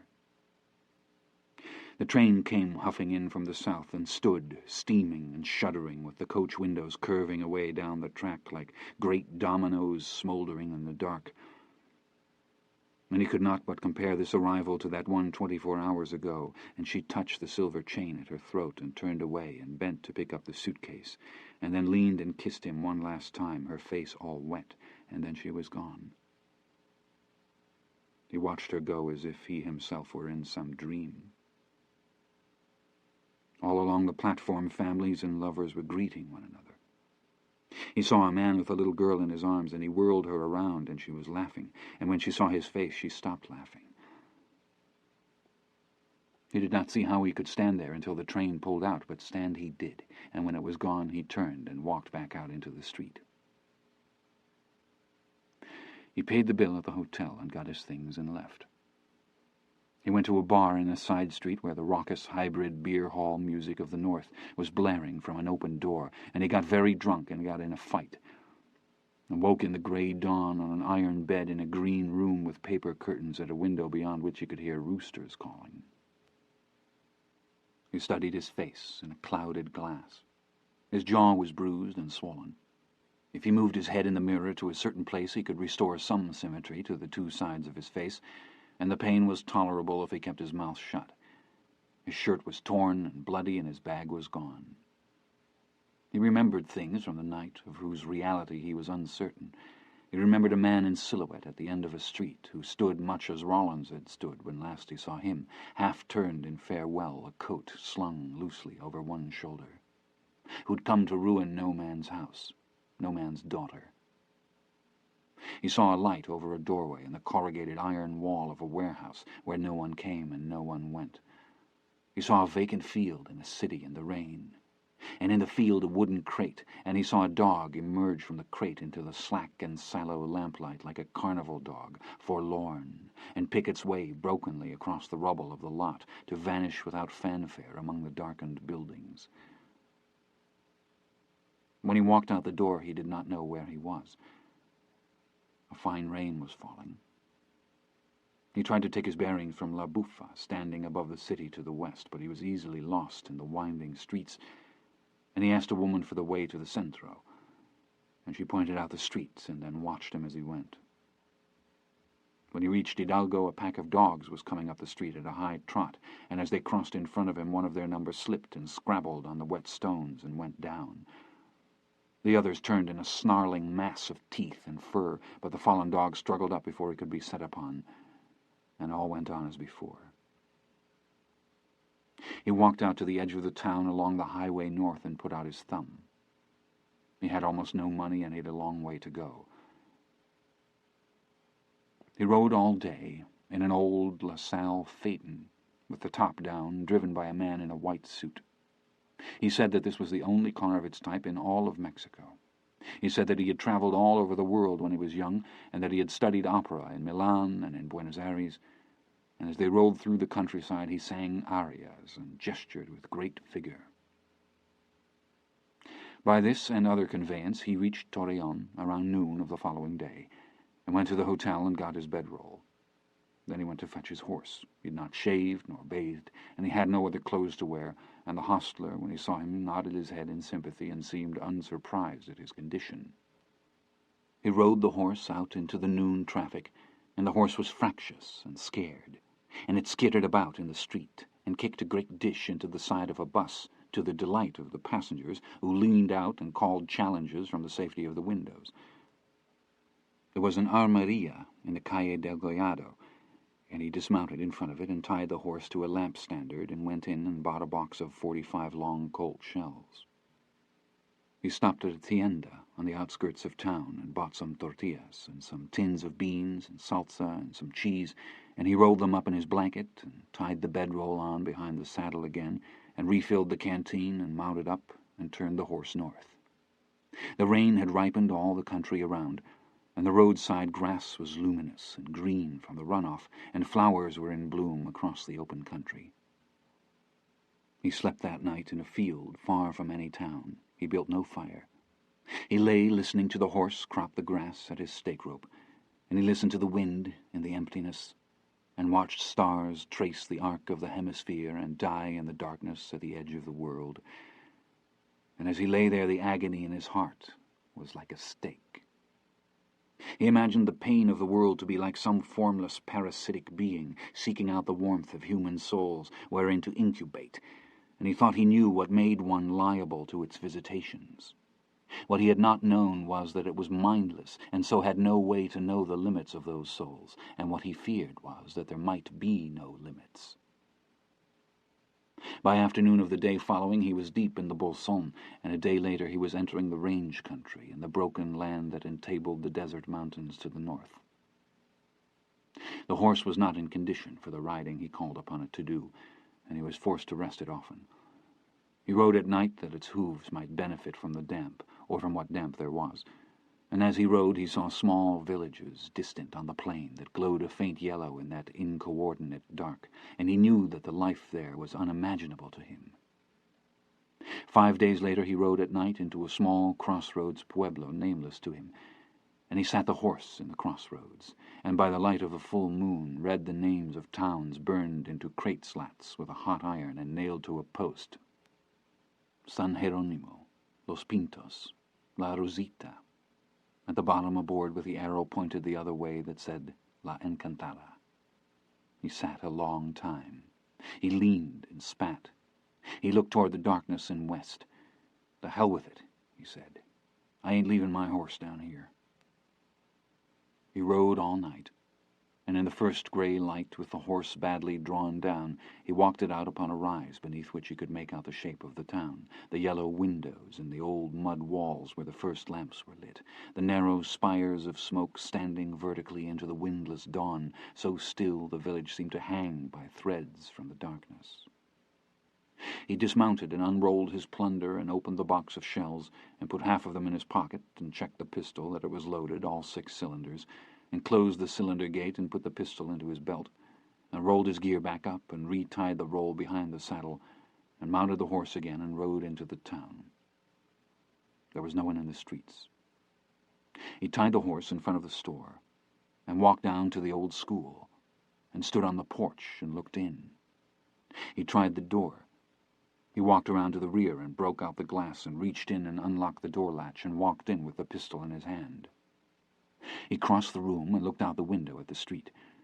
Then he turned and walked back to the captain's desk. He opened the top drawer and took out the handcuffs and laid them on top of the desk. Then he sat down and put his feet up. An hour later the maid arrived and opened the door with her key. She was startled to see him sitting there, and she stood uncertainly. "Pásale, pásale," he said. "Está bien." "Gracias," she said. She'd have crossed the room and gone on to the rear, but that he stopped her and made her take a seat in one of the metal folding chairs against the wall. She sat very quietly. She didn't ask him anything at all. They waited. He saw the captain cross the street. He heard his boots on the boards. He came in with his coffee in one hand and the ring of keys in the other, and the mail under his arm, and he stood looking at John Grady and at the pistol he was holding with the butt resting on the desktop. "Cierra la puerta," said John Grady. The captain's eyes darted toward the door. John Grady stood. He cocked the pistol. The click of the sear and the click of the cylinder hand falling into place were sharp and clear in the morning silence. The maid put her hands over her ears and closed her eyes. The captain shut the door slowly with his elbow. "What do you want?" he said. "I come to get my horse." "You horse?" "Yes." "I don't have you horse." "You better know where he's at." The captain looked at the maid. She still had her hands over her ears, but she had looked up. "Come over here and put that stuff down," said John Grady. He walked to the desk and put down his coffee and the mail and stood holding the keys. "Put down the keys." He put the keys on the desk. "Turn around." "You make bad troubles for yourself." "I got troubles you never even heard of. Turn around." He turned around. John Grady leaned forward and unsnapped the flap of the holster he wore and took out the pistol and uncocked it and put it in his belt. "Turn around," he said. He turned around. He hadn't been told to put his hands up, but he'd put them up anyway. John Grady picked up the handcuffs from the desk and stuck them in his belt. "Where do you want to put the criada?" he said. "Mande?" "Never mind, let's go." He picked up the keys and came around from behind the desk and pushed the captain forward. He gestured at the woman with his chin. "Vámonos," he said. The back door was still open, and they walked out and down the path to the jail. John Grady unlocked the padlock and opened the door.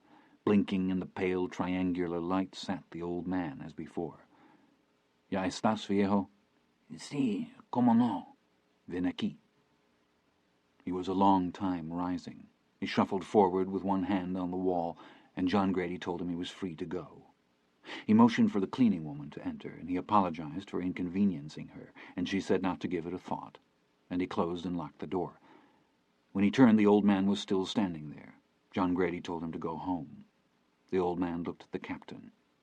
"No lo mire a él," said John Grady. "Te lo digo yo, ándale." The old man seized his hand and was about to kiss it when John Grady snatched it away. "Get the hell out of here," he said. "Don't be looking at him. Go on." The old man hobbled off toward the gate and unlatched it and stepped out into the street and turned and shut the gate again and was gone. When he and the captain went up the street, John Grady was riding the horse with the pistol stuck in his belt and his jacket over them. His hands were handcuffed before him, and the captain was leading the horse. They turned down the street to the blue house where the Charo lived, and the captain knocked at his door. A woman came to the door and looked at the captain and went back down the zaguan, and after a while the Charo came to the door and nodded and stood, picking his teeth. He looked at John Grady and he looked at the captain. Then he looked at John Grady again. "Tenemos un problema," said the captain. He sucked on the toothpick. He hadn't seen the pistol in John Grady's belt, and he was having trouble understanding the captain's demeanor. "Ven aquí," said John Grady. "Cierra la puerta." When the Charo looked up into the pistol barrel, John Grady could see the gears meshing in his head, and everything turning and falling into place. He reached behind him and pulled the door shut. He looked up at the rider. The sun was in his eyes, and he stepped slightly to one side and looked up again. "Quiero mi caballo," said John Grady. He looked at the captain. The captain shrugged. He looked up at the rider again, and his eyes started to cut away to the right, and then he looked down. John Grady looked off across the Ocotillo fence, where from horseback he could see some mud sheds and the rusted tin roof of a larger building. He swung down from the horse, the handcuffs dangling from one wrist. "Vámonos," he said. Rollins' horse was in a mud barn in the lot behind the house. He spoke to it, and it lifted its head at his voice, and it nickered at him. He told the Charo to get a bridle, and he stood holding the pistol while the Charo bridled the horse, and then he took the reins from him. He asked him where the other horses were. The Charo swallowed and looked at the captain. John Grady reached and got the captain by the collar and put the pistol to the captain's head, and he told the Charo that if he looked at the captain again he would shoot him. He stood looking down. John Grady told him that he had no more patience and no more time, and that the captain was a dead man anyway, but that he could still save himself. He told them that Blevins was his brother, and he'd taken a blood oath not to return to his father without the captain's head, and he said that if he failed there were more brothers, each waiting his turn. The Charo lost control of his eyes and looked at the captain anyway, and then he closed his eyes and turned away and clutched the top of his thin head with one hand. But John Grady was watching the captain, and he saw doubt cloud his face for the first time. The captain started to speak to the Charo, but he pulled him around by the collar with the pistol against his head and told him that if he spoke again he would shoot him where he stood. "Tú," he said, "¿Dónde están los otros caballos?" The Charo stood, looking out down the barn bay. He looked like an extra in a stage play, reciting his only lines. "En la hacienda de Don Rafael," he said. They rode out through the town, with the captain and the Charo doubled on Rawlins' horse, bareback, and John Grady riding behind them with his hands manacled as before. He carried a spare bridle slung over one shoulder. They rode dead through the center of town. Old women out sweeping the mud street in the early morning air stood and watched them go. It was some 10 kilometers to the hacienda so spoken, and they reached it mid-morning and rode through the open gate and on past the house toward the stables at the rear, attended by dogs who pranced and barked and ran before the horses. At the corral, John Grady halted and removed the cuffs and put them in his pocket and drew the pistol from his belt. Then he dismounted and opened the gate and waved them through. He led the grullo through and closed the gate and ordered them off the horse and gestured toward the stable with the pistol. The building was new and built of adobe brick and had a high tin roof. The doors at the far end were closed and the stalls were shuttered, and there was little light in the bay. He pushed the captain and the Charo ahead of him at gunpoint. He could hear horses snuffing in the stalls, and he could hear pigeons cooing somewhere in the loft overhead. "Red Bow," he called. The horse nickered at him from the far end of the stable. He motioned them forward. "Vámonos," he said. As he turned, a man stepped into the doorway behind them and stood in silhouette. "¿Quién está?" he said. John Grady moved behind the Charo and put the gun barrel in his ribs. "Respóndele," he said. "Luis," said the Charo. "Luis?" "Sí." "¿Quién más?" "Raúl, el capitán." The man stood uncertainly. John Grady stepped behind the captain. "Tenemos un preso," he said. "Tenemos un preso," called the captain. "Un ladrón," whispered John Grady. "Un ladrón." "Tenemos que ver un caballo." "Tenemos que ver un caballo," said the captain. "¿Cuál caballo?" "El caballo americano." The man stood. Then he stepped out of the doorway light. No one spoke. "¿Qué pasó, hombre?" called the man. No one answered. John Grady watched the sunlit ground beyond the stable door. He could see the shadow of the man where he stood to the side of the door. Then the shadow withdrew. He listened. He pushed the two men toward the rear of the stable. "Vámonos," he said. He called his horse again and located the stall and opened the door and turned the horse out. The horse pushed his nose and forehead against John Grady's chest, and John Grady spoke to him, and he whinnied and turned and went trotting toward the sunlight in the door without bridle or halter. As they were coming back up the bay, 2 other horses put their heads out over the stall doors. The second one was the big bay horse of Blevins. He stopped and looked at the animal. He still had the spare bridle looped over his shoulders, and he called the Charo by name and shrugged the bridle off his shoulder and handed it to him, and told him to bridle the horse and bring it out. He knew that the man who'd come to the stable door had seen the 2 horses standing in the corral, one saddled and bridled, and the other bridled and bareback, and he reckoned he'd gone to the house for a rifle, and that he would probably be back before the Charo could even get the bridle on Blevins' horse, and in all of this he was correct. When the man called from outside the stable again, he called for the captain. The captain looked at John Grady. The Charo stood with the bridle in one hand and the horse's nose in the crook of his arm. "Ándale," said John Grady. "Raúl," called the man. The Charo pushed the headstall over the horse's ears and stood in the stall door holding the reins. "Vámonos," said John Grady. There were ropes and rope halters and other bits of tack hanging from the hitch rail in the hall, and he took a coil of rope and handed it to the Charo and told him to tie one end to the bridle throat latch of Blevins' horse. He knew he didn't have to check anything that the man did, because the Charo could not have brought himself to do it wrong. His own horse stood in the doorway looking back. Then it turned and looked at the man standing outside against the wall of the stable. "¿Quién está contigo?" the man called. John Grady took the handcuffs from his pocket and told the captain to turn around and put his hands behind him. The captain hesitated and looked toward the door. John Grady raised the pistol and cocked it. "Bien, bien," the captain said. John Grady snapped the cuffs onto his wrists and pushed him forward and motioned to the Charo to bring the horse. Rawlins' horse had appeared in the stable door and stood nuzzling Redbow. He raised his head, and he and Redbow looked at them as they came up the bay, leading the other horse.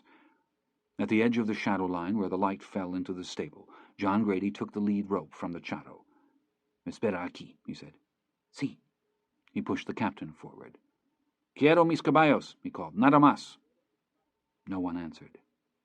He dropped the lead rope and slapped the horse on the rump, and it went trotting out of the stable, holding its head to one side so as not to step on the trailing rope. Outside it turned and nudged Rollins' horse with its forehead, and then stood looking at the man crouching against the wall. The man must have made a hazing motion at it, because it jerked its head and blinked, but it did not move. John Grady picked up the end of the rope the horse was trailing, and passed it between the captain's handcuffed arms, and stepped forward and half-hitched it to the stanchion the stable door was hung from. Then he stepped out through the door and put the barrel of the revolver between the eyes of the man crouched there. The man had been holding a rifle at his waist, and he dropped it in the dirt and held his hands up. Almost instantly, John Grady's legs were slammed from under him, and he went down. He never even heard the crack of the rifle, but Blevins' horse did, and it reared onto its hind legs above him, and sprang and hit the end of the rope, and was snatched sideways and fell with a great whomp in the dust. A flock of pigeons burst flapping out of the gable end of the loft overhead into the morning sun. The other two horses went trotting, and the Grullo started to run along the fence. He held on to the pistol and tried to rise. He knew he'd been shot, and he was trying to see where the man was hidden. The other man reached to retrieve the rifle lying on the ground, but John Grady turned and threw down on him with the pistol, and then reached and got hold of the rifle and rolled over and covered the head of the horse that was down and struggling so that it would not rise. Then he raised up cautiously to look. "No tire el caballo," called the man behind him. He saw the man who'd shot him, standing in the bed of a truck 100 feet away across the lot, with the barrel of the rifle resting on top of the cab. He pointed the pistol at him, and the man crouched down and watched him through the rear window of the cab and out through the windshield. He cocked and leveled the pistol and shot a hole in the windshield, and cocked the pistol again and spun and pointed it at the man kneeling behind him. The horse moaned under him. He could feel it breathing, slow and steady, in the pit of his stomach. The man held out his hands. "No me mate," he said. John Grady looked toward the truck. He could see the man's boots below the axle carrier where he stood at the rear of the vehicle, and he spread himself over the horse and cocked the pistol and fired at them. The man stepped behind the rear wheel, and he fired again and hit a tire. The man ran from behind the truck across the open ground toward a shed.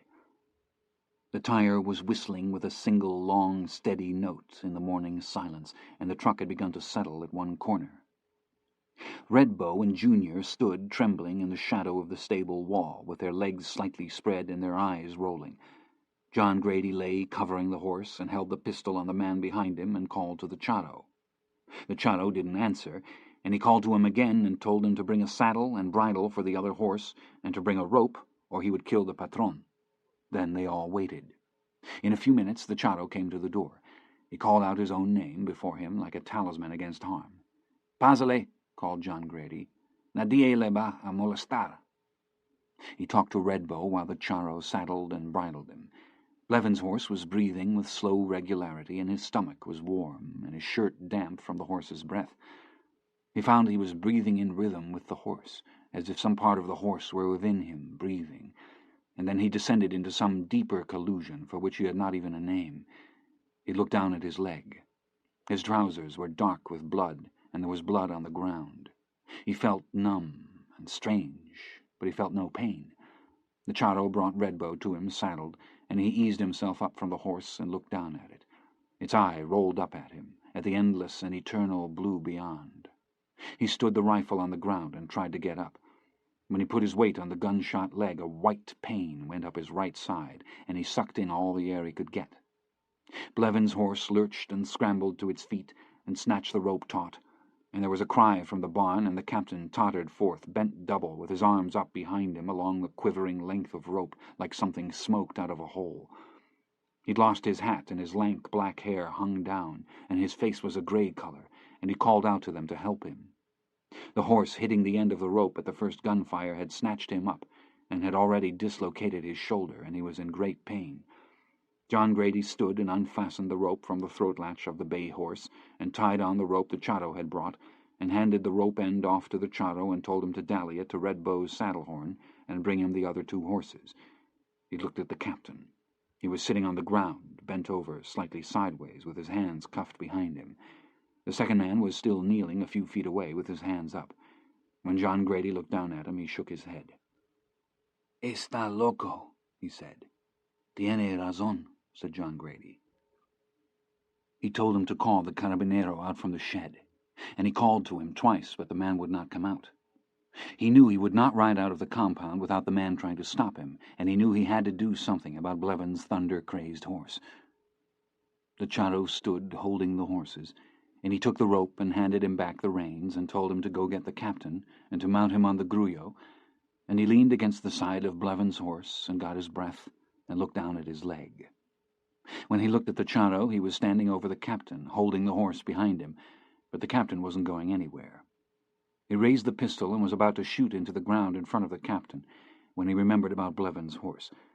He looked at the kneeling man again, and then, using the rifle for a crutch, he swung under the horse's neck and picked up Redbow's bridle reins from the ground, and jammed the pistol into his belt and put his foot in the stirrup and stood and swung his bloodied leg over into the saddle.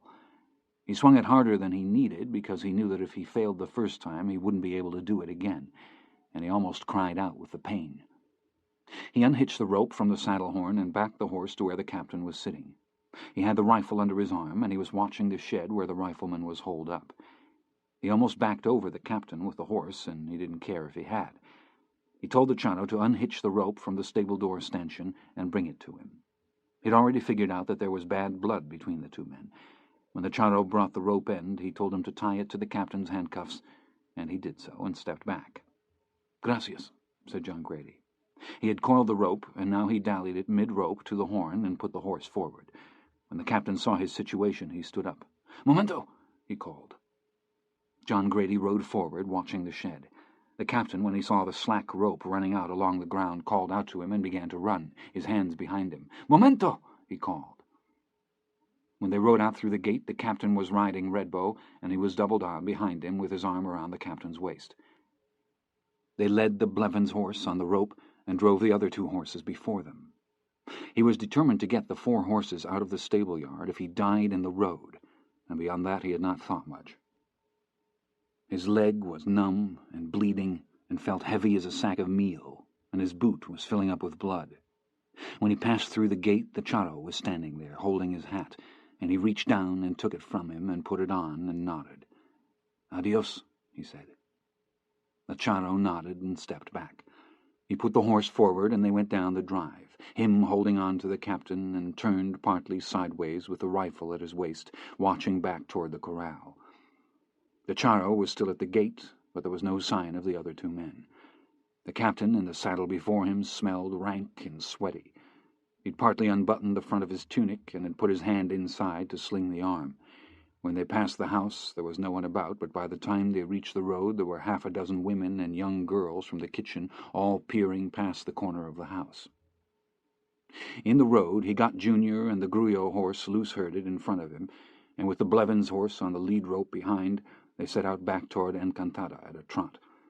He didn't know if the grullo horse would try and quit them or not, and he wished he had the spare saddle on Junior instead, but there was nothing to be done about it. The captain complained about his shoulder and tried to take the reins, and then he said he needed a doctor, and then he said he needed to urinate. John Grady was watching the road behind. "Go ahead," he said. "You couldn't smell much worse." It was a good 10 minutes before the riders appeared, 4 of them, at a hard gallop, leaning forward, holding their rifles out to one side. John Grady let go the reins and swiveled and cocked the rifle and fired. Blevins' horse stood twisting like a circus horse, and the captain must have sawed back on Redbow's reins because he stopped dead in the middle of the road, and John Grady fell against him and almost pushed him forward out of the saddle. Behind him, the riders were pulling up their mounts and milling in the road, and he levered a fresh round into the rifle and fired again. And by now Redbow had turned in the road to face the pull of the rope, and the Blevins' horse was wholly out of control, and he swung around and whacked the captain's arm with the barrel of the rifle to make him drop the reins, and he took the reins up and hauled Redbow around and whacked him with the rifle and looked back again. The riders had quit the road, but he saw the last horse disappear into the brush, and he knew which side they'd taken. He leaned down and got hold of the rope, and drew the wall-eyed horse to him, and coiled the rope and snubbed the horse up short, and whacked Redbow again, and trotting side by side they overtook the two horses in the road before them and herded them off into the brush and out onto the rolling country west of the town. The captain half turned to him with some new complaint, but he only hugged his loathsome charge more fondly, the captain tottering woodenly in the saddle before him, with his pain like a store dummy carried off for a prank. They rode down into a broad, flat arroyo, and he put the horses into a lope, his leg throbbing horribly, and the captain crying out to be left. The arroyo bore east by the sun, and they followed it for a good distance until it began to narrow and grow rocky, and the loose horses before him to step cautiously and look toward the slopes above them. He hazed them on, and they clambered up through trap rock fallen from the rim country above, and they led up onto the north-facing slope and along a barren gravel ridge, where he gripped the captain anew and looked back. The riders were fanned over the open country a mile below him, and he counted not 4 but 6 of them before they dropped from sight into a draw. He loosed the rope from the saddle horn in front of the captain and dallied it again with more slack. "You must owe them sons of bitches money," he said. He put the horse forward again and caught up to the other horses, standing, looking back 100 feet out along the ridge. There was no place to go up the draw, and no place to hide in the open country beyond. He needed 15 minutes, and he didn't have them. He slid down and caught the Purissima horse, hobbling after it on one leg, and the horse shifting and eyeing him nervously. He unhitched the bridle reins from about the saddle horn and stood into the stirrup and pulled himself painfully onto the horse and turned and looked at the captain. "I want you to follow me," he said, "and I know what you're thinking. But if you think I can't ride you down, you better think some more. And if I have to come get you, I'm going to whip you like a dog. Me entiende?" The captain didn't answer. He managed a sardonic smile, and John Grady nodded. "You just keep smiling. When I die, you die." He turned the horse and rode back down into the arroyo. The captain followed. At the rock slide he dismounted and tied the horse and took out a cigarette and lit it and hobbled up around the tumbled rocks and boulders carrying the rifle.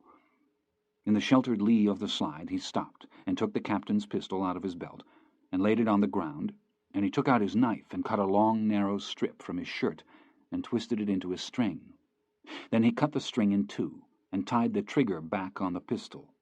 He wrapped it tightly so as to depress the grip safety, and he broke off a dead limb and tied the other string to it and tied the free end to the hammer of the pistol. He put a good-sized rock on top of the stick to hold it, and he stretched the pistol out until the string cocked the hammer, and then laid the pistol down and rolled a rock over it, and when he slowly released it, it held. He took a good draw on the cigarette to get it burning, and then laid it carefully across the string, and stepped back and picked up the rifle and turned and hobbled back out to where the horses stood. He took the water bottles, and he slid the bridle down off the Grullo's head and caught it, and he stroked the Grullo under the jaw. "I hate to leave you, old partner," he said. "You've been a good one." He handed the water bottles up to the captain and slung the bridle over his shoulder and reached a hand up, and the captain looked down at him and then reached down with his good hand, and he struggled up onto the horse behind the captain and reached around and took the reins and turned the horse back up the ridge again. He caught up the loose horses and drove them down off the ridge and out across the open country. The ground was volcanic gravel and not easy to track a horse over, but not impossible either. He pushed the horses hard. There was a low rocky mesa 2 miles across the floodplain, and he could see trees and the promise of broken country. Not halfway across, he heard the dead flat pop of the pistol he'd been listening for. "Captain," he said, "you just fired a shot for the common man." The trees he'd seen from the distance were the breaks of a dry river course, and he pushed the horses through the brush and entered a stand of cottonwoods and turned the horse and sat watching back across the plain they'd traversed.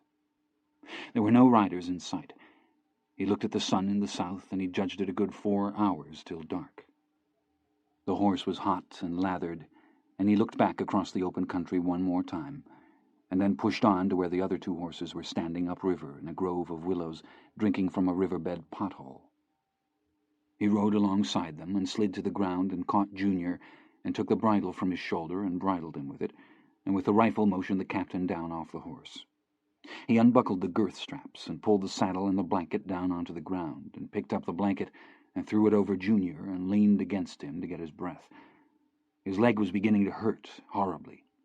He stood the rifle against the actual horse and picked up the saddle and managed to get it on, and he pulled the girth strap and rested, and he and the horse blew, and then he pulled the strap again and cinched it. He picked up the rifle and turned to the captain.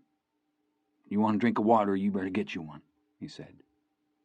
The captain walked up past the horses, holding his arm, and he knelt and drank and laved water over the back of his neck with his good hand. When he rose, he looked very serious. "Why you no leave me here?" he said. "I ain't leaving you here. You're a hostage." "Monday?" "Let's go." The captain stood uncertainly. "Why'd you come back?" he said. "I come back from a horse. Let's go." The captain nodded at the wound in his leg, still bleeding, the whole trouser leg dark with blood. "You're going to die," he said. "We'll let God decide about that. Let's go."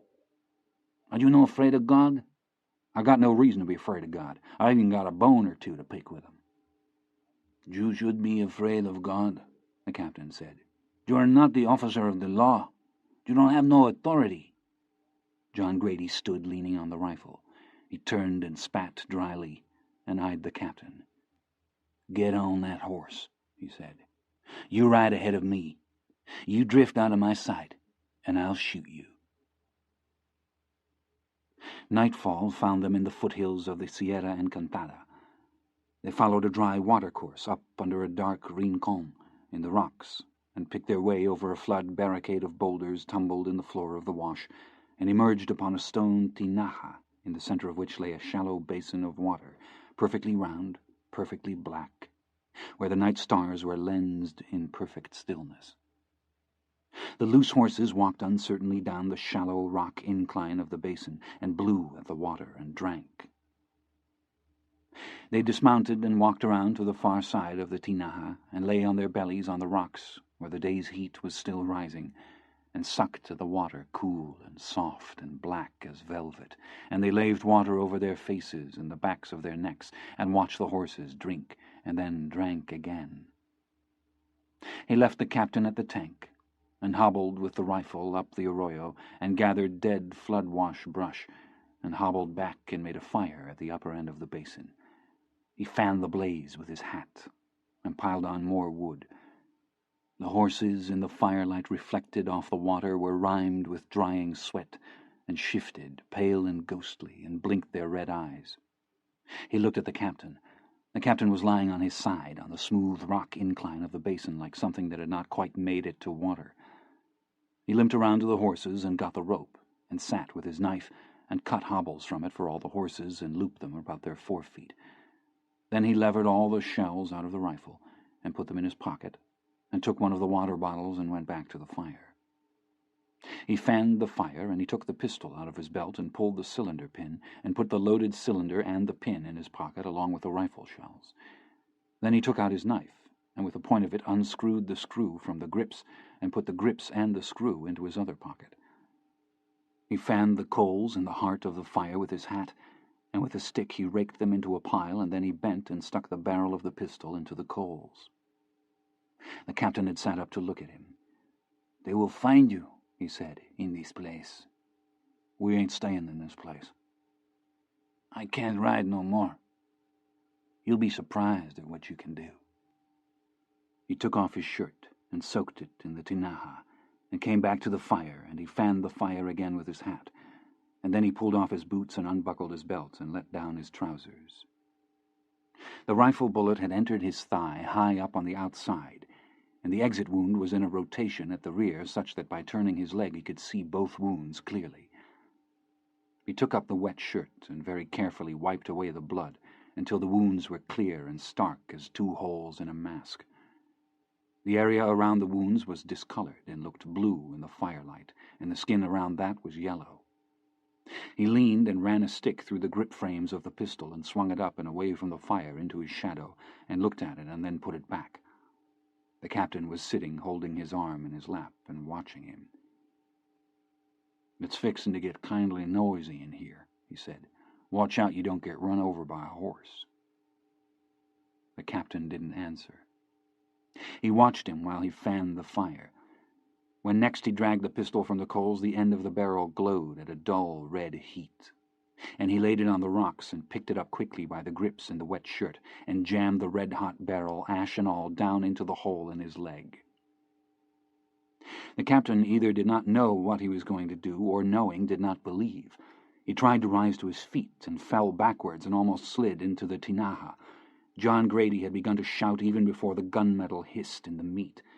His shout clapped shut the calls of lesser creatures everywhere about them in the night, and the horses all stood swimming up into the darkness beyond the fire and squatting in terror on their great thighs, screaming and pawing the stars. And he drew breath and howled again and jammed the gun barrel into the second wound and held it the longer in deference to the cooling of the metal, and then he fell over on his side and dropped the revolver on the rocks, where it clattered and turned and slid down the basin and vanished hissing into the pool. He'd seized the fleshy part of his thumb in his teeth, shaking in agony. With the other hand he reached for the water bottle, standing unstoppered on the rocks, and poured water over his leg, and heard the flesh hiss like something on a spit. And he gasped and let the bottle fall, and he raised up and called out his horse's name to him softly, where he scrambled and fell on the rocks in his hobbles among the others, that he might ease the fright in the horse's heart. When he turned and reached for the water bottle, where it lay draining on the rocks, the captain kicked it away with his boot. He looked up. He was standing over him with the rifle. He held it with the stock under his armpit, and he gestured upward with it. "Get up," he said. He pushed himself up on the rocks and looked across the tank toward the horses. He could only see two of them, and he thought the third one must have run out down the arroyo, and he couldn't tell which one was missing, but guessed it was the Blevins' horse. He got hold of his belt and managed to get his breeches back on. "Where is the keys?" said the captain. He pushed himself up and rose and turned and took the rifle away from the captain. The hammer dropped with a dull metallic snap. "Get back over there and sit down," he said. The captain hesitated. The man's dark eyes were turned toward the fire, and he could see the calculation in them, and he was in such a rage of pain he thought he might have killed him had the gun been loaded.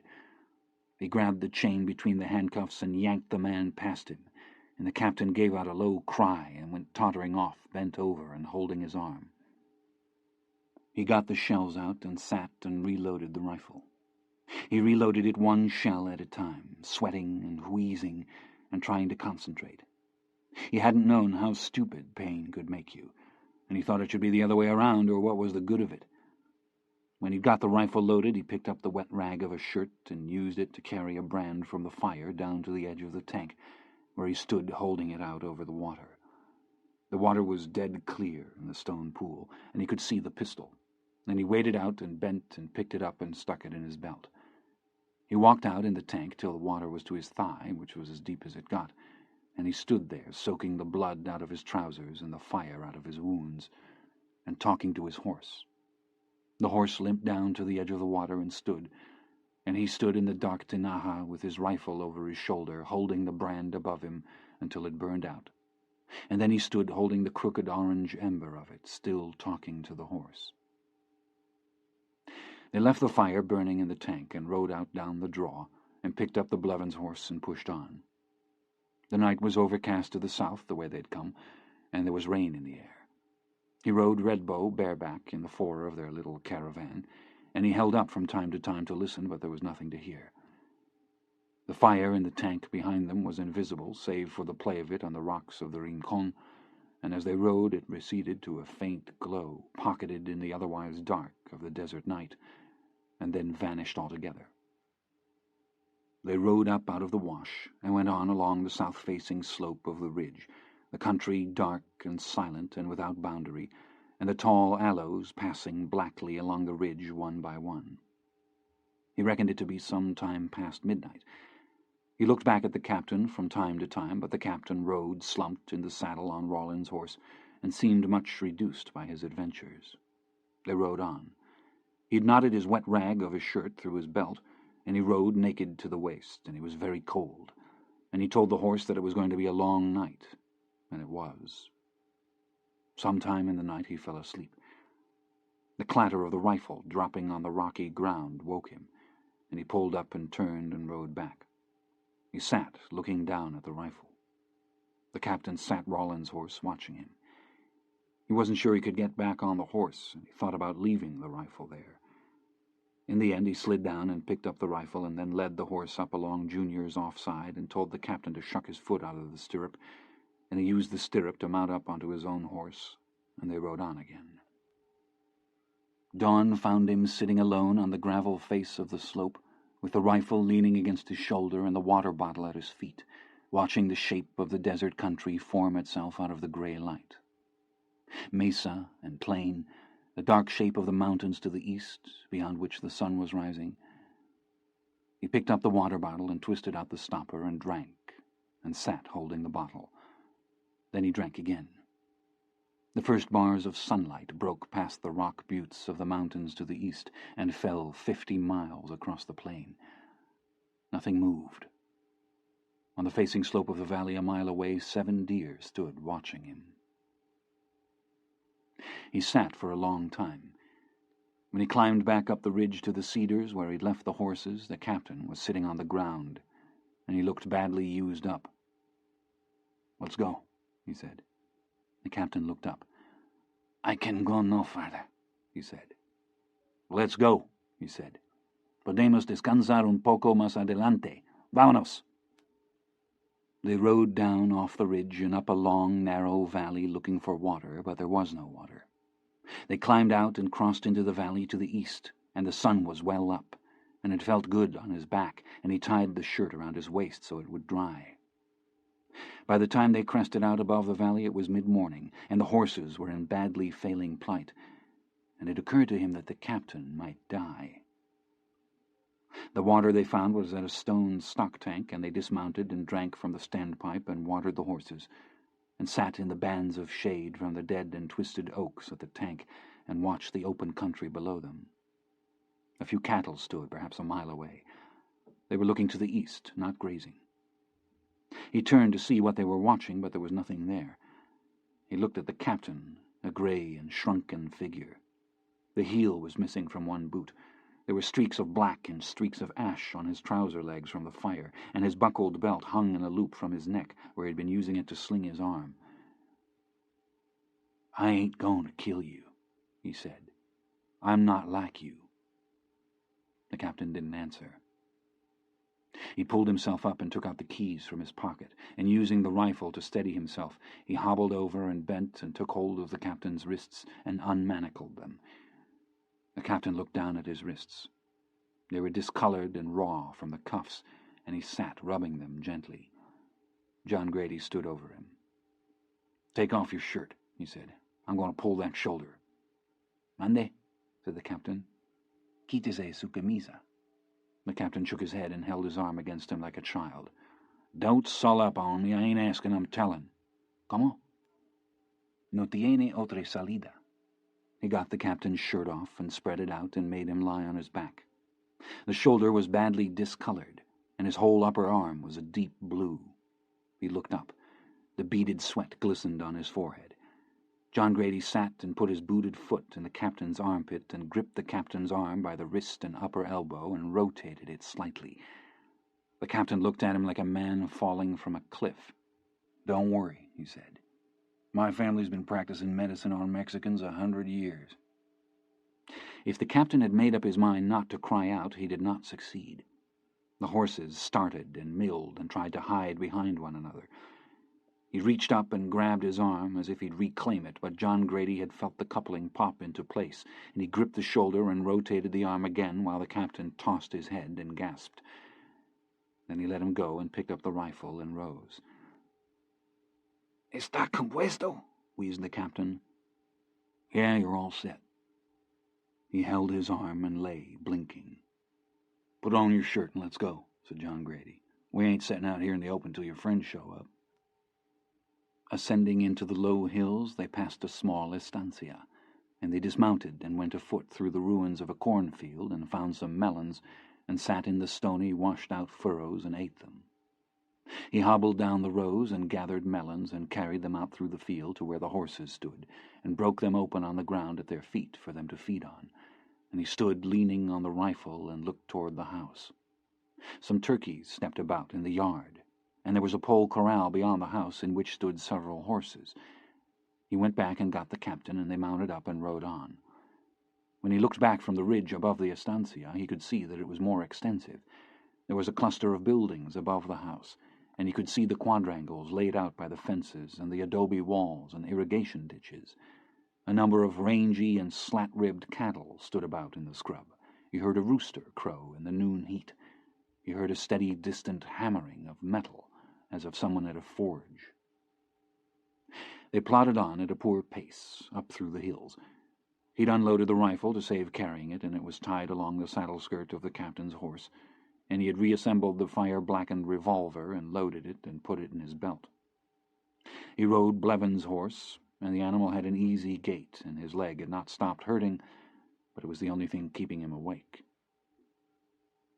In the early evening, from the eastern rim of the mesa, he sat and studied the country while the horses rested.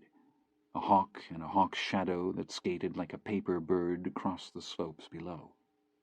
He studied the terrain beyond, and after a while he saw riders riding. They were perhaps 5 miles away. He watched them, and they dropped from sight into a cut or into a shadow. Then they appeared again. He mounted up, and they rode on. The captain slept, tottering in the saddle with his arms slung through his belt. It was cool in the higher country, and when the sun set it was going to be cold. He pushed on, and before dark they found a deep ravine in the north slope of the ridge they'd crossed, and they descended and found standing water among the rocks, and the horses clambered and scrabbled their way down and stood drinking. He unsaddled Junior and cuffed the captain's bracelets through the wooden stirrups, and told him he was free to go as far as he thought he could carry the saddle.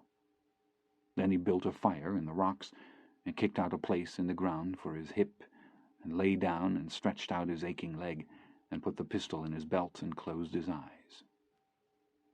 In his sleep he could hear the horses stepping among the rocks, and he could hear them drink from the shallow pools in the dark, where the rocks lay smooth and rectilinear as the stones of ancient ruins, and the water from their muzzles dripped and rang like water dripping in a well, and in his sleep he dreamt of horses.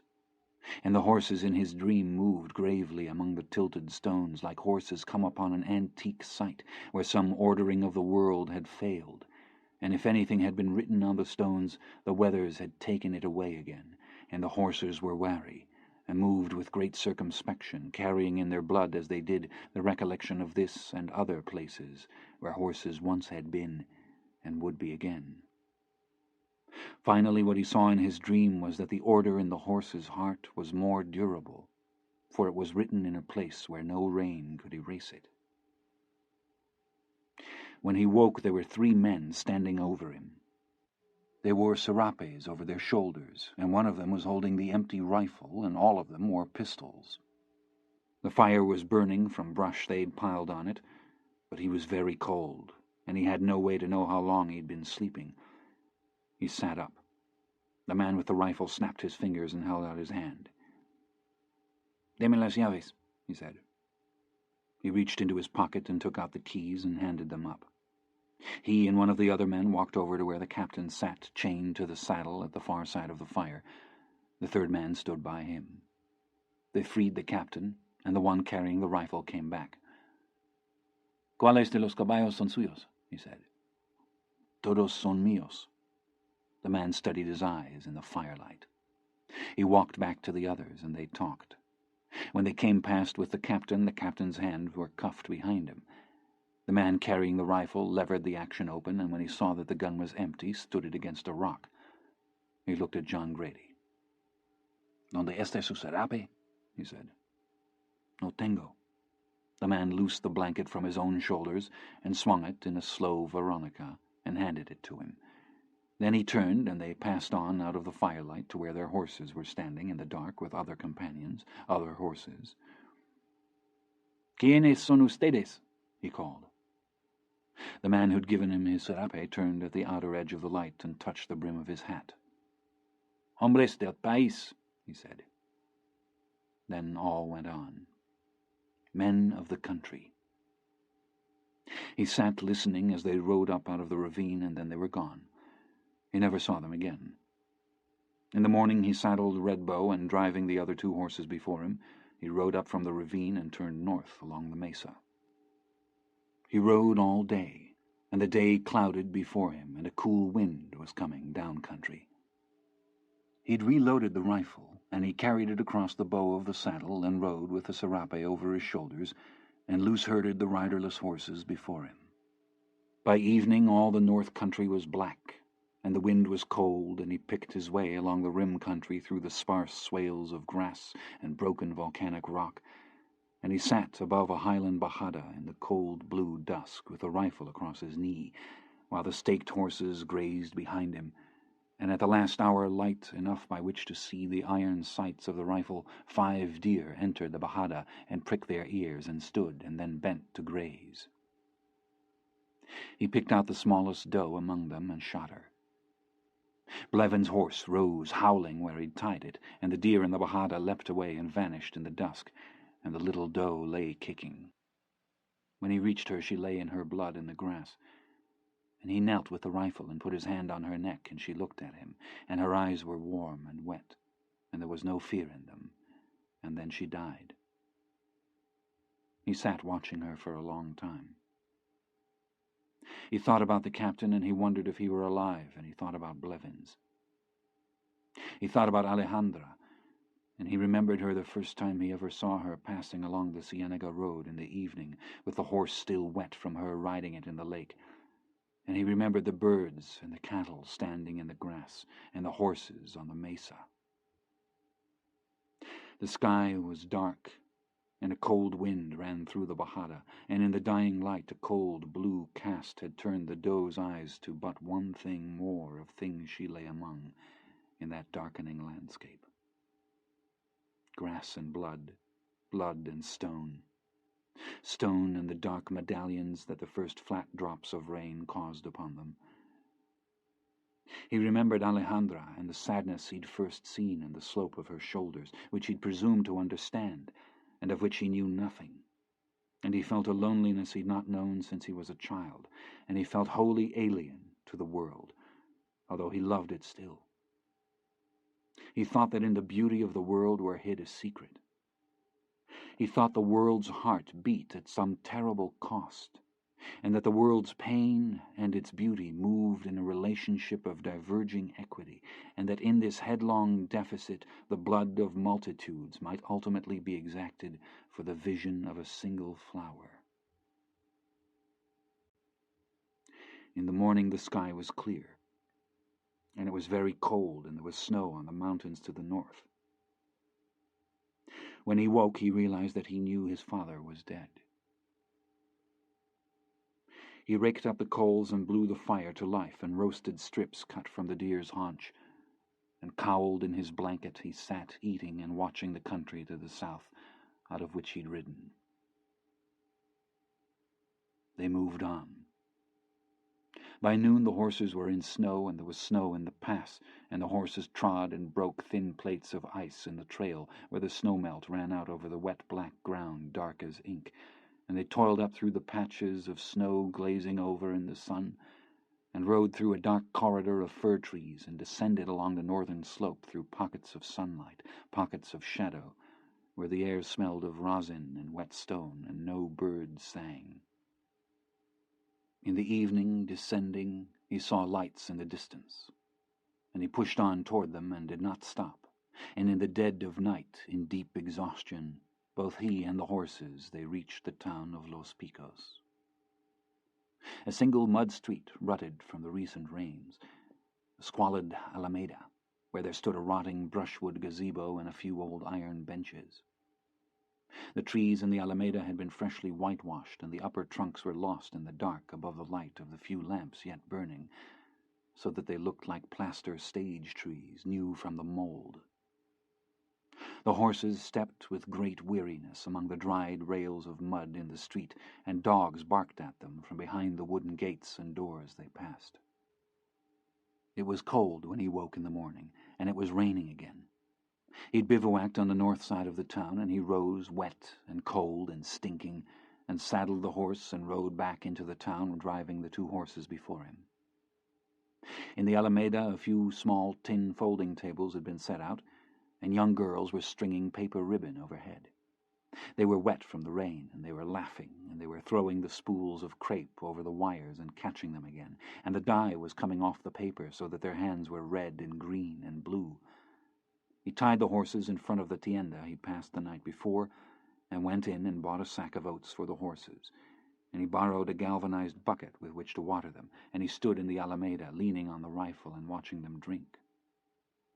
He thought he'd be an object of some curiosity, but the people he saw only nodded gravely to him and passed on. He carried the bucket back into the store and went down the street to where there was a small cafe, and he entered and sat at one of the 3 small wooden tables. The floor of the cafe was packed mud, newly swept, and he was the only customer. He stood the rifle against the wall and ordered huevos revueltos and a cup of chocolate, and he sat and waited for it to come, and then he ate very slowly. The food was rich to his taste, and the chocolate was made with canela, and he drank it and ordered another, and folded a tortilla and ate, and watched the horses standing in the square across the street, and watched the girls. They'd hung the gazebo with crepe, and it looked like a festooned brush pile. The proprietor showed him great courtesy, and brought him fresh tortillas hot from the comal, and told him that there was to be a wedding, and that it would be a pity if it rained. He inquired where he might be from, and showed surprise he'd come so far. He stood at the window of the empty cafe and watched the activities in the square, and he said that it was good that God kept the truths of life from the young as they were starting out, or else they'd have no heart to start at all. By mid-morning the rain had stopped. Water dripped from the trees in the Alameda, and the crepe hung in soggy strings. He stood with the horses and watched the wedding party emerge from the church. The groom wore a dull black suit, too large for him, and he looked not uneasy but half desperate, as if unused to clothes at all. The bride was embarrassed and clung to him, and they stood on the steps for their photograph to be taken, and in their antique formal wear posed there in front of the church they already had the look of old photos. In the sepia monochrome of a rainy day in that lost village, they'd grown old instantly. In the Alameda, an old woman in a black rebozo was going about tilting the metal tables and chairs to let the water run off. She and the others began to set out food from pails and baskets, and a group of 3 musicians in soiled silver suits stood by with their instruments. The groom took the bride's hand to help her negotiate the water standing in front of the church steps. In the water they were grey figures reflected against a grey sky. A small boy ran out and stamped in the puddle and sprayed a sheet of the muddy grey water over them and ran away with his companions. The bride clutched her husband. He scowled and looked after the boys, but there was nothing to be done. And she looked down at her dress, and she looked at him, and then she laughed. Then the husband laughed, and the others in the party also, and they crossed the road, laughing and looking from one to the other, and entered the Alameda among the tables, and the musicians began to play. With the last of his money he bought coffee and tortillas and some tinned fruit and beans. The tins had been on the shelves so long they'd tarnished and the labels faded. When he passed out along the road, the wedding party was seated at the tables eating, and the musicians had stopped playing and were squatting together drinking from tin cups. A man sitting alone on one of the benches, who seemed no part of the wedding, looked up at the sound of the slow hooves in the road and raised one hand to the pale rider passing with blanket and rifle, and he raised a hand back and then rode on. He rode out past the last low mud-built houses and took the road north, a mud track that wound up through the barren gravel hills and branched and broke and finally terminated in the tailings of an abandoned mine among the rusted shapes of pipe and pump stanchions and old jack-timbers. He crossed on through the high country and in the evening descended the north slope and rode out onto the foreplain where the creosote, deep olive from the rains, stood in solemn colonies as it had stood 1,000 years and more in that tenantless waste, older than any living thing that was. He rode on, the 2 horses following, riding doves up out of the pools of standing water and the sun descending out of the dark, discolored overcast to the west, where its redness ran down the narrow band of sky above the mountains like blood falling through water. and the desert fresh from the rain, turning gold in the evening light, and then deepening to dark, a slow inkening over of the Bajada and the rising hills and the stark stone length of the Cordilleras, darkening far to the south in Mexico. The floodplain he crossed was walled about with fallen trap rock, and in the twilight the little desert foxes had come out to sit along the walls, silent and regal as icons, watching the night come, and the doves called from the acacia, and the night fell dark as Egypt, and there was just the stillness and the silence and the sound of the horses breathing and the sound of their hooves clopping in the dark. He pointed his horse at the pole star and rode on, and they rode the round moon up out of the east, and coyotes yammered and answered back all across the plain to the south from which they'd come. He crossed the river just west of Langtree, Texas, in a softly falling rain. The wind in the north, the day cold. The cattle along the breaks of the river standing grey and still. He followed a cattle trail down into the willows and across to where the grey water lay braided over the gravels. He studied the cold grey rips in the current, and dismounted and loosed the girth straps, and undressed, and stogged his boots in the legs of his trousers as he'd done before in that long ago. And he put his shirt and jacket and the pistol after, and doubled the belt in the loops to draw shut the waist. Then he slung the trousers over his shoulder and mounted up naked with the rifle aloft, and driving the loose horses before him, he pushed Redbow into the river. He rode up onto Texas soil, pale and shivering, and he sat the horse briefly and looked out over the plain to the north, where cattle were already beginning to appear, slouching slowly out of that pale landscape and bawling softly at the horses.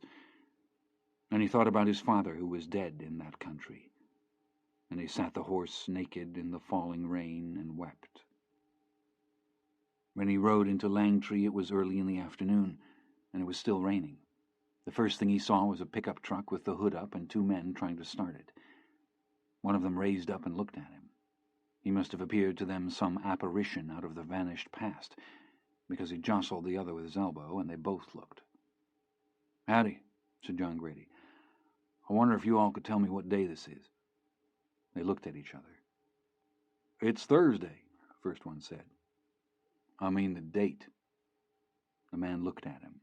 He looked at the horses standing behind him. "The date?" he said. "Yes, sir." "It's Thanksgiving Day," the other man said. He looked at them. He looked out down the street. "Is that cafe yonder open?" "Yeah, it's open." He lifted his hand off the pommel and was about to touch up the horse, and then he stopped. "Don't neither of you all want to buy a rifle, do you?" he said. They looked at each other.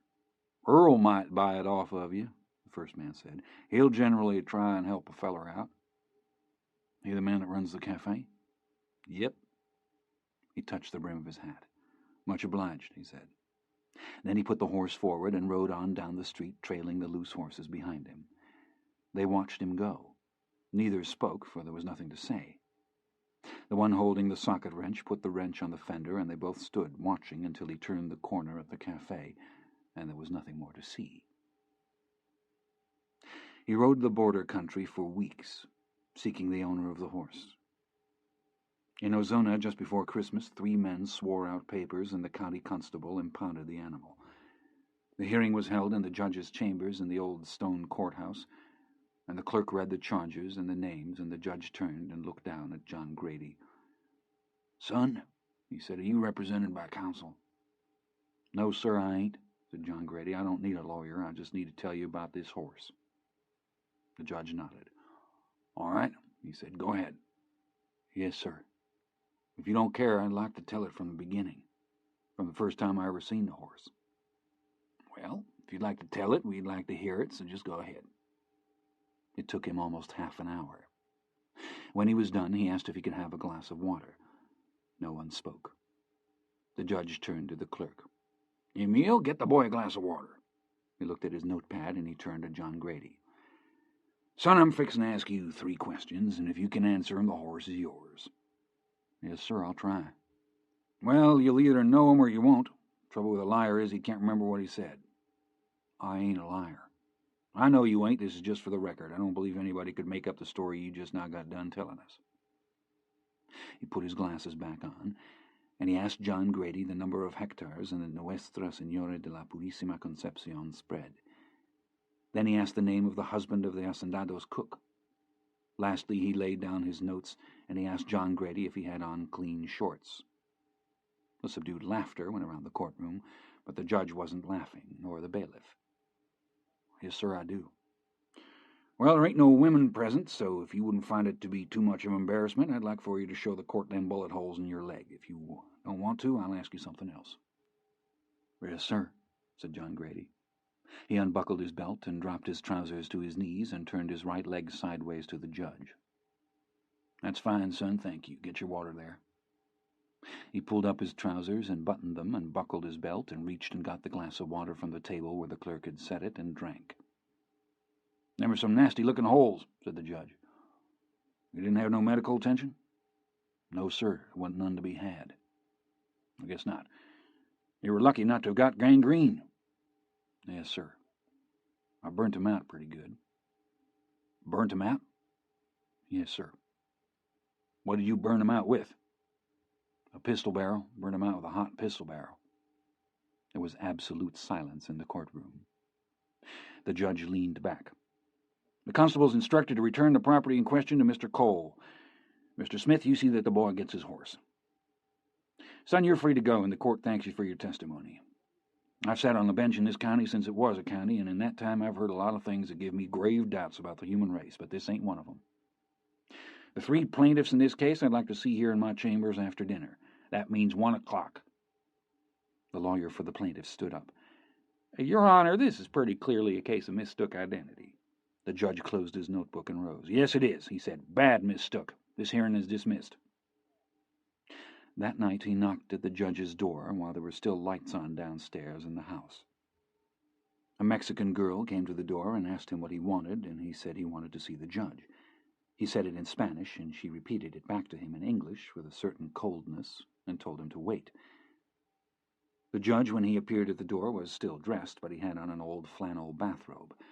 If he was surprised to find the boy on his porch, he didn't show it. He pushed open the screen door. Come in, son, he said. Come in. I didn't want to bother you. It's all right.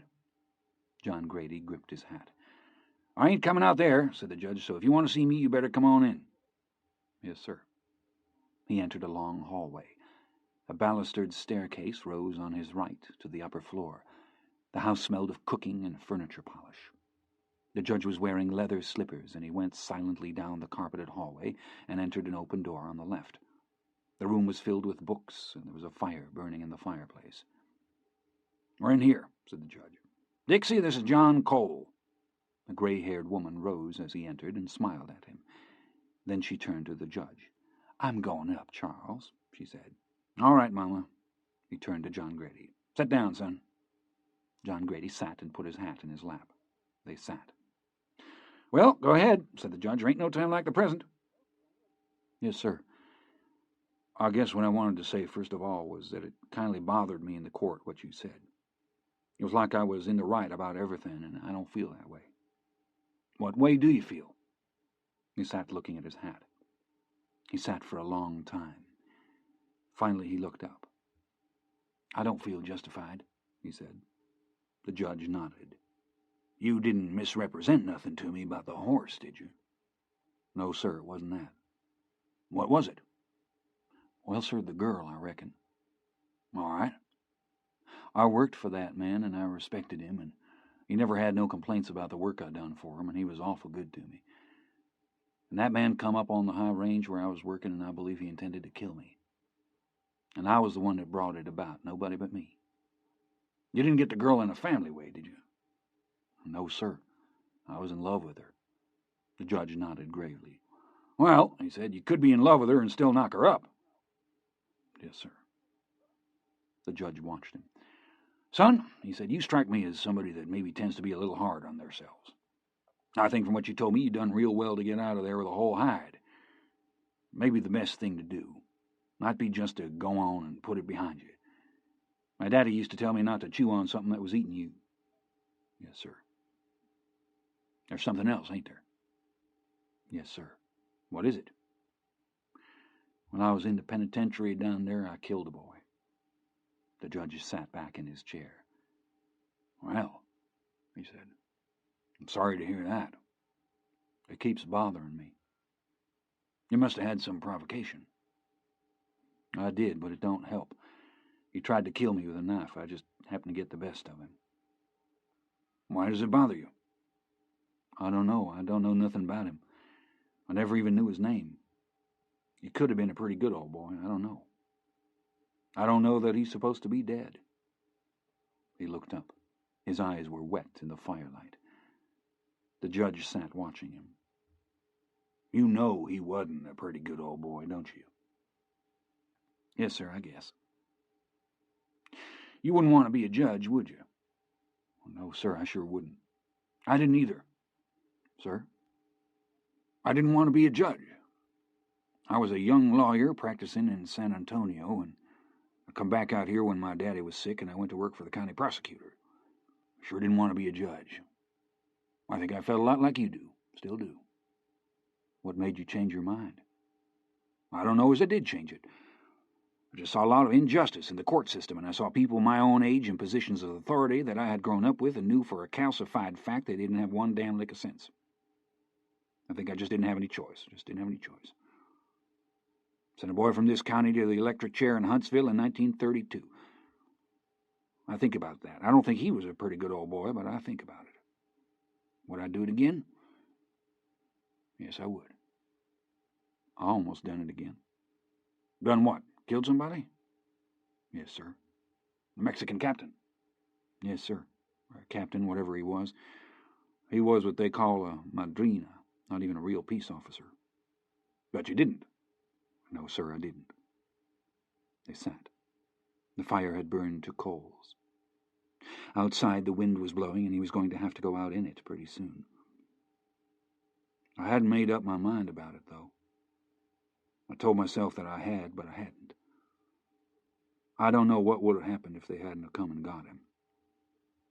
I expect he's dead anyways. He looked up from the fire at the judge. I wasn't even mad at him, or I didn't feel like I was. That boy he shot, I didn't hardly even know him. I felt bad about it, but he wasn't nothing to me. Why do you think you wanted to kill him? I don't know. Well, said the judge, I guess that's something between you and the good Lord, wouldn't you say? Yes, sir. I didn't mean that I expected an answer. Maybe there ain't no answer. It just bothered me that you might think I was something special. I ain't. Well, that ain't a bad way to be bothered. He picked up his hat and held it in both hands. He looked like he was about to get up, but he didn't get up. The reason I wanted to kill him was because I stood there and let him walk that boy out in the trees and shoot him, and I never said nothing. Would it have done any good? No, sir. That don't make it right. The judge leaned from his chair and took the poker standing on the hearth and jostled the coals and stood the poker back and folded his hands and looked at the boy. What would you have done if I'd found against you today? I don't know. No, that's a fair answer, I guess. Or wasn't there a horse? It would have bothered me. Yes, said the judge, I expect it would. I need to find out who the horse belongs to. It's gotten to be like a millstone round my neck. There's nothing wrong with you, son. I think you'll get it sorted out. Yes, sir, I guess I will if I live. He stood. I thank you for your time and for inviting me into your home and all. The judge stood up. Will you come back and visit any time? He said. Yes, sir, I appreciate it. It was cold out, but the judge stood on the porch in his robe and slippers while he untied the horse and got the other two horses sorted out, and then mounted up.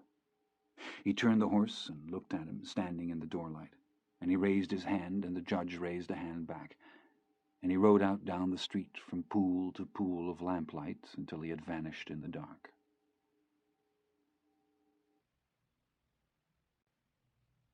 On the Sunday morning following, he was sitting in a cafe in Brackettville, Texas, drinking coffee. There was no one else in the cafe except the counterman, and he was sitting on the last stool at the end of the counter, smoking a cigarette and reading the paper. There was a radio playing behind the counter, and after a while a voice said that it was the Jimmy Blevins Gospel Hour. John Grady looked up. "Where's that radio station coming from?" he said. "That's Del Rio," said the counterman. He got to Del Rio about 4:30 in the afternoon, and by the time he found the Blevins' house it was getting on toward dark.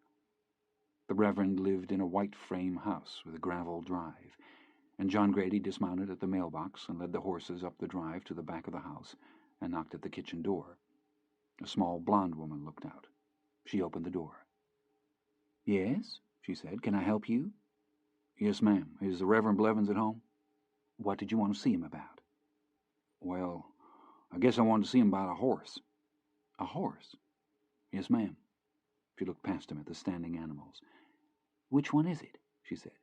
"Oh, the bay, the biggest one." "Well, he'll bless it, but he won't lay hands on." "Ma'am?" "He won't lay hands on, not on animals." "Who's out there, darling?" called a man from the kitchen. "A boy here with a horse," she called. The Reverend walked out on the porch. My, he said, "look at them horses." "I'm sorry to bother you, sir, but that ain't your horse, is it?" "My horse? I never owned a horse in my life." "Did you want him to bless the horse or not?" said the woman. "Did you know a boy about 14 years old named Jimmy Blevins?" "We had a mule one time when I was growing up. Big mule, mean rascal, too." "A boy named Jimmy Blevins? You mean just plain Jimmy Blevins?" "Yes, sir." No, not that I recollect. There's any number of Jimmy Blevinses out there in the world, but it's Jimmy Blevins Smith and Jimmy Blevins Jones. There ain't a week passes we don't get one or two letters telling us about a new Jimmy Blevins this or Jimmy Blevins that. Ain't that right, darling?" "That's right, Reverend." "We get 'em from overseas, you know. Jimmy Blevins Chang. That was one we had here recent. Little old yeller baby. They sent photos, you know, snapshots. What was your name?" "Cole. John Grady Cole." The Reverend extended his hand, and they shook, the Reverend thoughtful. "Cole," he said. "We may have had a Cole. Hate to say we hadn't. Have you had your supper?" "No, sir." "Darling, maybe Mr. Cole would like to take supper with us. You like chicken and dumplings, Mr. Cole?" "Yes, sir, I do. I've been partial to 'em all my life." "Well, you're fixing to get more partial, because my wife makes the best you ever ate." They ate in the kitchen. She said, "We just eat in the kitchen now that there's just the two of us." He didn't ask who was missing. The Reverend waited for her to be seated, and then he bowed his head and blessed the food and the table and the people sitting at it. He went on at some length and blessed everything all the way up to the country, and then he blessed some other countries as well, and he spoke about war and famine and the missions and other problems in the world with particular reference to Russia and the Jews and cannibalism, and he asked it all in Christ's name, amen, and raised up and reached for the cornbread. "People always want to know how I got started," he said. "Well, it was no mystery to me. Whenever I first heard a radio, I knew what it was for, and there wasn't no questions about it neither. My mother's brother built a crystal set. Bought it through the mail. It come in a box and you put it together. We lived in South Georgia, and we'd heard about the radio, of course, but we never had actually seen one play with our own eyes. It's a world of difference. Well, I knew what it was for, because there couldn't be no more excuses, you see. A man might harden his heart to where he could no longer hear the word of God, but you turn the radio up real loud. Well, hardness of heart won't do it no more. He's got to be deaf as a post besides. There's a purpose for everything in this world, you see. Sometimes it might be hard to see what it is, but the radio, well, my, you can't make it no plainer than that. The radio was in my plans from the start. It's what brought me to the ministry." He loaded his plate as he talked, and then he stopped talking and ate. He was not a large man, but he ate 2 huge platefuls and then a large helping of peach cobbler, and he drank several large glasses of buttermilk. When he was done, he wiped his mouth and pushed back his chair. "Well," he said, "you all excuse me, I got to go to work. The Lord don't take no holidays." He rose and disappeared into the house. The woman dished out for John Grady a second helping of the cobbler, and he thanked her, and she sat back down and watched him eat it. "He was the first one to have you put your hands on the radio, you know," she said. "Ma'am?" "He started that, putting your hands on the radio. He'd pray over the radio and heal everybody that was sitting there with their hands on the radio." "Yes, ma'am." "For that, he'd have people send in things, and he'd pray over them, but there was a lot of problems connected with that. People expect a lot of a minister of God. He cured a lot of people, and of course everybody heard about it over the radio, and I don't like to say this, but it got bad. I thought it did." He ate. She watched him. "They sent dead people," she said. "Ma'am?" "They sent dead people, crated them up and shipped them railway express. It got out of hand. You can't do nothing with a dead person. Only Jesus can do that." "Yes, ma'am." Did you want some more buttermilk? Yes, please, ma'am. This is awful good. Well, I'm glad you're enjoying it. She poured his glass and sat again. He works so hard for his ministry. People have no idea. Did you know his voice reaches all over the world? Is that right? We've got letters from China. It's hard to imagine. Them little old people sitting around their radios over there listening to Jimmy. I wouldn't think they'd know what he was saying. Letters from France, letters from Spain, the whole world. His voice is like an instrument, you see. When he has the laying on of the hands, they could be in Timbuktu, they could be on the South Pole, it don't make no difference. His voice is there. There's not any place you can go, he ain't there, in the air. All the time you just turn on your radio. Of course, they tried to close the station down, but it's over in Mexico. That's why Dr. Brinkley come here, to find that radio station. Did you know that they can hear it on Mars? No, ma'am. Well, they can. When I think about them up there, hearing the words of Jesus for the very first time, it just makes me want to cry. It does. And Jimmy Blevins done it. He was the one. From inside the house there sounded a long, rattling snore. She smiled. Poor darling, she said. He's just wore out. People have no idea. He never found the owner of the horse. Along toward the end of February he drifted north again, trailing the horses in the barred ditches along the edge of the blacktop roads, the big semis blowing them up against the fences. The first week of March he was back in San Angelo, and he cut across the country so familiar to him, and reached the Rawlins pasture fence just a little past dark on the first warm night of the year, and no wind, and everything dead still and clear on the West Texas plains. He rode up to the barn and dismounted and walked up to the house. There was a light on in Rawlins' room, and he put 2 fingers to his teeth and whistled. Rawlins came to the window and looked out. In a few minutes he came from the kitchen and around the side of the house. "Bud, is that you?" "Yeah." "Some buck," he said, "some buck." He walked around to get him in the light, and he looked at him as if he were something rare. "I figured you might want your old horse back," said John Grady. "I can't believe it. You got Junior with you?" "He's standing down yonder at the barn." "Some buck," said Rawlins. "I can't believe it, some buck." They rode out on the prairie and sat on the ground and let the animals drift with the reins down. And he told Rawlins all that had happened. They sat very quietly. The dead moon hung in the west, and the long flat shapes of the night clouds passed before it like a phantom fleet. "Have you been to see your mama?" said Rawlins. "No." "You knew your daddy died." "Yeah, I guess I knew that." "She tried to get word to you in Mexico." "Yeah." "Luis's mother's real sick." "Abuela?" "Yeah." "How are they making it?" "I guess all right. I seen Arturo over in town. Thatcher Cole got him a job at the school, cleaning up and stuff like that." "Is she going to make it?" "I don't know. She's pretty old." "Yeah." "What are you going to do?" "Head out." "Where to?" "I don't know." "You could get out on the rigs. Pays awful good." "Yeah, I know." "You could stay here at the house." "I think I want to move on." "This is still good country." "Yeah, I know it is. But it ain't my country." He rose and turned and looked off toward the north, where the lights of the city hung over the desert. Then he walked out and picked up the reins and mounted his horse and rode up and caught the Blevins' horse by its halter. "Catch your horse," he said, "or else he'll follow me." Rawlins walked out and caught the horse and stood holding it. "Where is your country?" he said. "I don't know," said John Grady. "I don't know where it is. I don't know what happens to country." Rawlins didn't answer. "I'll see you, old partner," said John Grady. "All right. I'll see you." He stood holding his horse while the rider turned and rode out and dropped slowly down the skyline. He squatted on his heels so as to watch him a little longer, but after a while he was gone.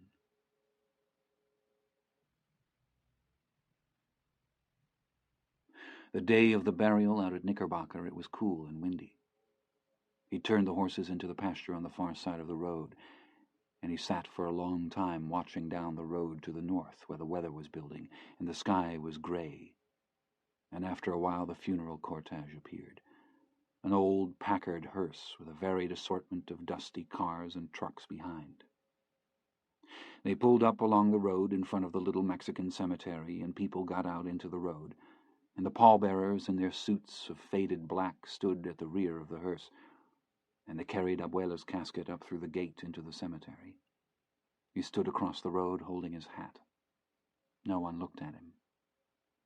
They carried her up into the cemetery, followed by a priest and a boy in a white gown ringing a bell, and they buried her, and they prayed, and they wept, and they wailed, and then they came back down out of the cemetery into the road, helping each other along and weeping, and got into the cars and turned one by one on the narrow blacktop, and went back the way they'd come. The hearse had already gone. There was a pickup truck parked further down the road, and he put on his hat and sat there on the slope of the bar ditch, and in a little while 2 men came down the path out of the cemetery with shovels over their shoulders, and they walked down the road and put the shovels in the bed of the truck and got in and turned around and drove away. He stood and crossed the road and walked up into the cemetery, past the old stonework crypt, and past the little headstones and their small remembrances, the sun-faded paper flowers, a china vase, a broken celluloid virgin. The names he knew or had known: Villarreal, Sosa, Reyes, Jesusita Holguin, Nacio, Fallecio. A china crane, a chipped milk-glass vase, the rolling parklands beyond, wind in the cedars, Armendariz, Ornelos, Teodosa Tarín, Salomera Quez, Epitacio Villarreal Cuellar. He stood hat in hand over the unmarked earth. This woman who had worked for his family 50 years. She had cared for his mother as a baby, and she had worked for his family long before his mother was born, and she had known and cared for the wild Grady boys who were his mother's uncles and who had all died so long ago. And he stood holding his hat, and he called her his abuela, and he said goodbye to her in Spanish, and then turned and put on his hat, and turned his wet face to the wind, and for a moment he held out his hands as if to steady himself, or as if to bless the ground there, or perhaps as if to slow the world that was rushing away, and seemed to care nothing for the old or the young or rich or poor or dark or pale or he or she, nothing for their struggles, nothing for their names, nothing for the living or the dead.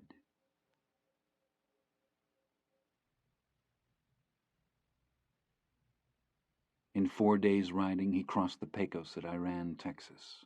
I rode up out of the river breaks where the pump jacks in the Yates field ranged against the skyline, rose and dipped like mechanical birds. Like great primitive birds welded up out of iron by hearsay, in a land perhaps where such birds once had been. At that time there were still Indians camped on the western plains, and late in the day he passed in his riding a scattered group of their wickiups propped upon that scoured and trembling waste. They were perhaps a quarter mile to the north, just huts made from poles and brush with a few goat hides draped across them. The Indians stood watching him. He could see that none of them spoke among themselves or commented on his riding there, nor did they raise a hand in greeting or call out to him. They had no curiosity about him at all, as if they knew all that they needed to know. They stood and watched him pass, and watched him vanish upon that landscape, solely because he was passing, solely because he would vanish. The desert he rode was red, and red the dust he raised, the small dust that powdered the legs of the horse he rode, the horse he led. In the evening a wind came up and reddened all the sky before him. There were few cattle in that country because it was barren country indeed. Yet he came at evening upon a solitary bull rolling in the dust against the blood-red sunset like an animal in sacrificial torment. The blood-red dust blew down out of the sun. He touched the horse with his heels and rode on. He rode with the sun coppering his face, and the red wind blowing out of the west across the evening land, and the small desert birds flew chittering among the dry bracken, and horse and rider and horse passed on, and their long shadows passed in tandem like the shadow of a single being, passed and paled into the darkening land, the world to come.